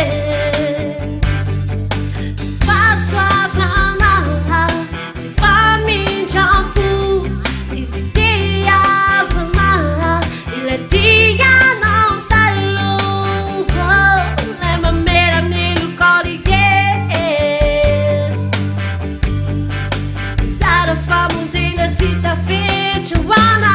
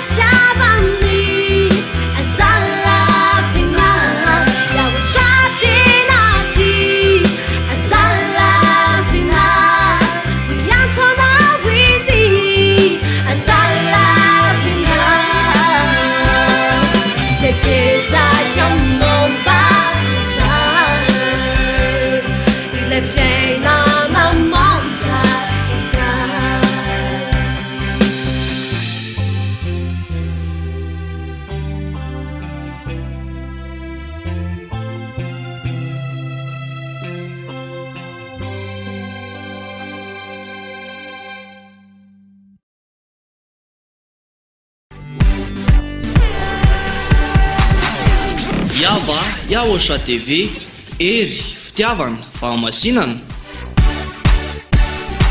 Famonjena ho an'ny fanahinao.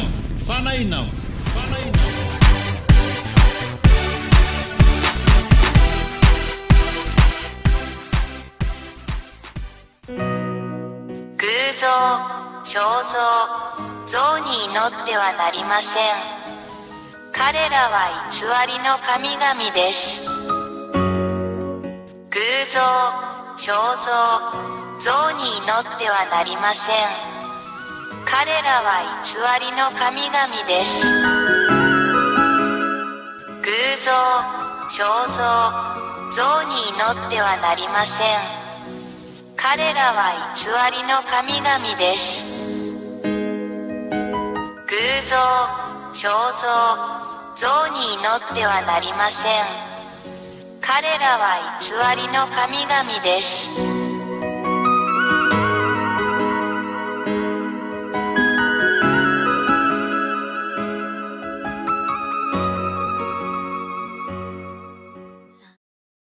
1、大いなる神YAHVAH は、天上に多くの天上の存在を創造されました。その中には天使もいます。2、偉大な神YAHVAH に反逆した天使のグループがあります。3、大いなる神はこれを見て、ヤハヤハバが創造した天の天から彼らを追い出す決定を下しました。4、ヤーワ YAHVAH は、人間が天国と呼ぶこの場所、あなたたちの頭の上に反抗的な天使たちを投げつけました。5、これらの反逆的な天使たちが地上に投げ込まれるとき、地球は下の天に含まれているので彼らはこの偉大な神ヤハバが彼らに与えた方に反対するために、人間の注意をそらして人間を欺きました。6、人間が彼らの言葉と欺瞞に誘惑されると、最終的にはこれら反逆的な天使たちの邪悪な指示に従うことに同意します。7、その後、人間は CHINOIS となり現在に至る。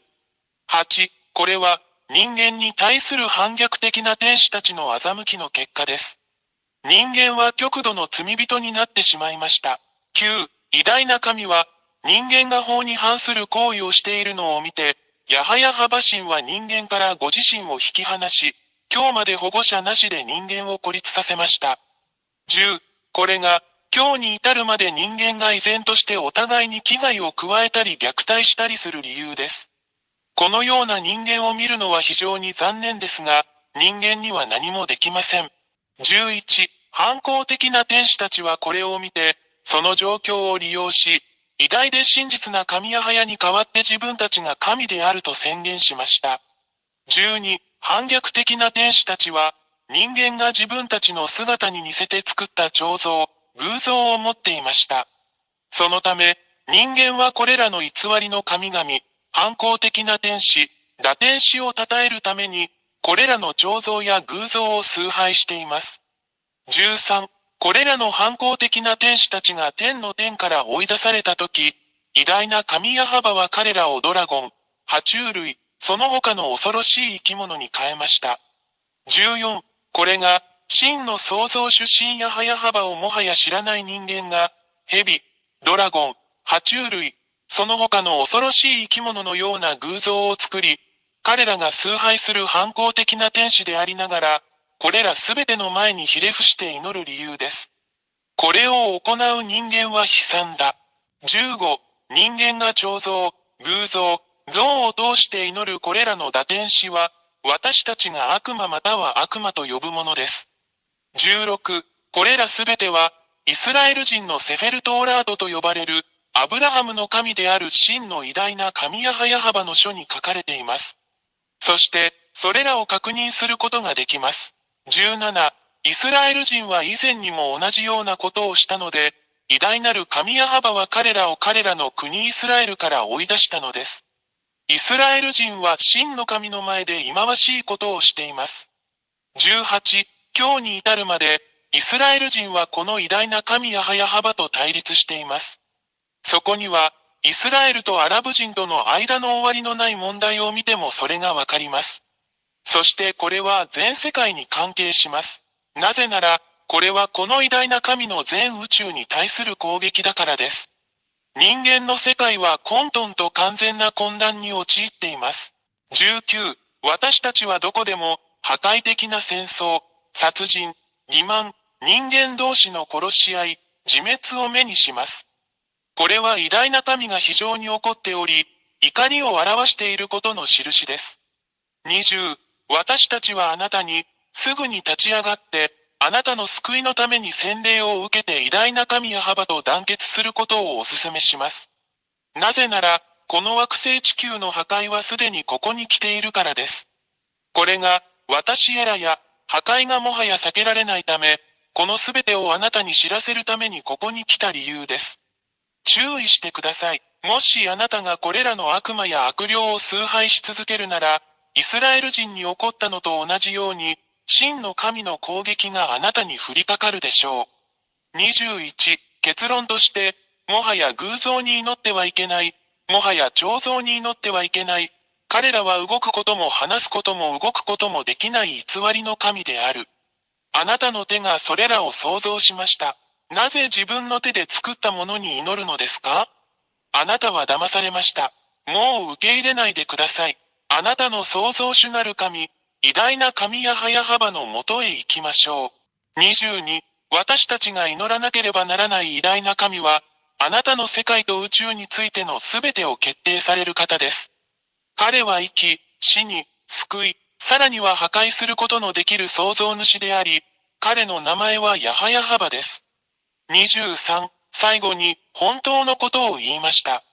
これがあなたの魂と霊にとっての救いであることを理解してください。あなたの霊を救ってください。バプテスマによってヤハバのもとに行きなさい。そうすれば、主はあなたの手を取り、あなたを救ってくださいます。ぜひこの機会をお見逃しなく。これがあなたの救いです。もう迷わないで、あなたの魂を救ってください。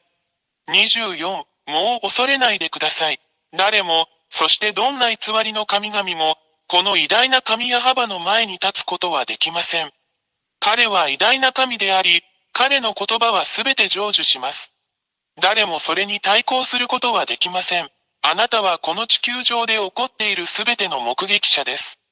彼の言葉は現実になる25、YouTube チャンネル、YAHVAHYAHOSHUAHTV ジャパニーズ、および YAHOSHUAH ウェブサイトの教えに常に従ってください。WhatsApp 電話、プラス261-32-86-663-98。偶像、彫像、像に祈ってはなりません。彼らは偽りの神々です。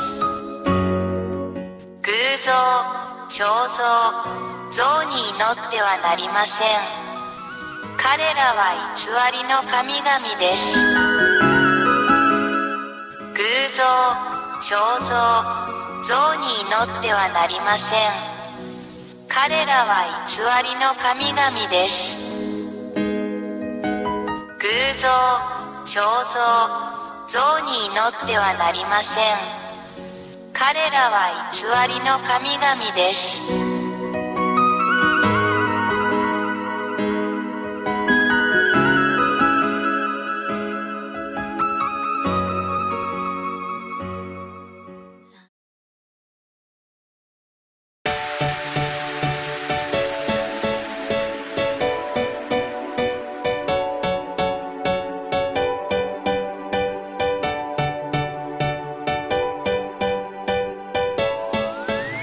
For all of you who were convinced by the teaching of Yahushua, here is the WhatsApp number through which you can contact the ambassador of Yahushua, Zhyah +261 32 86 663 98. We wish you the best to come into the kingdom of Yahushua.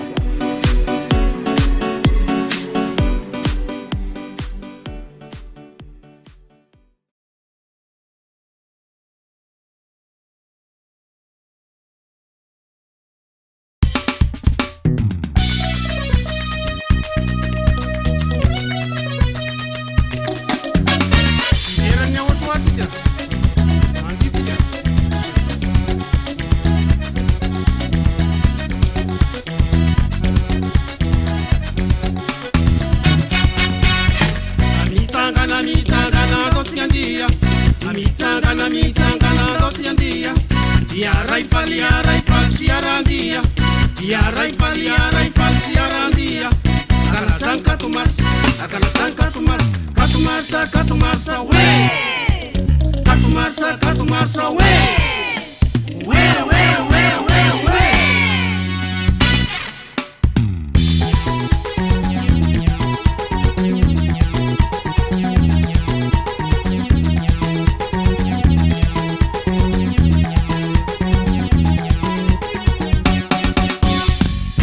YAHVAH, je veux fitner akala zankato mars. Je veux fitner YAHVAH, je veux fitner YAHVAH, akala zankato mars, akala zankato mars, kato marsa we, kato marsa we.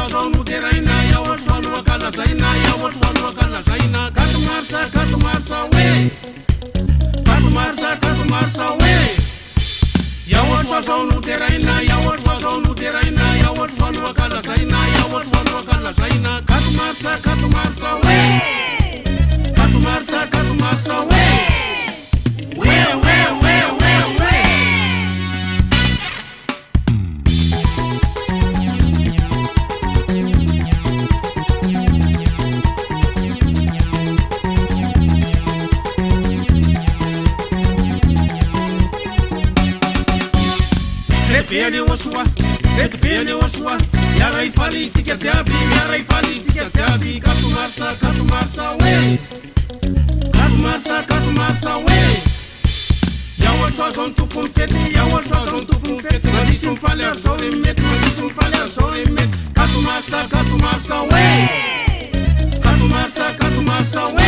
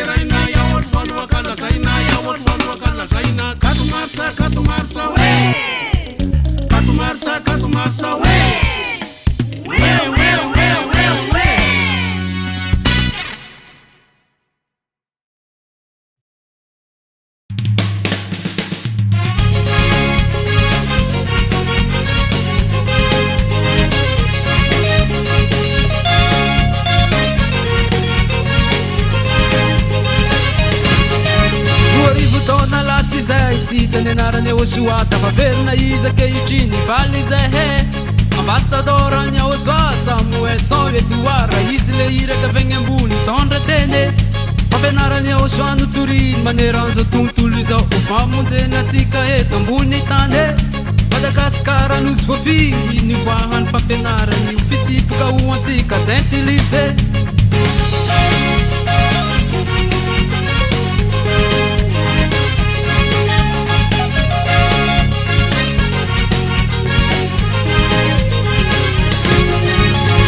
Taona lasa izay tsy hita ny anarany YAHVAH, tafaverina izy ankehitriny valy zay ambassador any YAHVAH, Samuel son Edouard, izy le iraka avegny ambony tondra teny fampianarany YAHVAH notoriny maneran'izao tontolo izao mamonjena atsika eto ambony tany Madagasikara nosy voafiry nivoahany fampianarany fitsipika ho antsika tsy intilise.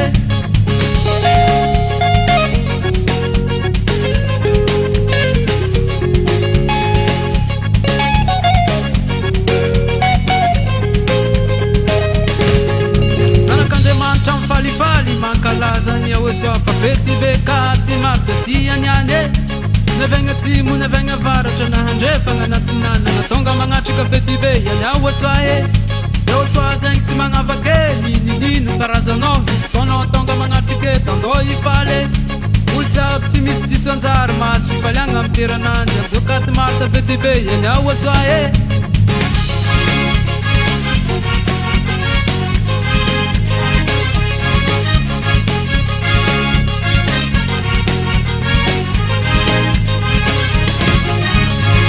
Mantra mifalifaly mankalaza ny ahosoa fa fety be 4 mars ty aniane navegna atsimo navegna avaratra nahandrefagna natsinana natonga magnatrika fety be iany ahosoa e ahosoa zegny tsy magnavakely ninino karazanao izy koanao tonga magnatrike tandô ifaly olo jiaby tsy misy diso anjary mahazo fifaliagna amy terananjy amizao 4 mars fety be iany ahosoa e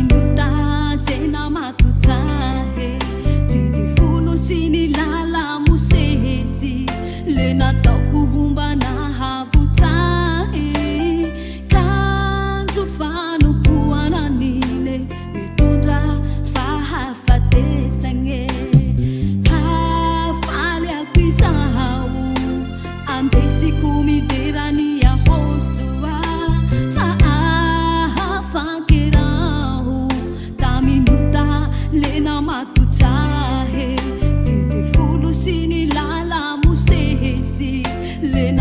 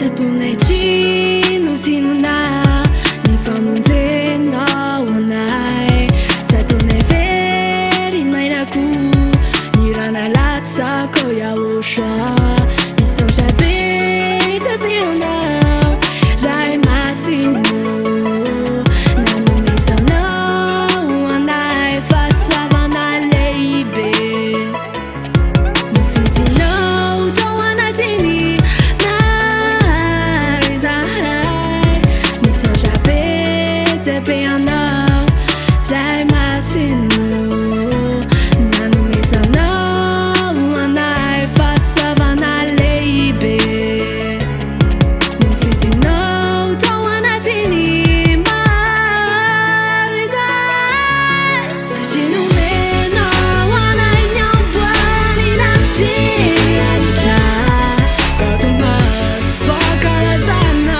ny YAHVAH katomasy fafoltona feny YAHVAH katomasy fafoltona feny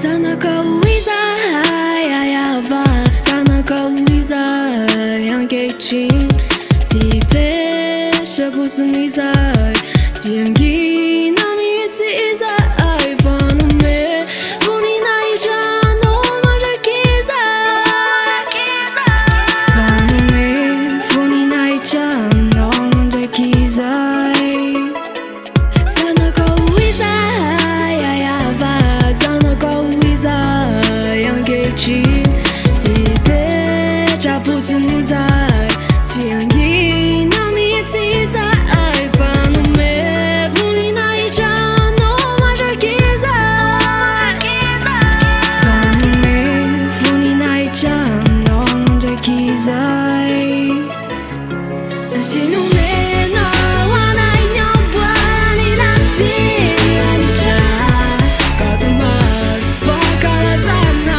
ny YAHVAH katomasy fafoltona feny YAHVAH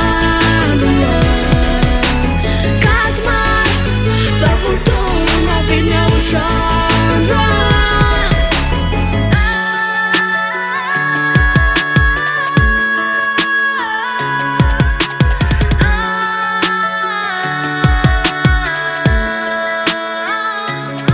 Nianarany YAHVAH tafaverina tamin'ny alalany ambassadeur-ny YAHVAH nianarany YAHVAH tafaverina tamin'ny alalany ambassadeur-ny YAHVAH nianarany YAHVAH tafaverina tamin'ny alalany ambassadeur-ny YAHVAH nianarany YAHVAH tafaverina tamin'ny alalany ambassadeur-ny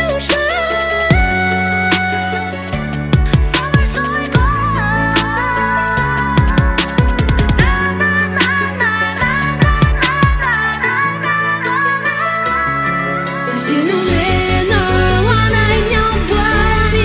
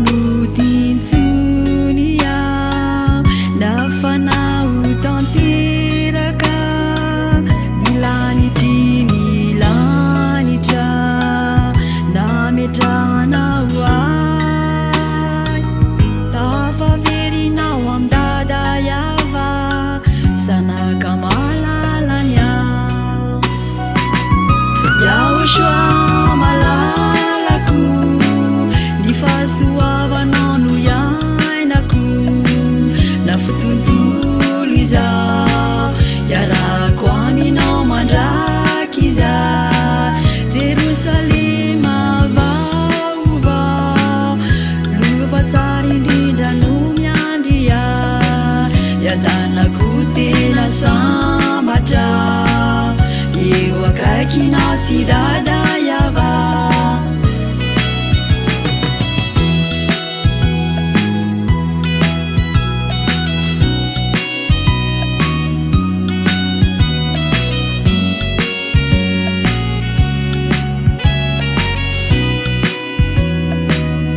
tsisy ahozongozona ny fitiavako anao tena tiany Andriamanitro fanamonjy ny fanahiko tsy ataoko tsinotsinona ny rana latsakao amin'ny fitiavana no amaliko izany YAHVAH malalako ny fahasoavanao no iainako nafoky izao tontolo izao iarako aminao mandraky izaho Jerosalema vaovao lova tsara indrindra no miandry aho iadanako tena sambatra eo akaikinao sy dada YAHVAH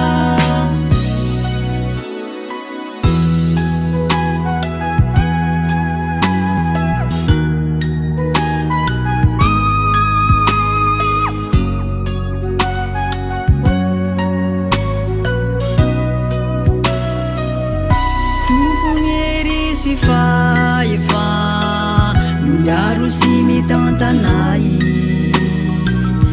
ka na ino namanjo ahy matoky anao zaho YAHVAH zay ahafaha ianao ihany no tena ataoko ety anompo anao ampitiavana hatramin'ny farany YAHVAH malalako ny fahasoavanao no iainako nafoky izao tontolo izao iarako aminao mandraky izaho Jerosalema vaovao lova tsara indrindra no miandry aho iadanako tena sambatra eo akaikinao sy dada YAHVAH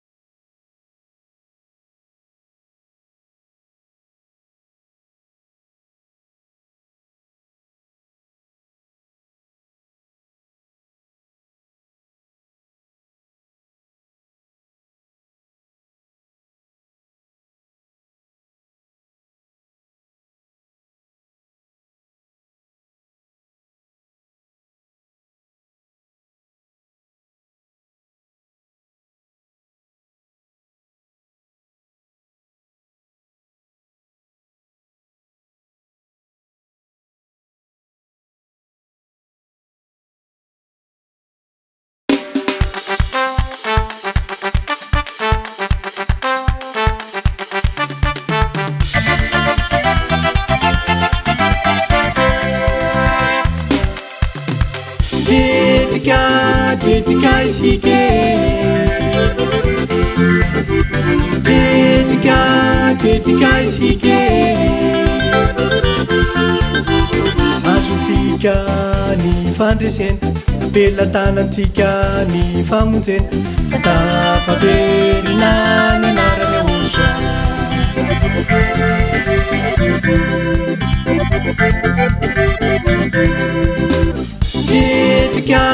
dedika isike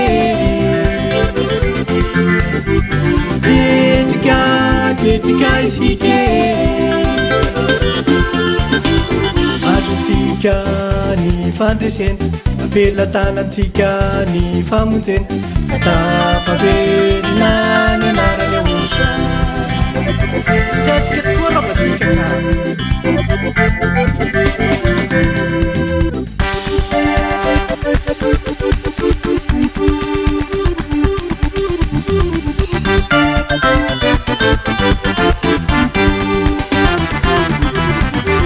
mahatohitra tsikireo tsy mahasakana tsikireo ireo rivodosa mandavona mandavo ireo korana malemy malemy makasoparana resireo resy ifipetsiny satana tsaoe tsy maintsy tanteraka ny katomasa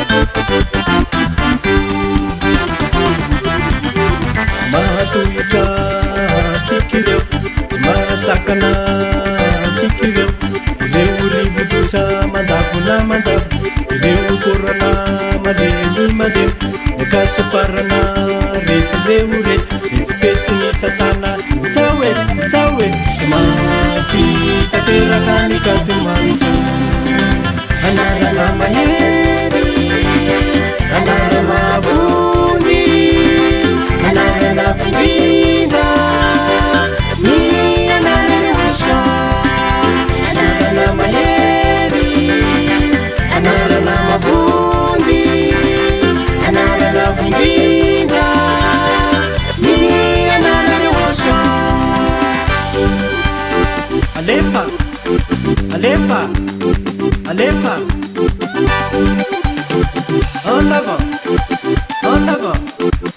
en avant miaou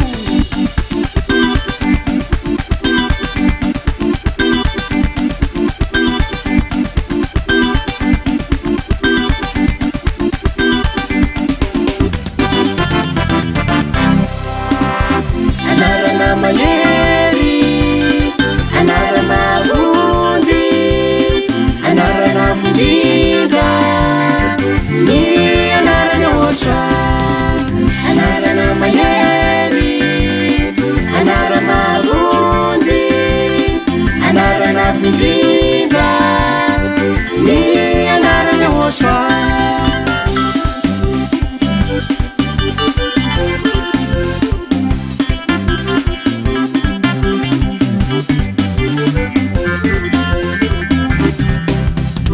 anarana mahery anarana vonjy anarana findrinda ny anarana ahosoa anarana mahery anarana vonjy anarana findrinda ny anarana ahosoa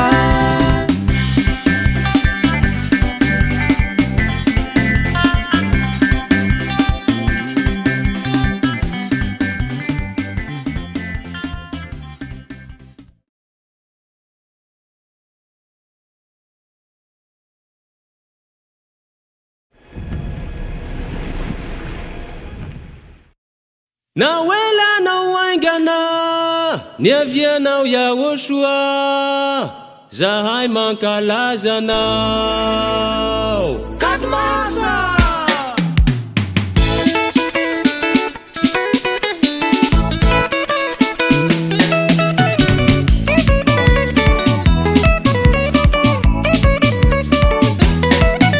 terao ankalazao umeu voninahitra terao ankalazao la indrindra finaritra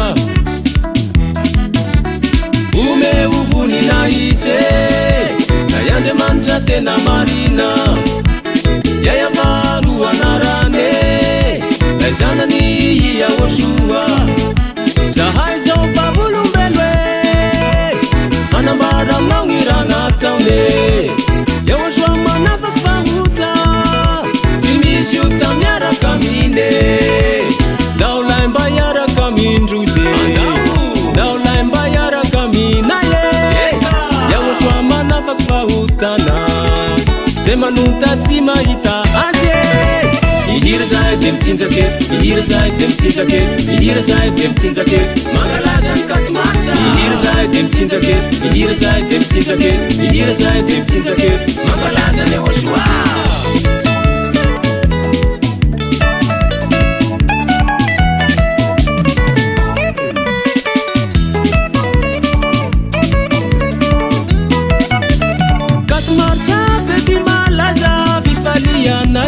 bakandanitsiane katomarsa fety malaza fifaliana ye fetiny YAHVAH ome ovonina itsy na iandriamanitra tena marina YAHVAH anarany lay zanany YAHVAH zahay zao vavolombelo manambara aminao gny raha nataone YAHVAH manavaky fahota tsy misy ota miaraka amine ndao lay mba iaraka amindrozy ndao lay mba iaraka aminaye YAHVAH manavaky fahotana zay manota tsy mahita azy ihira zahay de mitsinjake ihira zahay de mitsinjake ihira zahay de mitsinjake mangalaza ny katomasa ihira zahay de mitsinjake ihira zahay de mitsinjake ihira zahay de mitsinjake mangalaza ny YAHVAH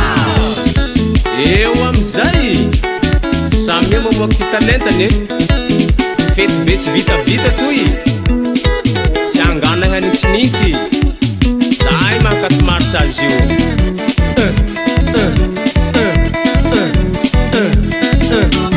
ndao lay mba iaraka amindrozy ndao lay mba iaraka aminaye YAHVAH manavaky fahotana zay manota tsy mahita azy ihira zahay de mitsinjake ihira zahay de mitsinjake ihira zahay de mitsinjake mangalaza ny katomasa ihira zahay de mitsinjake ihira zahay de mitsinjake ihira zahay de mitsinjake mangalaza ny YAHVAH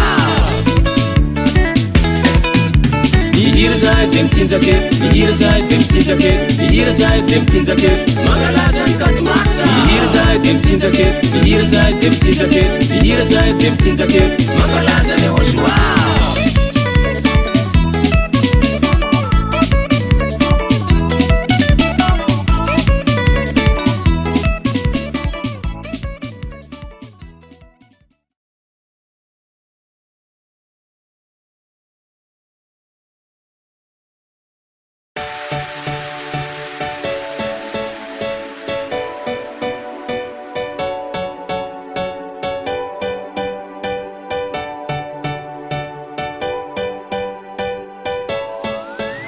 For all of you who were convinced by the teaching of YAHVAH, here is the WhatsApp number through which you can contact the ambassador of YAHVAH, Zhyah Elia. +261 32 86 663 98. We wish you the best to come into the kingdom of YAHVAH.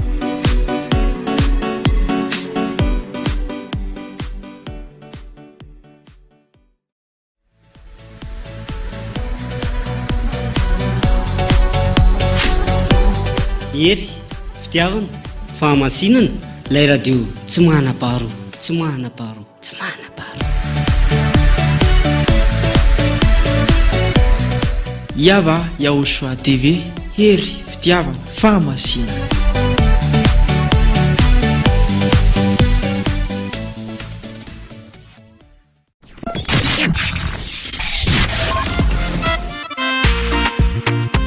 Eo anilanao ihany, eo anilanao hatrany, ny ery, fitiavana, fahamasinana.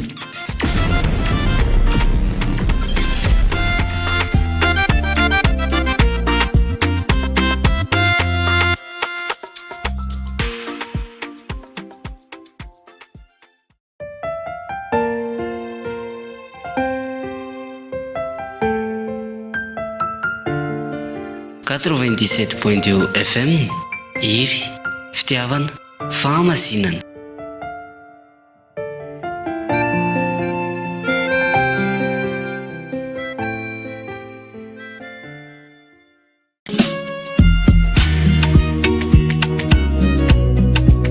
Ery fitiavana fahamasinana fidirana any amin'ny lanitra ny lanitra izany e.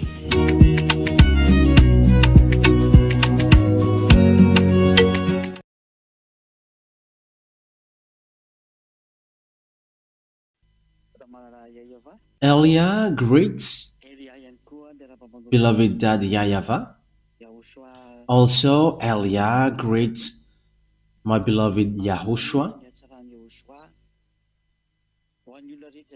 And I mention Yahushua's grace to everyone who were following and listening to this teaching throughout the world. Yes, the teaching today brings the title, Why? Why we should believe in Zhyah Elia. Let me repeat it again. Why should we believe in Zhyah Elia? So, it means, what is the reason? Is he true or fake? So that is the thing that we must emphasize well. So the answer that I will give to you is, believe in Yahushua because first of all, he has saved you. It's you who have created you. He has invented you, and he is the God that you must believe in. It's Yahushua. It's the God that you must believe in and to pray to. So he's the one that you're going to believe in case you were surprised about that belief. The one that you're going to believe is that YAHVAH, because he has created this world, and after Yahushua, believed in Yahushua because he has saved you, and also he is the Son of the Most High. So, why should you believe in the ambassador of Yahushua, Zhyah Elia? You should believe in him because he sent. Let me emphasize it again. He is sent to bring the words of Yahushua. So, believe in him because he is a messenger. He is not a God to be prayed to, no. That is not the case. But the God to be prayed to is that YAHVAH and Yahushua, but Zhyah Elia, it's the younger brother of Yahushua, sent by Yahushua and Dad YAHVAH to bring the words of Dad YAHVAH and Yahushua on earth, on the earth planet, on you, here in you. So that is the truth. That means that the reason you should believe in him is because he is sent to bring the words of beloved Dad YAHVAH and beloved Yahushua. So that is the reason you should believe in him.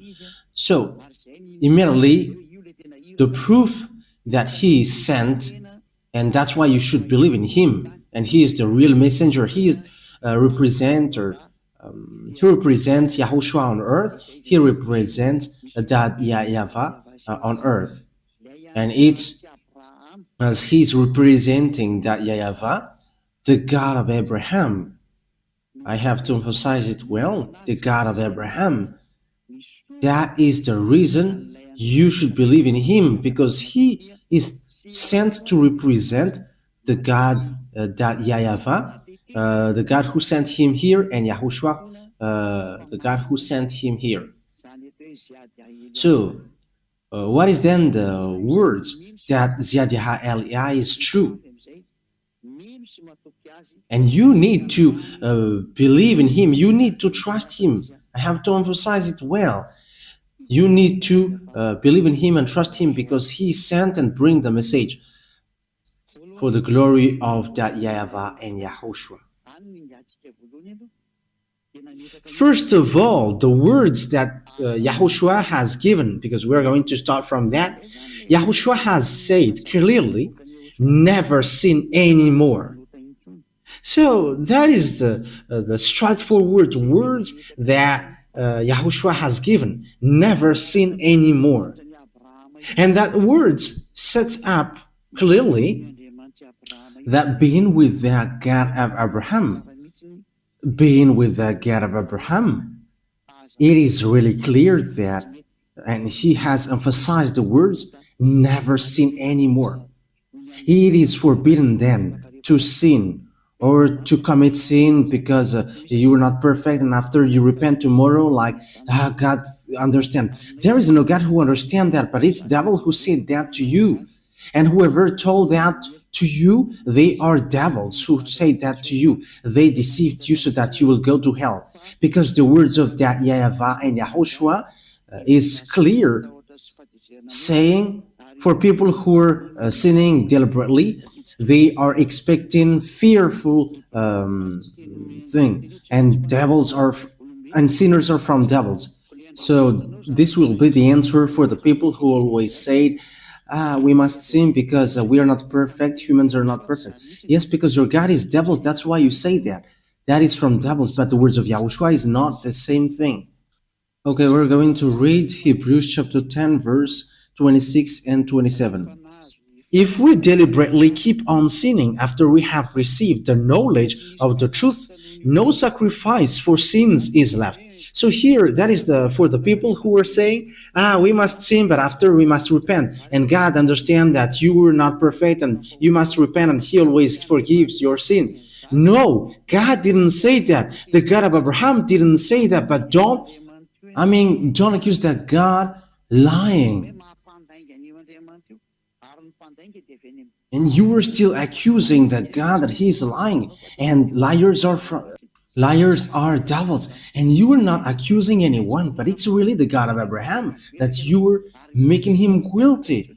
And you were like, you must sin because that God will forgive you, and you were making an effort not to commit sin anymore. It's been 2,000 years that you have made an effort, and until now you were not washed away from your sin. And do you say that there is a God who is with you? Yes, a God with you is a fake brand, but it's not YAHVAH, the God of Abraham. So listen to his word. If we deliberately keep on sinning, so it's you who deliberately keep on sinning, after we have received the knowledge of the truth, so no sacrifice for sins is left, but only a fearful expectation. That means that you cannot repent anymore. There is no repenting anymore when you were washed away from your sin, and after you keep on sinning, there is no repenting anymore. But if you keep on sinning, it's a fake God which is with you, and you were throwing yourself to hell. You who are doing that, and it's all about you. It concerns all about you. But listen to this. But only a fearful expectation. That means that you are waiting for the anger of God with fear of the judgment. So the judgment from this true God will hit you, and of raging fire. So the anger of God will hit you, a raging fire that will consume the enemies of God, a raging fire that will consume you. That is so dangerous. That is so dangerous. It's a raging fire which will consume you. That means don't believe in any church leaders anymore, because they are working with devils. They all are working with devils. So when it's about the God of Abraham, and it's not YAHVAH, which they call, it's all about devils. And if it's not Yahushua, his son, the others are devils. So people who always say to you, we must sin, but that is the words of God. The meaning of we must sin is that is sinning on purpose. But the words of God is so clear. John chapter 8, verse from the verse 10 2:11. John 8:10-11. Yahushua straightened up and asked her, "Woman, where are they?" So that is it's about the people who have made these women who commit adultery guilty. "Where are they? Has no one condemned you?" "No one, sir," she said. "Then neither do I condemn you," Yahushua declared. "Go now, and from now on, never sin anymore." So you can see with that, the words of Yahushua is so straightforward. "I neither condemn you, but from now on, from this moment that you have met me, never sin anymore." So that is the words of the true God, and that is how to know the one who is really sent, because the one who is sent is also fulfilling that word and having the power to set up that true words, saying never sin anymore. Okay, let's emphasize that words once more in John chapter 5 verse 14. John chapter 5 verse 14. So it's a word that Yahushua has emphasized for people who have met him. So if you say that you have met your God, which is fake, and you keep on sinning, so it's a fake God who you have got along to, and you have seen the devil. But this is the words of God. Whoever have met him has received this word, never sin anymore, or something worse may happen to you. So the second one is getting worse. John 5:14. Later, Yahushua found him at the temple and said to him, "See, you are well again. Don't sin anymore, or something worse may happen to you." So something worse happened to the one who is keep on sinning again. And look at your life, and don't make this God lie, because when he said to you what happens on your life is going to be worse, and don't say that your life is getting good, but you were making this God lie, and that's why you were devil. If you were still going against that, if you were going against that worse, that is the proof that you were devil, because he has said something worse may happen to you if you keep on sinning. So if you reply, there's nothing which happens to us, but we just have to repent and we are free, that's why the one that you follow is devil, and you cannot get out of that. So that's why the question is why Zhyah Eliah should be believed in. Zhyah Eliah, younger brother of Yahushua. I have to emphasize Zhyah because there are lots of people around the world who have stolen the name Eliah. So let me put my name from the heaven of heaven, Zhyah, so that you cannot steal it, because that is my proper noun. Eliah is in the Bible. That's why you were stealing it nonsensely, even though you don't know it. But Eliah washes people away from their sins, and people who follow him never sin anymore, which I am doing, and that is Zhyah. That is Zhyah. Zhyah Eliah. So that is the words, but I'm going to add it once more before we get into the topic. Who is bringing that word? So who is bringing that word which says never sin anymore? So let's give the words which is said by Yahushua in the apostles in 1 John chapter 3, because people who sins haven't seen him and haven't known him. And your church leader is a sinner, and he don't know God, and he haven't seen God. But think about that. 1 John chapter 3, verse 5 and 6. 1 John chapter 3, verse 5 and 6. But you know that he appeared so that he might take away our sins, and in him is no sin. So people who are in Yahushua, they have no sin, and they never sin anymore. No one who lives in him keeps on sinning. You see, whoever follows him and are in him, they don't sin anymore. So there is no such thing like you sin and after you repent. It's devils who are with you, but it's not the God of Abraham. I emphasize that. It's devils who are with you and who pretend to forgive you, but it's not the God of Abraham. No one who continues to sin has either seen him or known him. So sinners, they haven't seen him or known him. That means these church leaders who are sinners and make people sinners and always say that, yeah, we must sin, they haven't seen this God and they haven't known that God. But Zhyah, however, the one who have made you free from sin by my action, giving you the knowledge of Yahushua, so I have the power and the authority to bring the words to wash you away from your sin. As proof, you were washed away from your sin. Zhyah. And people who got into that place are so happy. They are really free.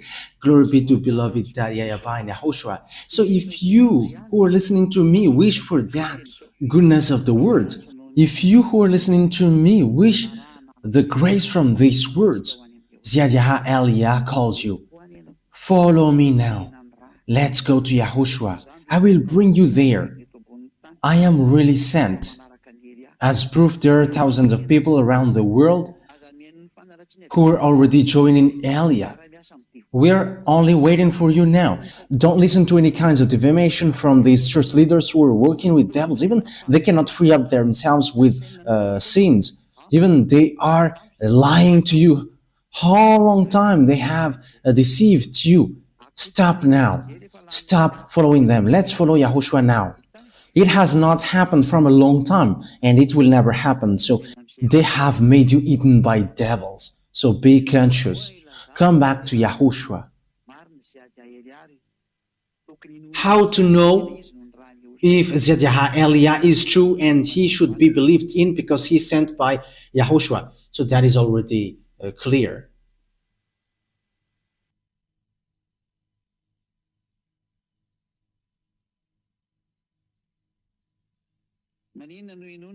So why should you believe in the words of Elia? So why should you believe in Zhyah? Because he is sent.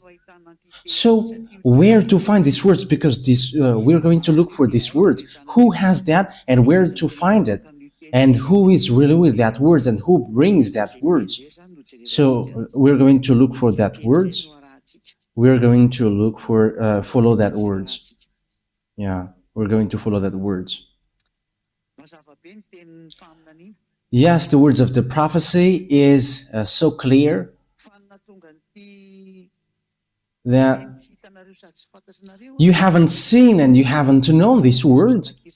It's because of the problem between Israel who fight against Father YAHVAH, and Father YAHVAH made sure that they don't know him anymore. And when the children of Israel haven't known him anymore, yes, we already know that no one called his name anymore. Okay, let's get back to, let's just repeat that chapter and verse a bit, saying, no one knows your name and no one calls your name, according to the book of Isaiah. Isaiah chapter 64. Which verse in it? Yes, Isaiah chapter 64 verse 5. We're going to start from the verse 5 and 6. All of us have become like one who is unclean. So it's the Israelite. And all our righteous acts are like filthy rags. We all shrivel up like a leaf, and like the wind, our sins weep us away. So it's the children of Israel who made bad deeds. So what was the consequences? No one calls on your name or thrives to lay hold of you. For you have hidden your face from us and have given us over to our sins. So Father YAHVAH has hidden his name, all about him, from the children of Israel, and no one knows his name anymore. That's why no one calls on the name of that YAHVAH. So from that moment, no one knows the name of beloved that YAHVAH anymore. Because of that, what children of Israel did, and he was so angry, and he made sure that no one knows him anymore from Israelite. And from that moment, there were lots of names which were created: Jehovah, Allah, Buddha, Shiva, Brahma, Vishnu, Ganesh, and all kinds more that humans have called. They have called their own. And all humans becomes sinners. They're all sinners. And the others are getting married with 5, and the others have gotten married with 50 women. However, the last prophet, the son of the Most High, said one man get married with one woman, and one woman get married with one man. However, the others, they have hundreds of wives. That is so dangerous. That is just going against that God. They have just changed the name of the God of Abraham. They have changed the name YAHVAH into something else. That is a sign that you were sinners, and everyone who, all the gods who were with you are all fake. Okay, let's continue the words. You were sinners, but the true God is arrived, and he has given knowledge to people. That there is a moment that humans will know that name. It's not the children of Israel anymore. Even they are enemies of God. But it's the other nation. So it's not children of Israel anymore. So Father YAHVAH has made a program that there is someone who is going to know him. Isaiah chapter 52 verse 6. Isaiah chapter 52 verse 6. Therefore, my people will know my name. Therefore, in that day, they will know that it is I who foretold it. Yes, it is I. So there is someone who is going to know the name of Father YAHVAH, and Father YAHVAH is going to say to them, here I am, here I am. So Father YAHVAH is going to be known again. Someone is going to know him again. But for children of Israel, they will not know him anymore. That's why the Adonai name come up, the my Lord thing. It's because of the punishment of Father YAHVAH, from Father YAHVAH for them, and that's why they cannot call the name YAHVAH anymore, and they changed it into Adonai, because whoever called the name was killed. So they didn't call the name anymore, but they changed it into Adonai. And the others have taken Adonai and they have changed it into my Lord. And you see that everyone is calling my Lord because of the craziness of the children of Israel who fight against that God, and God gets separated from them and they don't know their gods anymore until now. It's so dangerous. It's until now, because if they know, they should have called with me YAHVAH and YAHOSHUAH, and they are washed away from their sins, like those who are following Elia. But they're not following that. Even when they have seen these words, they don't care about that. That is the proof that God has abandoned them. Because the goal of the God is, when you follow him, you never sin anymore. Why do you look for that? And that is what you see now. Why don't you come? But that is showing arrogance. They think that they're Israeli and they're with God. That is so funny. If God is with you, you have been washed away from your sins. But the words of God is clear. God doesn't listen to sinners. Isaiah chapter 59 verse 1 and 2. Surely the arm of YAHVAH is not too short to save, nor his ear too dull to hear. But your iniquities have separated you from your God. Your sins have hidden his face from you, so he doesn't listen. So that is Isaiah 59, 1 and 2. It's clear what we have read. When someone is not washed away from their sins, God doesn't listen to him. So the God of Abraham doesn't listen to him if you were not washed away from your sin. So that is saying that the children of Israel was abandoned by God. So Father YAHVAH must get back. So that is the word, his word. There is someone who is going to know him, and my people will know my name. And it's the people that he's going to give the words, here I am, here I am. Because the hint for the people who is going to know him is the people who receive these words, here I am, here I am. So where is here I am going to be appeared? So Isaiah 65 answers that. 65 and 1, 2. So we're going to look for the hint of God, where to find that words, here I am. So we're going to read Isaiah 65, 1. I revealed myself to those who did not ask for me. I was found by those who did not seek me. To a nation that did not call on my name, I said, here am I, here am I. So there will be a nation that these words, here I am, will appear. And this nation, it's a nation where my name is not called in, according to Father YAHVAH. So it's obvious that it's not Israeli. It's not Israelian. It's not Israeli who's going to know his name, who is going to receive the here I am, here I am. Because the name of Father YAHVAH has been called in Israel. So when it's already a nation where his name was already called, it's not the right one. But the nation here is where the name was not yet called. So it's obvious that it is not in Israel, because the name of Father YAHVAH was already called in Israel. So Israel is eliminated. Bye-bye for Israeli, because you don't know that name. The name is not yours, and this name will never go to you, because it has gone to the other nation, to save the other nation. I hope that you who are listening to this teaching will come and follow Elia. Believe in Elia, because Elia is sent to save you. It's the one that you see on this TV, and you can hear his voice on the radio. The one who is talking to you right now. So where to find him then on this earth planet? Because it's not in Israel that it will come out, and it's not going to be known from there, but it's in another place. So where to find that? So let's get back to the words of Yahushua, because it's Yahushua that where we can find the truth.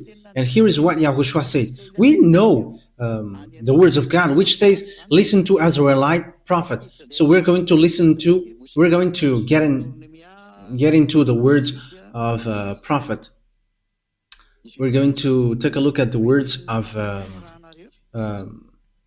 Grandpa Moshe, Deuteronomy chapter 18 verse 15, saying you have to listen to Israelite prophet. Okay, Deuteronomy chapter 18 verse 15. So here is what written here. We're going to read it for the glory of Father YAHVAH. YAHVAH your God will rise up for you a prophet like me from among you, from your fellow Israelites. You must listen to him. So you must listen to Israelite prophet. And we know that Yahushua is an Israelite prophet. He is a great prophet in Israel. So we're going to read the message from Yahushua in his and from his disciples. So it's in John or Yohanan. It's Yohanan apostles. So we're going to read the words of Yahushua, the prophet, which is given to his disciples. So this is the words of the prophet Yahushua according to John, apostles, his disciples. Revelation chapter 19. Where is it again? 19 verse 10. Revelation chapter 19 verse 10. Revelation chapter 19 verse 10.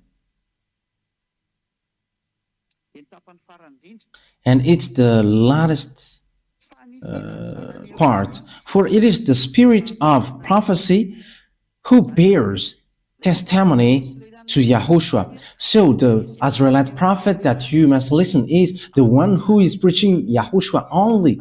So it's him who is bringing that prophecy according to the words of Yahushua, which is given to the disciples, disciples who have seen his glory in the heaven of heavens. So it's John. And Yahushua has declared the person who got the spirit of prophecy is the one who preaches Yahushua. So we're going to see who is preaching Yahushua on this earth planet. How to know that Yahushua? To know that Yahushua, of course, he washes people away from their sins. That is the first of all. That is the first thing. We have talked about that from the beginning. And the second one is that Yahushua brings eternal life through preaching his name. So that is how to know him. That is a next hint. So Yahushua preaching the eternal life through his name. So who among the humans on earth preaches that name? And people have got the eternal life. Meaning of the eternal life is there is a teaching which he brought and people are washed away from their sins. So that is the eternal life. So let's read the words of Yahushua according to the words, according to the book of John, sorry.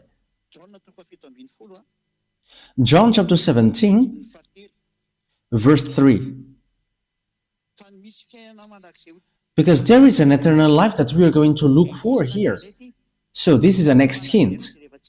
We are going to look for the eternal life, because it's in the eternal life which preaches his name, and it's in his name that the eternal life will come up, and in the eternal life which come out from his name. So it's obvious that eternal life, it's people who are washed away from their sins. So who are preaching the deliverance from sin? Who preaches the name which makes people washed away from their sins on this earth? So we're going to emphasize that. So how that words come to appear? So John chapter 17 verse 3. So this is the next hint. Now this is eternal life, that they know you, the only true God, and Yahushua, the chosen, whom you have sent. So here there is an eternal life that we are going to look for. So this eternal life, this is how you can get it. It's to know you, that YAHVAH, and Yahushua, whom you have sent. But there is no one who has known Father YAHVAH and Yahushua, who have made people washed away from their sins on this earth, except Eliah only. It's only Eliah who has done that, and who have done that. And we're going to prove that, because we can say together that it's me who have called that YAHVAH and Yahushua. That YAHVAH is the God of Abraham, and Yahushua is the Son. And whoever followed both of them are washed away from their sins. So when they are washed away from their sins, they never do something bad anymore, and they never commit sin anymore. They are completely free.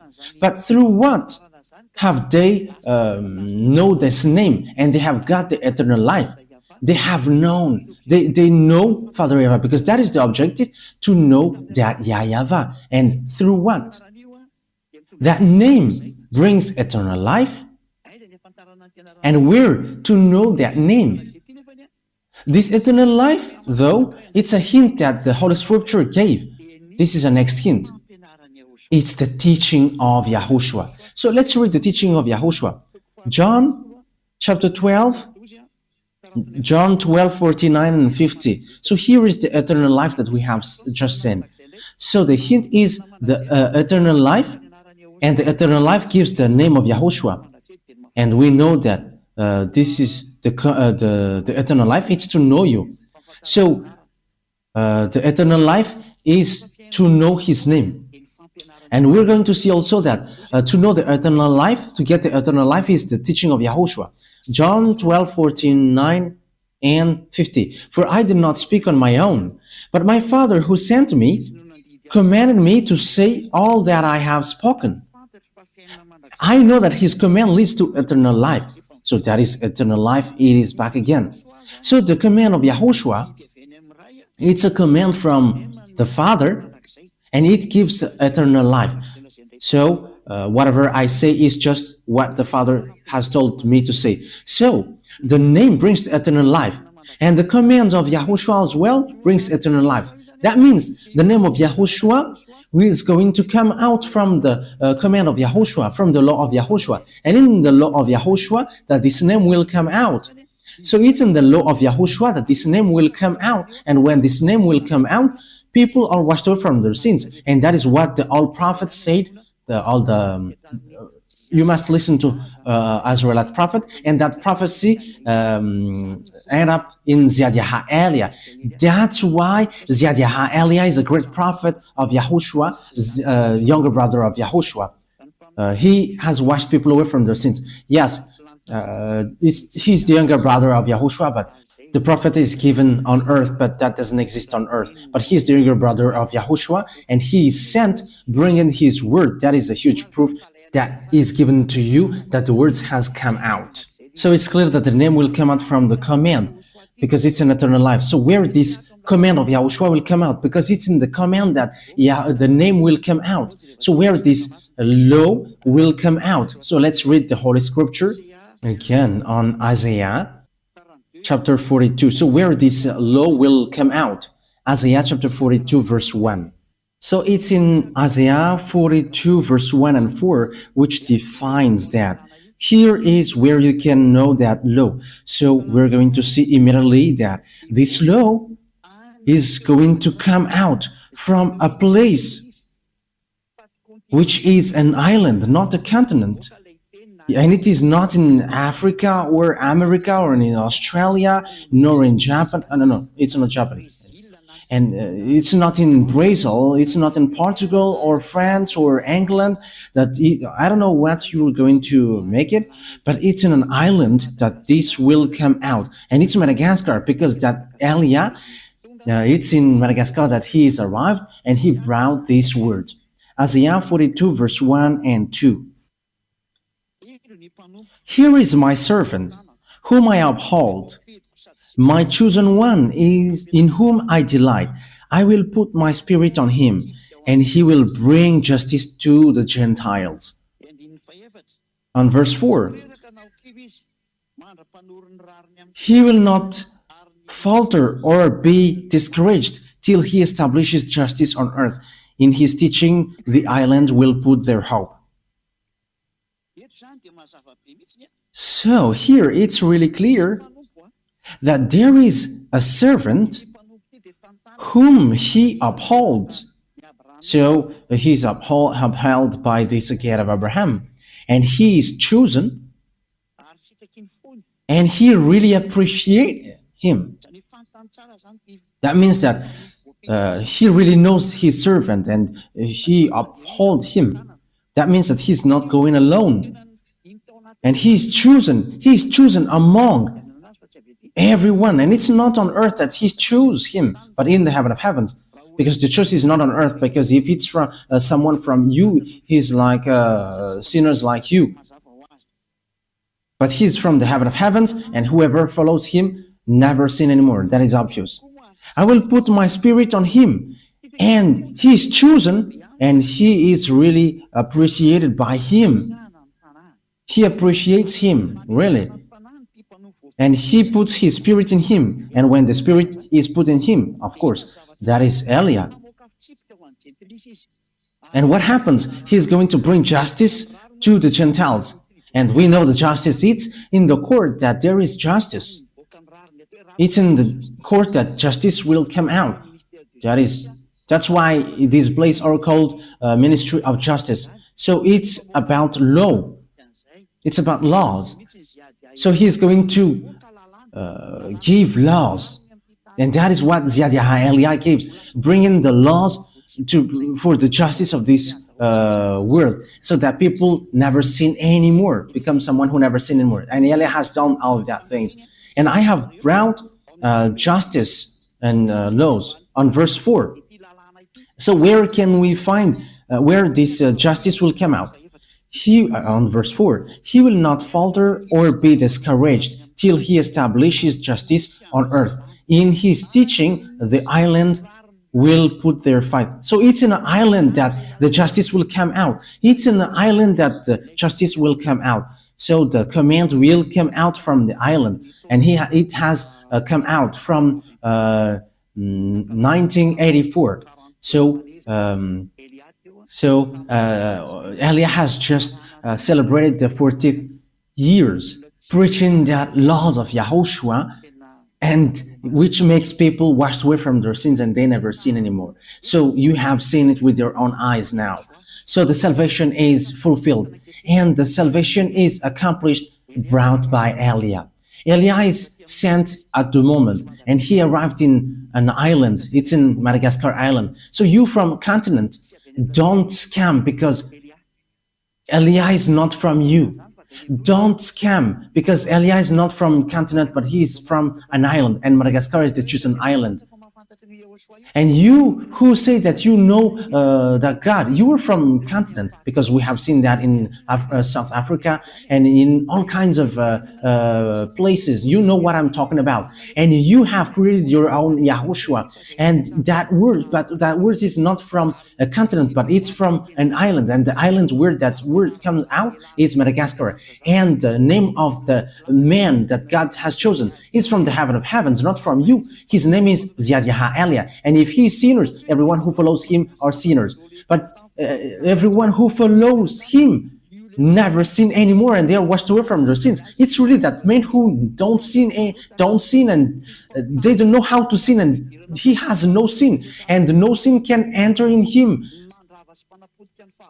But he destroyed all his enemies and devils who made people sin, and it's devils who are really shaken of fear seeing that name.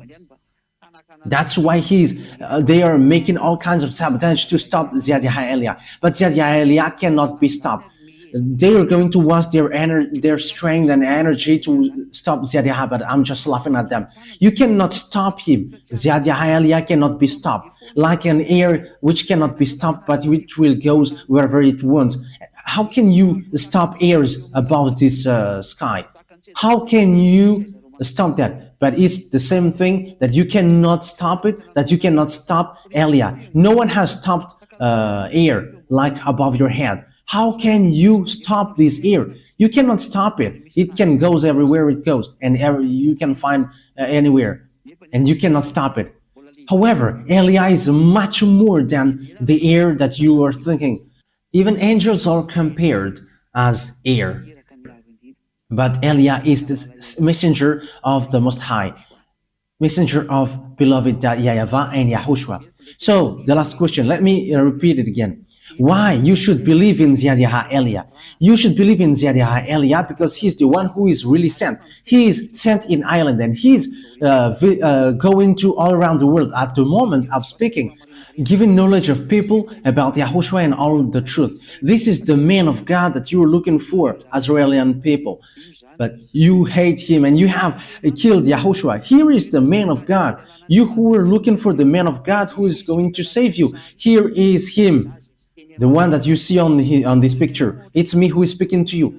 And you are like, you may say, you are preaching yourself. I am not preaching myself, but my Father talks about me, and same as Yahushua and even myself.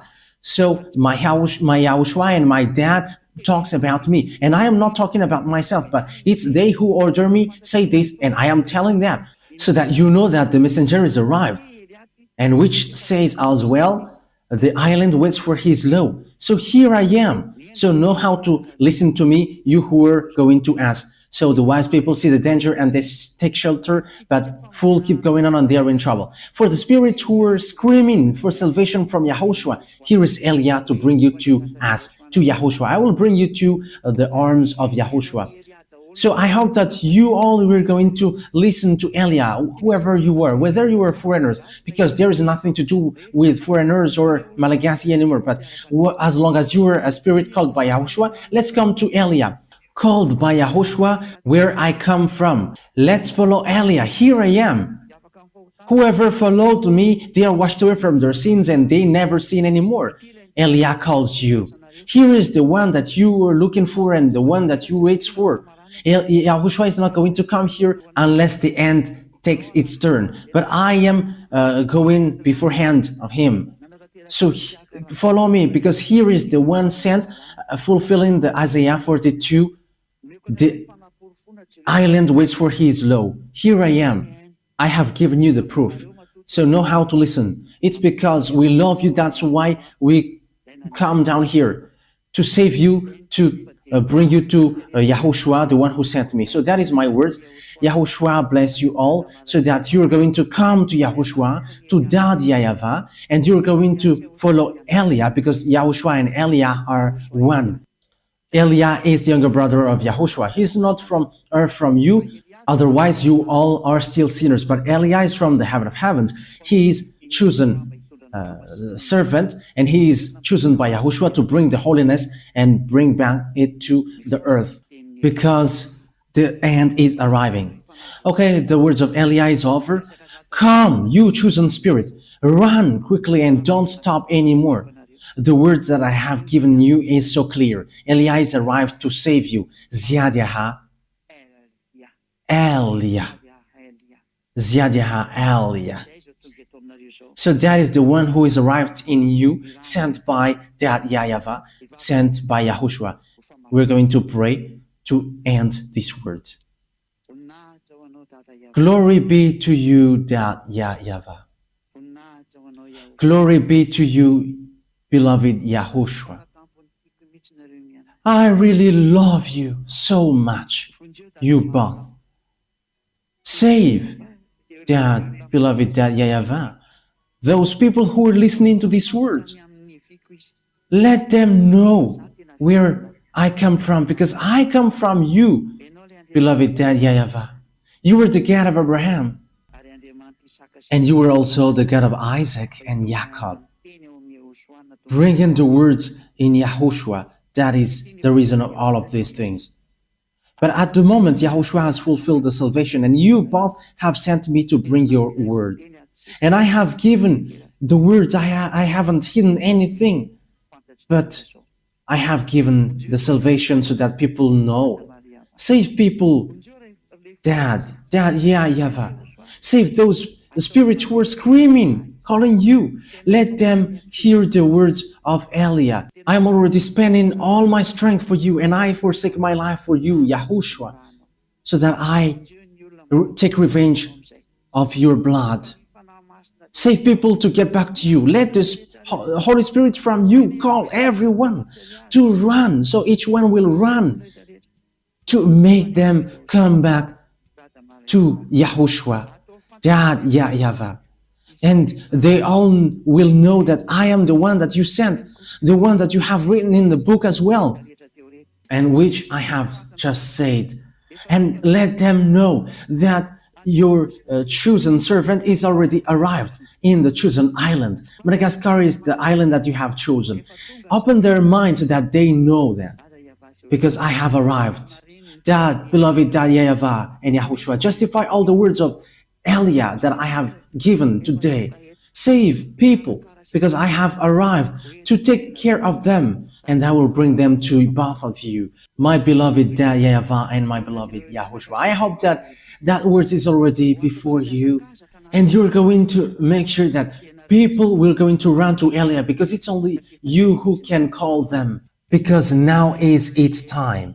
Let them meet me quickly, Yahushua, because Elia is already going all around the world, so that this world know that the light is passing over, so that they will see it. Glory be to you, beloved Dad YAHVAH. Thank you very much, Dad. In the name of Yahushua that I make all that prayer. Hallelujah. Amen. So Yahushua bless you all for our next teaching. So goodbye, everyone.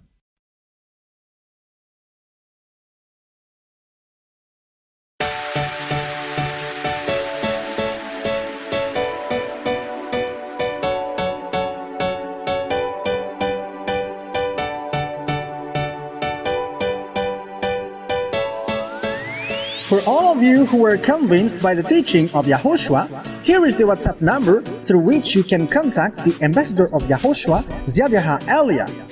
+261 32 86 663 98. We wish you the best to come into the kingdom of Yahushua.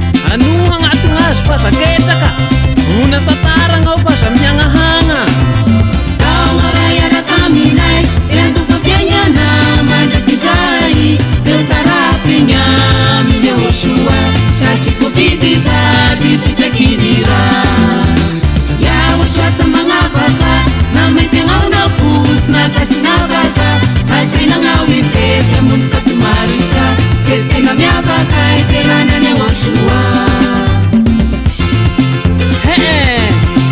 aie koa raha ona ro ahita raha tahaka ty toko eny zao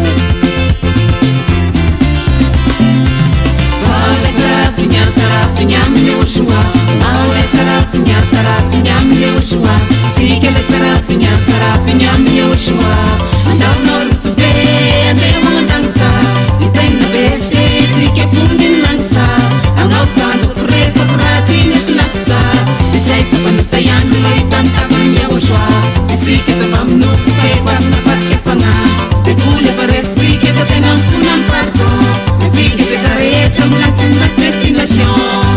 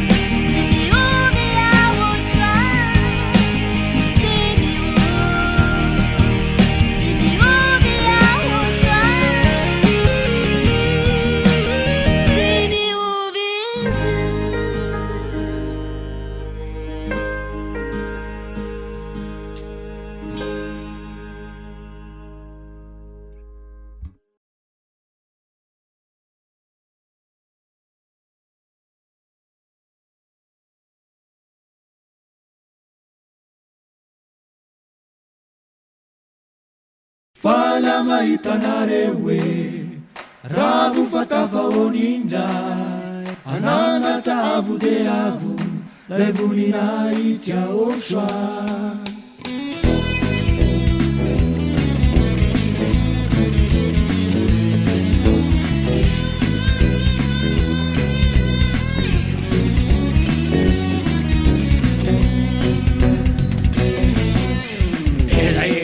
Tsini fakaita Dei la yande manitsika Aminia kasia si musika Tamma fana faccia vilanga tsika Alleluia Alleluia Alleluia Alleluia Alleluia Alleluia Alleluia Fala mahitanareo hoe raha vofatafaonindra ananatra avo de avo lay voninahitra YAHVAH.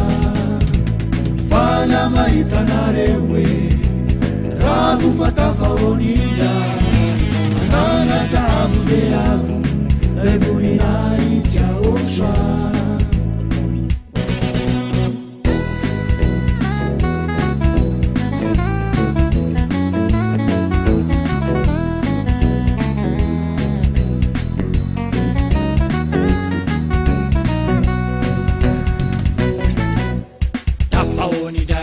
Kandemanita Tapagurpun nawadanita Hernani ubisine saramanita Apalina chimandalu famarita Alleluia Alleluia Alleluia Alleluia Alleluia Alleluia Alleluia Alleluia Fala mahitanareo hoe raha vofatafaonindra ananatra avo de avo lay voninahitra YAHVAH. Fala mahitanareo hoe raha vofatafaonindra ananatra avo de avo lay voninahitra YAHVAH.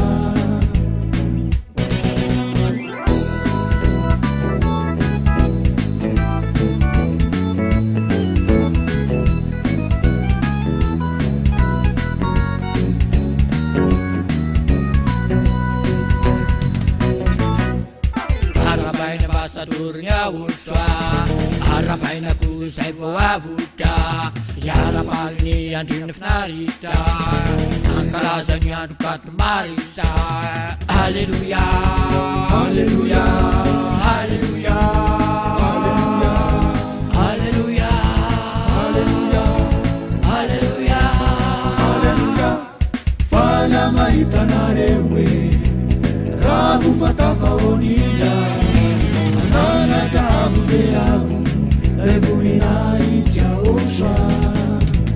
Fala mahitanareo hoe raha vofatafaonindra ananatra avo de avo lay voninahitra YAHVAH.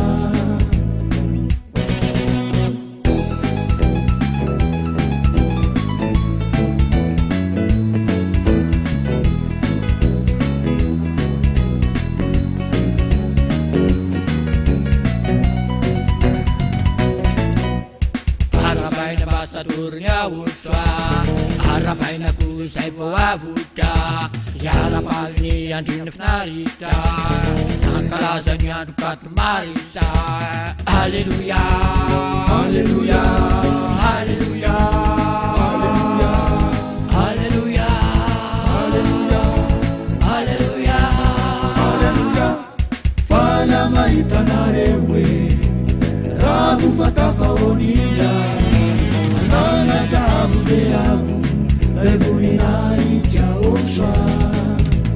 Fala mahitanareo hoe raha vofatafaonindra ananatra avo de avo lay voninahitra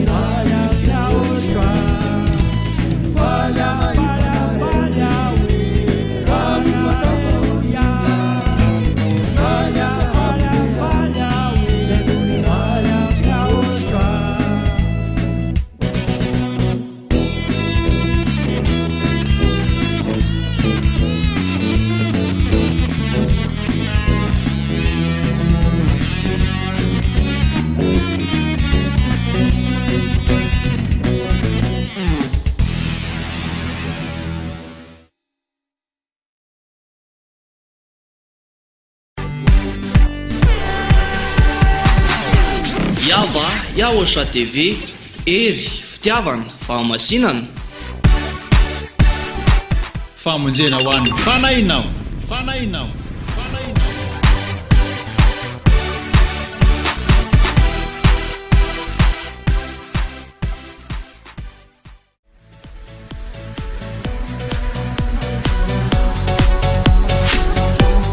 Ery fitiavana fahamasinana, ilay radio tsy manam-paharo.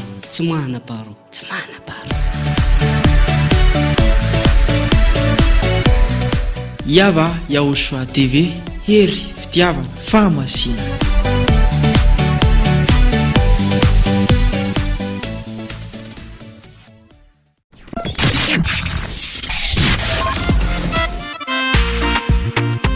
Eo anilanao ihany, eo anilanao hatrany, ny hery fitiavana fahamasinana.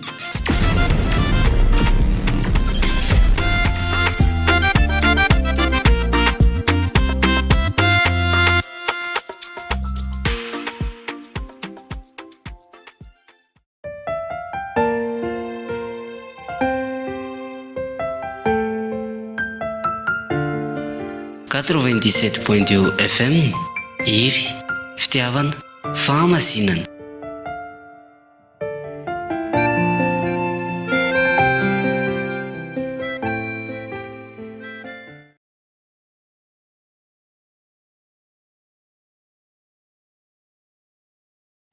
Elia miarahaba manokana ny ramara YAHVAH.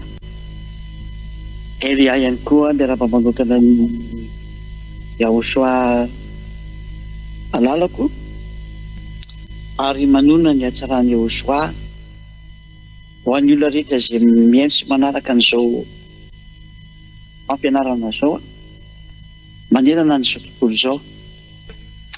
Ny fampianarantsika moa an'io dia mitondra ny lohateny hoe inona no hoe maninona, izay moa tena maromarona koa, maninona no inona Zhyah Elia. Averiko tsara hoe maninona no inona Zhyah Elia. Zany hoe inona zany antony inona anazy hoe marina ve sa diso ve izy. Zany dia tena tsika tsara zany zay. Valitiny menanao YAHVAH no inona satria izy namonjy zay aloha tsy diko tsara. Izy namorona anareo dia izy nanamboatra anareo. Ilay Andriamanitra inona indrindra tsara zay. Iny YAHVAH iny no ilay Andriamanitra inona. Iny ny vavahana sy ankofana zany. Zay no inona zay. Fa misy gaga eo amin'ilay teny efa ahoana teresako hoe inona ty. Ilay inona dia dada YAHVAH, izy ny Andriamanitra mpamonjy namorona zao tontolo zao, ary YAHVAH ilay zany eny izy no inona satria navita ny famonjena anareo, ary izy no Andriamanitra ihany koa, zanaky ny avy indrindra zany izy. Hoe maninona no inona ny ambassadeur-ny YAHVAH Zhyah Elia. Inona izy satria izy no nirahana. Tsy diko tsara, nirahina hitondra ny tenin'ny YAHVAH. Noho izany inona izy fa mpitondra teny. Tsy hoe Andriamanitra hivavahana ny inona anazy sanane zany tsy izay mihitsy. Ny Andriamanitra hivavahana dia dada YAHVAH YAHVAH. Fa Zhyah Elia kosa ny zandriny YAHVAH, nirahany YAHVAH sy dada malala YAHVAH, mitondra ny tenin'ny dada YAHVAH sy YAHVAH ety ambony tany, ety amin'ny planeta Terre, ety aminareo. Zany dia tena izy zay. Zany hoe minona anazy zany hoe maninona no mino ny ambassadeur-ny YAHVAH Zhyah Elia nareo, dia satria nirahana izy tondra ny tenin'ny dada malala YAHVAH malala. Zay zany ny antony inona azy. Fanaporofona vetrany, fanaporofona fanirahana izy, ary zay ny inona azy amin'izay hoe io ilay tena iraka, io ilay misy olotena any YAHVAH ety ambony tany, io ilay misy olotena any dada YAHVAH ety ambony tany. Dia izay izy misolo tena ny dada YAHVAH sy YAHOSHUAH zay. Ilay Andriamanitra Abrahama, tindiko tsara ilay Andriamanitra Abrahama, Zhyah no antony hoe mino anazy satria izy ilay nirana misolo an'ilay Andriamanitra dada YAHVAH izay naniraka anazy maketya sy YAHOSHUAH izay naniraka anazy makety. Ahoana le teny fanaporofona famarina zany eto hoe Zhyah zany, ary mila amin'izay ianao mino sy matoky azy. Tsindriko mafy amin'izay, mino sy matoky azy fa tena ny rana izy ary tena mitondra ny teny sy miafatra izy voninahitra dada YAHVAH sy YAHOSHUAH. Voalohany indrindra ny teny navoakan'ny YAHOSHUAH, any ny antsika voalohany aloha dia nametraka mihitsy ny YAHOSHUAH ny teny hoe aza manota intsony. Zany ilay tena teny mazava be navoakan'ny YAHOSHUAH zay hoe aza manota intsony.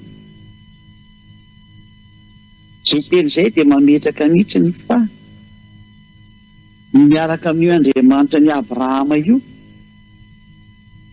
miaraka amin'io Andriamanitra Abrahama io zany dia tena mametraka tsara mihitsy ny ilay teny izy nanao hoe aza manota intsony. Tsy mety intsony zany manota, na le hoe manota noho ny amin'ny tsy fahatanterana dia mibebaka rehefa rapito hoe Andriamanitra micomprendre an'izany.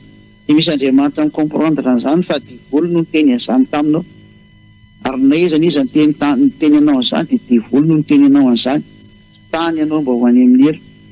Satria ny teny dada YAHVAH sy YAHOSHUAH dia mametraka mihitsiny fa ho an'ny olona izay minimanota zany ny fiandrasana matahotra sy fahatezerana amin'ny rehetra, ary avy any amin'ny divolo ny olona mpanota zany. Fakitsika ny Hebreo valy teny teny tsy maintsy manota fa olombelona tsy olona avirary zany. Ko ilay Andriamanitra anao zatra mpiara-miasa amin'ny divolo fa aiza manao tsy hiteny an'izany.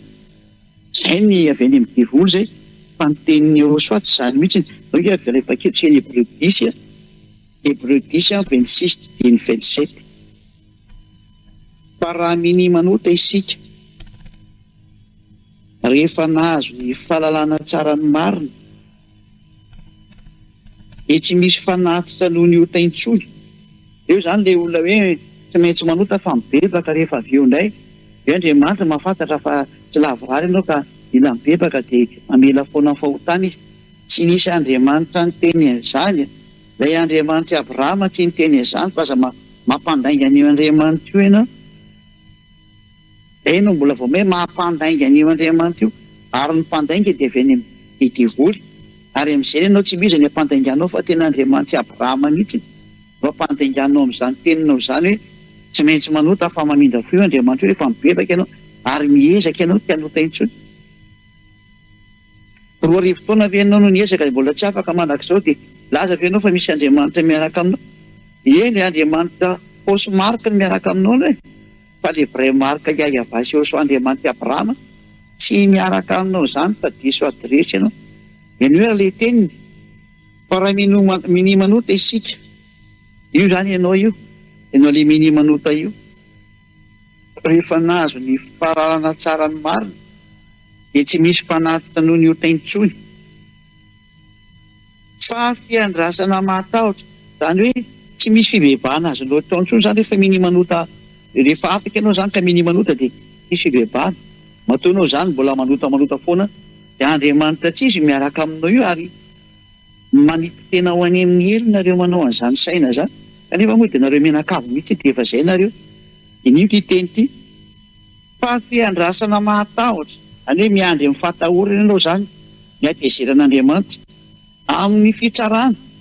Amely anao ny fitsarana avy any amin'io Andriamanitra marina io dia ny Andriamanitra Abrahama, ary fahatezerana amin'ny rehetra, atezerin'Andriamanitra ny anjohanao, fahatezerana amin'ny rehetra izay handany ny fahavalo rehetra kosa. Handany ianao tena fahatezerana amin'ny rehetra, handany ianao. Zava-dozana zany. Zava-dozana zany. fahatezerana amin'ny rehetra ny mamely ianao ay zany hoe aza mba minona izay mpitondra fivavahana intsony ianao fa zarotra mpiara-miasa amin'ny devoly daholo izy rehetrarehetra reo rehefa ny Andriamanitra Abrahama no tenenina ka tsy YAHVAH no resahanao zay no anarany devoly daholo ny ankoatran'izay ary tsy YAHVAH le zanany de devoly daholo ny ankoatran'izay ka ny teny taminao hoe tsy maintsy manota sy ny karazana ka io ary ny tenin'Andriamanitra io raha mini manota itsika ka ny dikany hoe tsy maintsy manota dia mini manota ny dikan'izany ka ny tenin'ilay YAHVAH kosa dia mazava be ny teny Jaona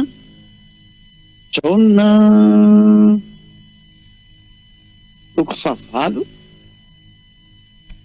enomboka ny 10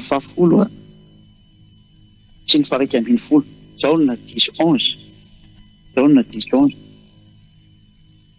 ary rehefa nitraka YAHVAH dia hoy izy tamin'ny ravehivavy aizy ireny ravehivavy aiza zany le olona ny ampangany ity vehivavy makorelina ty satria mpijangajanga io vehivavy io zany vehivavy makorelina izy tsy nisy nameloka anao va ary hoe ravehivavy taminy tsy misy tompoko dia hoy YAHVAH izaho koa dia tsy manameloka anao mandehana aza ary amin'izao sisa izao dia aza manota intsony hitanareo tsara fa tena mahitsy be ny teny YAHVAH hoe izaho koa tsy manameloka anao zao mba manomboka eto kosa amin'izao ianao niona tamiko zao aza manota intsony ianao zay ny tenyle ten'Andriamanitra maro ary zay ny ahafantarana an'ilay zay ny rahany fa izay ny rahany zany dia manao an'izay teniny izay koa ary mitazona sy manana an'izay teny izay manana ny hery entina ametrahana izay teny marina izay hoe aza manota intsony anareo mafisika dia mandeha mihitsy n'ilay teny ao amin'ny Jaona 5:14 Jaona 5:14 teny mbola nitsinjiny YAHVAH amin'ny olona hiaraka amin'ny rehetrarehetra hoe sy niona taminy matoa izay ianao laza fa niona tamin'ilay Andriamanitra izay tsy izy ka mbola miverina manota foana dia Andriamanitra tsy izy io niona taminao teo io ary devoly le hitanao hatramin'izay fa izao ny voalaza teny mahitsin'Andriamanitra hoe izay niona tamin'ny rehetra dia nahazo an'ity teny ity hoe aza manota angalangalarinareo fahatana dia tsy nareo koa ny aly izy Daniely azy zany angalangalarinareo fahatana dia tsy nareo koa ny aly izy Daniely azy zany nge manana olona mifakotany ary tsy manota intsony izay miaraka aminy dia zao ataoko izao ary Zhyah zay Zhyah zay Zhyah Elia zay zany ny teny fa mbola ampiko ndre mandeha farany zay tsika ho hiditra amin'ilay teny hoe iza no mitondra ny teny io fa dia mandeha any avy an-tany tsika iza no mitondra nyity teny ity aza manota intsony ity zao aloha mbola apetraka tsika indray ny teny nambarany YAHVAH rika hatramin'ny ny apôstôly indray any amin'ny Jaona voalohany toko 7 fa ny olona manotany dia sady tsy nahita anazy no tsy mahalala anazy ka io mpitondra fivavahana anao io nge ka fanoty dia tsy mahafantatra an'Andriamanitra io ny tsy mahalala an'Andriamanitra fa mieritrereta Jaona voalohany toko 7 andiny 5 teny 9 Jaona voalohany 3:5-6 ary fantatrareo fa izy no naseho anaisitra ny io ary tsy mba misy io tao aminy dia miaraka amin'ny YAHVAH zany tena tsisy io tao aminy sady tsy manota intsony izy nidikan'izay fa izay rehetra mitoetra ao aminy dia tsy manota anao zany izay rehetra miaraka aminy dia mitoetra ao aminy dia tsy manota iny olona iny fa tsy hokony hoe manota kely dia mibebaka dia mamindra foa ilay Andriamanitra devoly no namindra foa taminao io fa tsy ny Andriamanitra Abrahama tindriko tsara devoly no namitaka anao mody milaza fa namindra foa taminao fa tsy ny Andriamanitra Abrahama mihitsy izay rehetra manota dia tsy nahita na nahalala anazy ka ny olona mpanota zany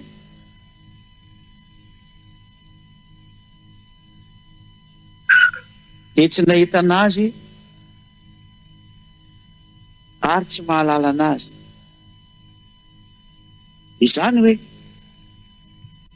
ireo tondra fivavahana mpanota rehetrarehetra sy mampanota olona ary milaza fa tsy maintsy mpanota reo tsy nahitany Andriamanitra io zany reo naikely azy sady fantany fa izy ady Elia kosa izay tena navita nahafaka anareo tamin'ny fahotana tamin'ny nampahafantarako anareo an'i Yahoshua dia aty amiko mihitsy ny sy ny fahefana hitondrany teny ho amin'ny fanafana anareo amin'ny fahotana profony izany zao nahafaka anareo tamin'ny fahotana zao izay ady Elia ary tena sambatra be izay tonga tamin'izany toerana izany ary tena afaka izy voninahitra ho an-dadamala YAHVAH Yahoshua ary raha irinao izay mandray ahy zao atsarany zao teny zao irinao izay mandray ahy ny fahasoavam-be amin'izao teny zao dia miantso anao mihitsy ny izay ady Elia manarahana amin'izay ianao ataontsika ho any amin'ny Yahoshua hoentiko ho any ianao za tena ny raha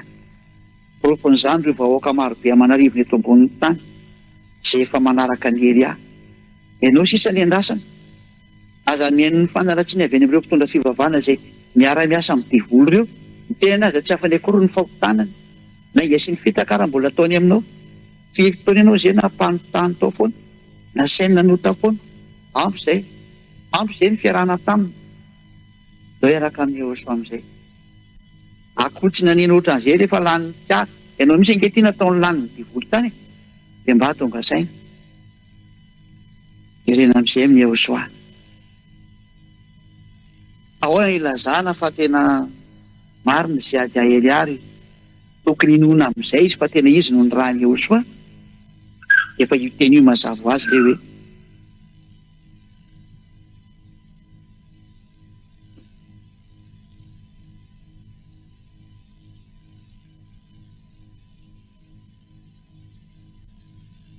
maninona no Inoana ny teniny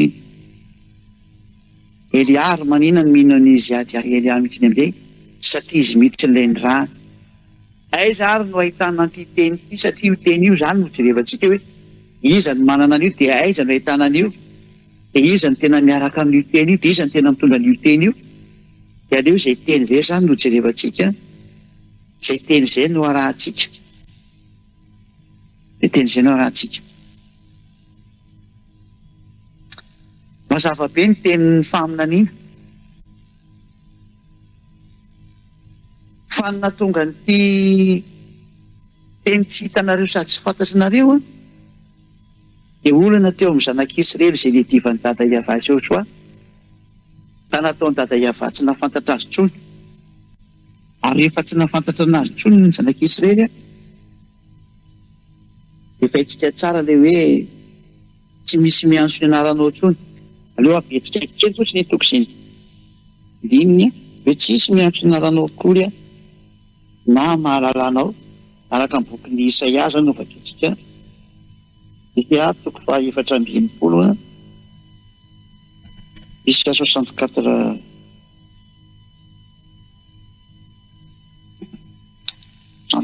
filmy izy 64:6 aloha vaketsika amin'ny 64:5-6 fa samy efa tahaka ny olo maloto izay rehetrarehetra Israeliana io ary tahaka ny lamba ny oson-drano ny fahamariana rehetrarehetra malazo tahaka ny raviny izay rehetra ary ny elokanay dia mipoaka anay tahaka ny rivotra eo dia olona zanak'Israely tena manao ny tsy mety sady tena tanteraka inona ny vokatra an'izay tsy misy miantso ny anaranao intsony na mifohy fikitra aminao fa efa nanafina ny tavanao taminay ianao ka nandevona anay noho ny amin'ny elokanay nafeny dada YAHVAH tamin'ny Israela mihitsy ny narany ny momba azy tsy nafantatra azy tsony ny zanak'Israely izay natonga an'ilay teny hoe tsy misy niantso ny anaranao nanomboka teo dia tsisy nafantatra tsony ny anaran'ny dada malala YAHVAH vokatra n'izany zavatra nataony zanak'Israely zany ka tezitra mafy izy dia nataony tsisy nafantatra anazy tsony tontolo izao enga tamin'ny Israely any teo nanomboka amin'izay le anarandiso be dia be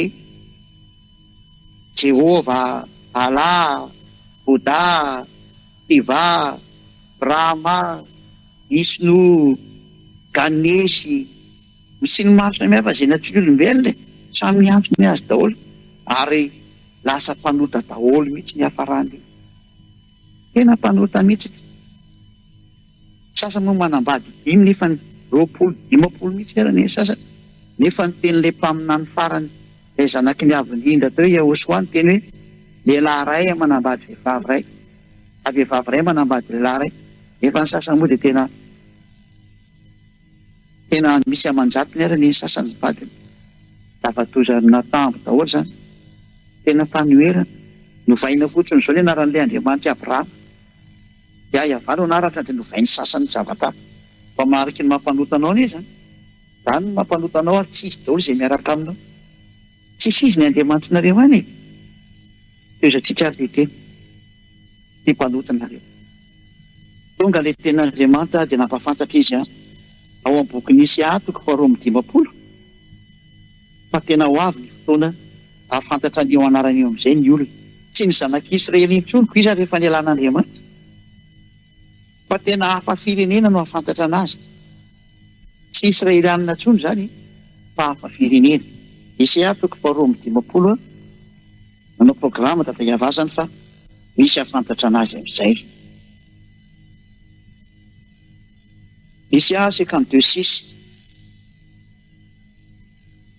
Zhyah 52:6 koa ny oloko dia pahalala ny anarako eny amin'izany andro zany dia ho fantany fa izany no miteny hoe ity aho misy olona zany dia tena ahafantatra ny anaran'ny dada YAHVAH ary tena hiteny amin'ny mihitsy ny dada YAHVAH hoe ity aho ho fantatra indray zany dada YAHVAH ny dikan'izay misy alalana azy indray fa raha ny Israelianina zay niaraka taminy efa tsy nahafantatra azy tsony dangeny nivily anaran'ilay Adonai iny ny tompo ny fibedesany sy ny fisarahany dada YAHVAH tamin'ny Israelianina no natonga ny zareo tsy sany antso le anarana intsony ka no naovany le anarana hoe Adonai satria ny tena maro moa tena maty mihitsy ny azy zareo na ny antso an'io dia dia maty afarany dia tsy ny antso an'io anarana intsony izy ka nataony Adonai zay nangalariny rehetrarehetra tahaka indray taty aoriana zay Adonai zay ka natany hoe ny tompo hitanareo tsara fa miantsoantso ny tompo daholo rehetrarehetra vokatry ny adalany sy ny adiny ny zanak'Israely io zay niady tamin'ny Andriamanitra io ary ny sarany io Andriamanitra io ka tsy nahafantatra ilay Andriamanitra intsony izy mandraka androany zava-doza mandraka androany mihitsy satria raha nahafantatra izy miaraka ny antso anah hoe YAHVAH sy Yahoshua dia afaka fahotana tahaka an'izay miaraka amin'ny Elia fa izy angah mety minan'io teny io izy raha manompa an'io teny io rehefa hitany tira raha iny tsy vakiny lo mihitsy ny izy zany no proofa lozan'Andriamanitra tanteraka satria ny tanjon'io Andriamanitra io dia afaka mifahotana miaraka aminy ko maninona tsy izay ny tadiaviny izy io hitanao io ko maninona zany ny tsy atonony fa le miavinariny mieritreritra fa Israelianina dia hoe miaraka amin'ny Andriamanitra mampibebe mihitsy raha miaraka aminareo Andriamanitra dia afaka tamin'ny fahotanareo fa mazava ny teny Andriamanitra hoe Andriamanitra tsy mihaino ny mpanota Zhyah 59:1-2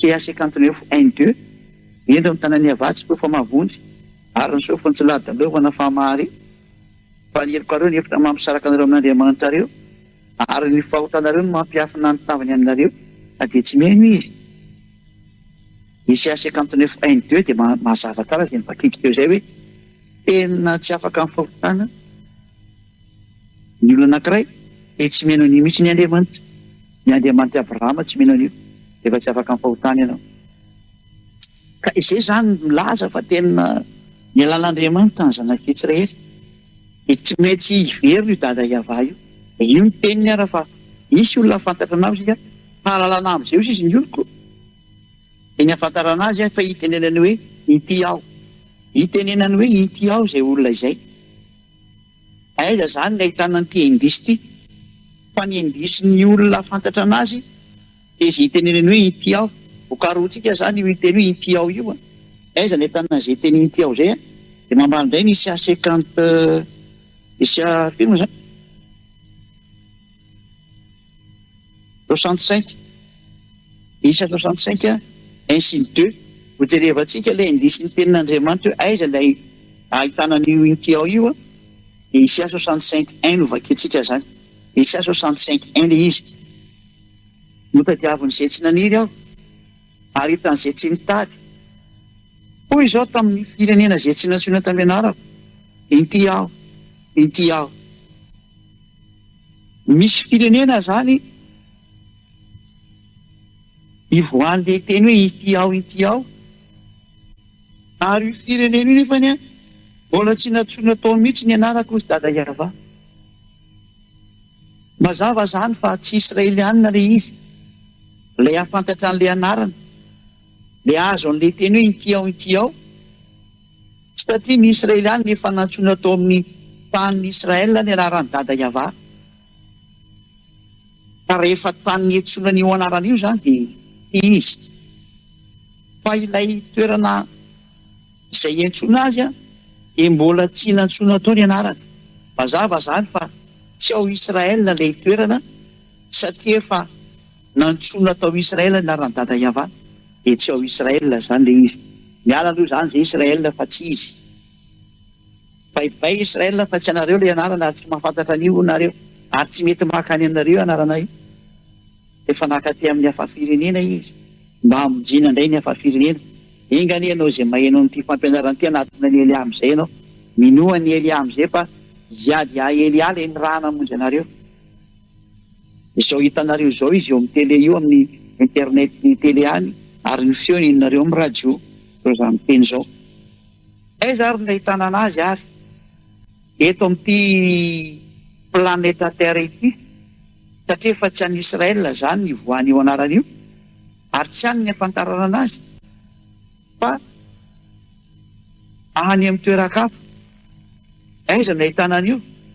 Zao tsika miverina amin'ny teny YAHVAH indray, satria YAHVAH no afantarantsika ny marina. Izao no teneny YAHVAH hoe haitsika tsara le tenin'Andriamanitra hoe mpaminany Israelianina nareo, any amin'ny tenin'ny mpaminany zany menotsika indray. Zao tsika hiditra indray aloha amin'ny tenin'ny dadabe Mose, toritenin'YAHOSHUAH 18:15 hoe tenin'ny mpaminany no arahanareo.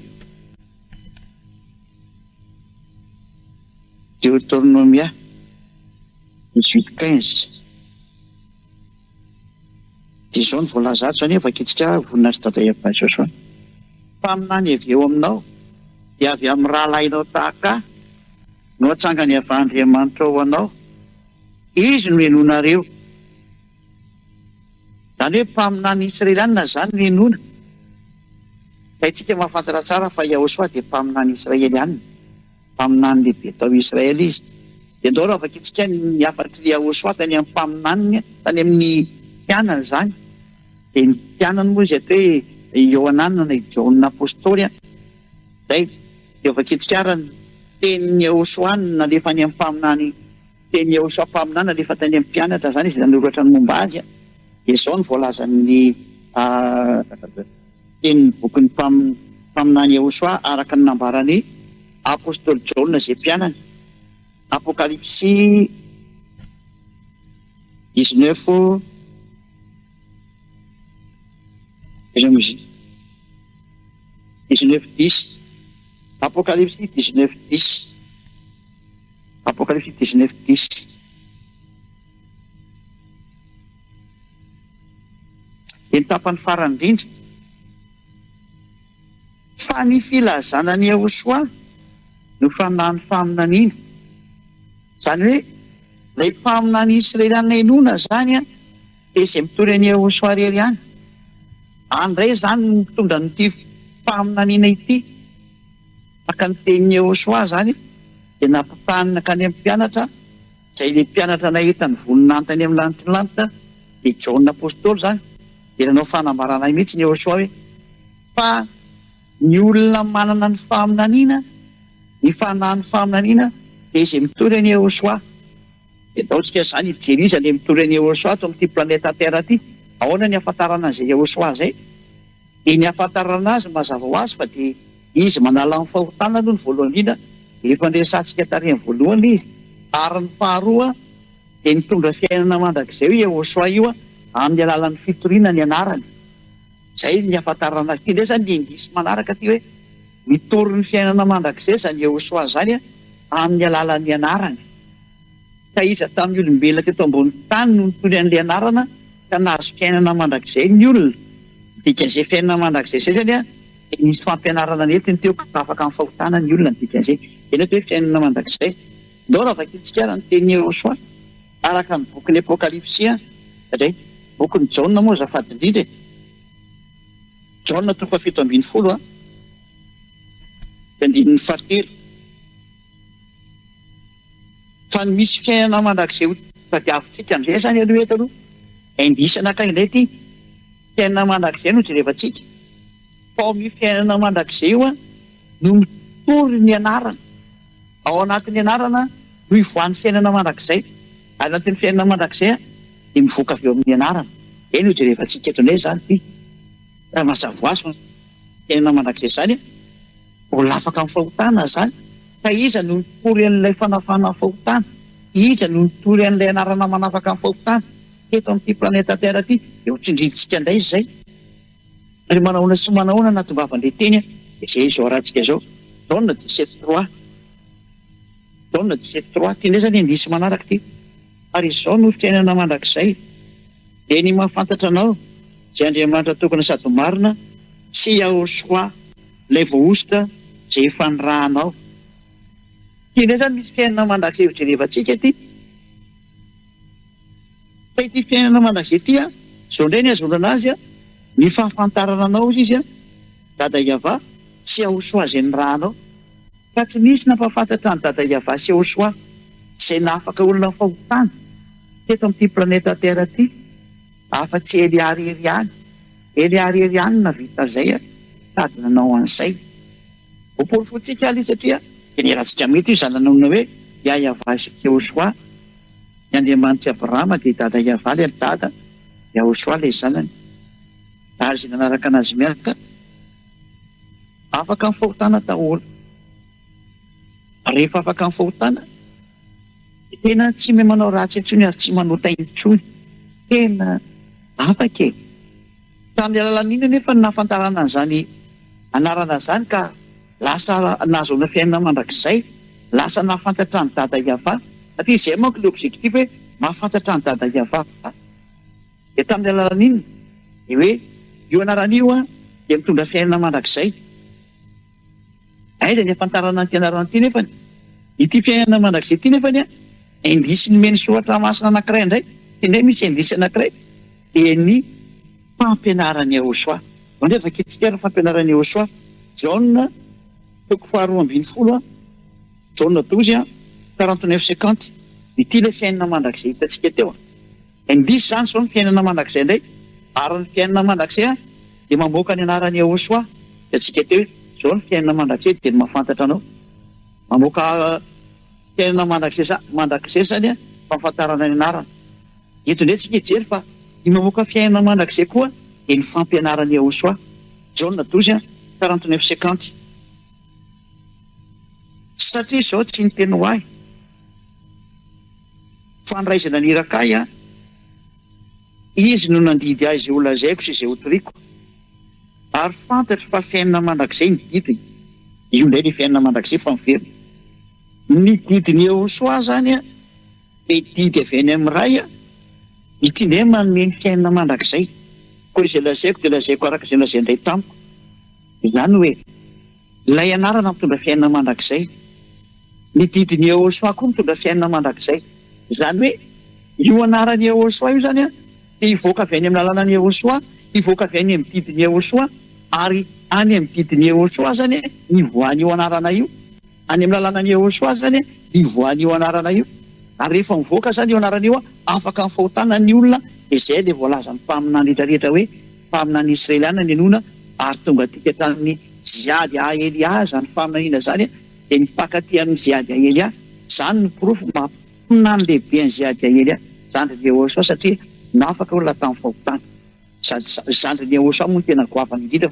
Zany mpaminana zany moa kety amin'ireo ty ambony tany zany fa ny lantilany tany zatra tsy misy any zany.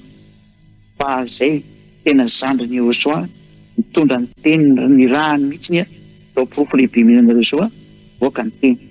io ary zany fa lay anarana zany dia hivoaka ary amin'ny lalàna zany satria chaîne manak'izay ilay izy. Aiza ary ty lalàna ny Yahoshua ty nivoaka satria ato amin'ny lalàna nivoaka lay anarana.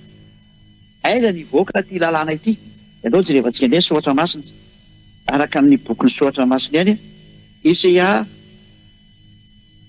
42. Aiza nivoaka ary io lalàna io? Zhyah 42:1. Zhyah 42:1 dia ny 4 ny mamaritra an'izay. Hoe aty no ahitanao io lalàna io. Eto isika zany dia hita avy hatrany fa lalàna io zany mivoaka any amin'ny toerana anankiray izay atao hoe nosy ilay izy, fa tsy kontinanta. Atao hoe any Afrika nivoaka ilay teny, na any Amerika, na any Aostralia, na any Japon nosy izy fa izy moa tsy tany, na any Brésil, na any Portugal, na any France, na any Angleterre, na tsy haiko izay anaovanareo anazy fa any amin'ny nosy nivoahan'io lalàna io. Dia Madagasikara satria zany Elia zany dia taty Madagasikara tokoa izy nitonga ary nitondra zao teny zao. Zhyah 42:1 dia ny 4. Ino ny mpanompo izay tantanako, ilay voafidiko sady sitraky ny foko, napetrako tao aminy fanahiko, mpamoaka fitsipika ho an'ny jentilesy izy. 4, tsy ho reraka na ho kivo izy, mandra-panoro ny rariny amin'ny tany ary ny nosy iandry ny lalàny. Zavatindritra. Eto zany dia mazava be mihitsy fa misy mpanompo ity mpanompo ity dia tantanan'io Andriamanitra ny Abrahama io zany, sady voafidiny ary sitraky ny fony. Zany fantany tsara zany ty mpanompo voafidy ity sady tantanana io zany hoe tsy mandeha io zany fa tantanana voafidy io tena ny fidiny tao anatin'ny rehetrarehetra ary tany amin'ny lanitolanta no fividianana azy fa tsy avy aty, ary sitraky ny fony satria tsy avy aty an-tany ny fividianana fa raha olona ty dia mpanoto ohatranareo ihany, fa avy any amin'ny lanitolanta no ny fidiana lasa tsy mpanota izay miaraka amin'ny mazava ho azy. Napetrako tao any ny fanahiko, fa olona voafidy tokoa moa ary sitraky ny fony. Sitraky ny fony zany tena mety be aminy, tena metrahana ny fanahiny. Ary rehefa nametrahana ny fanahiny ty mpanompo voafidy dia mazava ho azy fa Elia zany resahana zany. Dia inona ny zavatra hitranga? Hamoaka fitsipika ho an'ny jentilesy izy ary hamoaka ny tena rariny tokoa. Ka ny rariny moa itsika tsara fa any amin'ny tribonaly angeny misy ny rariny, any mivoaka ny rariny. Atao hoe rariny zany dia justisy. Eny mahatonga anazy atao hoe ministère